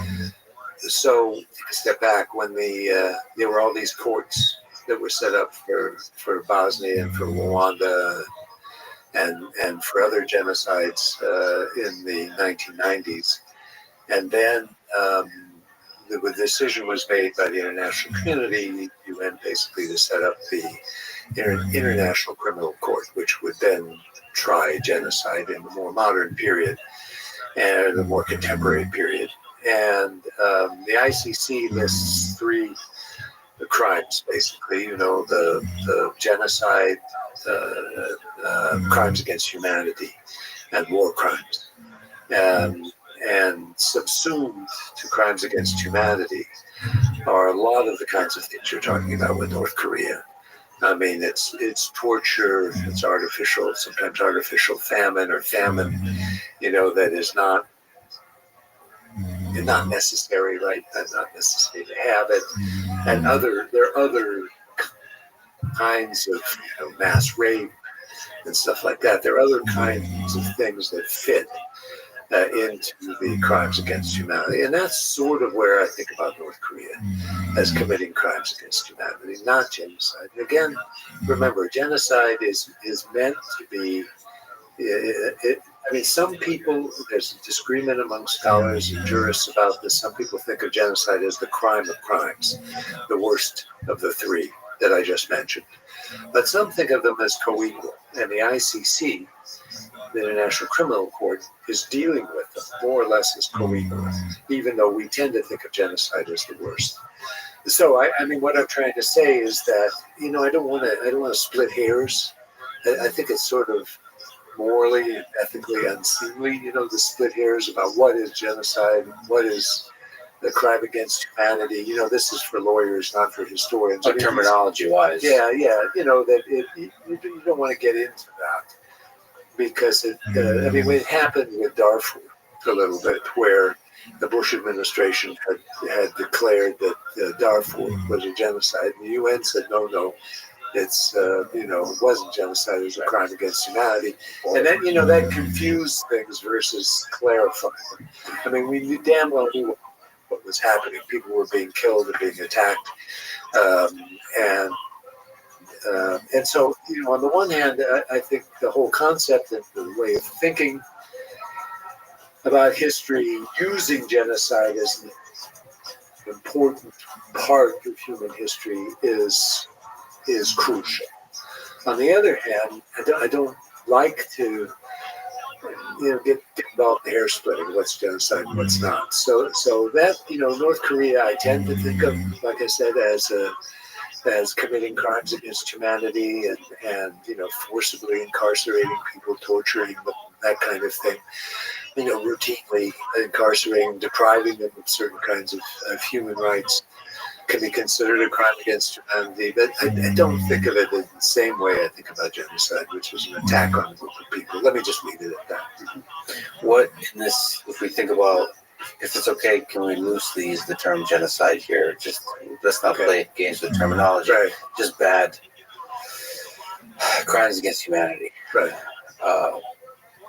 Of particular interest are the ones that are going on today still, because it raises the question to us: what do people outside of this? What role do they have to play? So, what role does the United States, or what role do I, as a human being who has food today, who has shelter, who has a comfortable life, what role do I have when I think about North Korea, when I think about Syria, when I think about maybe the Uyghur population in China?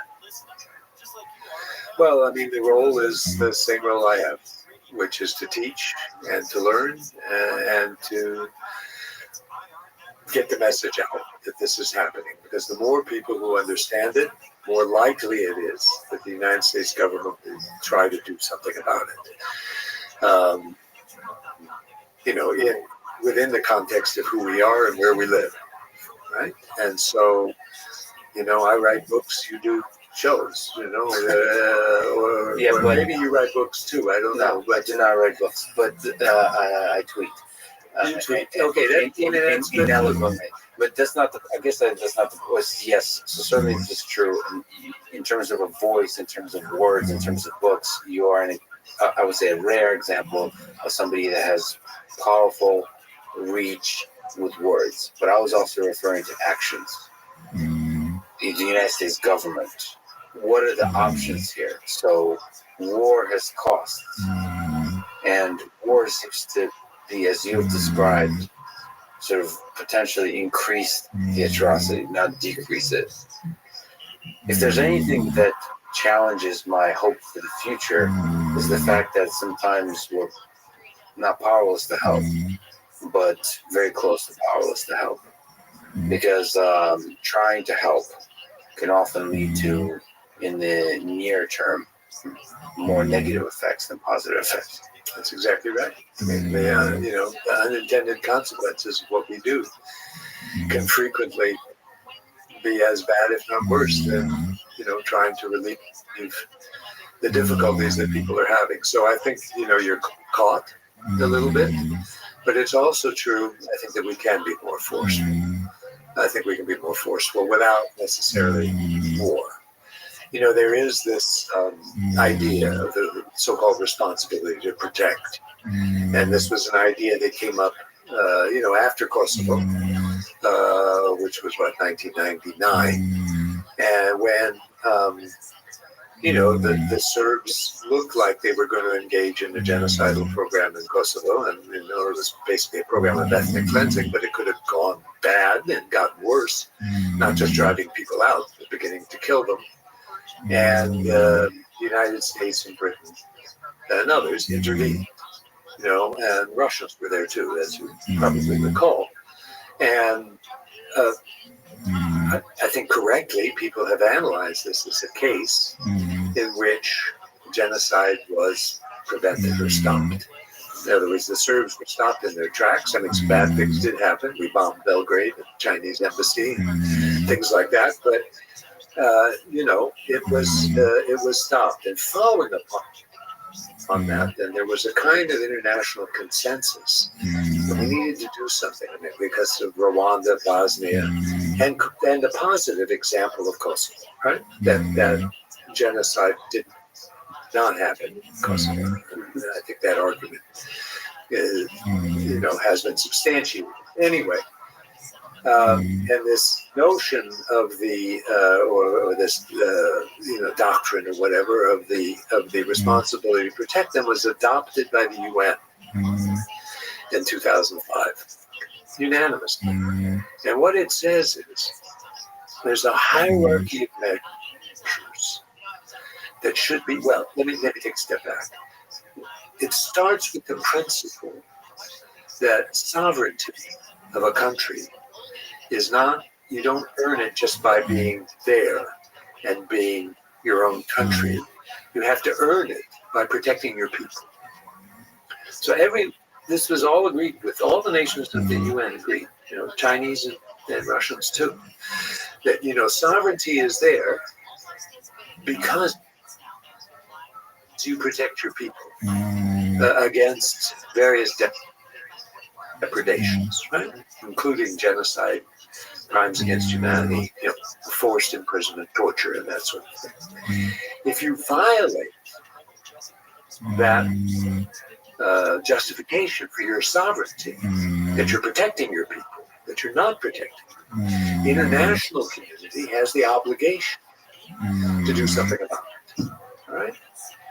Now, then they have a kind of hierarchy of things you can do, starting with, I'm not quoting exactly, but, starting with kind of push and pull, trying to convince people, don't do that, to Myanmar, don't do that to the Rohingya people, right? Then it goes down the list, and you get to the list of sanctions, or threatening sanctions, and then sanctions, like we have against Russia. But you go down the list, right? You go down the list, and eventually you get to military intervention at the bottom, which they say is the last thing, and you really don't want to do that. And not only do you not want to do it, but it had just, as you said, just as you pointed out, it can have unintended consequences, right? And we'll do everything we can short, of military intervention, but, if necessary, that can be undertaken as well. And so the responsibility to protect, I think, is it was not implementable. Oh, one of the things it says in this last category, right, the military intervention, is that the intervention cannot create more damage than it relieves, right? And so for Syria, we came to the conclusion, that, the international community in some ways said this in so many words, even though the Russians were there, obviously, we ended up being there and that sort of thing. The international community basically said, there's no way you can Syria. There's just no way without causing more damage, than you would relieve. So, in some senses, that's what the international community is saying about, Xinjiang and the Uyghurs too. You can't even imagine what hell would break loose if there was some kind of military trouble, to threaten the Chinese with. But you can go down that list with the military leadership of Myanmar, and you can go down that list with the Chinese Communist Party, and you can go down the list, with others who are threatening, with Ethiopia and what it's doing in Tigray, and you can go down that list and start pushing. And I think what happened, there was more of a willingness in the 90s and right at the turn of the century, to do these kinds of things. And then, when Trump got elected, then, he basically said, America first, and out of the world, we're not going to do any of this kind of stuff. And now Biden has the problem of trying to rebuild consensus on how you deal with these kinds of things. I think it's not impossible. Here I tend to be maybe more of an optimist than you. I think it's not impossible that the international community can, muster some internal fortitude and push harder, short of war, to get the Chinese and to get the, Myanmar, and to get others to kind of back off of violations of people's rights the way they are routinely doing it. So that's in the space of geopolitics. That's the space of politicians and UN and so on. Yes. The interesting thing about China, and this is a difficult topic, but there's so many financial interests that not many voices with power and with money speak out against China. Because it's a very interesting effect, because it costs a lot for an individual to speak up, because you're going to suffer. China just cuts off the market. Like, if you have a product, if you have a company, and you say something negative, China just says, okay, well then they knock you out of the market. And so any person that speaks up, they get shut down immediately. Financially, it's a huge cost, sometimes millions or billions of dollars. And so what happens is everybody of consequence, so financially, everybody with a giant platform is extremely hesitant to speak out. It's a different kind of hesitation. It's financial in nature. I don't know if that was always the case. It seems like in history, people were quiet because of fear, because of threat of violence. Here, there's almost like a self-interested preservation of financial of wealth, and I don't know what to do that. I don't know if you could say something there, like the genocide going on because people are financially self-interested. Yeah, no, I think the analysis is correct, and it's not only corporations, but it's it's the American government that represents the American people that also feels compelled not to challenge the Chinese on human rights issues. But the interesting thing is, it's not just, I know a lot of people from China, and first of all, amazing human beings and a lot of brilliant people in China. They also don't want to speak out, and not because they're sort of quote unquote like silenced, but more because they're going to also lose financially. They have a lot of businesses in China. They, they're running. In fact, the Chinese government and the country has a very interesting structure because it has a lot of elements that enable capitalism within a certain framework. So you have a lot of very successful companies, and they operate successfully. And then the leaders of those companies, many of whom have either been on this podcast, they want to be on this podcast, they really don't want to say anything negative about the government. And the nature of the fear, I sense, is not the kind of fear you would have in Nazi Germany.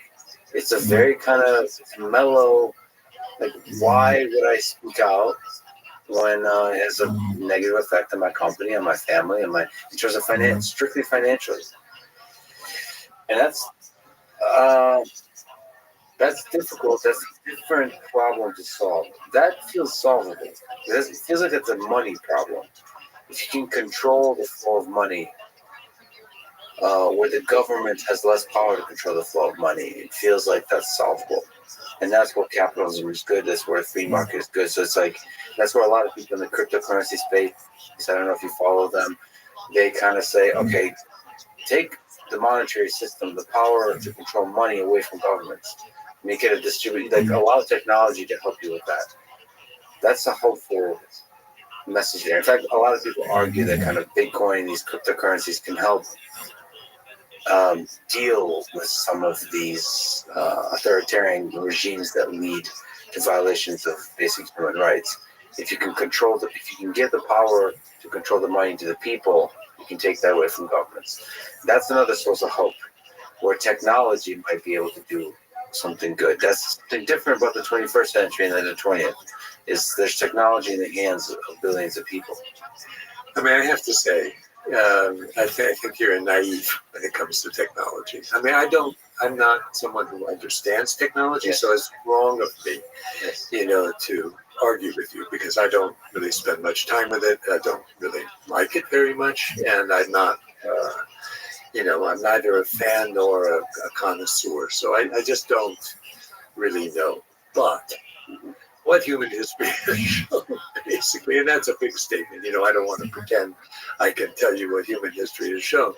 But, technology, atom bomb, I mean, that's a perfect example of technology. What happens when you discover new things? It's a perfect example. What's going on with Facebook now? This is an absolutely perfect example. I once went to a lecture by Eric Schmidt about the future, and about all the things that were going to happen and all these wonderful things, like, you wouldn't have to translate yourself anything. You wouldn't have to read a book. You wouldn't have to drive a car. You don't have to do this. You don't have to do that. What kind of life is that?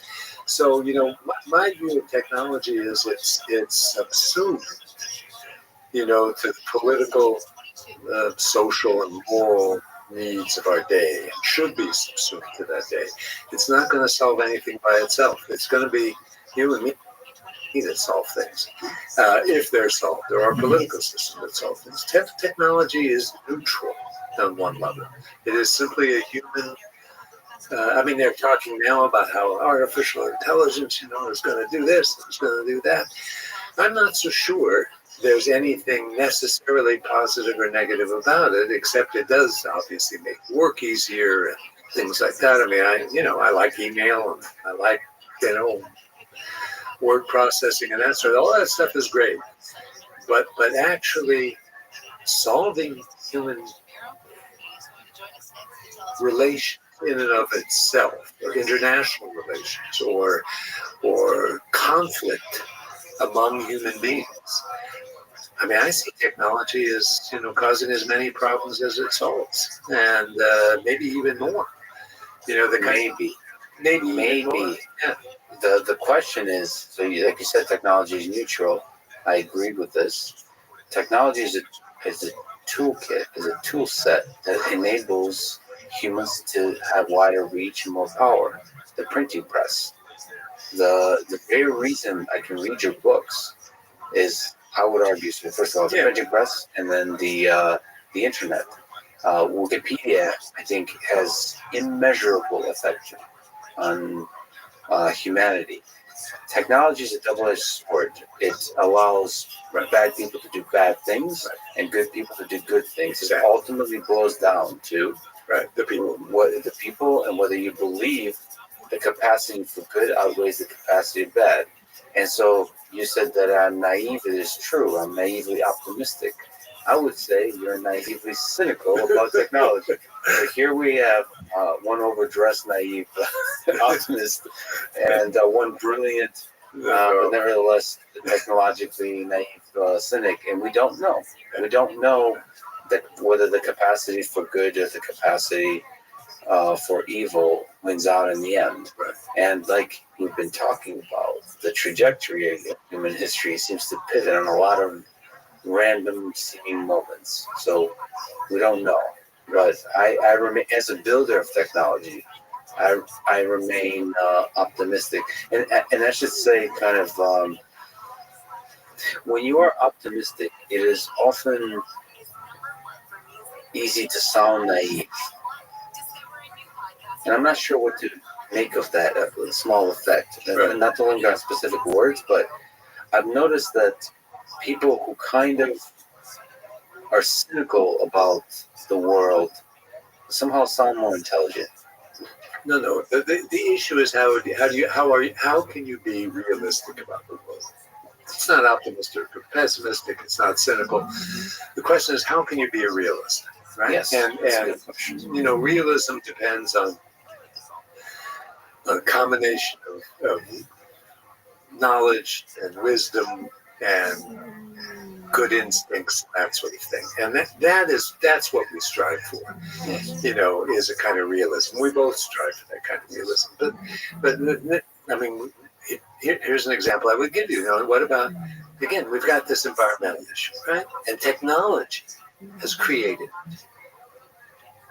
It's created. I mean, the growth of technology. I mean, we all like to be heated well in our homes, and we want to have cars that run quickly and fast on gas and this. We all. I mean, we're all consumers, and we all profit from this. I don't.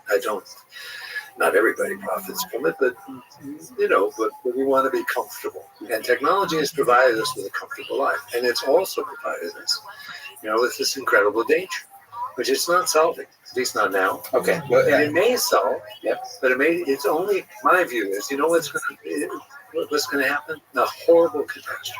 It's the only way. It's the only way we will direct ourselves to actually trying to do something about it. We don't have the wisdom and the realism and the sense of purpose. What's her name? Greta goes blah blah blah, something like that in her last talk about the environmental summit in Glasgow, or whatever it was, and we just don't have it unless we're hit upside the head really, really hard. And then maybe, the business with the nuclear weapons. I think somehow we got hit upside the head and we realized, oh man, this could really do it to the whole world. And so we started, serious arms control stuff. And, but up to that point, it was just something about, Khrushchev's big bomb, his big hydrogen bomb, which he exploded in the Times. I think it was the anniversary or something like that. Just think what we could have done to each other. Well, that's the double-edged sense of technology. Yeah, So I agree. It's first of all, double-edged sword. there's a lot of people that argue that nuclear weapons is the reason we haven't had a World War III. So nuclear weapons, mutually assured destruction, leads to a kind of we've reached a certain level of destructiveness with our weapons, where we were able to catch ourselves not to create, like you said, hit really hard. This is the interesting question about kind of hard and really hard upside the head. With the environment, I would argue, see, we can't know the future, but I would argue as the pressure builds, there's already, because of this created urgency, the amount of innovation that I've seen that sometimes is unrelated to the environment, but kind of sparked by this urgency. It's been humongous, including the work of Elon Musk, including the work of you could argue that the SpaceX and the new exploration of space is kind of sparked by this environmental like urgency. I mean, connected to Tesla and everything they're doing with electric vehicles and so on. There's a huge amount of innovation in the space that's happening. I could see the effect of climate change resulting in more positive innovation that improves the quality of life across the world than the actual catastrophic events that we're describing, which we cannot even currently predict. It's not like there's going to be more extreme weather events. What does that even mean? There's going to be a gradual increase of the level of water. What does that even mean in terms of catastrophic events? It's going to be pretty gradual. There's going to be migration of people. We can't predict what that means. And in response to that, there's going to be a huge amount of innovators born today that have dreams and that will build devices and inventions and from space to vehicles to the software world that enable education across the world. All those kinds of things that will, on mass, on average, increase the quality of life on average across the world. So it's not at all obvious that these the technologies that are creating climate change, global warming, are going to have a net negative effect. We don't know this. And I'm kind of inspired by the dreamers, the engineers, the innovators, and the entrepreneurs that build, that wake up in the morning, see problems in the world, and dream that they're going to be the ones who solve those problems. That's the human spirit. And that I'm not exactly, it is true that we need those deadlines. We need to be freaking out about stuff. And the reason we need to study history and the worst of human history is that we can say, oh shit, this too can happen. It's a slap in the face. It's a wake-up call. That if you get complacent, if you get lazy, this is going to happen. And that, listen, there's a lot of really intelligent people, ambitious people, dreamers, skilled dreamers that build solutions that make sure this stuff doesn't happen anymore. So I think there's reason to be optimistic about technology, not in a naive way. There's an argument to be made in a realistic way that, like, with technology, we can build a better future. And that Facebook is a lesson in the way Facebook has been done, is a lesson how not to do it. And that lesson serves as a guide of how to do it better, how to do it right, how to do it in a positive way. And the same every single sort of failed technology contains within it the lessons of how to do it better. And I mean, without that, what's the source of hope for human civilization? That by way of question, you have truly studied some of the darkest moments in human history. Put on your optimist hat. Yes, there's glimmers of it. Yes. What is your source of hope for the future of human civilization? Well, I think it resides in, some of what you've been saying, which is in the persistence of this civilization over time, despite, the incredible setbacks, 2 enormous world wars, the nuclear standoff, the horrible things we're experiencing now with climate change and migration and stuff like that. But despite these things, we are persisting and we are continuing. And like you say, we're continuing to invent and we're continuing to try to solve these problems. And, we're continuing to love as well as hate. And, I'm basically, I have children and grandchildren, and I think they're going to be just fine. I'm not a doom and gloomer. I'm not a Cassandra saying the world is coming to an end. I'm not like that at all. I think that things will persist. Another, by the way, source of tremendous optimism on my part, the kids I teach. I teach some unbelievably fantastic young people, who are sort of like you say, they're dreamers and they're problem solvers and They have enormously humane values and ways of thinking about the world, and they want to do good. If you take the kind of, this has probably been true all the way along, but the percentage of do-gooders, is really enormously large. Now, whether they end up working for some kind of shark law firm or something, or that kind of thing, or whether they end up human rights lawyers, as they all want to be, right? Yeah. Is a different kind of question. But certainly, these young people are talented, they're smart, they're with wonderful values, they're energetic, they work hard, they're focused. And of course, it's not just Stanford. It's all over the country. You have young people who really want to contribute. And they want to contribute. It's true some of them end up, working to get rich. That's inevitable, right? But the percentages are actually rather small, at least at this age. Maybe when they get a mortgage and a family and that sort of thing. Financial well-being will be more important to them. But right now, you catch this young generation. They're fantastic. They're fantastic, and they're not what they're often portrayed as being. Kind of silly and naive and knee-jerk leftists. They're not at all like that. They're really fine young people. So that's a source of optimism to me too. What advice would you give to those young people today, maybe in high school and college, at Stanford, maybe to your grandchildren, about how to have a career they can be proud of, have a life they can be proud of? Pursue careers that are in the public interest, in one fashion or another, and not just in their interest. And that would be, it's not bad to pursue a career in your own interest. As long as it's something that's useful and positive for the, for their families, whatever.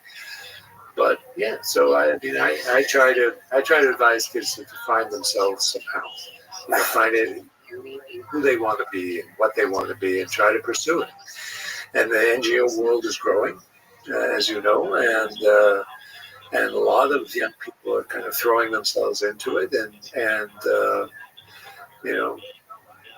Human Rights Watch, that kind of stuff, and they want to do that kind of work, and it's very admirable. I tend to think that even if you're not working in human rights, there's a certain way in which if you live with integrity, I believe that all of us, or many of us, have a bunch of moments in our lives when we're posed with a decision. It's a quiet one. Maybe it'll never be written about or talked about, where you get to choose whether there's a choice that is difficult to make. It might require sacrifice, but it's the choice that the best version of that person would make. That's the best way I can sort of say how to act with integrity. It's the very thing that would resist the early days in Nazi Germany. It sounds dramatic to say, but those little actions. And I feel like the best you can do to avoid genocide on scale is for all of us to live in that way, to within those moments, unrelated potentially to human rights, to anything else, is to take those actions. Like, I believe that all of us know the right thing to do. I know that's right. I think that's right. You put it very well. I couldn't have done it better myself. No, I agree. I agree completely that there are, to live with truth, which is what Apostle Havel used to say, this famous Czech dissident, talked about living in truth, but also to live with integrity. Yeah. And that's really super important. Well, let me ask you about love. What role does love play in this whole thing, in the human condition? In all of the study of genocide, it does seem that hardship in moments brings out the best in human nature, and the best in human nature is expressed through love. Well, as I already mentioned to you, I think hardship is not a good thing.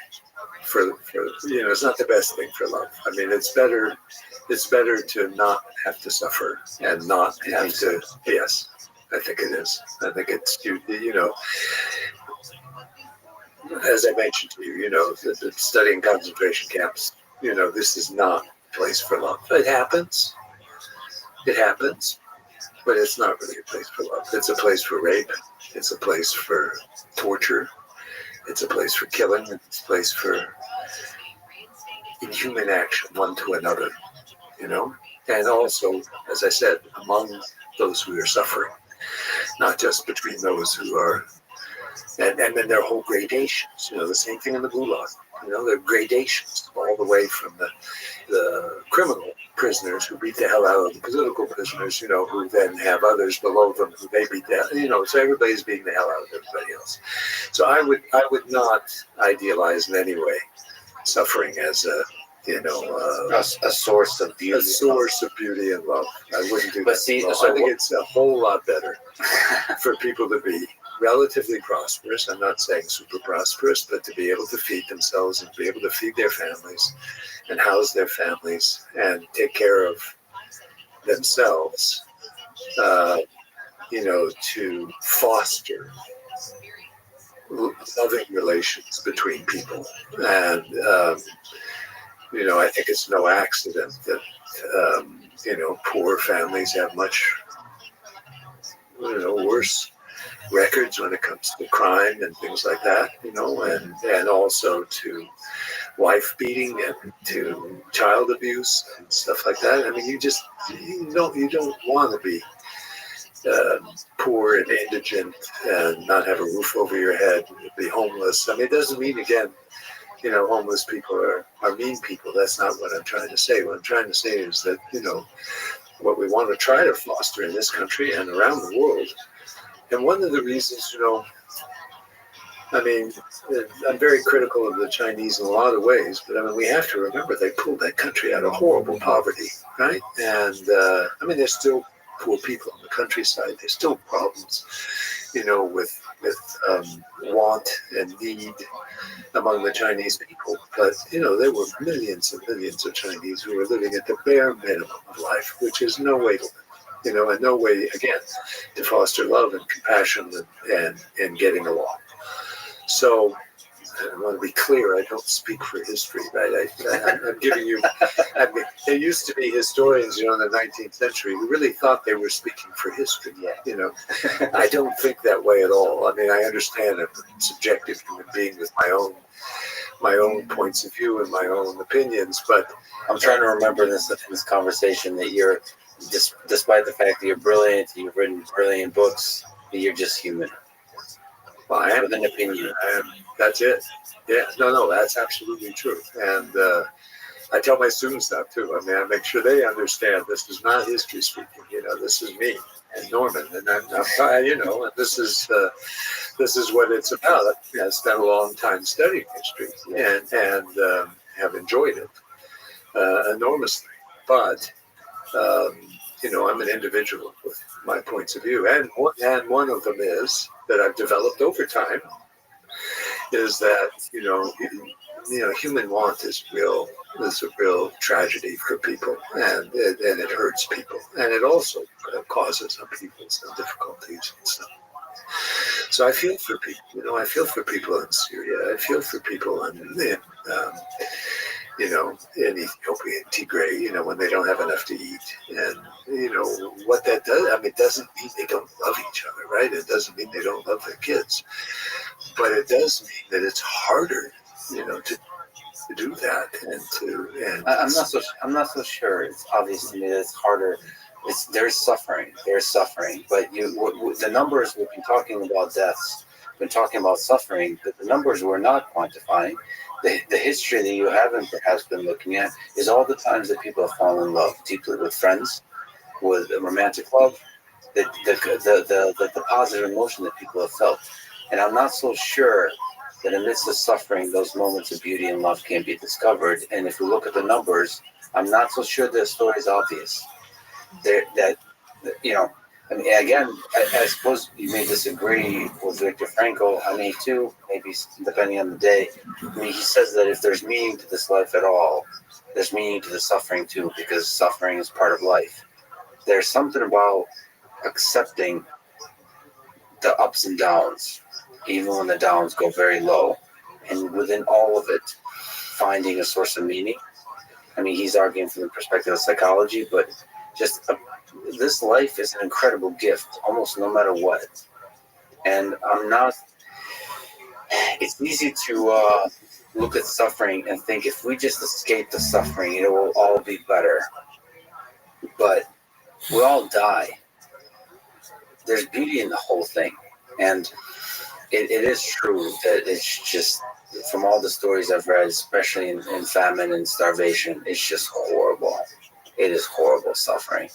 But I also just want to say that there's love amidst it, and we can't forget that. No, I don't forget it. I don't forget it. But and I think it's from the stories. Now, I don't want to make that compromise or that trade, but the intensity of friendship in war, the intensity of love in war, is very high. So I'm not sure what to make of these calculations, but if you look at the stories, some of the people I'm closest with, and I've never experienced anything even close to any of this, but some of the people I'm closest with is people I've gone through difficult times with. There's something about that. There's society or a group where things are easy. The intensity of the connection between human beings is not as strong. I don't know what to do with that calculus, because I too agree with you. I want to have as little suffering in the world as possible. But we have to remember about the love and the depth of human connection and find the right balance there. no, there's something to what you're saying. There's clearly something to what you're saying. I was just thinking about Soviet Union, when I lived there, and people on the streets were so mean to one another, and they never smiled. You grew up there? No, but were you too young? No, I remember well. I came here when I was 13, yeah. Okay, so anyway, I remember living there and just how hard people were on each other on the streets. And when you got inside people's apartments, when they started to trust you, the friendships were so intense and so wonderful. So in that sense, I mean, they did live a hard life. But there was enough food on the table, and there was a roof over their heads. There's a certain line. There are lines. I don't think there's one line, but it's kind of a shading. And the other story I was thinking of as you were talking was not a story. It's history, a book by a friend of mine who wrote about love in the camps, in the refugee camps for Jews in Germany after the war.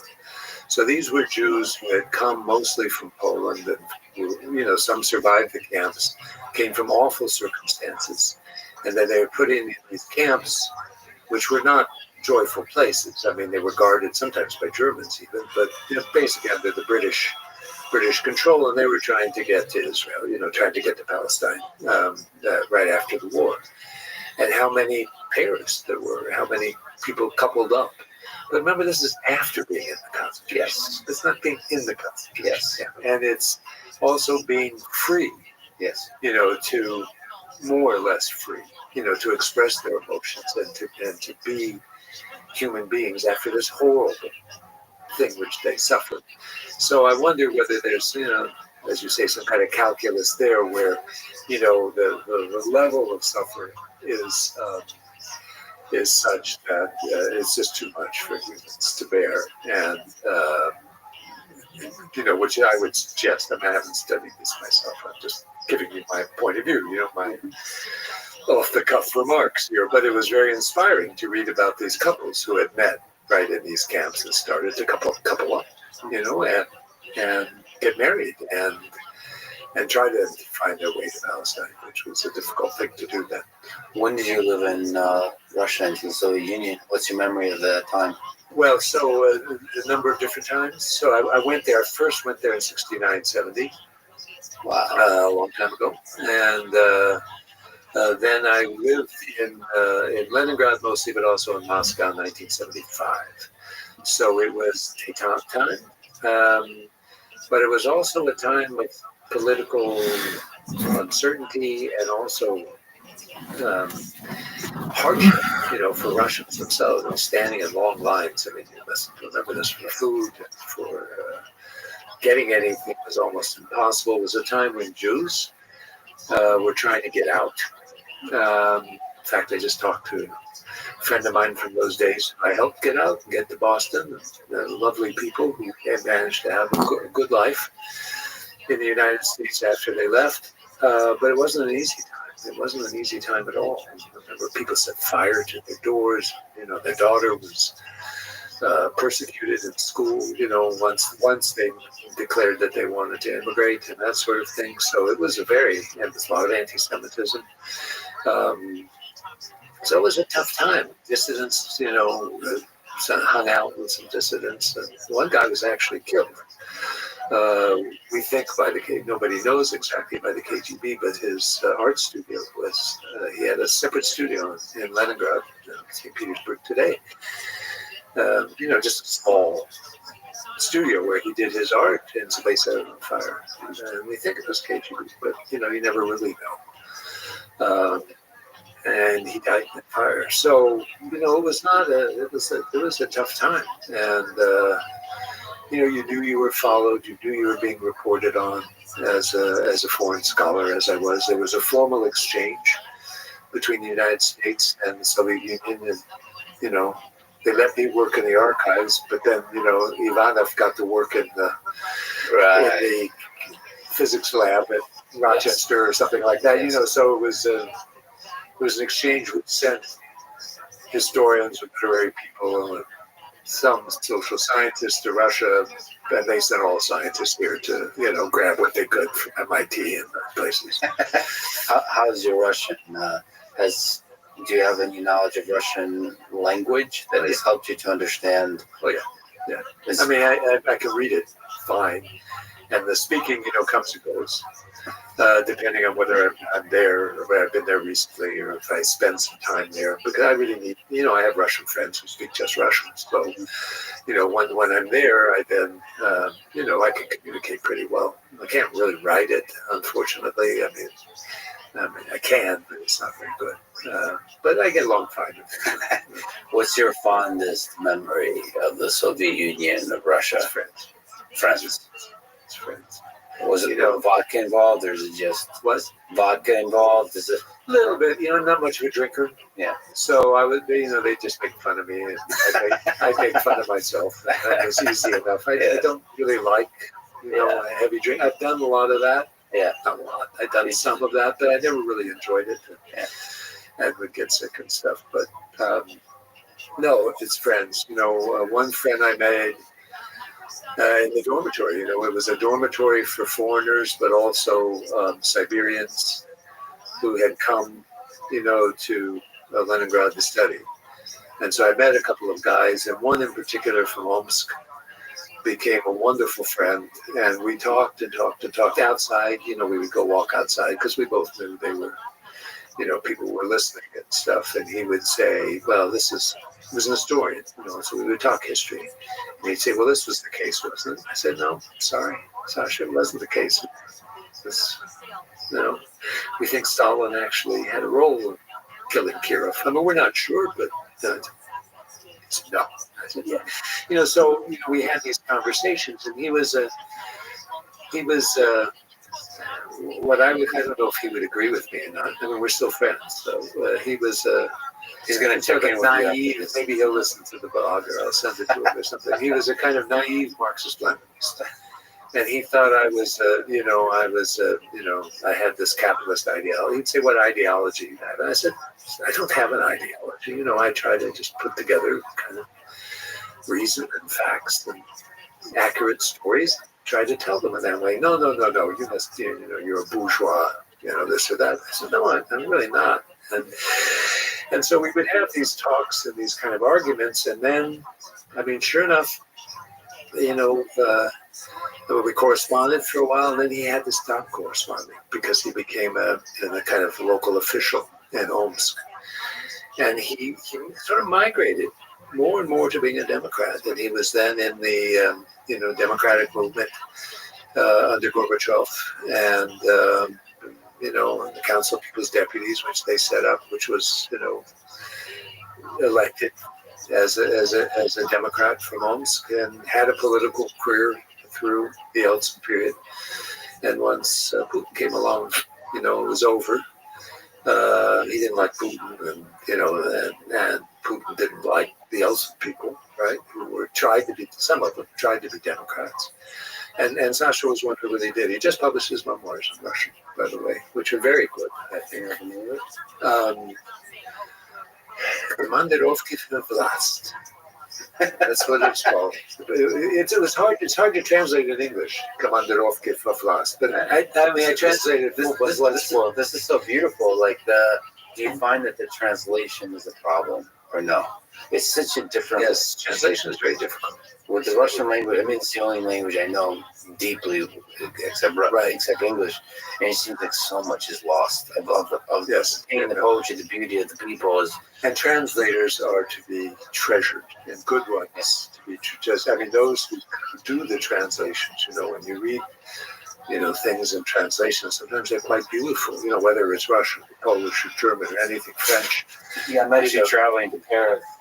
Talk to the famous translators of Dostoevsky, Tolstoy, and I'm just going to do several conversations with them about you could just sometimes just grab a single sentence and just talk about the translation methods. That's and also, as you said, I would love to be a fly on the wall with some of those friends he had, because the perspective on history, non-academic, sort of without just as human beings, is so different. Yeah. From the United States versus Russia, when you talk about the way the World War II was perceived and all those kinds of things, it's fascinating. History also has in it opinion and perspective, and so sometimes stripping that away is really difficult. And I guess that is your job, and at its highest form, that is what you do as a historian. Well, no, спасибо большое, что сегодня со мной разговаривали.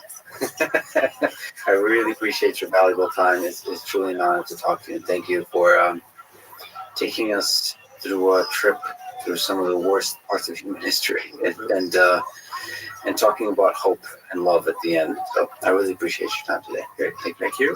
Thank you for having me. Thanks for listening to the conversation with Norman Neymark. To support this podcast, please check out our sponsors in the description. And now, let me leave you with some words from Stalin. A single death is a tragedy. 1,000,000 deaths is a statistic. Thank you for listening, and hope to see you next time.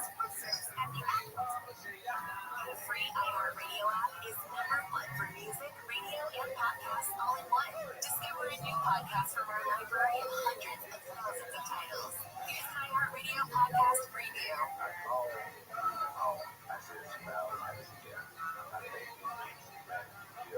The following is a conversation with Jamie Metzel, author specializing in topics of genetic engineering, biotechnology, and geopolitics. In the past 2 years, he has been outspoken about the need to investigate and keep an open mind about the origins of COVID-19. In particular, he has been keeping an extensive, up-to-date collection of circumstantial evidence in support of what is colloquially known as lab leak hypothesis, that COVID-19 leaked in 2019 from the Wuhan Institute of Virology. In part, I wanted to explore the idea in response to the thoughtful criticism to parts of the Francis Collins episode. I will have more and more difficult conversations like this with people from all walks of life, with all kinds of ideas. I promise to do my best to keep an open mind and yet to ask hard questions, while together searching for the beautiful and the inspiring in the mind of the other person. It's a hard line to walk gracefully, especially for someone like me, who's a bit of an awkward introvert with barely the grasp of the English language, or any language, except maybe Python and C++. But I hope you stick around, be patient and empathetic, and maybe learn something new together with me. This is the Lex Friedman podcast. To support it, please check out our sponsors in the description. And now, here's my conversation with Jamie Metzel. What is the probability in your mind that COVID-19 leaked from a lab? In your write-up, I believe you said 85%. I know it's just a percentage. You can't really be exact with these kinds of things, but gives us the sense where your mind is, where your intuition is. So as it stands today, what would you say is that probability? I would stand by what I've been saying since really the middle of last year. It's more likely than not, in my opinion, that the pandemic stems from an accidental lab incident in Wuhan. Is it 90%? Is it 65%? I mean, that's kind of arbitrary. But when I stack up all of the available evidence, and all of it on both sides is circumstantial, it weighs very significantly toward a lab incident origin. So before we dive into the specifics at a high level, what types of evidence, what intuition, what ideas are leading you to have that kind of estimate? Is it possible to kind of condense when you look at the wall of evidence before you, where's your source, the strongest source of your intuition? Yeah, and I would have to say it's just logic and deductive reasoning. So before I make the case for why I think it's most likely a lab incident origin, let's just say why it could be and still could be what we natural origin. All of this is the natural origin in the sense that it's a bad virus backbone, horseshoe bad virus backbone. Okay, I'm gonna keep pausing you Yeah. to define stuff. So maybe it's useful to say, what do we mean by lab leak? What do we mean by natural origin? What do we mean by virus backbone? Okay, great question. So viruses come from somewhere. Viruses have been around for 3.5 billion years, and they've been around for such a long time because they are adapting and they're growing and they're always changing and they're morphing, and that's why viruses they've been very successful, and we are victims. Sometimes we're beneficiaries. We have viral DNA has morphed into our genomes, but now, certainly in the case of COVID-19, we are victims of the success of viruses. And so when we talk about a backbone, so the SARS-CoV-2 virus has a history, and these viruses don't come out of whole cloth. There are viruses that morph, and so we know that at some period, maybe 20 years ago or whatever, the virus that is SARS-CoV-2 existed in horseshoe bats. It was a horseshoe bat virus, and it evolved somewhere. And there are some people who say there's no evidence of this, but it's a plausible theory based on how things have happened in the past. Maybe that virus jumped from the horseshoe bat through some intermediate species. So it's like, let's say there's a bat, and then it infects some other animal. Let's say it's a pig or a raccoon dog or a civet cat. They're all pangolin. They're all sorts of animals that have been considered. And then that virus adapts into that new host, and it changes and grows. And then, according to the quote-unquote natural origins hypothesis, it jumps from that animal into humans. And so what you could imagine, and some of the people who are making the case, all of the people actually who are making the case for a natural origin of the virus, what they're saying is it went from bat to some intermediate species.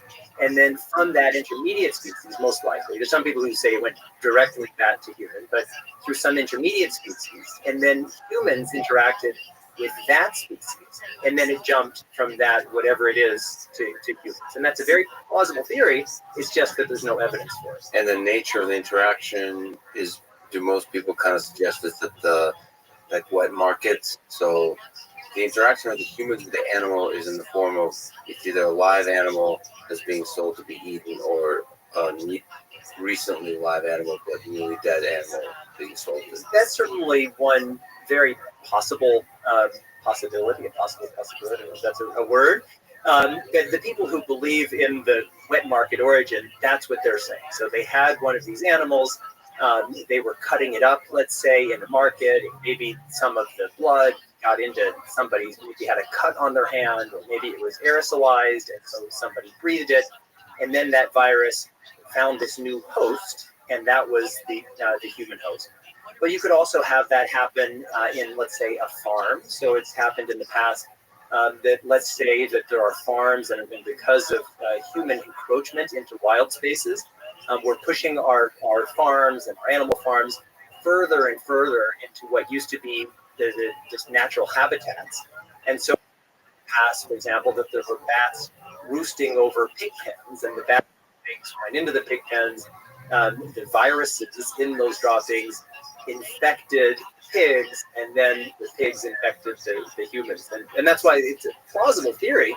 It's just that there's basically no evidence for it. If it was the case that SARS-CoV-2 comes from this type of interaction, as in most of the at least recent past outbreaks, we'd see evidence of that. Viruses are messy. They're constantly undergoing Darwinian evolution, and they're changing. And it's not that they're just ready for prime time, ready to infect humans on day one. Normally, you can trace the viral evolution prior to the time when it infects humans. But for SARS-CoV-2, it just showed up on the scene ready to infect humans. And there's no history that anybody has found so far of that kind of viral evolution. The first SARS, you could track it by the genome sequencing, that it was experiment. And SARS-CoV-2 was very, very stable, and meaning it had already adapted to humans by the time it interacted with us. Fully adapted. So with SARS, there's a rapid evolution when it like first kind of hooks onto a human. Yeah, because it's trying. Like a virus, its goal is to survive and replicate. Yeah, no, it's true. It's like, oh, we're going to try this. Oh, that didn't work. We'll try it exactly like a startup. And so we don't see that. And so there are some people who say, right, well, one hypothesis is, you have a totally isolated group of humans, maybe in southern China, which is more than 1,000 miles away from Wuhan. Maybe they're doing their animal farming right next to these areas where there are these horseshoe bats, and maybe in this totally isolated place that no one's ever heard of, they're not connected to any other place, one person gets infected. And it doesn't spread to anybody else because they're so isolated. They're like, I can't even imagine that this is the case.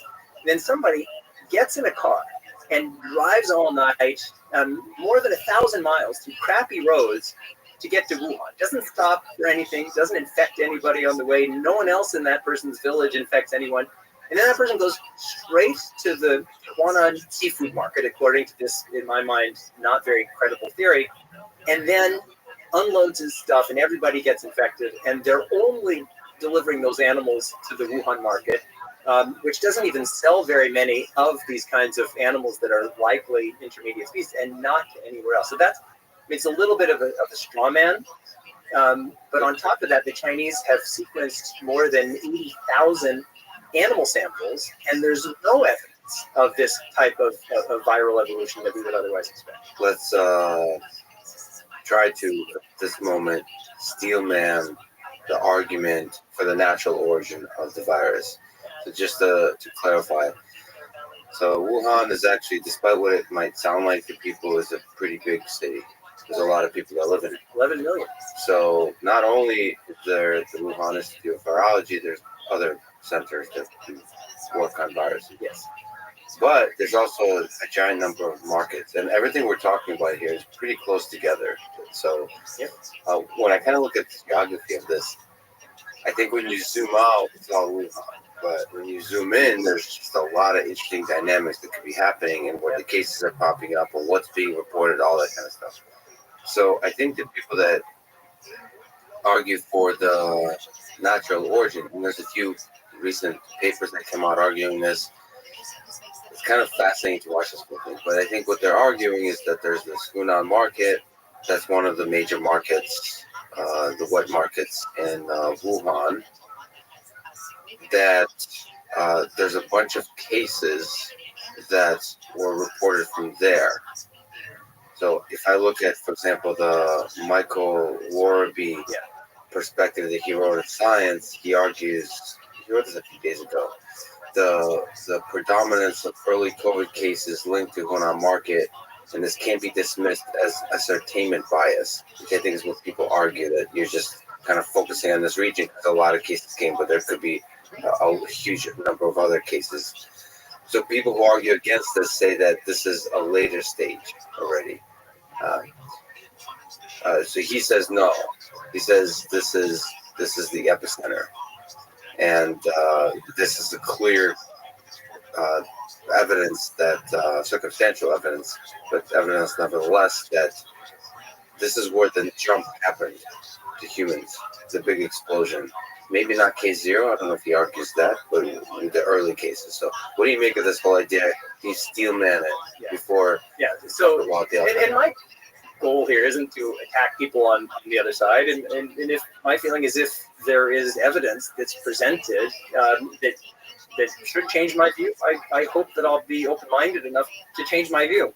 And certainly Michael Warby is a thoughtful person, a respected scientist, and I think this work is contributive work, but I just don't think that it's as significant as has been reported in the press. And so what his argument is that there's an early cluster in December of 2019 around the Huanan seafood market.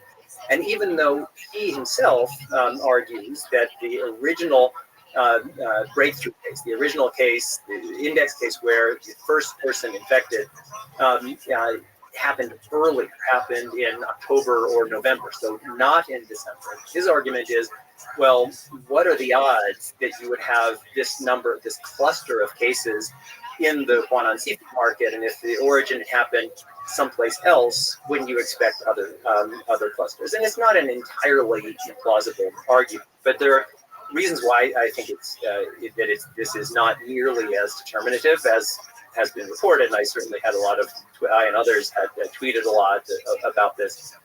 And that is first, the people who were infected in this cluster, it's not the earliest known virus of the SARS-CoV-2. It began mutating, so it's not the original SARS-CoV-2 there. So it had to have happened someplace else. Two, the people who were infected in the market weren't infected in the part of the market where they had these kinds of animals that are considered to be candidates as an intermediary species. And third, there was a bias.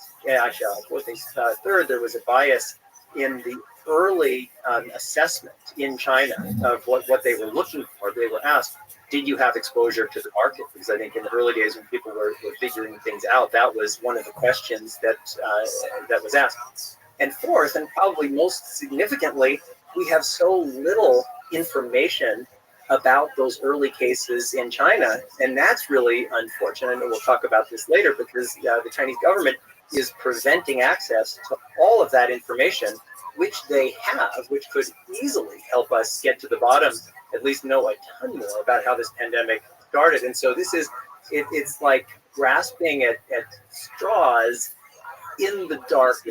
That's right.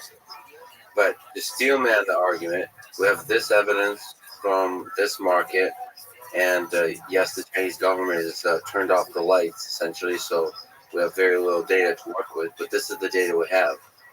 So who's to say that this data doesn't represent a much bigger data set, that a lot of people got infected at this market, where even at the parts, or especially at the parts where the meat, the infected meat was being sold.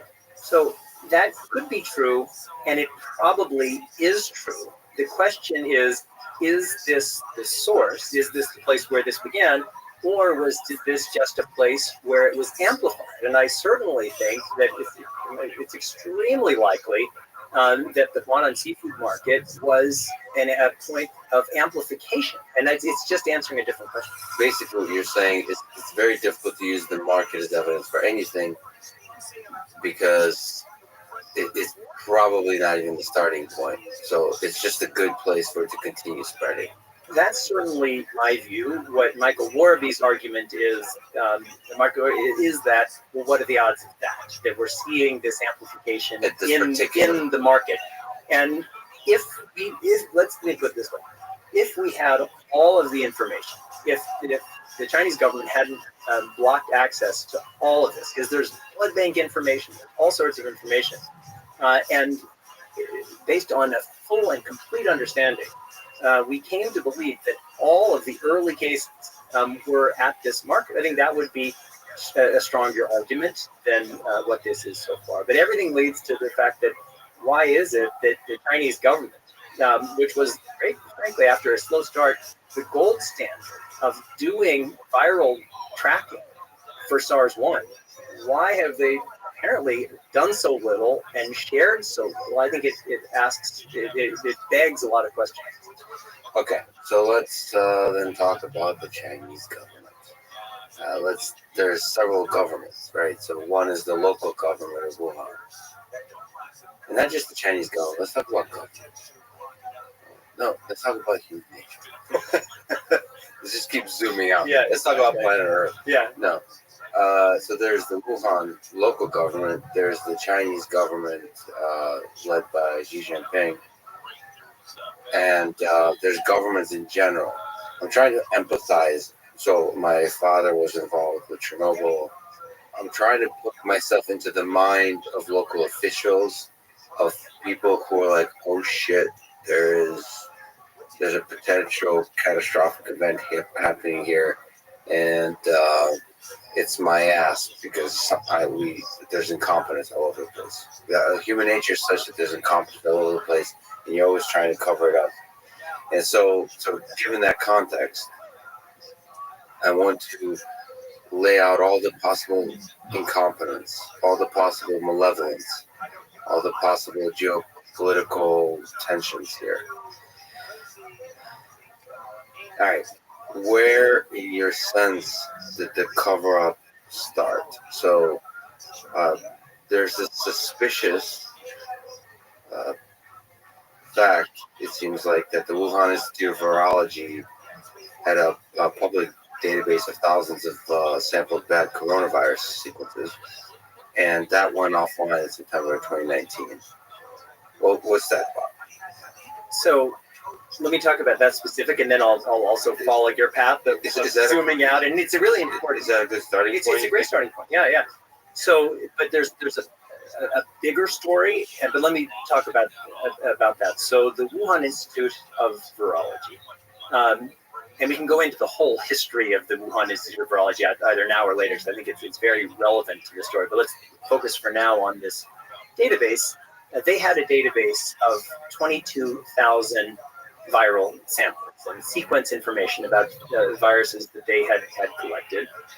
Some of which, the collection of some of which was supported through funding from the NIH, not a huge NIH, through the EcoHealth Alliance. It's a relatively small amount, $600,000, but not nothing. The goal of this database was so that we could understand viral evolution, so that for this kind of moment where we had an unknown virus, we could say, well, is this like anything that we've seen before? And that would help us both understand what we're facing and be better able to respond. So this was a password-protected public access database. In 2019, it was in September 2019, it became inaccessible. And then a few months later, the entire database disappeared. What the Chinese have said is that because there were all kinds of computer attacks on this database. But why would that happen in September 2019, before the pandemic, at least as far as we know? So just to clarify. Yes. It went down in September 2019, just so we get the year straight. Yeah. January 2020 is when the virus really started getting the press. So we're talking about December 2019, a lot of early infections happened. September 2019 is when this database goes down. Just to clarify, because you said it quickly, the Chinese government said that their database was getting hacked. Therefore, Xi Jinping, the director of this part of the Wuhan Institute of Virology, said that. Oh, really? She was the one that said it. She was the one that said it. Oh, yeah. Boy. I did not even know that part. Yeah. Okay. Well, she's an interesting character. We'll talk about her. Yeah. So the excuse is that it's getting cyber attacked a lot, so we're going to take it down without any further explanation. It seems very suspicious. And then this virus starts to emerge in October, November, December. There's a lot of argument about that, but after. Sorry to interrupt, because some people are saying that the first outbreak could have happened as early as September. I think it's more likely it's October, November, but for the people who were saying that the first outbreak, the first incident of a known outbreak, at least to somebody, happened in September, they make the argument, well, what if that also happened in mid-September of 2019? I'm not prepared to go there, but there are some people who make that argument. But I think, again, if I were to put myself in the mind of officials, whether it's officials within the Wuhan Institute of Virology or Wuhan local officials, I think if I notice some major problem, like somebody got sick, some sign of, oh shit, we're screwed up, that's when you kind of do the slow, there's like a Homer Simpson meme where you slowly start backing out, and I would probably start hiding stuff. CYA, yeah. Yeah, and then coming up with really shady excuses.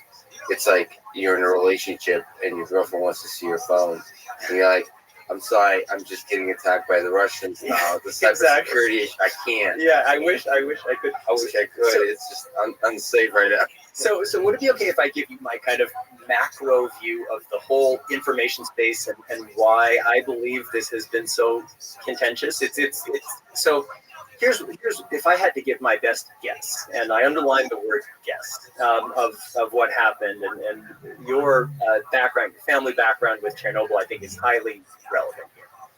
So after the first SARS, there was a recognition that we needed to distribute knowledge about virology and epidemiology around the world. That people in China and Africa and Southeast Asia, they were the frontline workers, and they needed to be doing a lot of the viral monitoring and assessment so that we could have an early alarm system.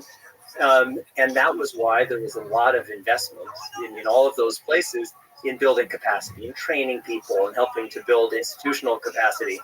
And the Chinese government, they recognized that they needed to ramp things up. And then the World Health Organization and the World Health Assembly, they had their international health regulations that were designed to create a stronger infrastructure. So that was the goal.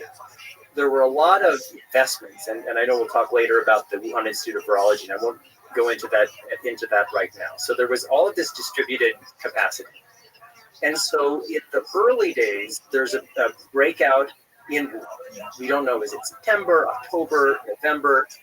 Maybe December is when the local authorities start to recognize that something's happening. But at some point in late 2019, local officials in Wuhan understand that something is happening. And exactly like in Chernobyl, these guys exist within a hierarchical system. And they are going to be rewarded if good things happen, and they're going to be in big trouble if bad things happen under their watch. So their initial instinct is to squash it. And my guess is they think, well, if we squash this information, we can most likely beat back this outbreak, because lots of outbreaks happen all the time, including of SARS-1, where there was a multiple lab incidents out of the lab in Beijing. And so they start their cover-up on day one. They start screening social media. They send nasty letters to different doctors and others who are starting to speak up. But then it becomes clear that there's a bigger issue. And then the national government of China, again, this is just hypothesis. The national government gets involved. They say, all right, this is getting much bigger. They go in and they realize that we have a big problem on our hands. They relatively quickly know that it's spreading human to human. And so the right thing for them to do then is what the South African government is doing now, is to say, we have this outbreak, we don't know everything, but we know it's serious, we need help. But that's not the instinct of people in most governments, and certainly not in authoritarian governments like China. And so the national government, they have a choice at that point. They can do option one, which is what we would here call the right thing, which is total transparency.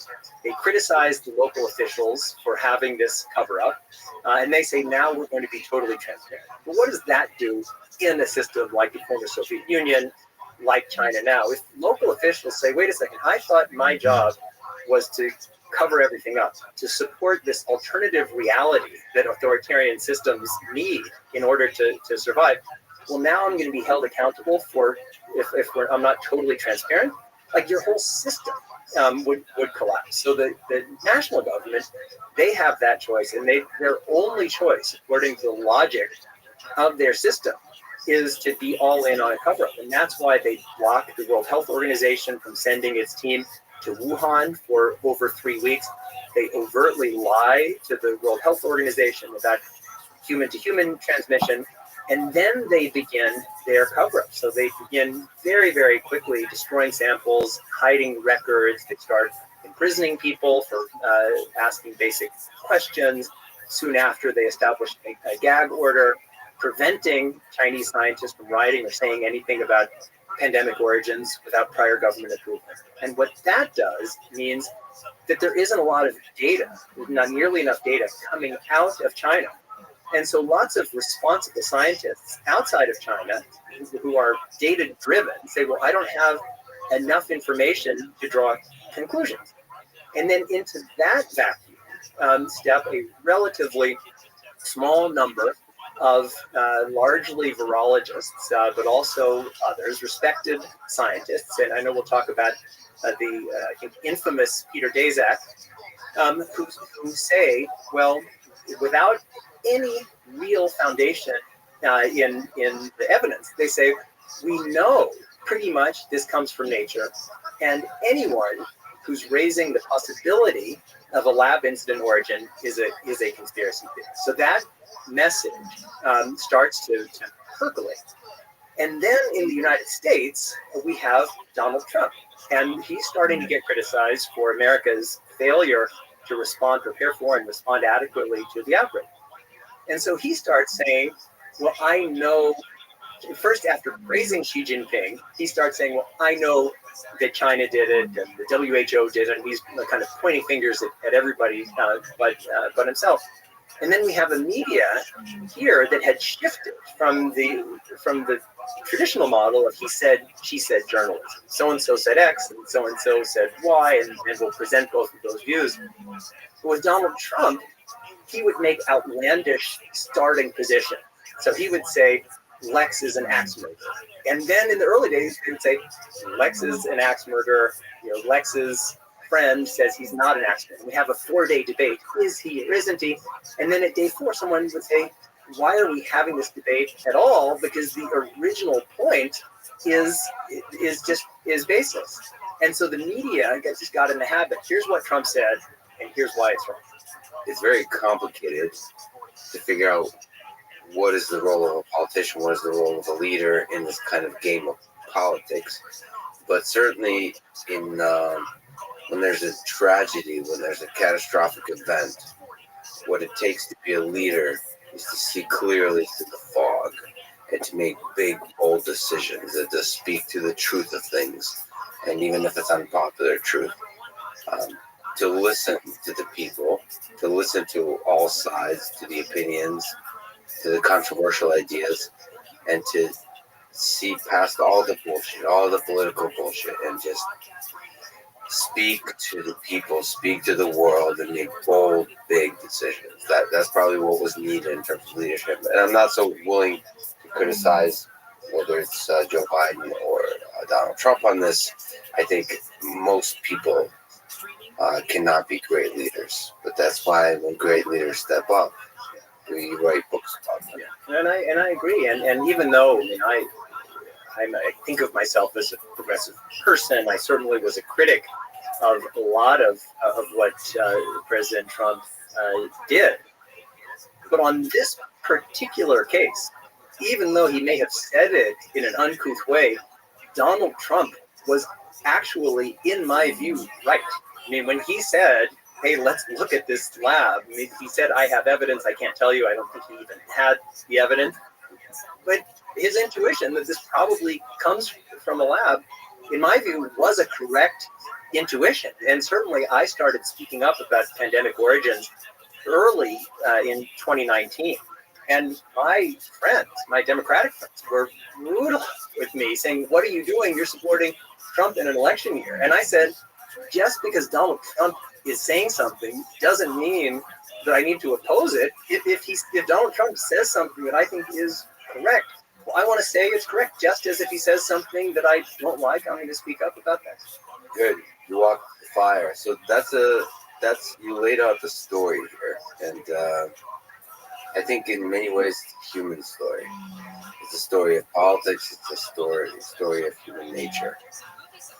But let's talk about the story of the virus, and let's talk about the Wuhan Institute of Virology. So maybe this is a good time to try to talk about its history, about its origins, about what kind of stuff it works on, about biosafety levels, and about that woman. Yeah, Xu Li. Yes. Xu Zhengli. So what is the Wuhan Institute of Virology? When did it start? Yeah, so it's a great question. So after SARS-1, which was in the early 2003, 2004, there was this effort to enhance, as I mentioned before, global capacity, including in China. So the Wuhan Institute of Virology had been around for decades before then. But there was an agreement between the French and the Chinese governments to build the largest BSL-4 lab, so biosafety level 4. So in these what are called high containment labs, there's level 4, which is the highest level, and people have seen that on TV and elsewhere, where you have the people in suits and all of these protections. And then there's level 3, which is still very serious, but not as much as level 4. And then level 2 is just kind of goggles and some gloves and maybe a face mask, much less. So the French and the Chinese governments agreed that France would help build the first and still the largest BSL-4 plus some mobile BSL-3 labs, and they were going to do it in Wuhan. And Wuhan is kind of like China's Chicago. And I had actually been, it's a different story, I'd been in Wuhan relatively not that long before the pandemic broke out, and that was why I knew that Wuhan it's not some backwater where there are a bunch of yokels eating bats for dinner every night. This is a really sophisticated, wealthy, highly educated and cultured city. So I knew that it wasn't like even the Huanan seafood market wasn't like some of these seafood markets that they have in southern China or in Cambodia, where I lived for 2 years. I mean, it was a totally different thing. I'm going to have to talk to you about some of the food, including Wuhan market, just some of the wild food going on here, because you've traveled that part of the world. Yeah. But let's not get there. Yeah. Let's not get distracted. Good. As I was telling you, Lex, before, and this is maybe an advertisement, is having now listened to a number of your podcasts when I'm doing long ultra training runs or driving into the mountains. Like because at the beginning we have to talk about whatever it is the topic, but the really good stuff happens later. So friends, you should listen to the end. I have to say, as I was telling you before, like when I heard your long podcast with Jaron Lanier and he talked about his mother at the very end, I mean, it was just beautiful stuff. So I don't know whether I can match beautiful stuff, but I'm gonna do my best. So you're gonna have to find out. Exactly. Stay tuned. So France had this agreement that they were going to help design and help build this BSL-4 lab in Wuhan. And it was going to be with French standards, and there were going to be 50 French experts who were going to work there and supervise the work that happened even after the Wuhan Institute of Virology in the new location started operating. But then when they started building it, the French contractors, the French overseers, were increasingly appalled that they had less and less control, that the Chinese contractors were swapping out new things. It wasn't built up to French standards. So much that at the end, when it was finally built, the person who was the vice chairman of the project and a leading French industrialist named Mérieux refused to sign off. And he said, we can't support, we have no idea what this is, whether it's safe or not. And when this lab opened, remember we were supposed to have 50 French experts, it had 1 French expert. And so the French were really disgusted. And actually, when the Wuhan Institute of Virology in its new location opened in 2018, 2 things happened. One, French intelligence privately approached U.S. intelligence saying, we have a lot of concerns about the Wuhan Institute of Virology. about its safety, and we don't even know who's operating there. Is it being used as a dual-use facility? And also in 2018, the U.S. Embassy in Beijing sent some people down to Wuhan to go and look at this laboratory. And they wrote a scathing cable that Josh Rogan from the Washington Post later got his hands on, saying, this is really unsafe. They're doing work on dangerous bat coronaviruses in conditions where a leak is possible. So then you mentioned Shuzheng Li, and I'll connect that to these virologists who I was talking about. So there's a very credible thesis that because these pathogenic outbreaks happen in other parts of the world, having partnerships with experts in those parts of the world must be a foundation of our efforts. We can't just bring everything home, because we know that viruses don't care about borders and boundaries, and so if something happens there, it's going to come here. So very correct. We have all kinds of partnerships with experts in these labs, and Shuzheng Li was one of those partners, and her closest relationship was with Peter Daszak, who's a British, I think now American, but the president of a thing called EcoHealth Alliance, which was getting money from NIH. And basically, EcoHealth Alliance was a pass-through organization, and over the years, it was only about $600,000, so almost all of her funding came from the Chinese government. There was a little bit that came from the United States. And so she became their kind of leading expert and the point of contact between the Wuhan Institute of Virology and certainly Peter Daszak, but also with others.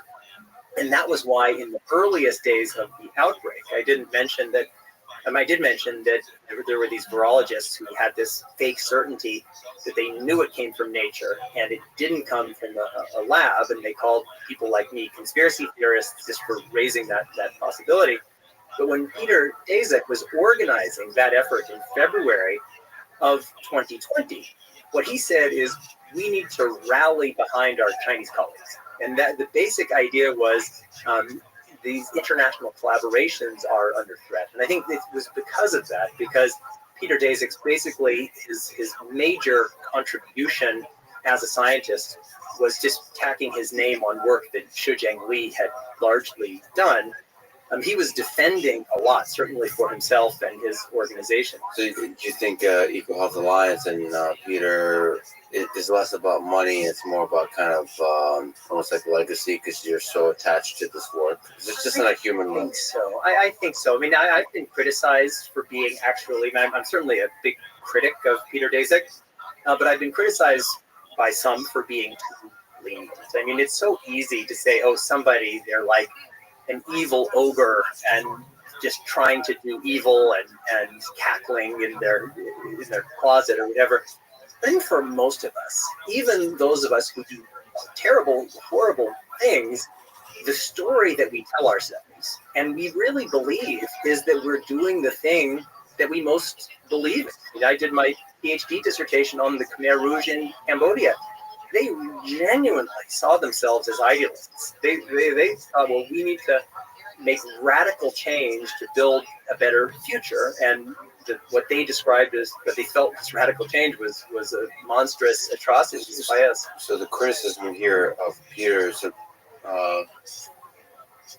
is that he was part of an organization that was kind of funding an effort that was an unsafe implementation of a biosafety level 4 laboratory. Well, a few things. So what he thought he was doing and then what he thought he was doing is itself highly controversial, because there's one there that in 2011, there were, I know you've talked about this with other guests, but in 2011, there were the first published papers on this now infamous gain of function research. And basically what they did, both in different labs, certainly in the United States, in Wisconsin, and in the Netherlands, was they had a bird flu virus that was very dangerous, but not massively transmissive, and they had a gain of function process through what's called serial passage, which means basically passing a device like natural selection, but forcing natural selection by just passing a virus through different cell cultures and then selecting for what it is that you want.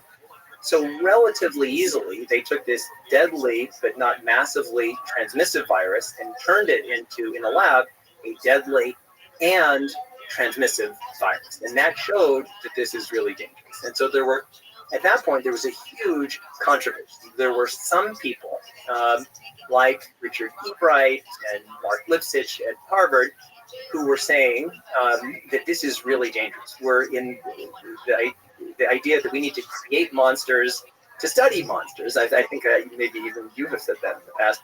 It doesn't make sense because there's an unlimited number of monsters. And so what are we going to do? Create an unlimited number of monsters. And if we do that, eventually the monsters are going to get us. Then there was the Peter Daszak camp, and he got a lot of funding, particularly from the United States.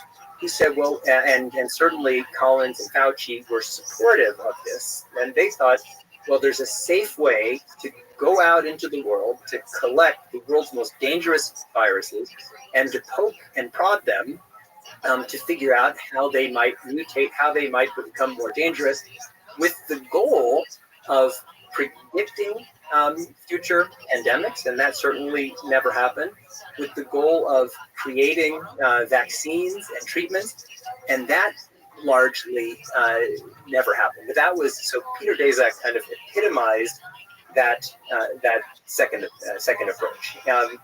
And as you've talked about in the past, in 2014, there was a funding moratorium in the United States, and then in 2017, that was lifted. It didn't affect the funding that went to the EcoHealth Alliance. So when this happened in the beginning, and again, coming back to Peter's motivation, I don't think, here's the best case scenario for Peter. I'm going to give you what I imagine he was thinking, and then I'll tell you what I actually think. So I think here's what he's thinking. This is most likely a natural origin outbreak. It's just like SARS-1. Again, in Peter's hypothetical mind, just like SARS-1, this is most likely a natural outbreak. We need to have an international coalition in order to fight it. If we allow these political attacks to undermine our Chinese counterparts and the trust in these relationships that we've built over many years, we're really screwed because they have the most local knowledge of these outbreaks. And even though, and this guy gets a lot more complicated, even though there are basic questions that anybody would ask, and that Shujing Li herself did ask about the origins of this pandemic, even though Peter Daszak, and I'll mention this, describe this in a moment, had secret information that we didn't have, that in my mind massively increases the possibility of a lab incident origin, I, Peter Daszak, would like to guide public conversation in the direction where I think it should go, and in support of the kind of international collaboration that I think is necessary. That's a strong positive discussion, because it's true that there's a lot of political BS and a lot of kind of just bickering and lies, as we've talked about. And so it's very convenient to say, you know what, let's just ignore all of these quote-unquote lies, and my favorite word, misinformation. And then, because the way out from this serious pandemic is for us to work together. So let's strengthen our partnerships, and everything else is just like noise. Yeah, so let's, and so then now I want to do my personal indictment of Peter Daszak, because that's my view, but I wanted to fairly, That's nice, yeah. because I think that we all tell ourselves stories, and also when you're a science communicator, you can't, in your public communications, give every doubt that you have or every nuance. You kind of have to summarize things, and so I think that he was, again, in this benign interpretation, trying to summarize in the way that he thought the conversations would go.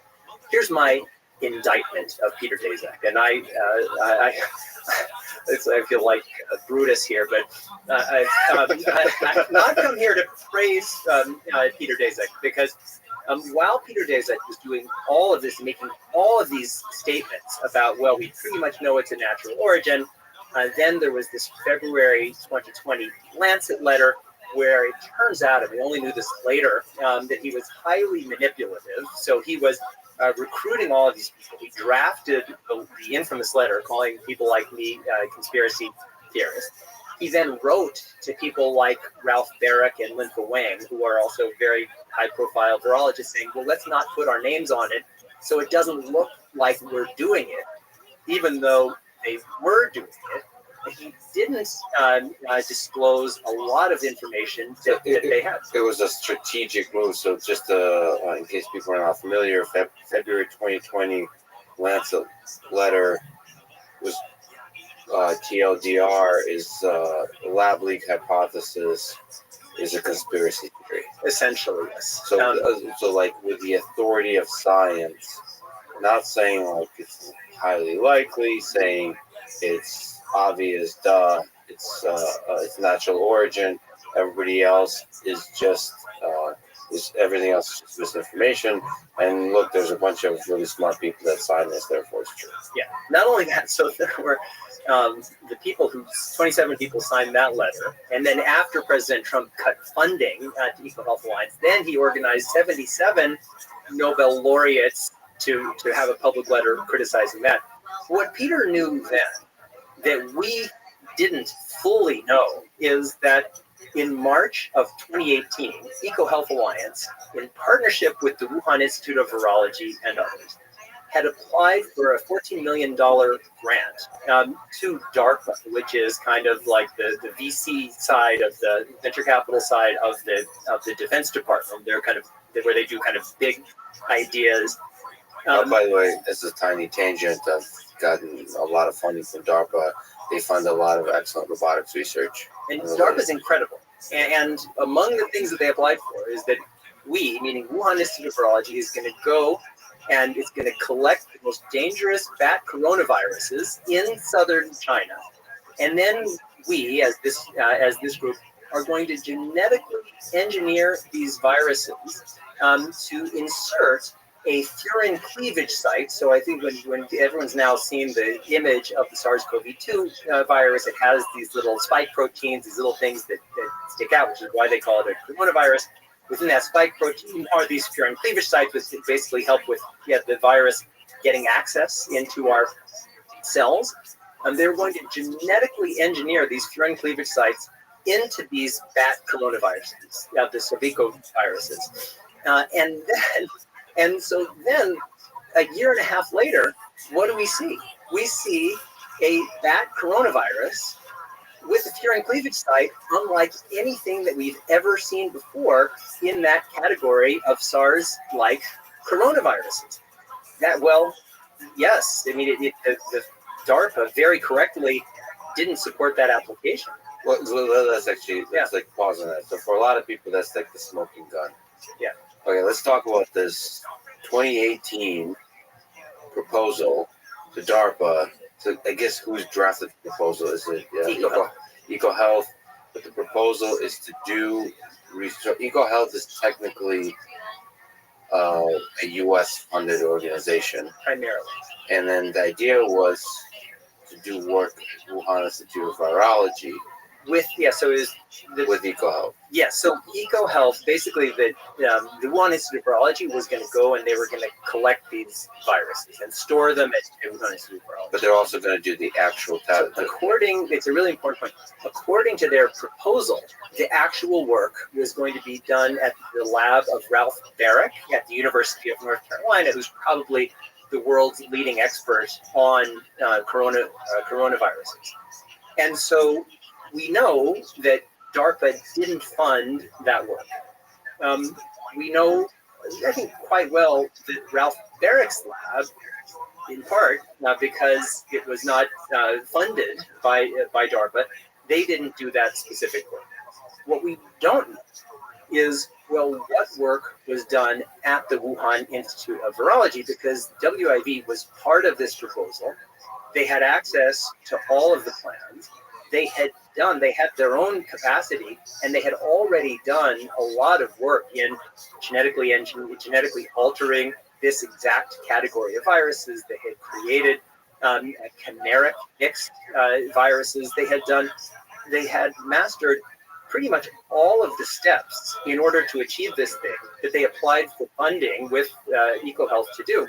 And so the question is, did the Wuhan Institute of Virology go through with that research anyway? And in my mind, that's a very, very real possibility. It would certainly explain why they're giving no information. And as you know, I've been a member of the World Health Organization Expert Advisory Committee on Human Genome Editing, which Dr. Tedros created in the aftermath of the announcement of the world's first CRISPR babies. And it was just basically the exact same story. So He Jiankui, a Chinese scientist, he was not a first-tier scientist, but a perfectly adequate second-tier scientist, came to the United States, learned all of these capacities, went back to China and said, well, there's a much more permissive environment. I'm going to be a world leader. I'm going to establish both myself and China. So in every scientific field, we're seeing this same thing where you kind of learn a model and then you do it in China. So is it possible that the Wuhan Institute of Virology, with this exact game plan, was doing it anyway? Possible? We have no clue what work was being done at the Wuhan Institute of Virology. It seems extremely likely that at the Wuhan Institute of Virology, and this is certainly the U.S. government position, there was the work that was being done in Dr. Shi's lab, but that wasn't the whole WIV. We know, or at least according to the United States government, that there was the Chinese military, the PLA, was doing work there. Were they doing this kind of work, not to create a bioweapon, but in order to understand these viruses, maybe to develop vaccines and treatments? It seems like a very, very logical possibility. And then, so we know that the Wuhan Institute of Virology had all of the skills. We know that they were part of this proposal. And then you have Peter Daszak, who knows all of this, that at that time, in February of 2020, we didn't know. But then he comes swinging out of the gate saying anybody who's raising this possibility of a lab incident origin is a conspiracy theorist. I mean, it really makes him look, in my mind, very, very bad. And yeah, not to at least be somewhat open-minded on this, because he knows all the details. He knows that it's not 0%. I mean, there's no way in his mind could even argue that. So it's potential because of the bias, because of your focus. I mean, it could be the Anthony Fauci masks thing, where he knows there's some significant probability that this is happening, but in order to preserve good relations with our Chinese colleagues, we want to make sure we tell a certain kind of narrative. So it's not really lying, it's doing the best possible action at this time to help the world. Not that this already happened. Yeah. But that's how, Yeah, I think it's quite likely that was the story that he was telling himself. But it's that lack of transparency, in my mind, is fraudulent.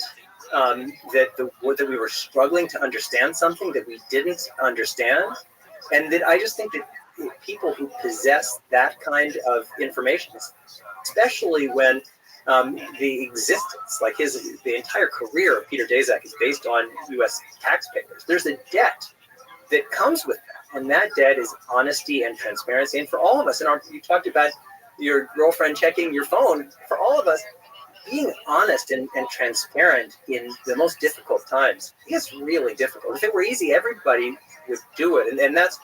I just feel that Peter was the opposite of transparent, and then went on the offensive, and then had the gall of joining. And we'll talk about this highly compromised joint study process with the international experts and their Chinese government counterparts, and used that as a way of furthering this in my mind, fraudulent narrative that it almost certainly came from natural origins, and the lab origin was extremely unlikely. Just to stick briefly on the proposal to wrap that up, because I do think, in a kind of Jon Stewart way, if you heard that a bit, sort of kind of like common sense way, the 2018 proposal to DARPA from EcoHealth Alliance, Wuhan Institute of Virology, just seems like a bit of a smoking gun to me. Like that. So there's this excellent book that people should read called Viral, The Search for the Origin of COVID-19. Matt Ridley and Alina Chan. I think Alina is in MIT, probably at Broad Institute. Yeah. So she, I heard her in an interview give this analogy of unicorns, and where basically somebody writes a proposal to add horns to horses. The proposal was rejected, and then a couple of years later, or a year later, a unicorn shows up in the place where they're proposing to do it. I mean, that's how I had. And then everyone's like, "It's natural origin." Yeah. It's like it's possible it's natural origin. Like we haven't detected a unicorn yet, and this is the first time we've detected a unicorn. Or it could be this massive organization that was planning, is fully equipped, has like a history of being able to do this stuff, has the world experts to do it, has the funding, has the motivation to add horns to horses, and now a unicorn shows up and they're saying, nope, definitely not. Well, that connects to what your first question of how do I get to my 85%? And here's a summary of that answer. So it's what I said in my 60 Minutes interview a long time ago. Of all the gin joints in all the towns in all the world, the quote from Casablanca. And so of all the places in the world where we have an outbreak of a SARS-like bat coronavirus, it's not in the area of the natural habitat of the horseshoe bat.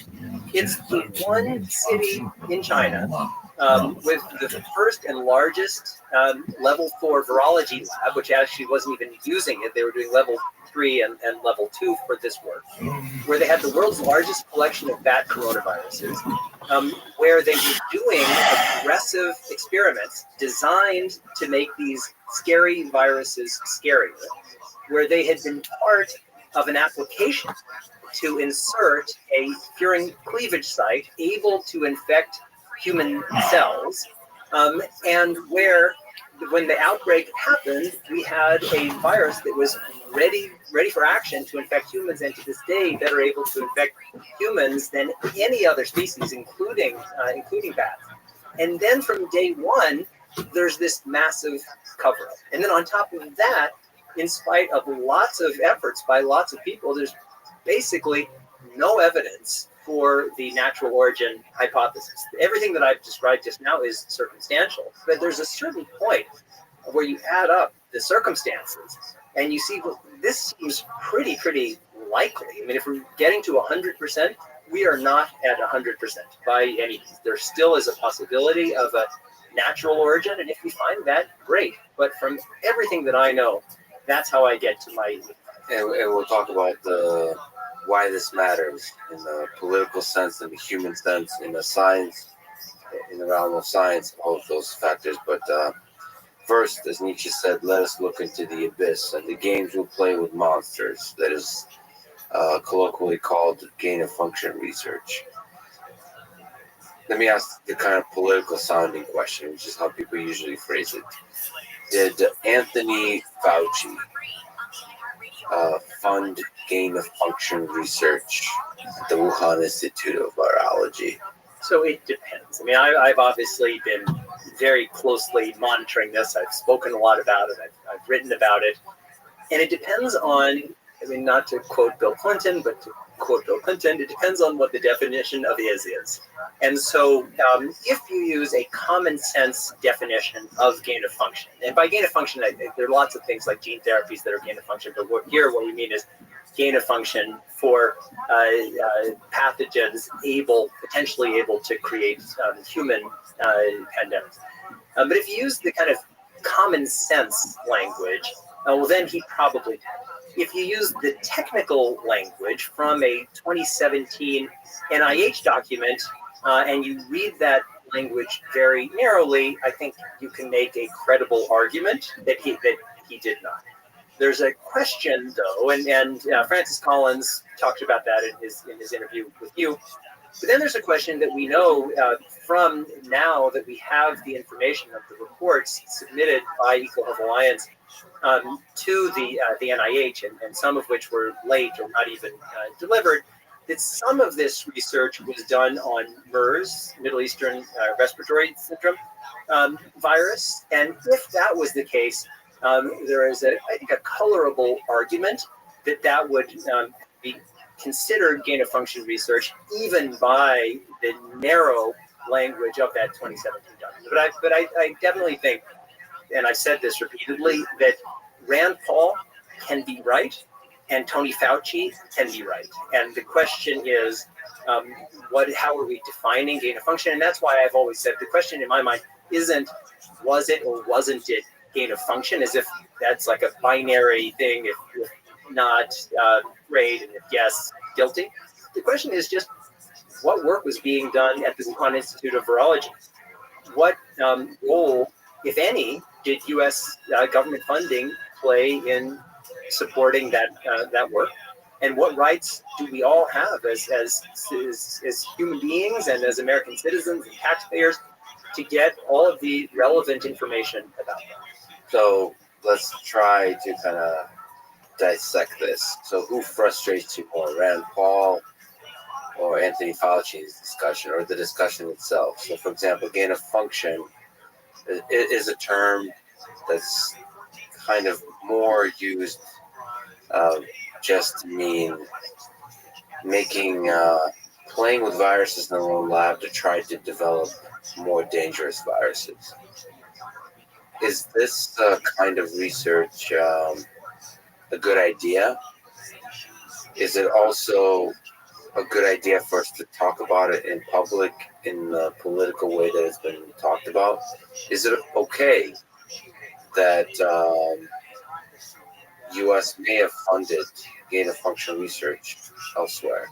I mean, it's kind of assumed, just like with Bill Clinton, there was very little discussion of, I think, correct me if I'm wrong, but, whether it's okay for a president, male or female, to have extramarital sex, okay?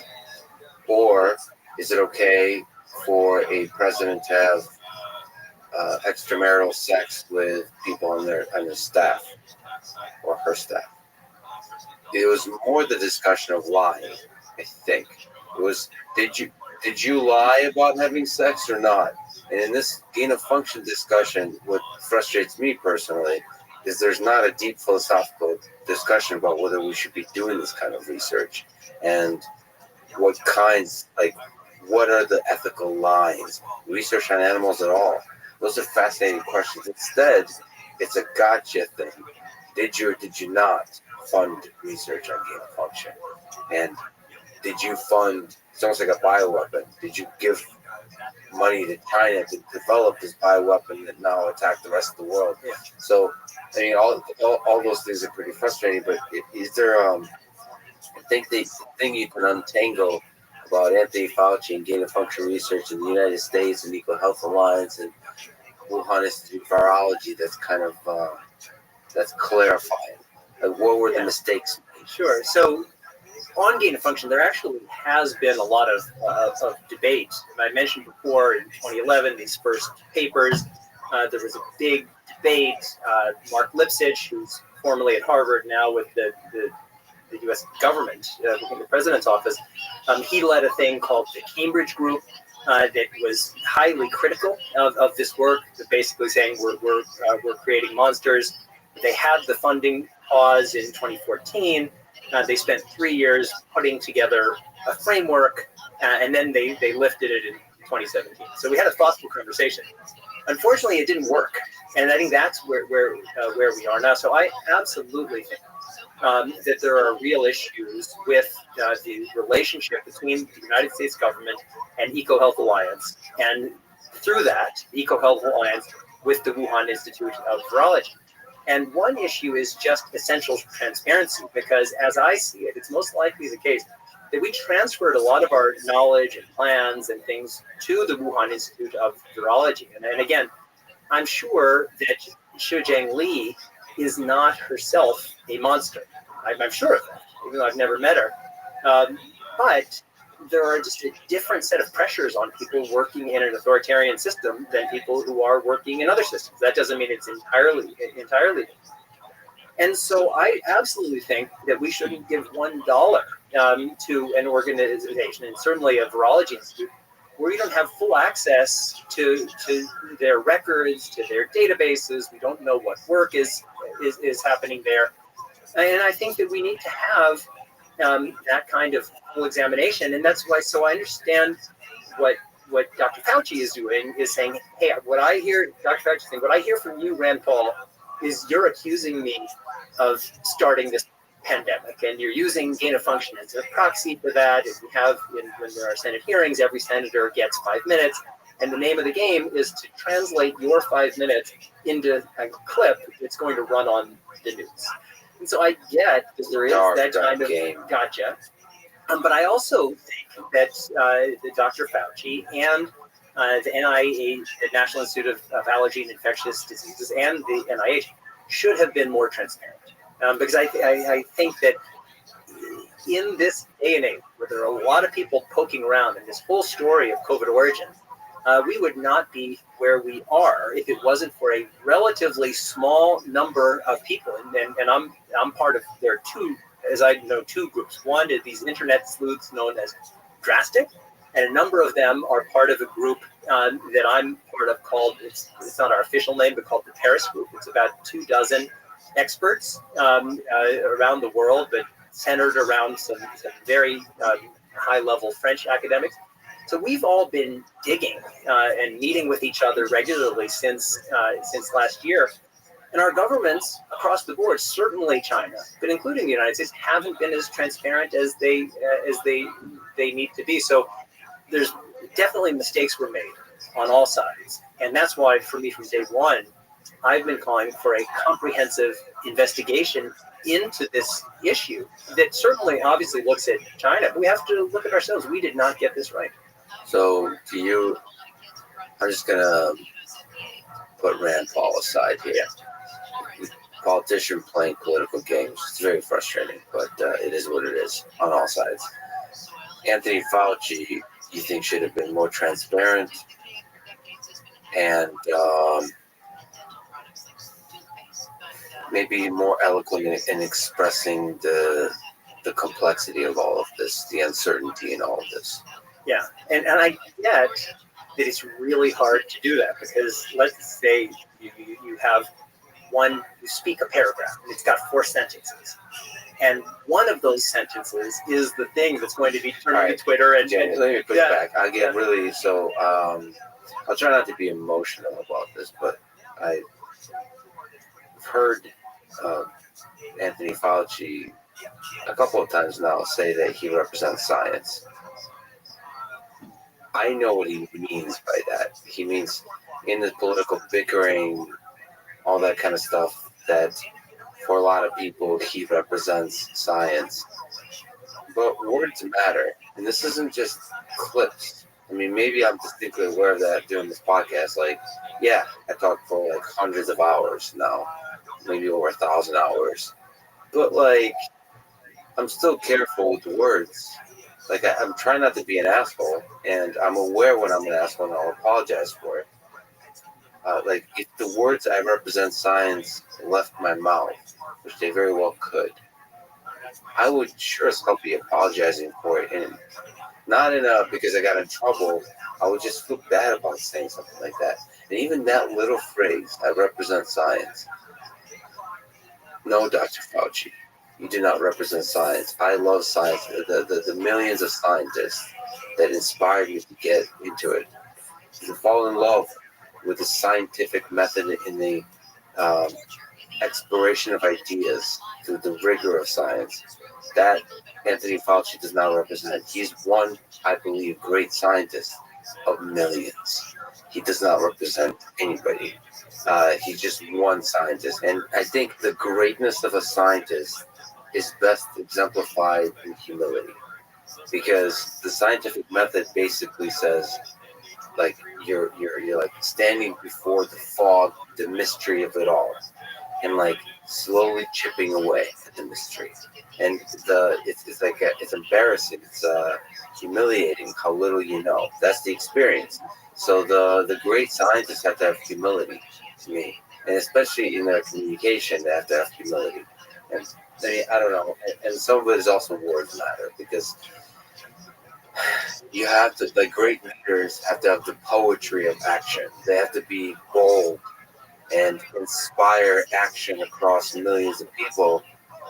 But you also have to, through that poetry of words, express the complexity of the uncertainty you're operating under.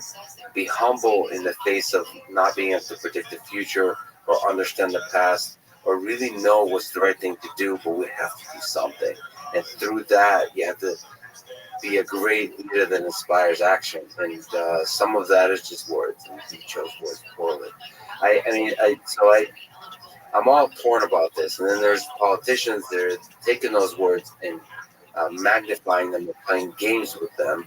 And of course, that's a disincentive for the people who do, the scientific leaders that step into the limelight to say any more words. So they kind of become more conservative with the words they use. I mean, it just becomes a giant mess. But I think the solution is to ignore all of that and to be transparent, to be honest, to be vulnerable, and to express the full uncertainty of what you're operating under, to present all the possible actions, and to be honest about the mistakes they made in the past. I mean, there's something, even if you're not directly responsible for those mistakes, taking responsibility for them is a way to win people over. Like, I don't think leaders realize in the modern age, in the internet age, they can see through your bullshit, and it's really inspiring when you take ownership.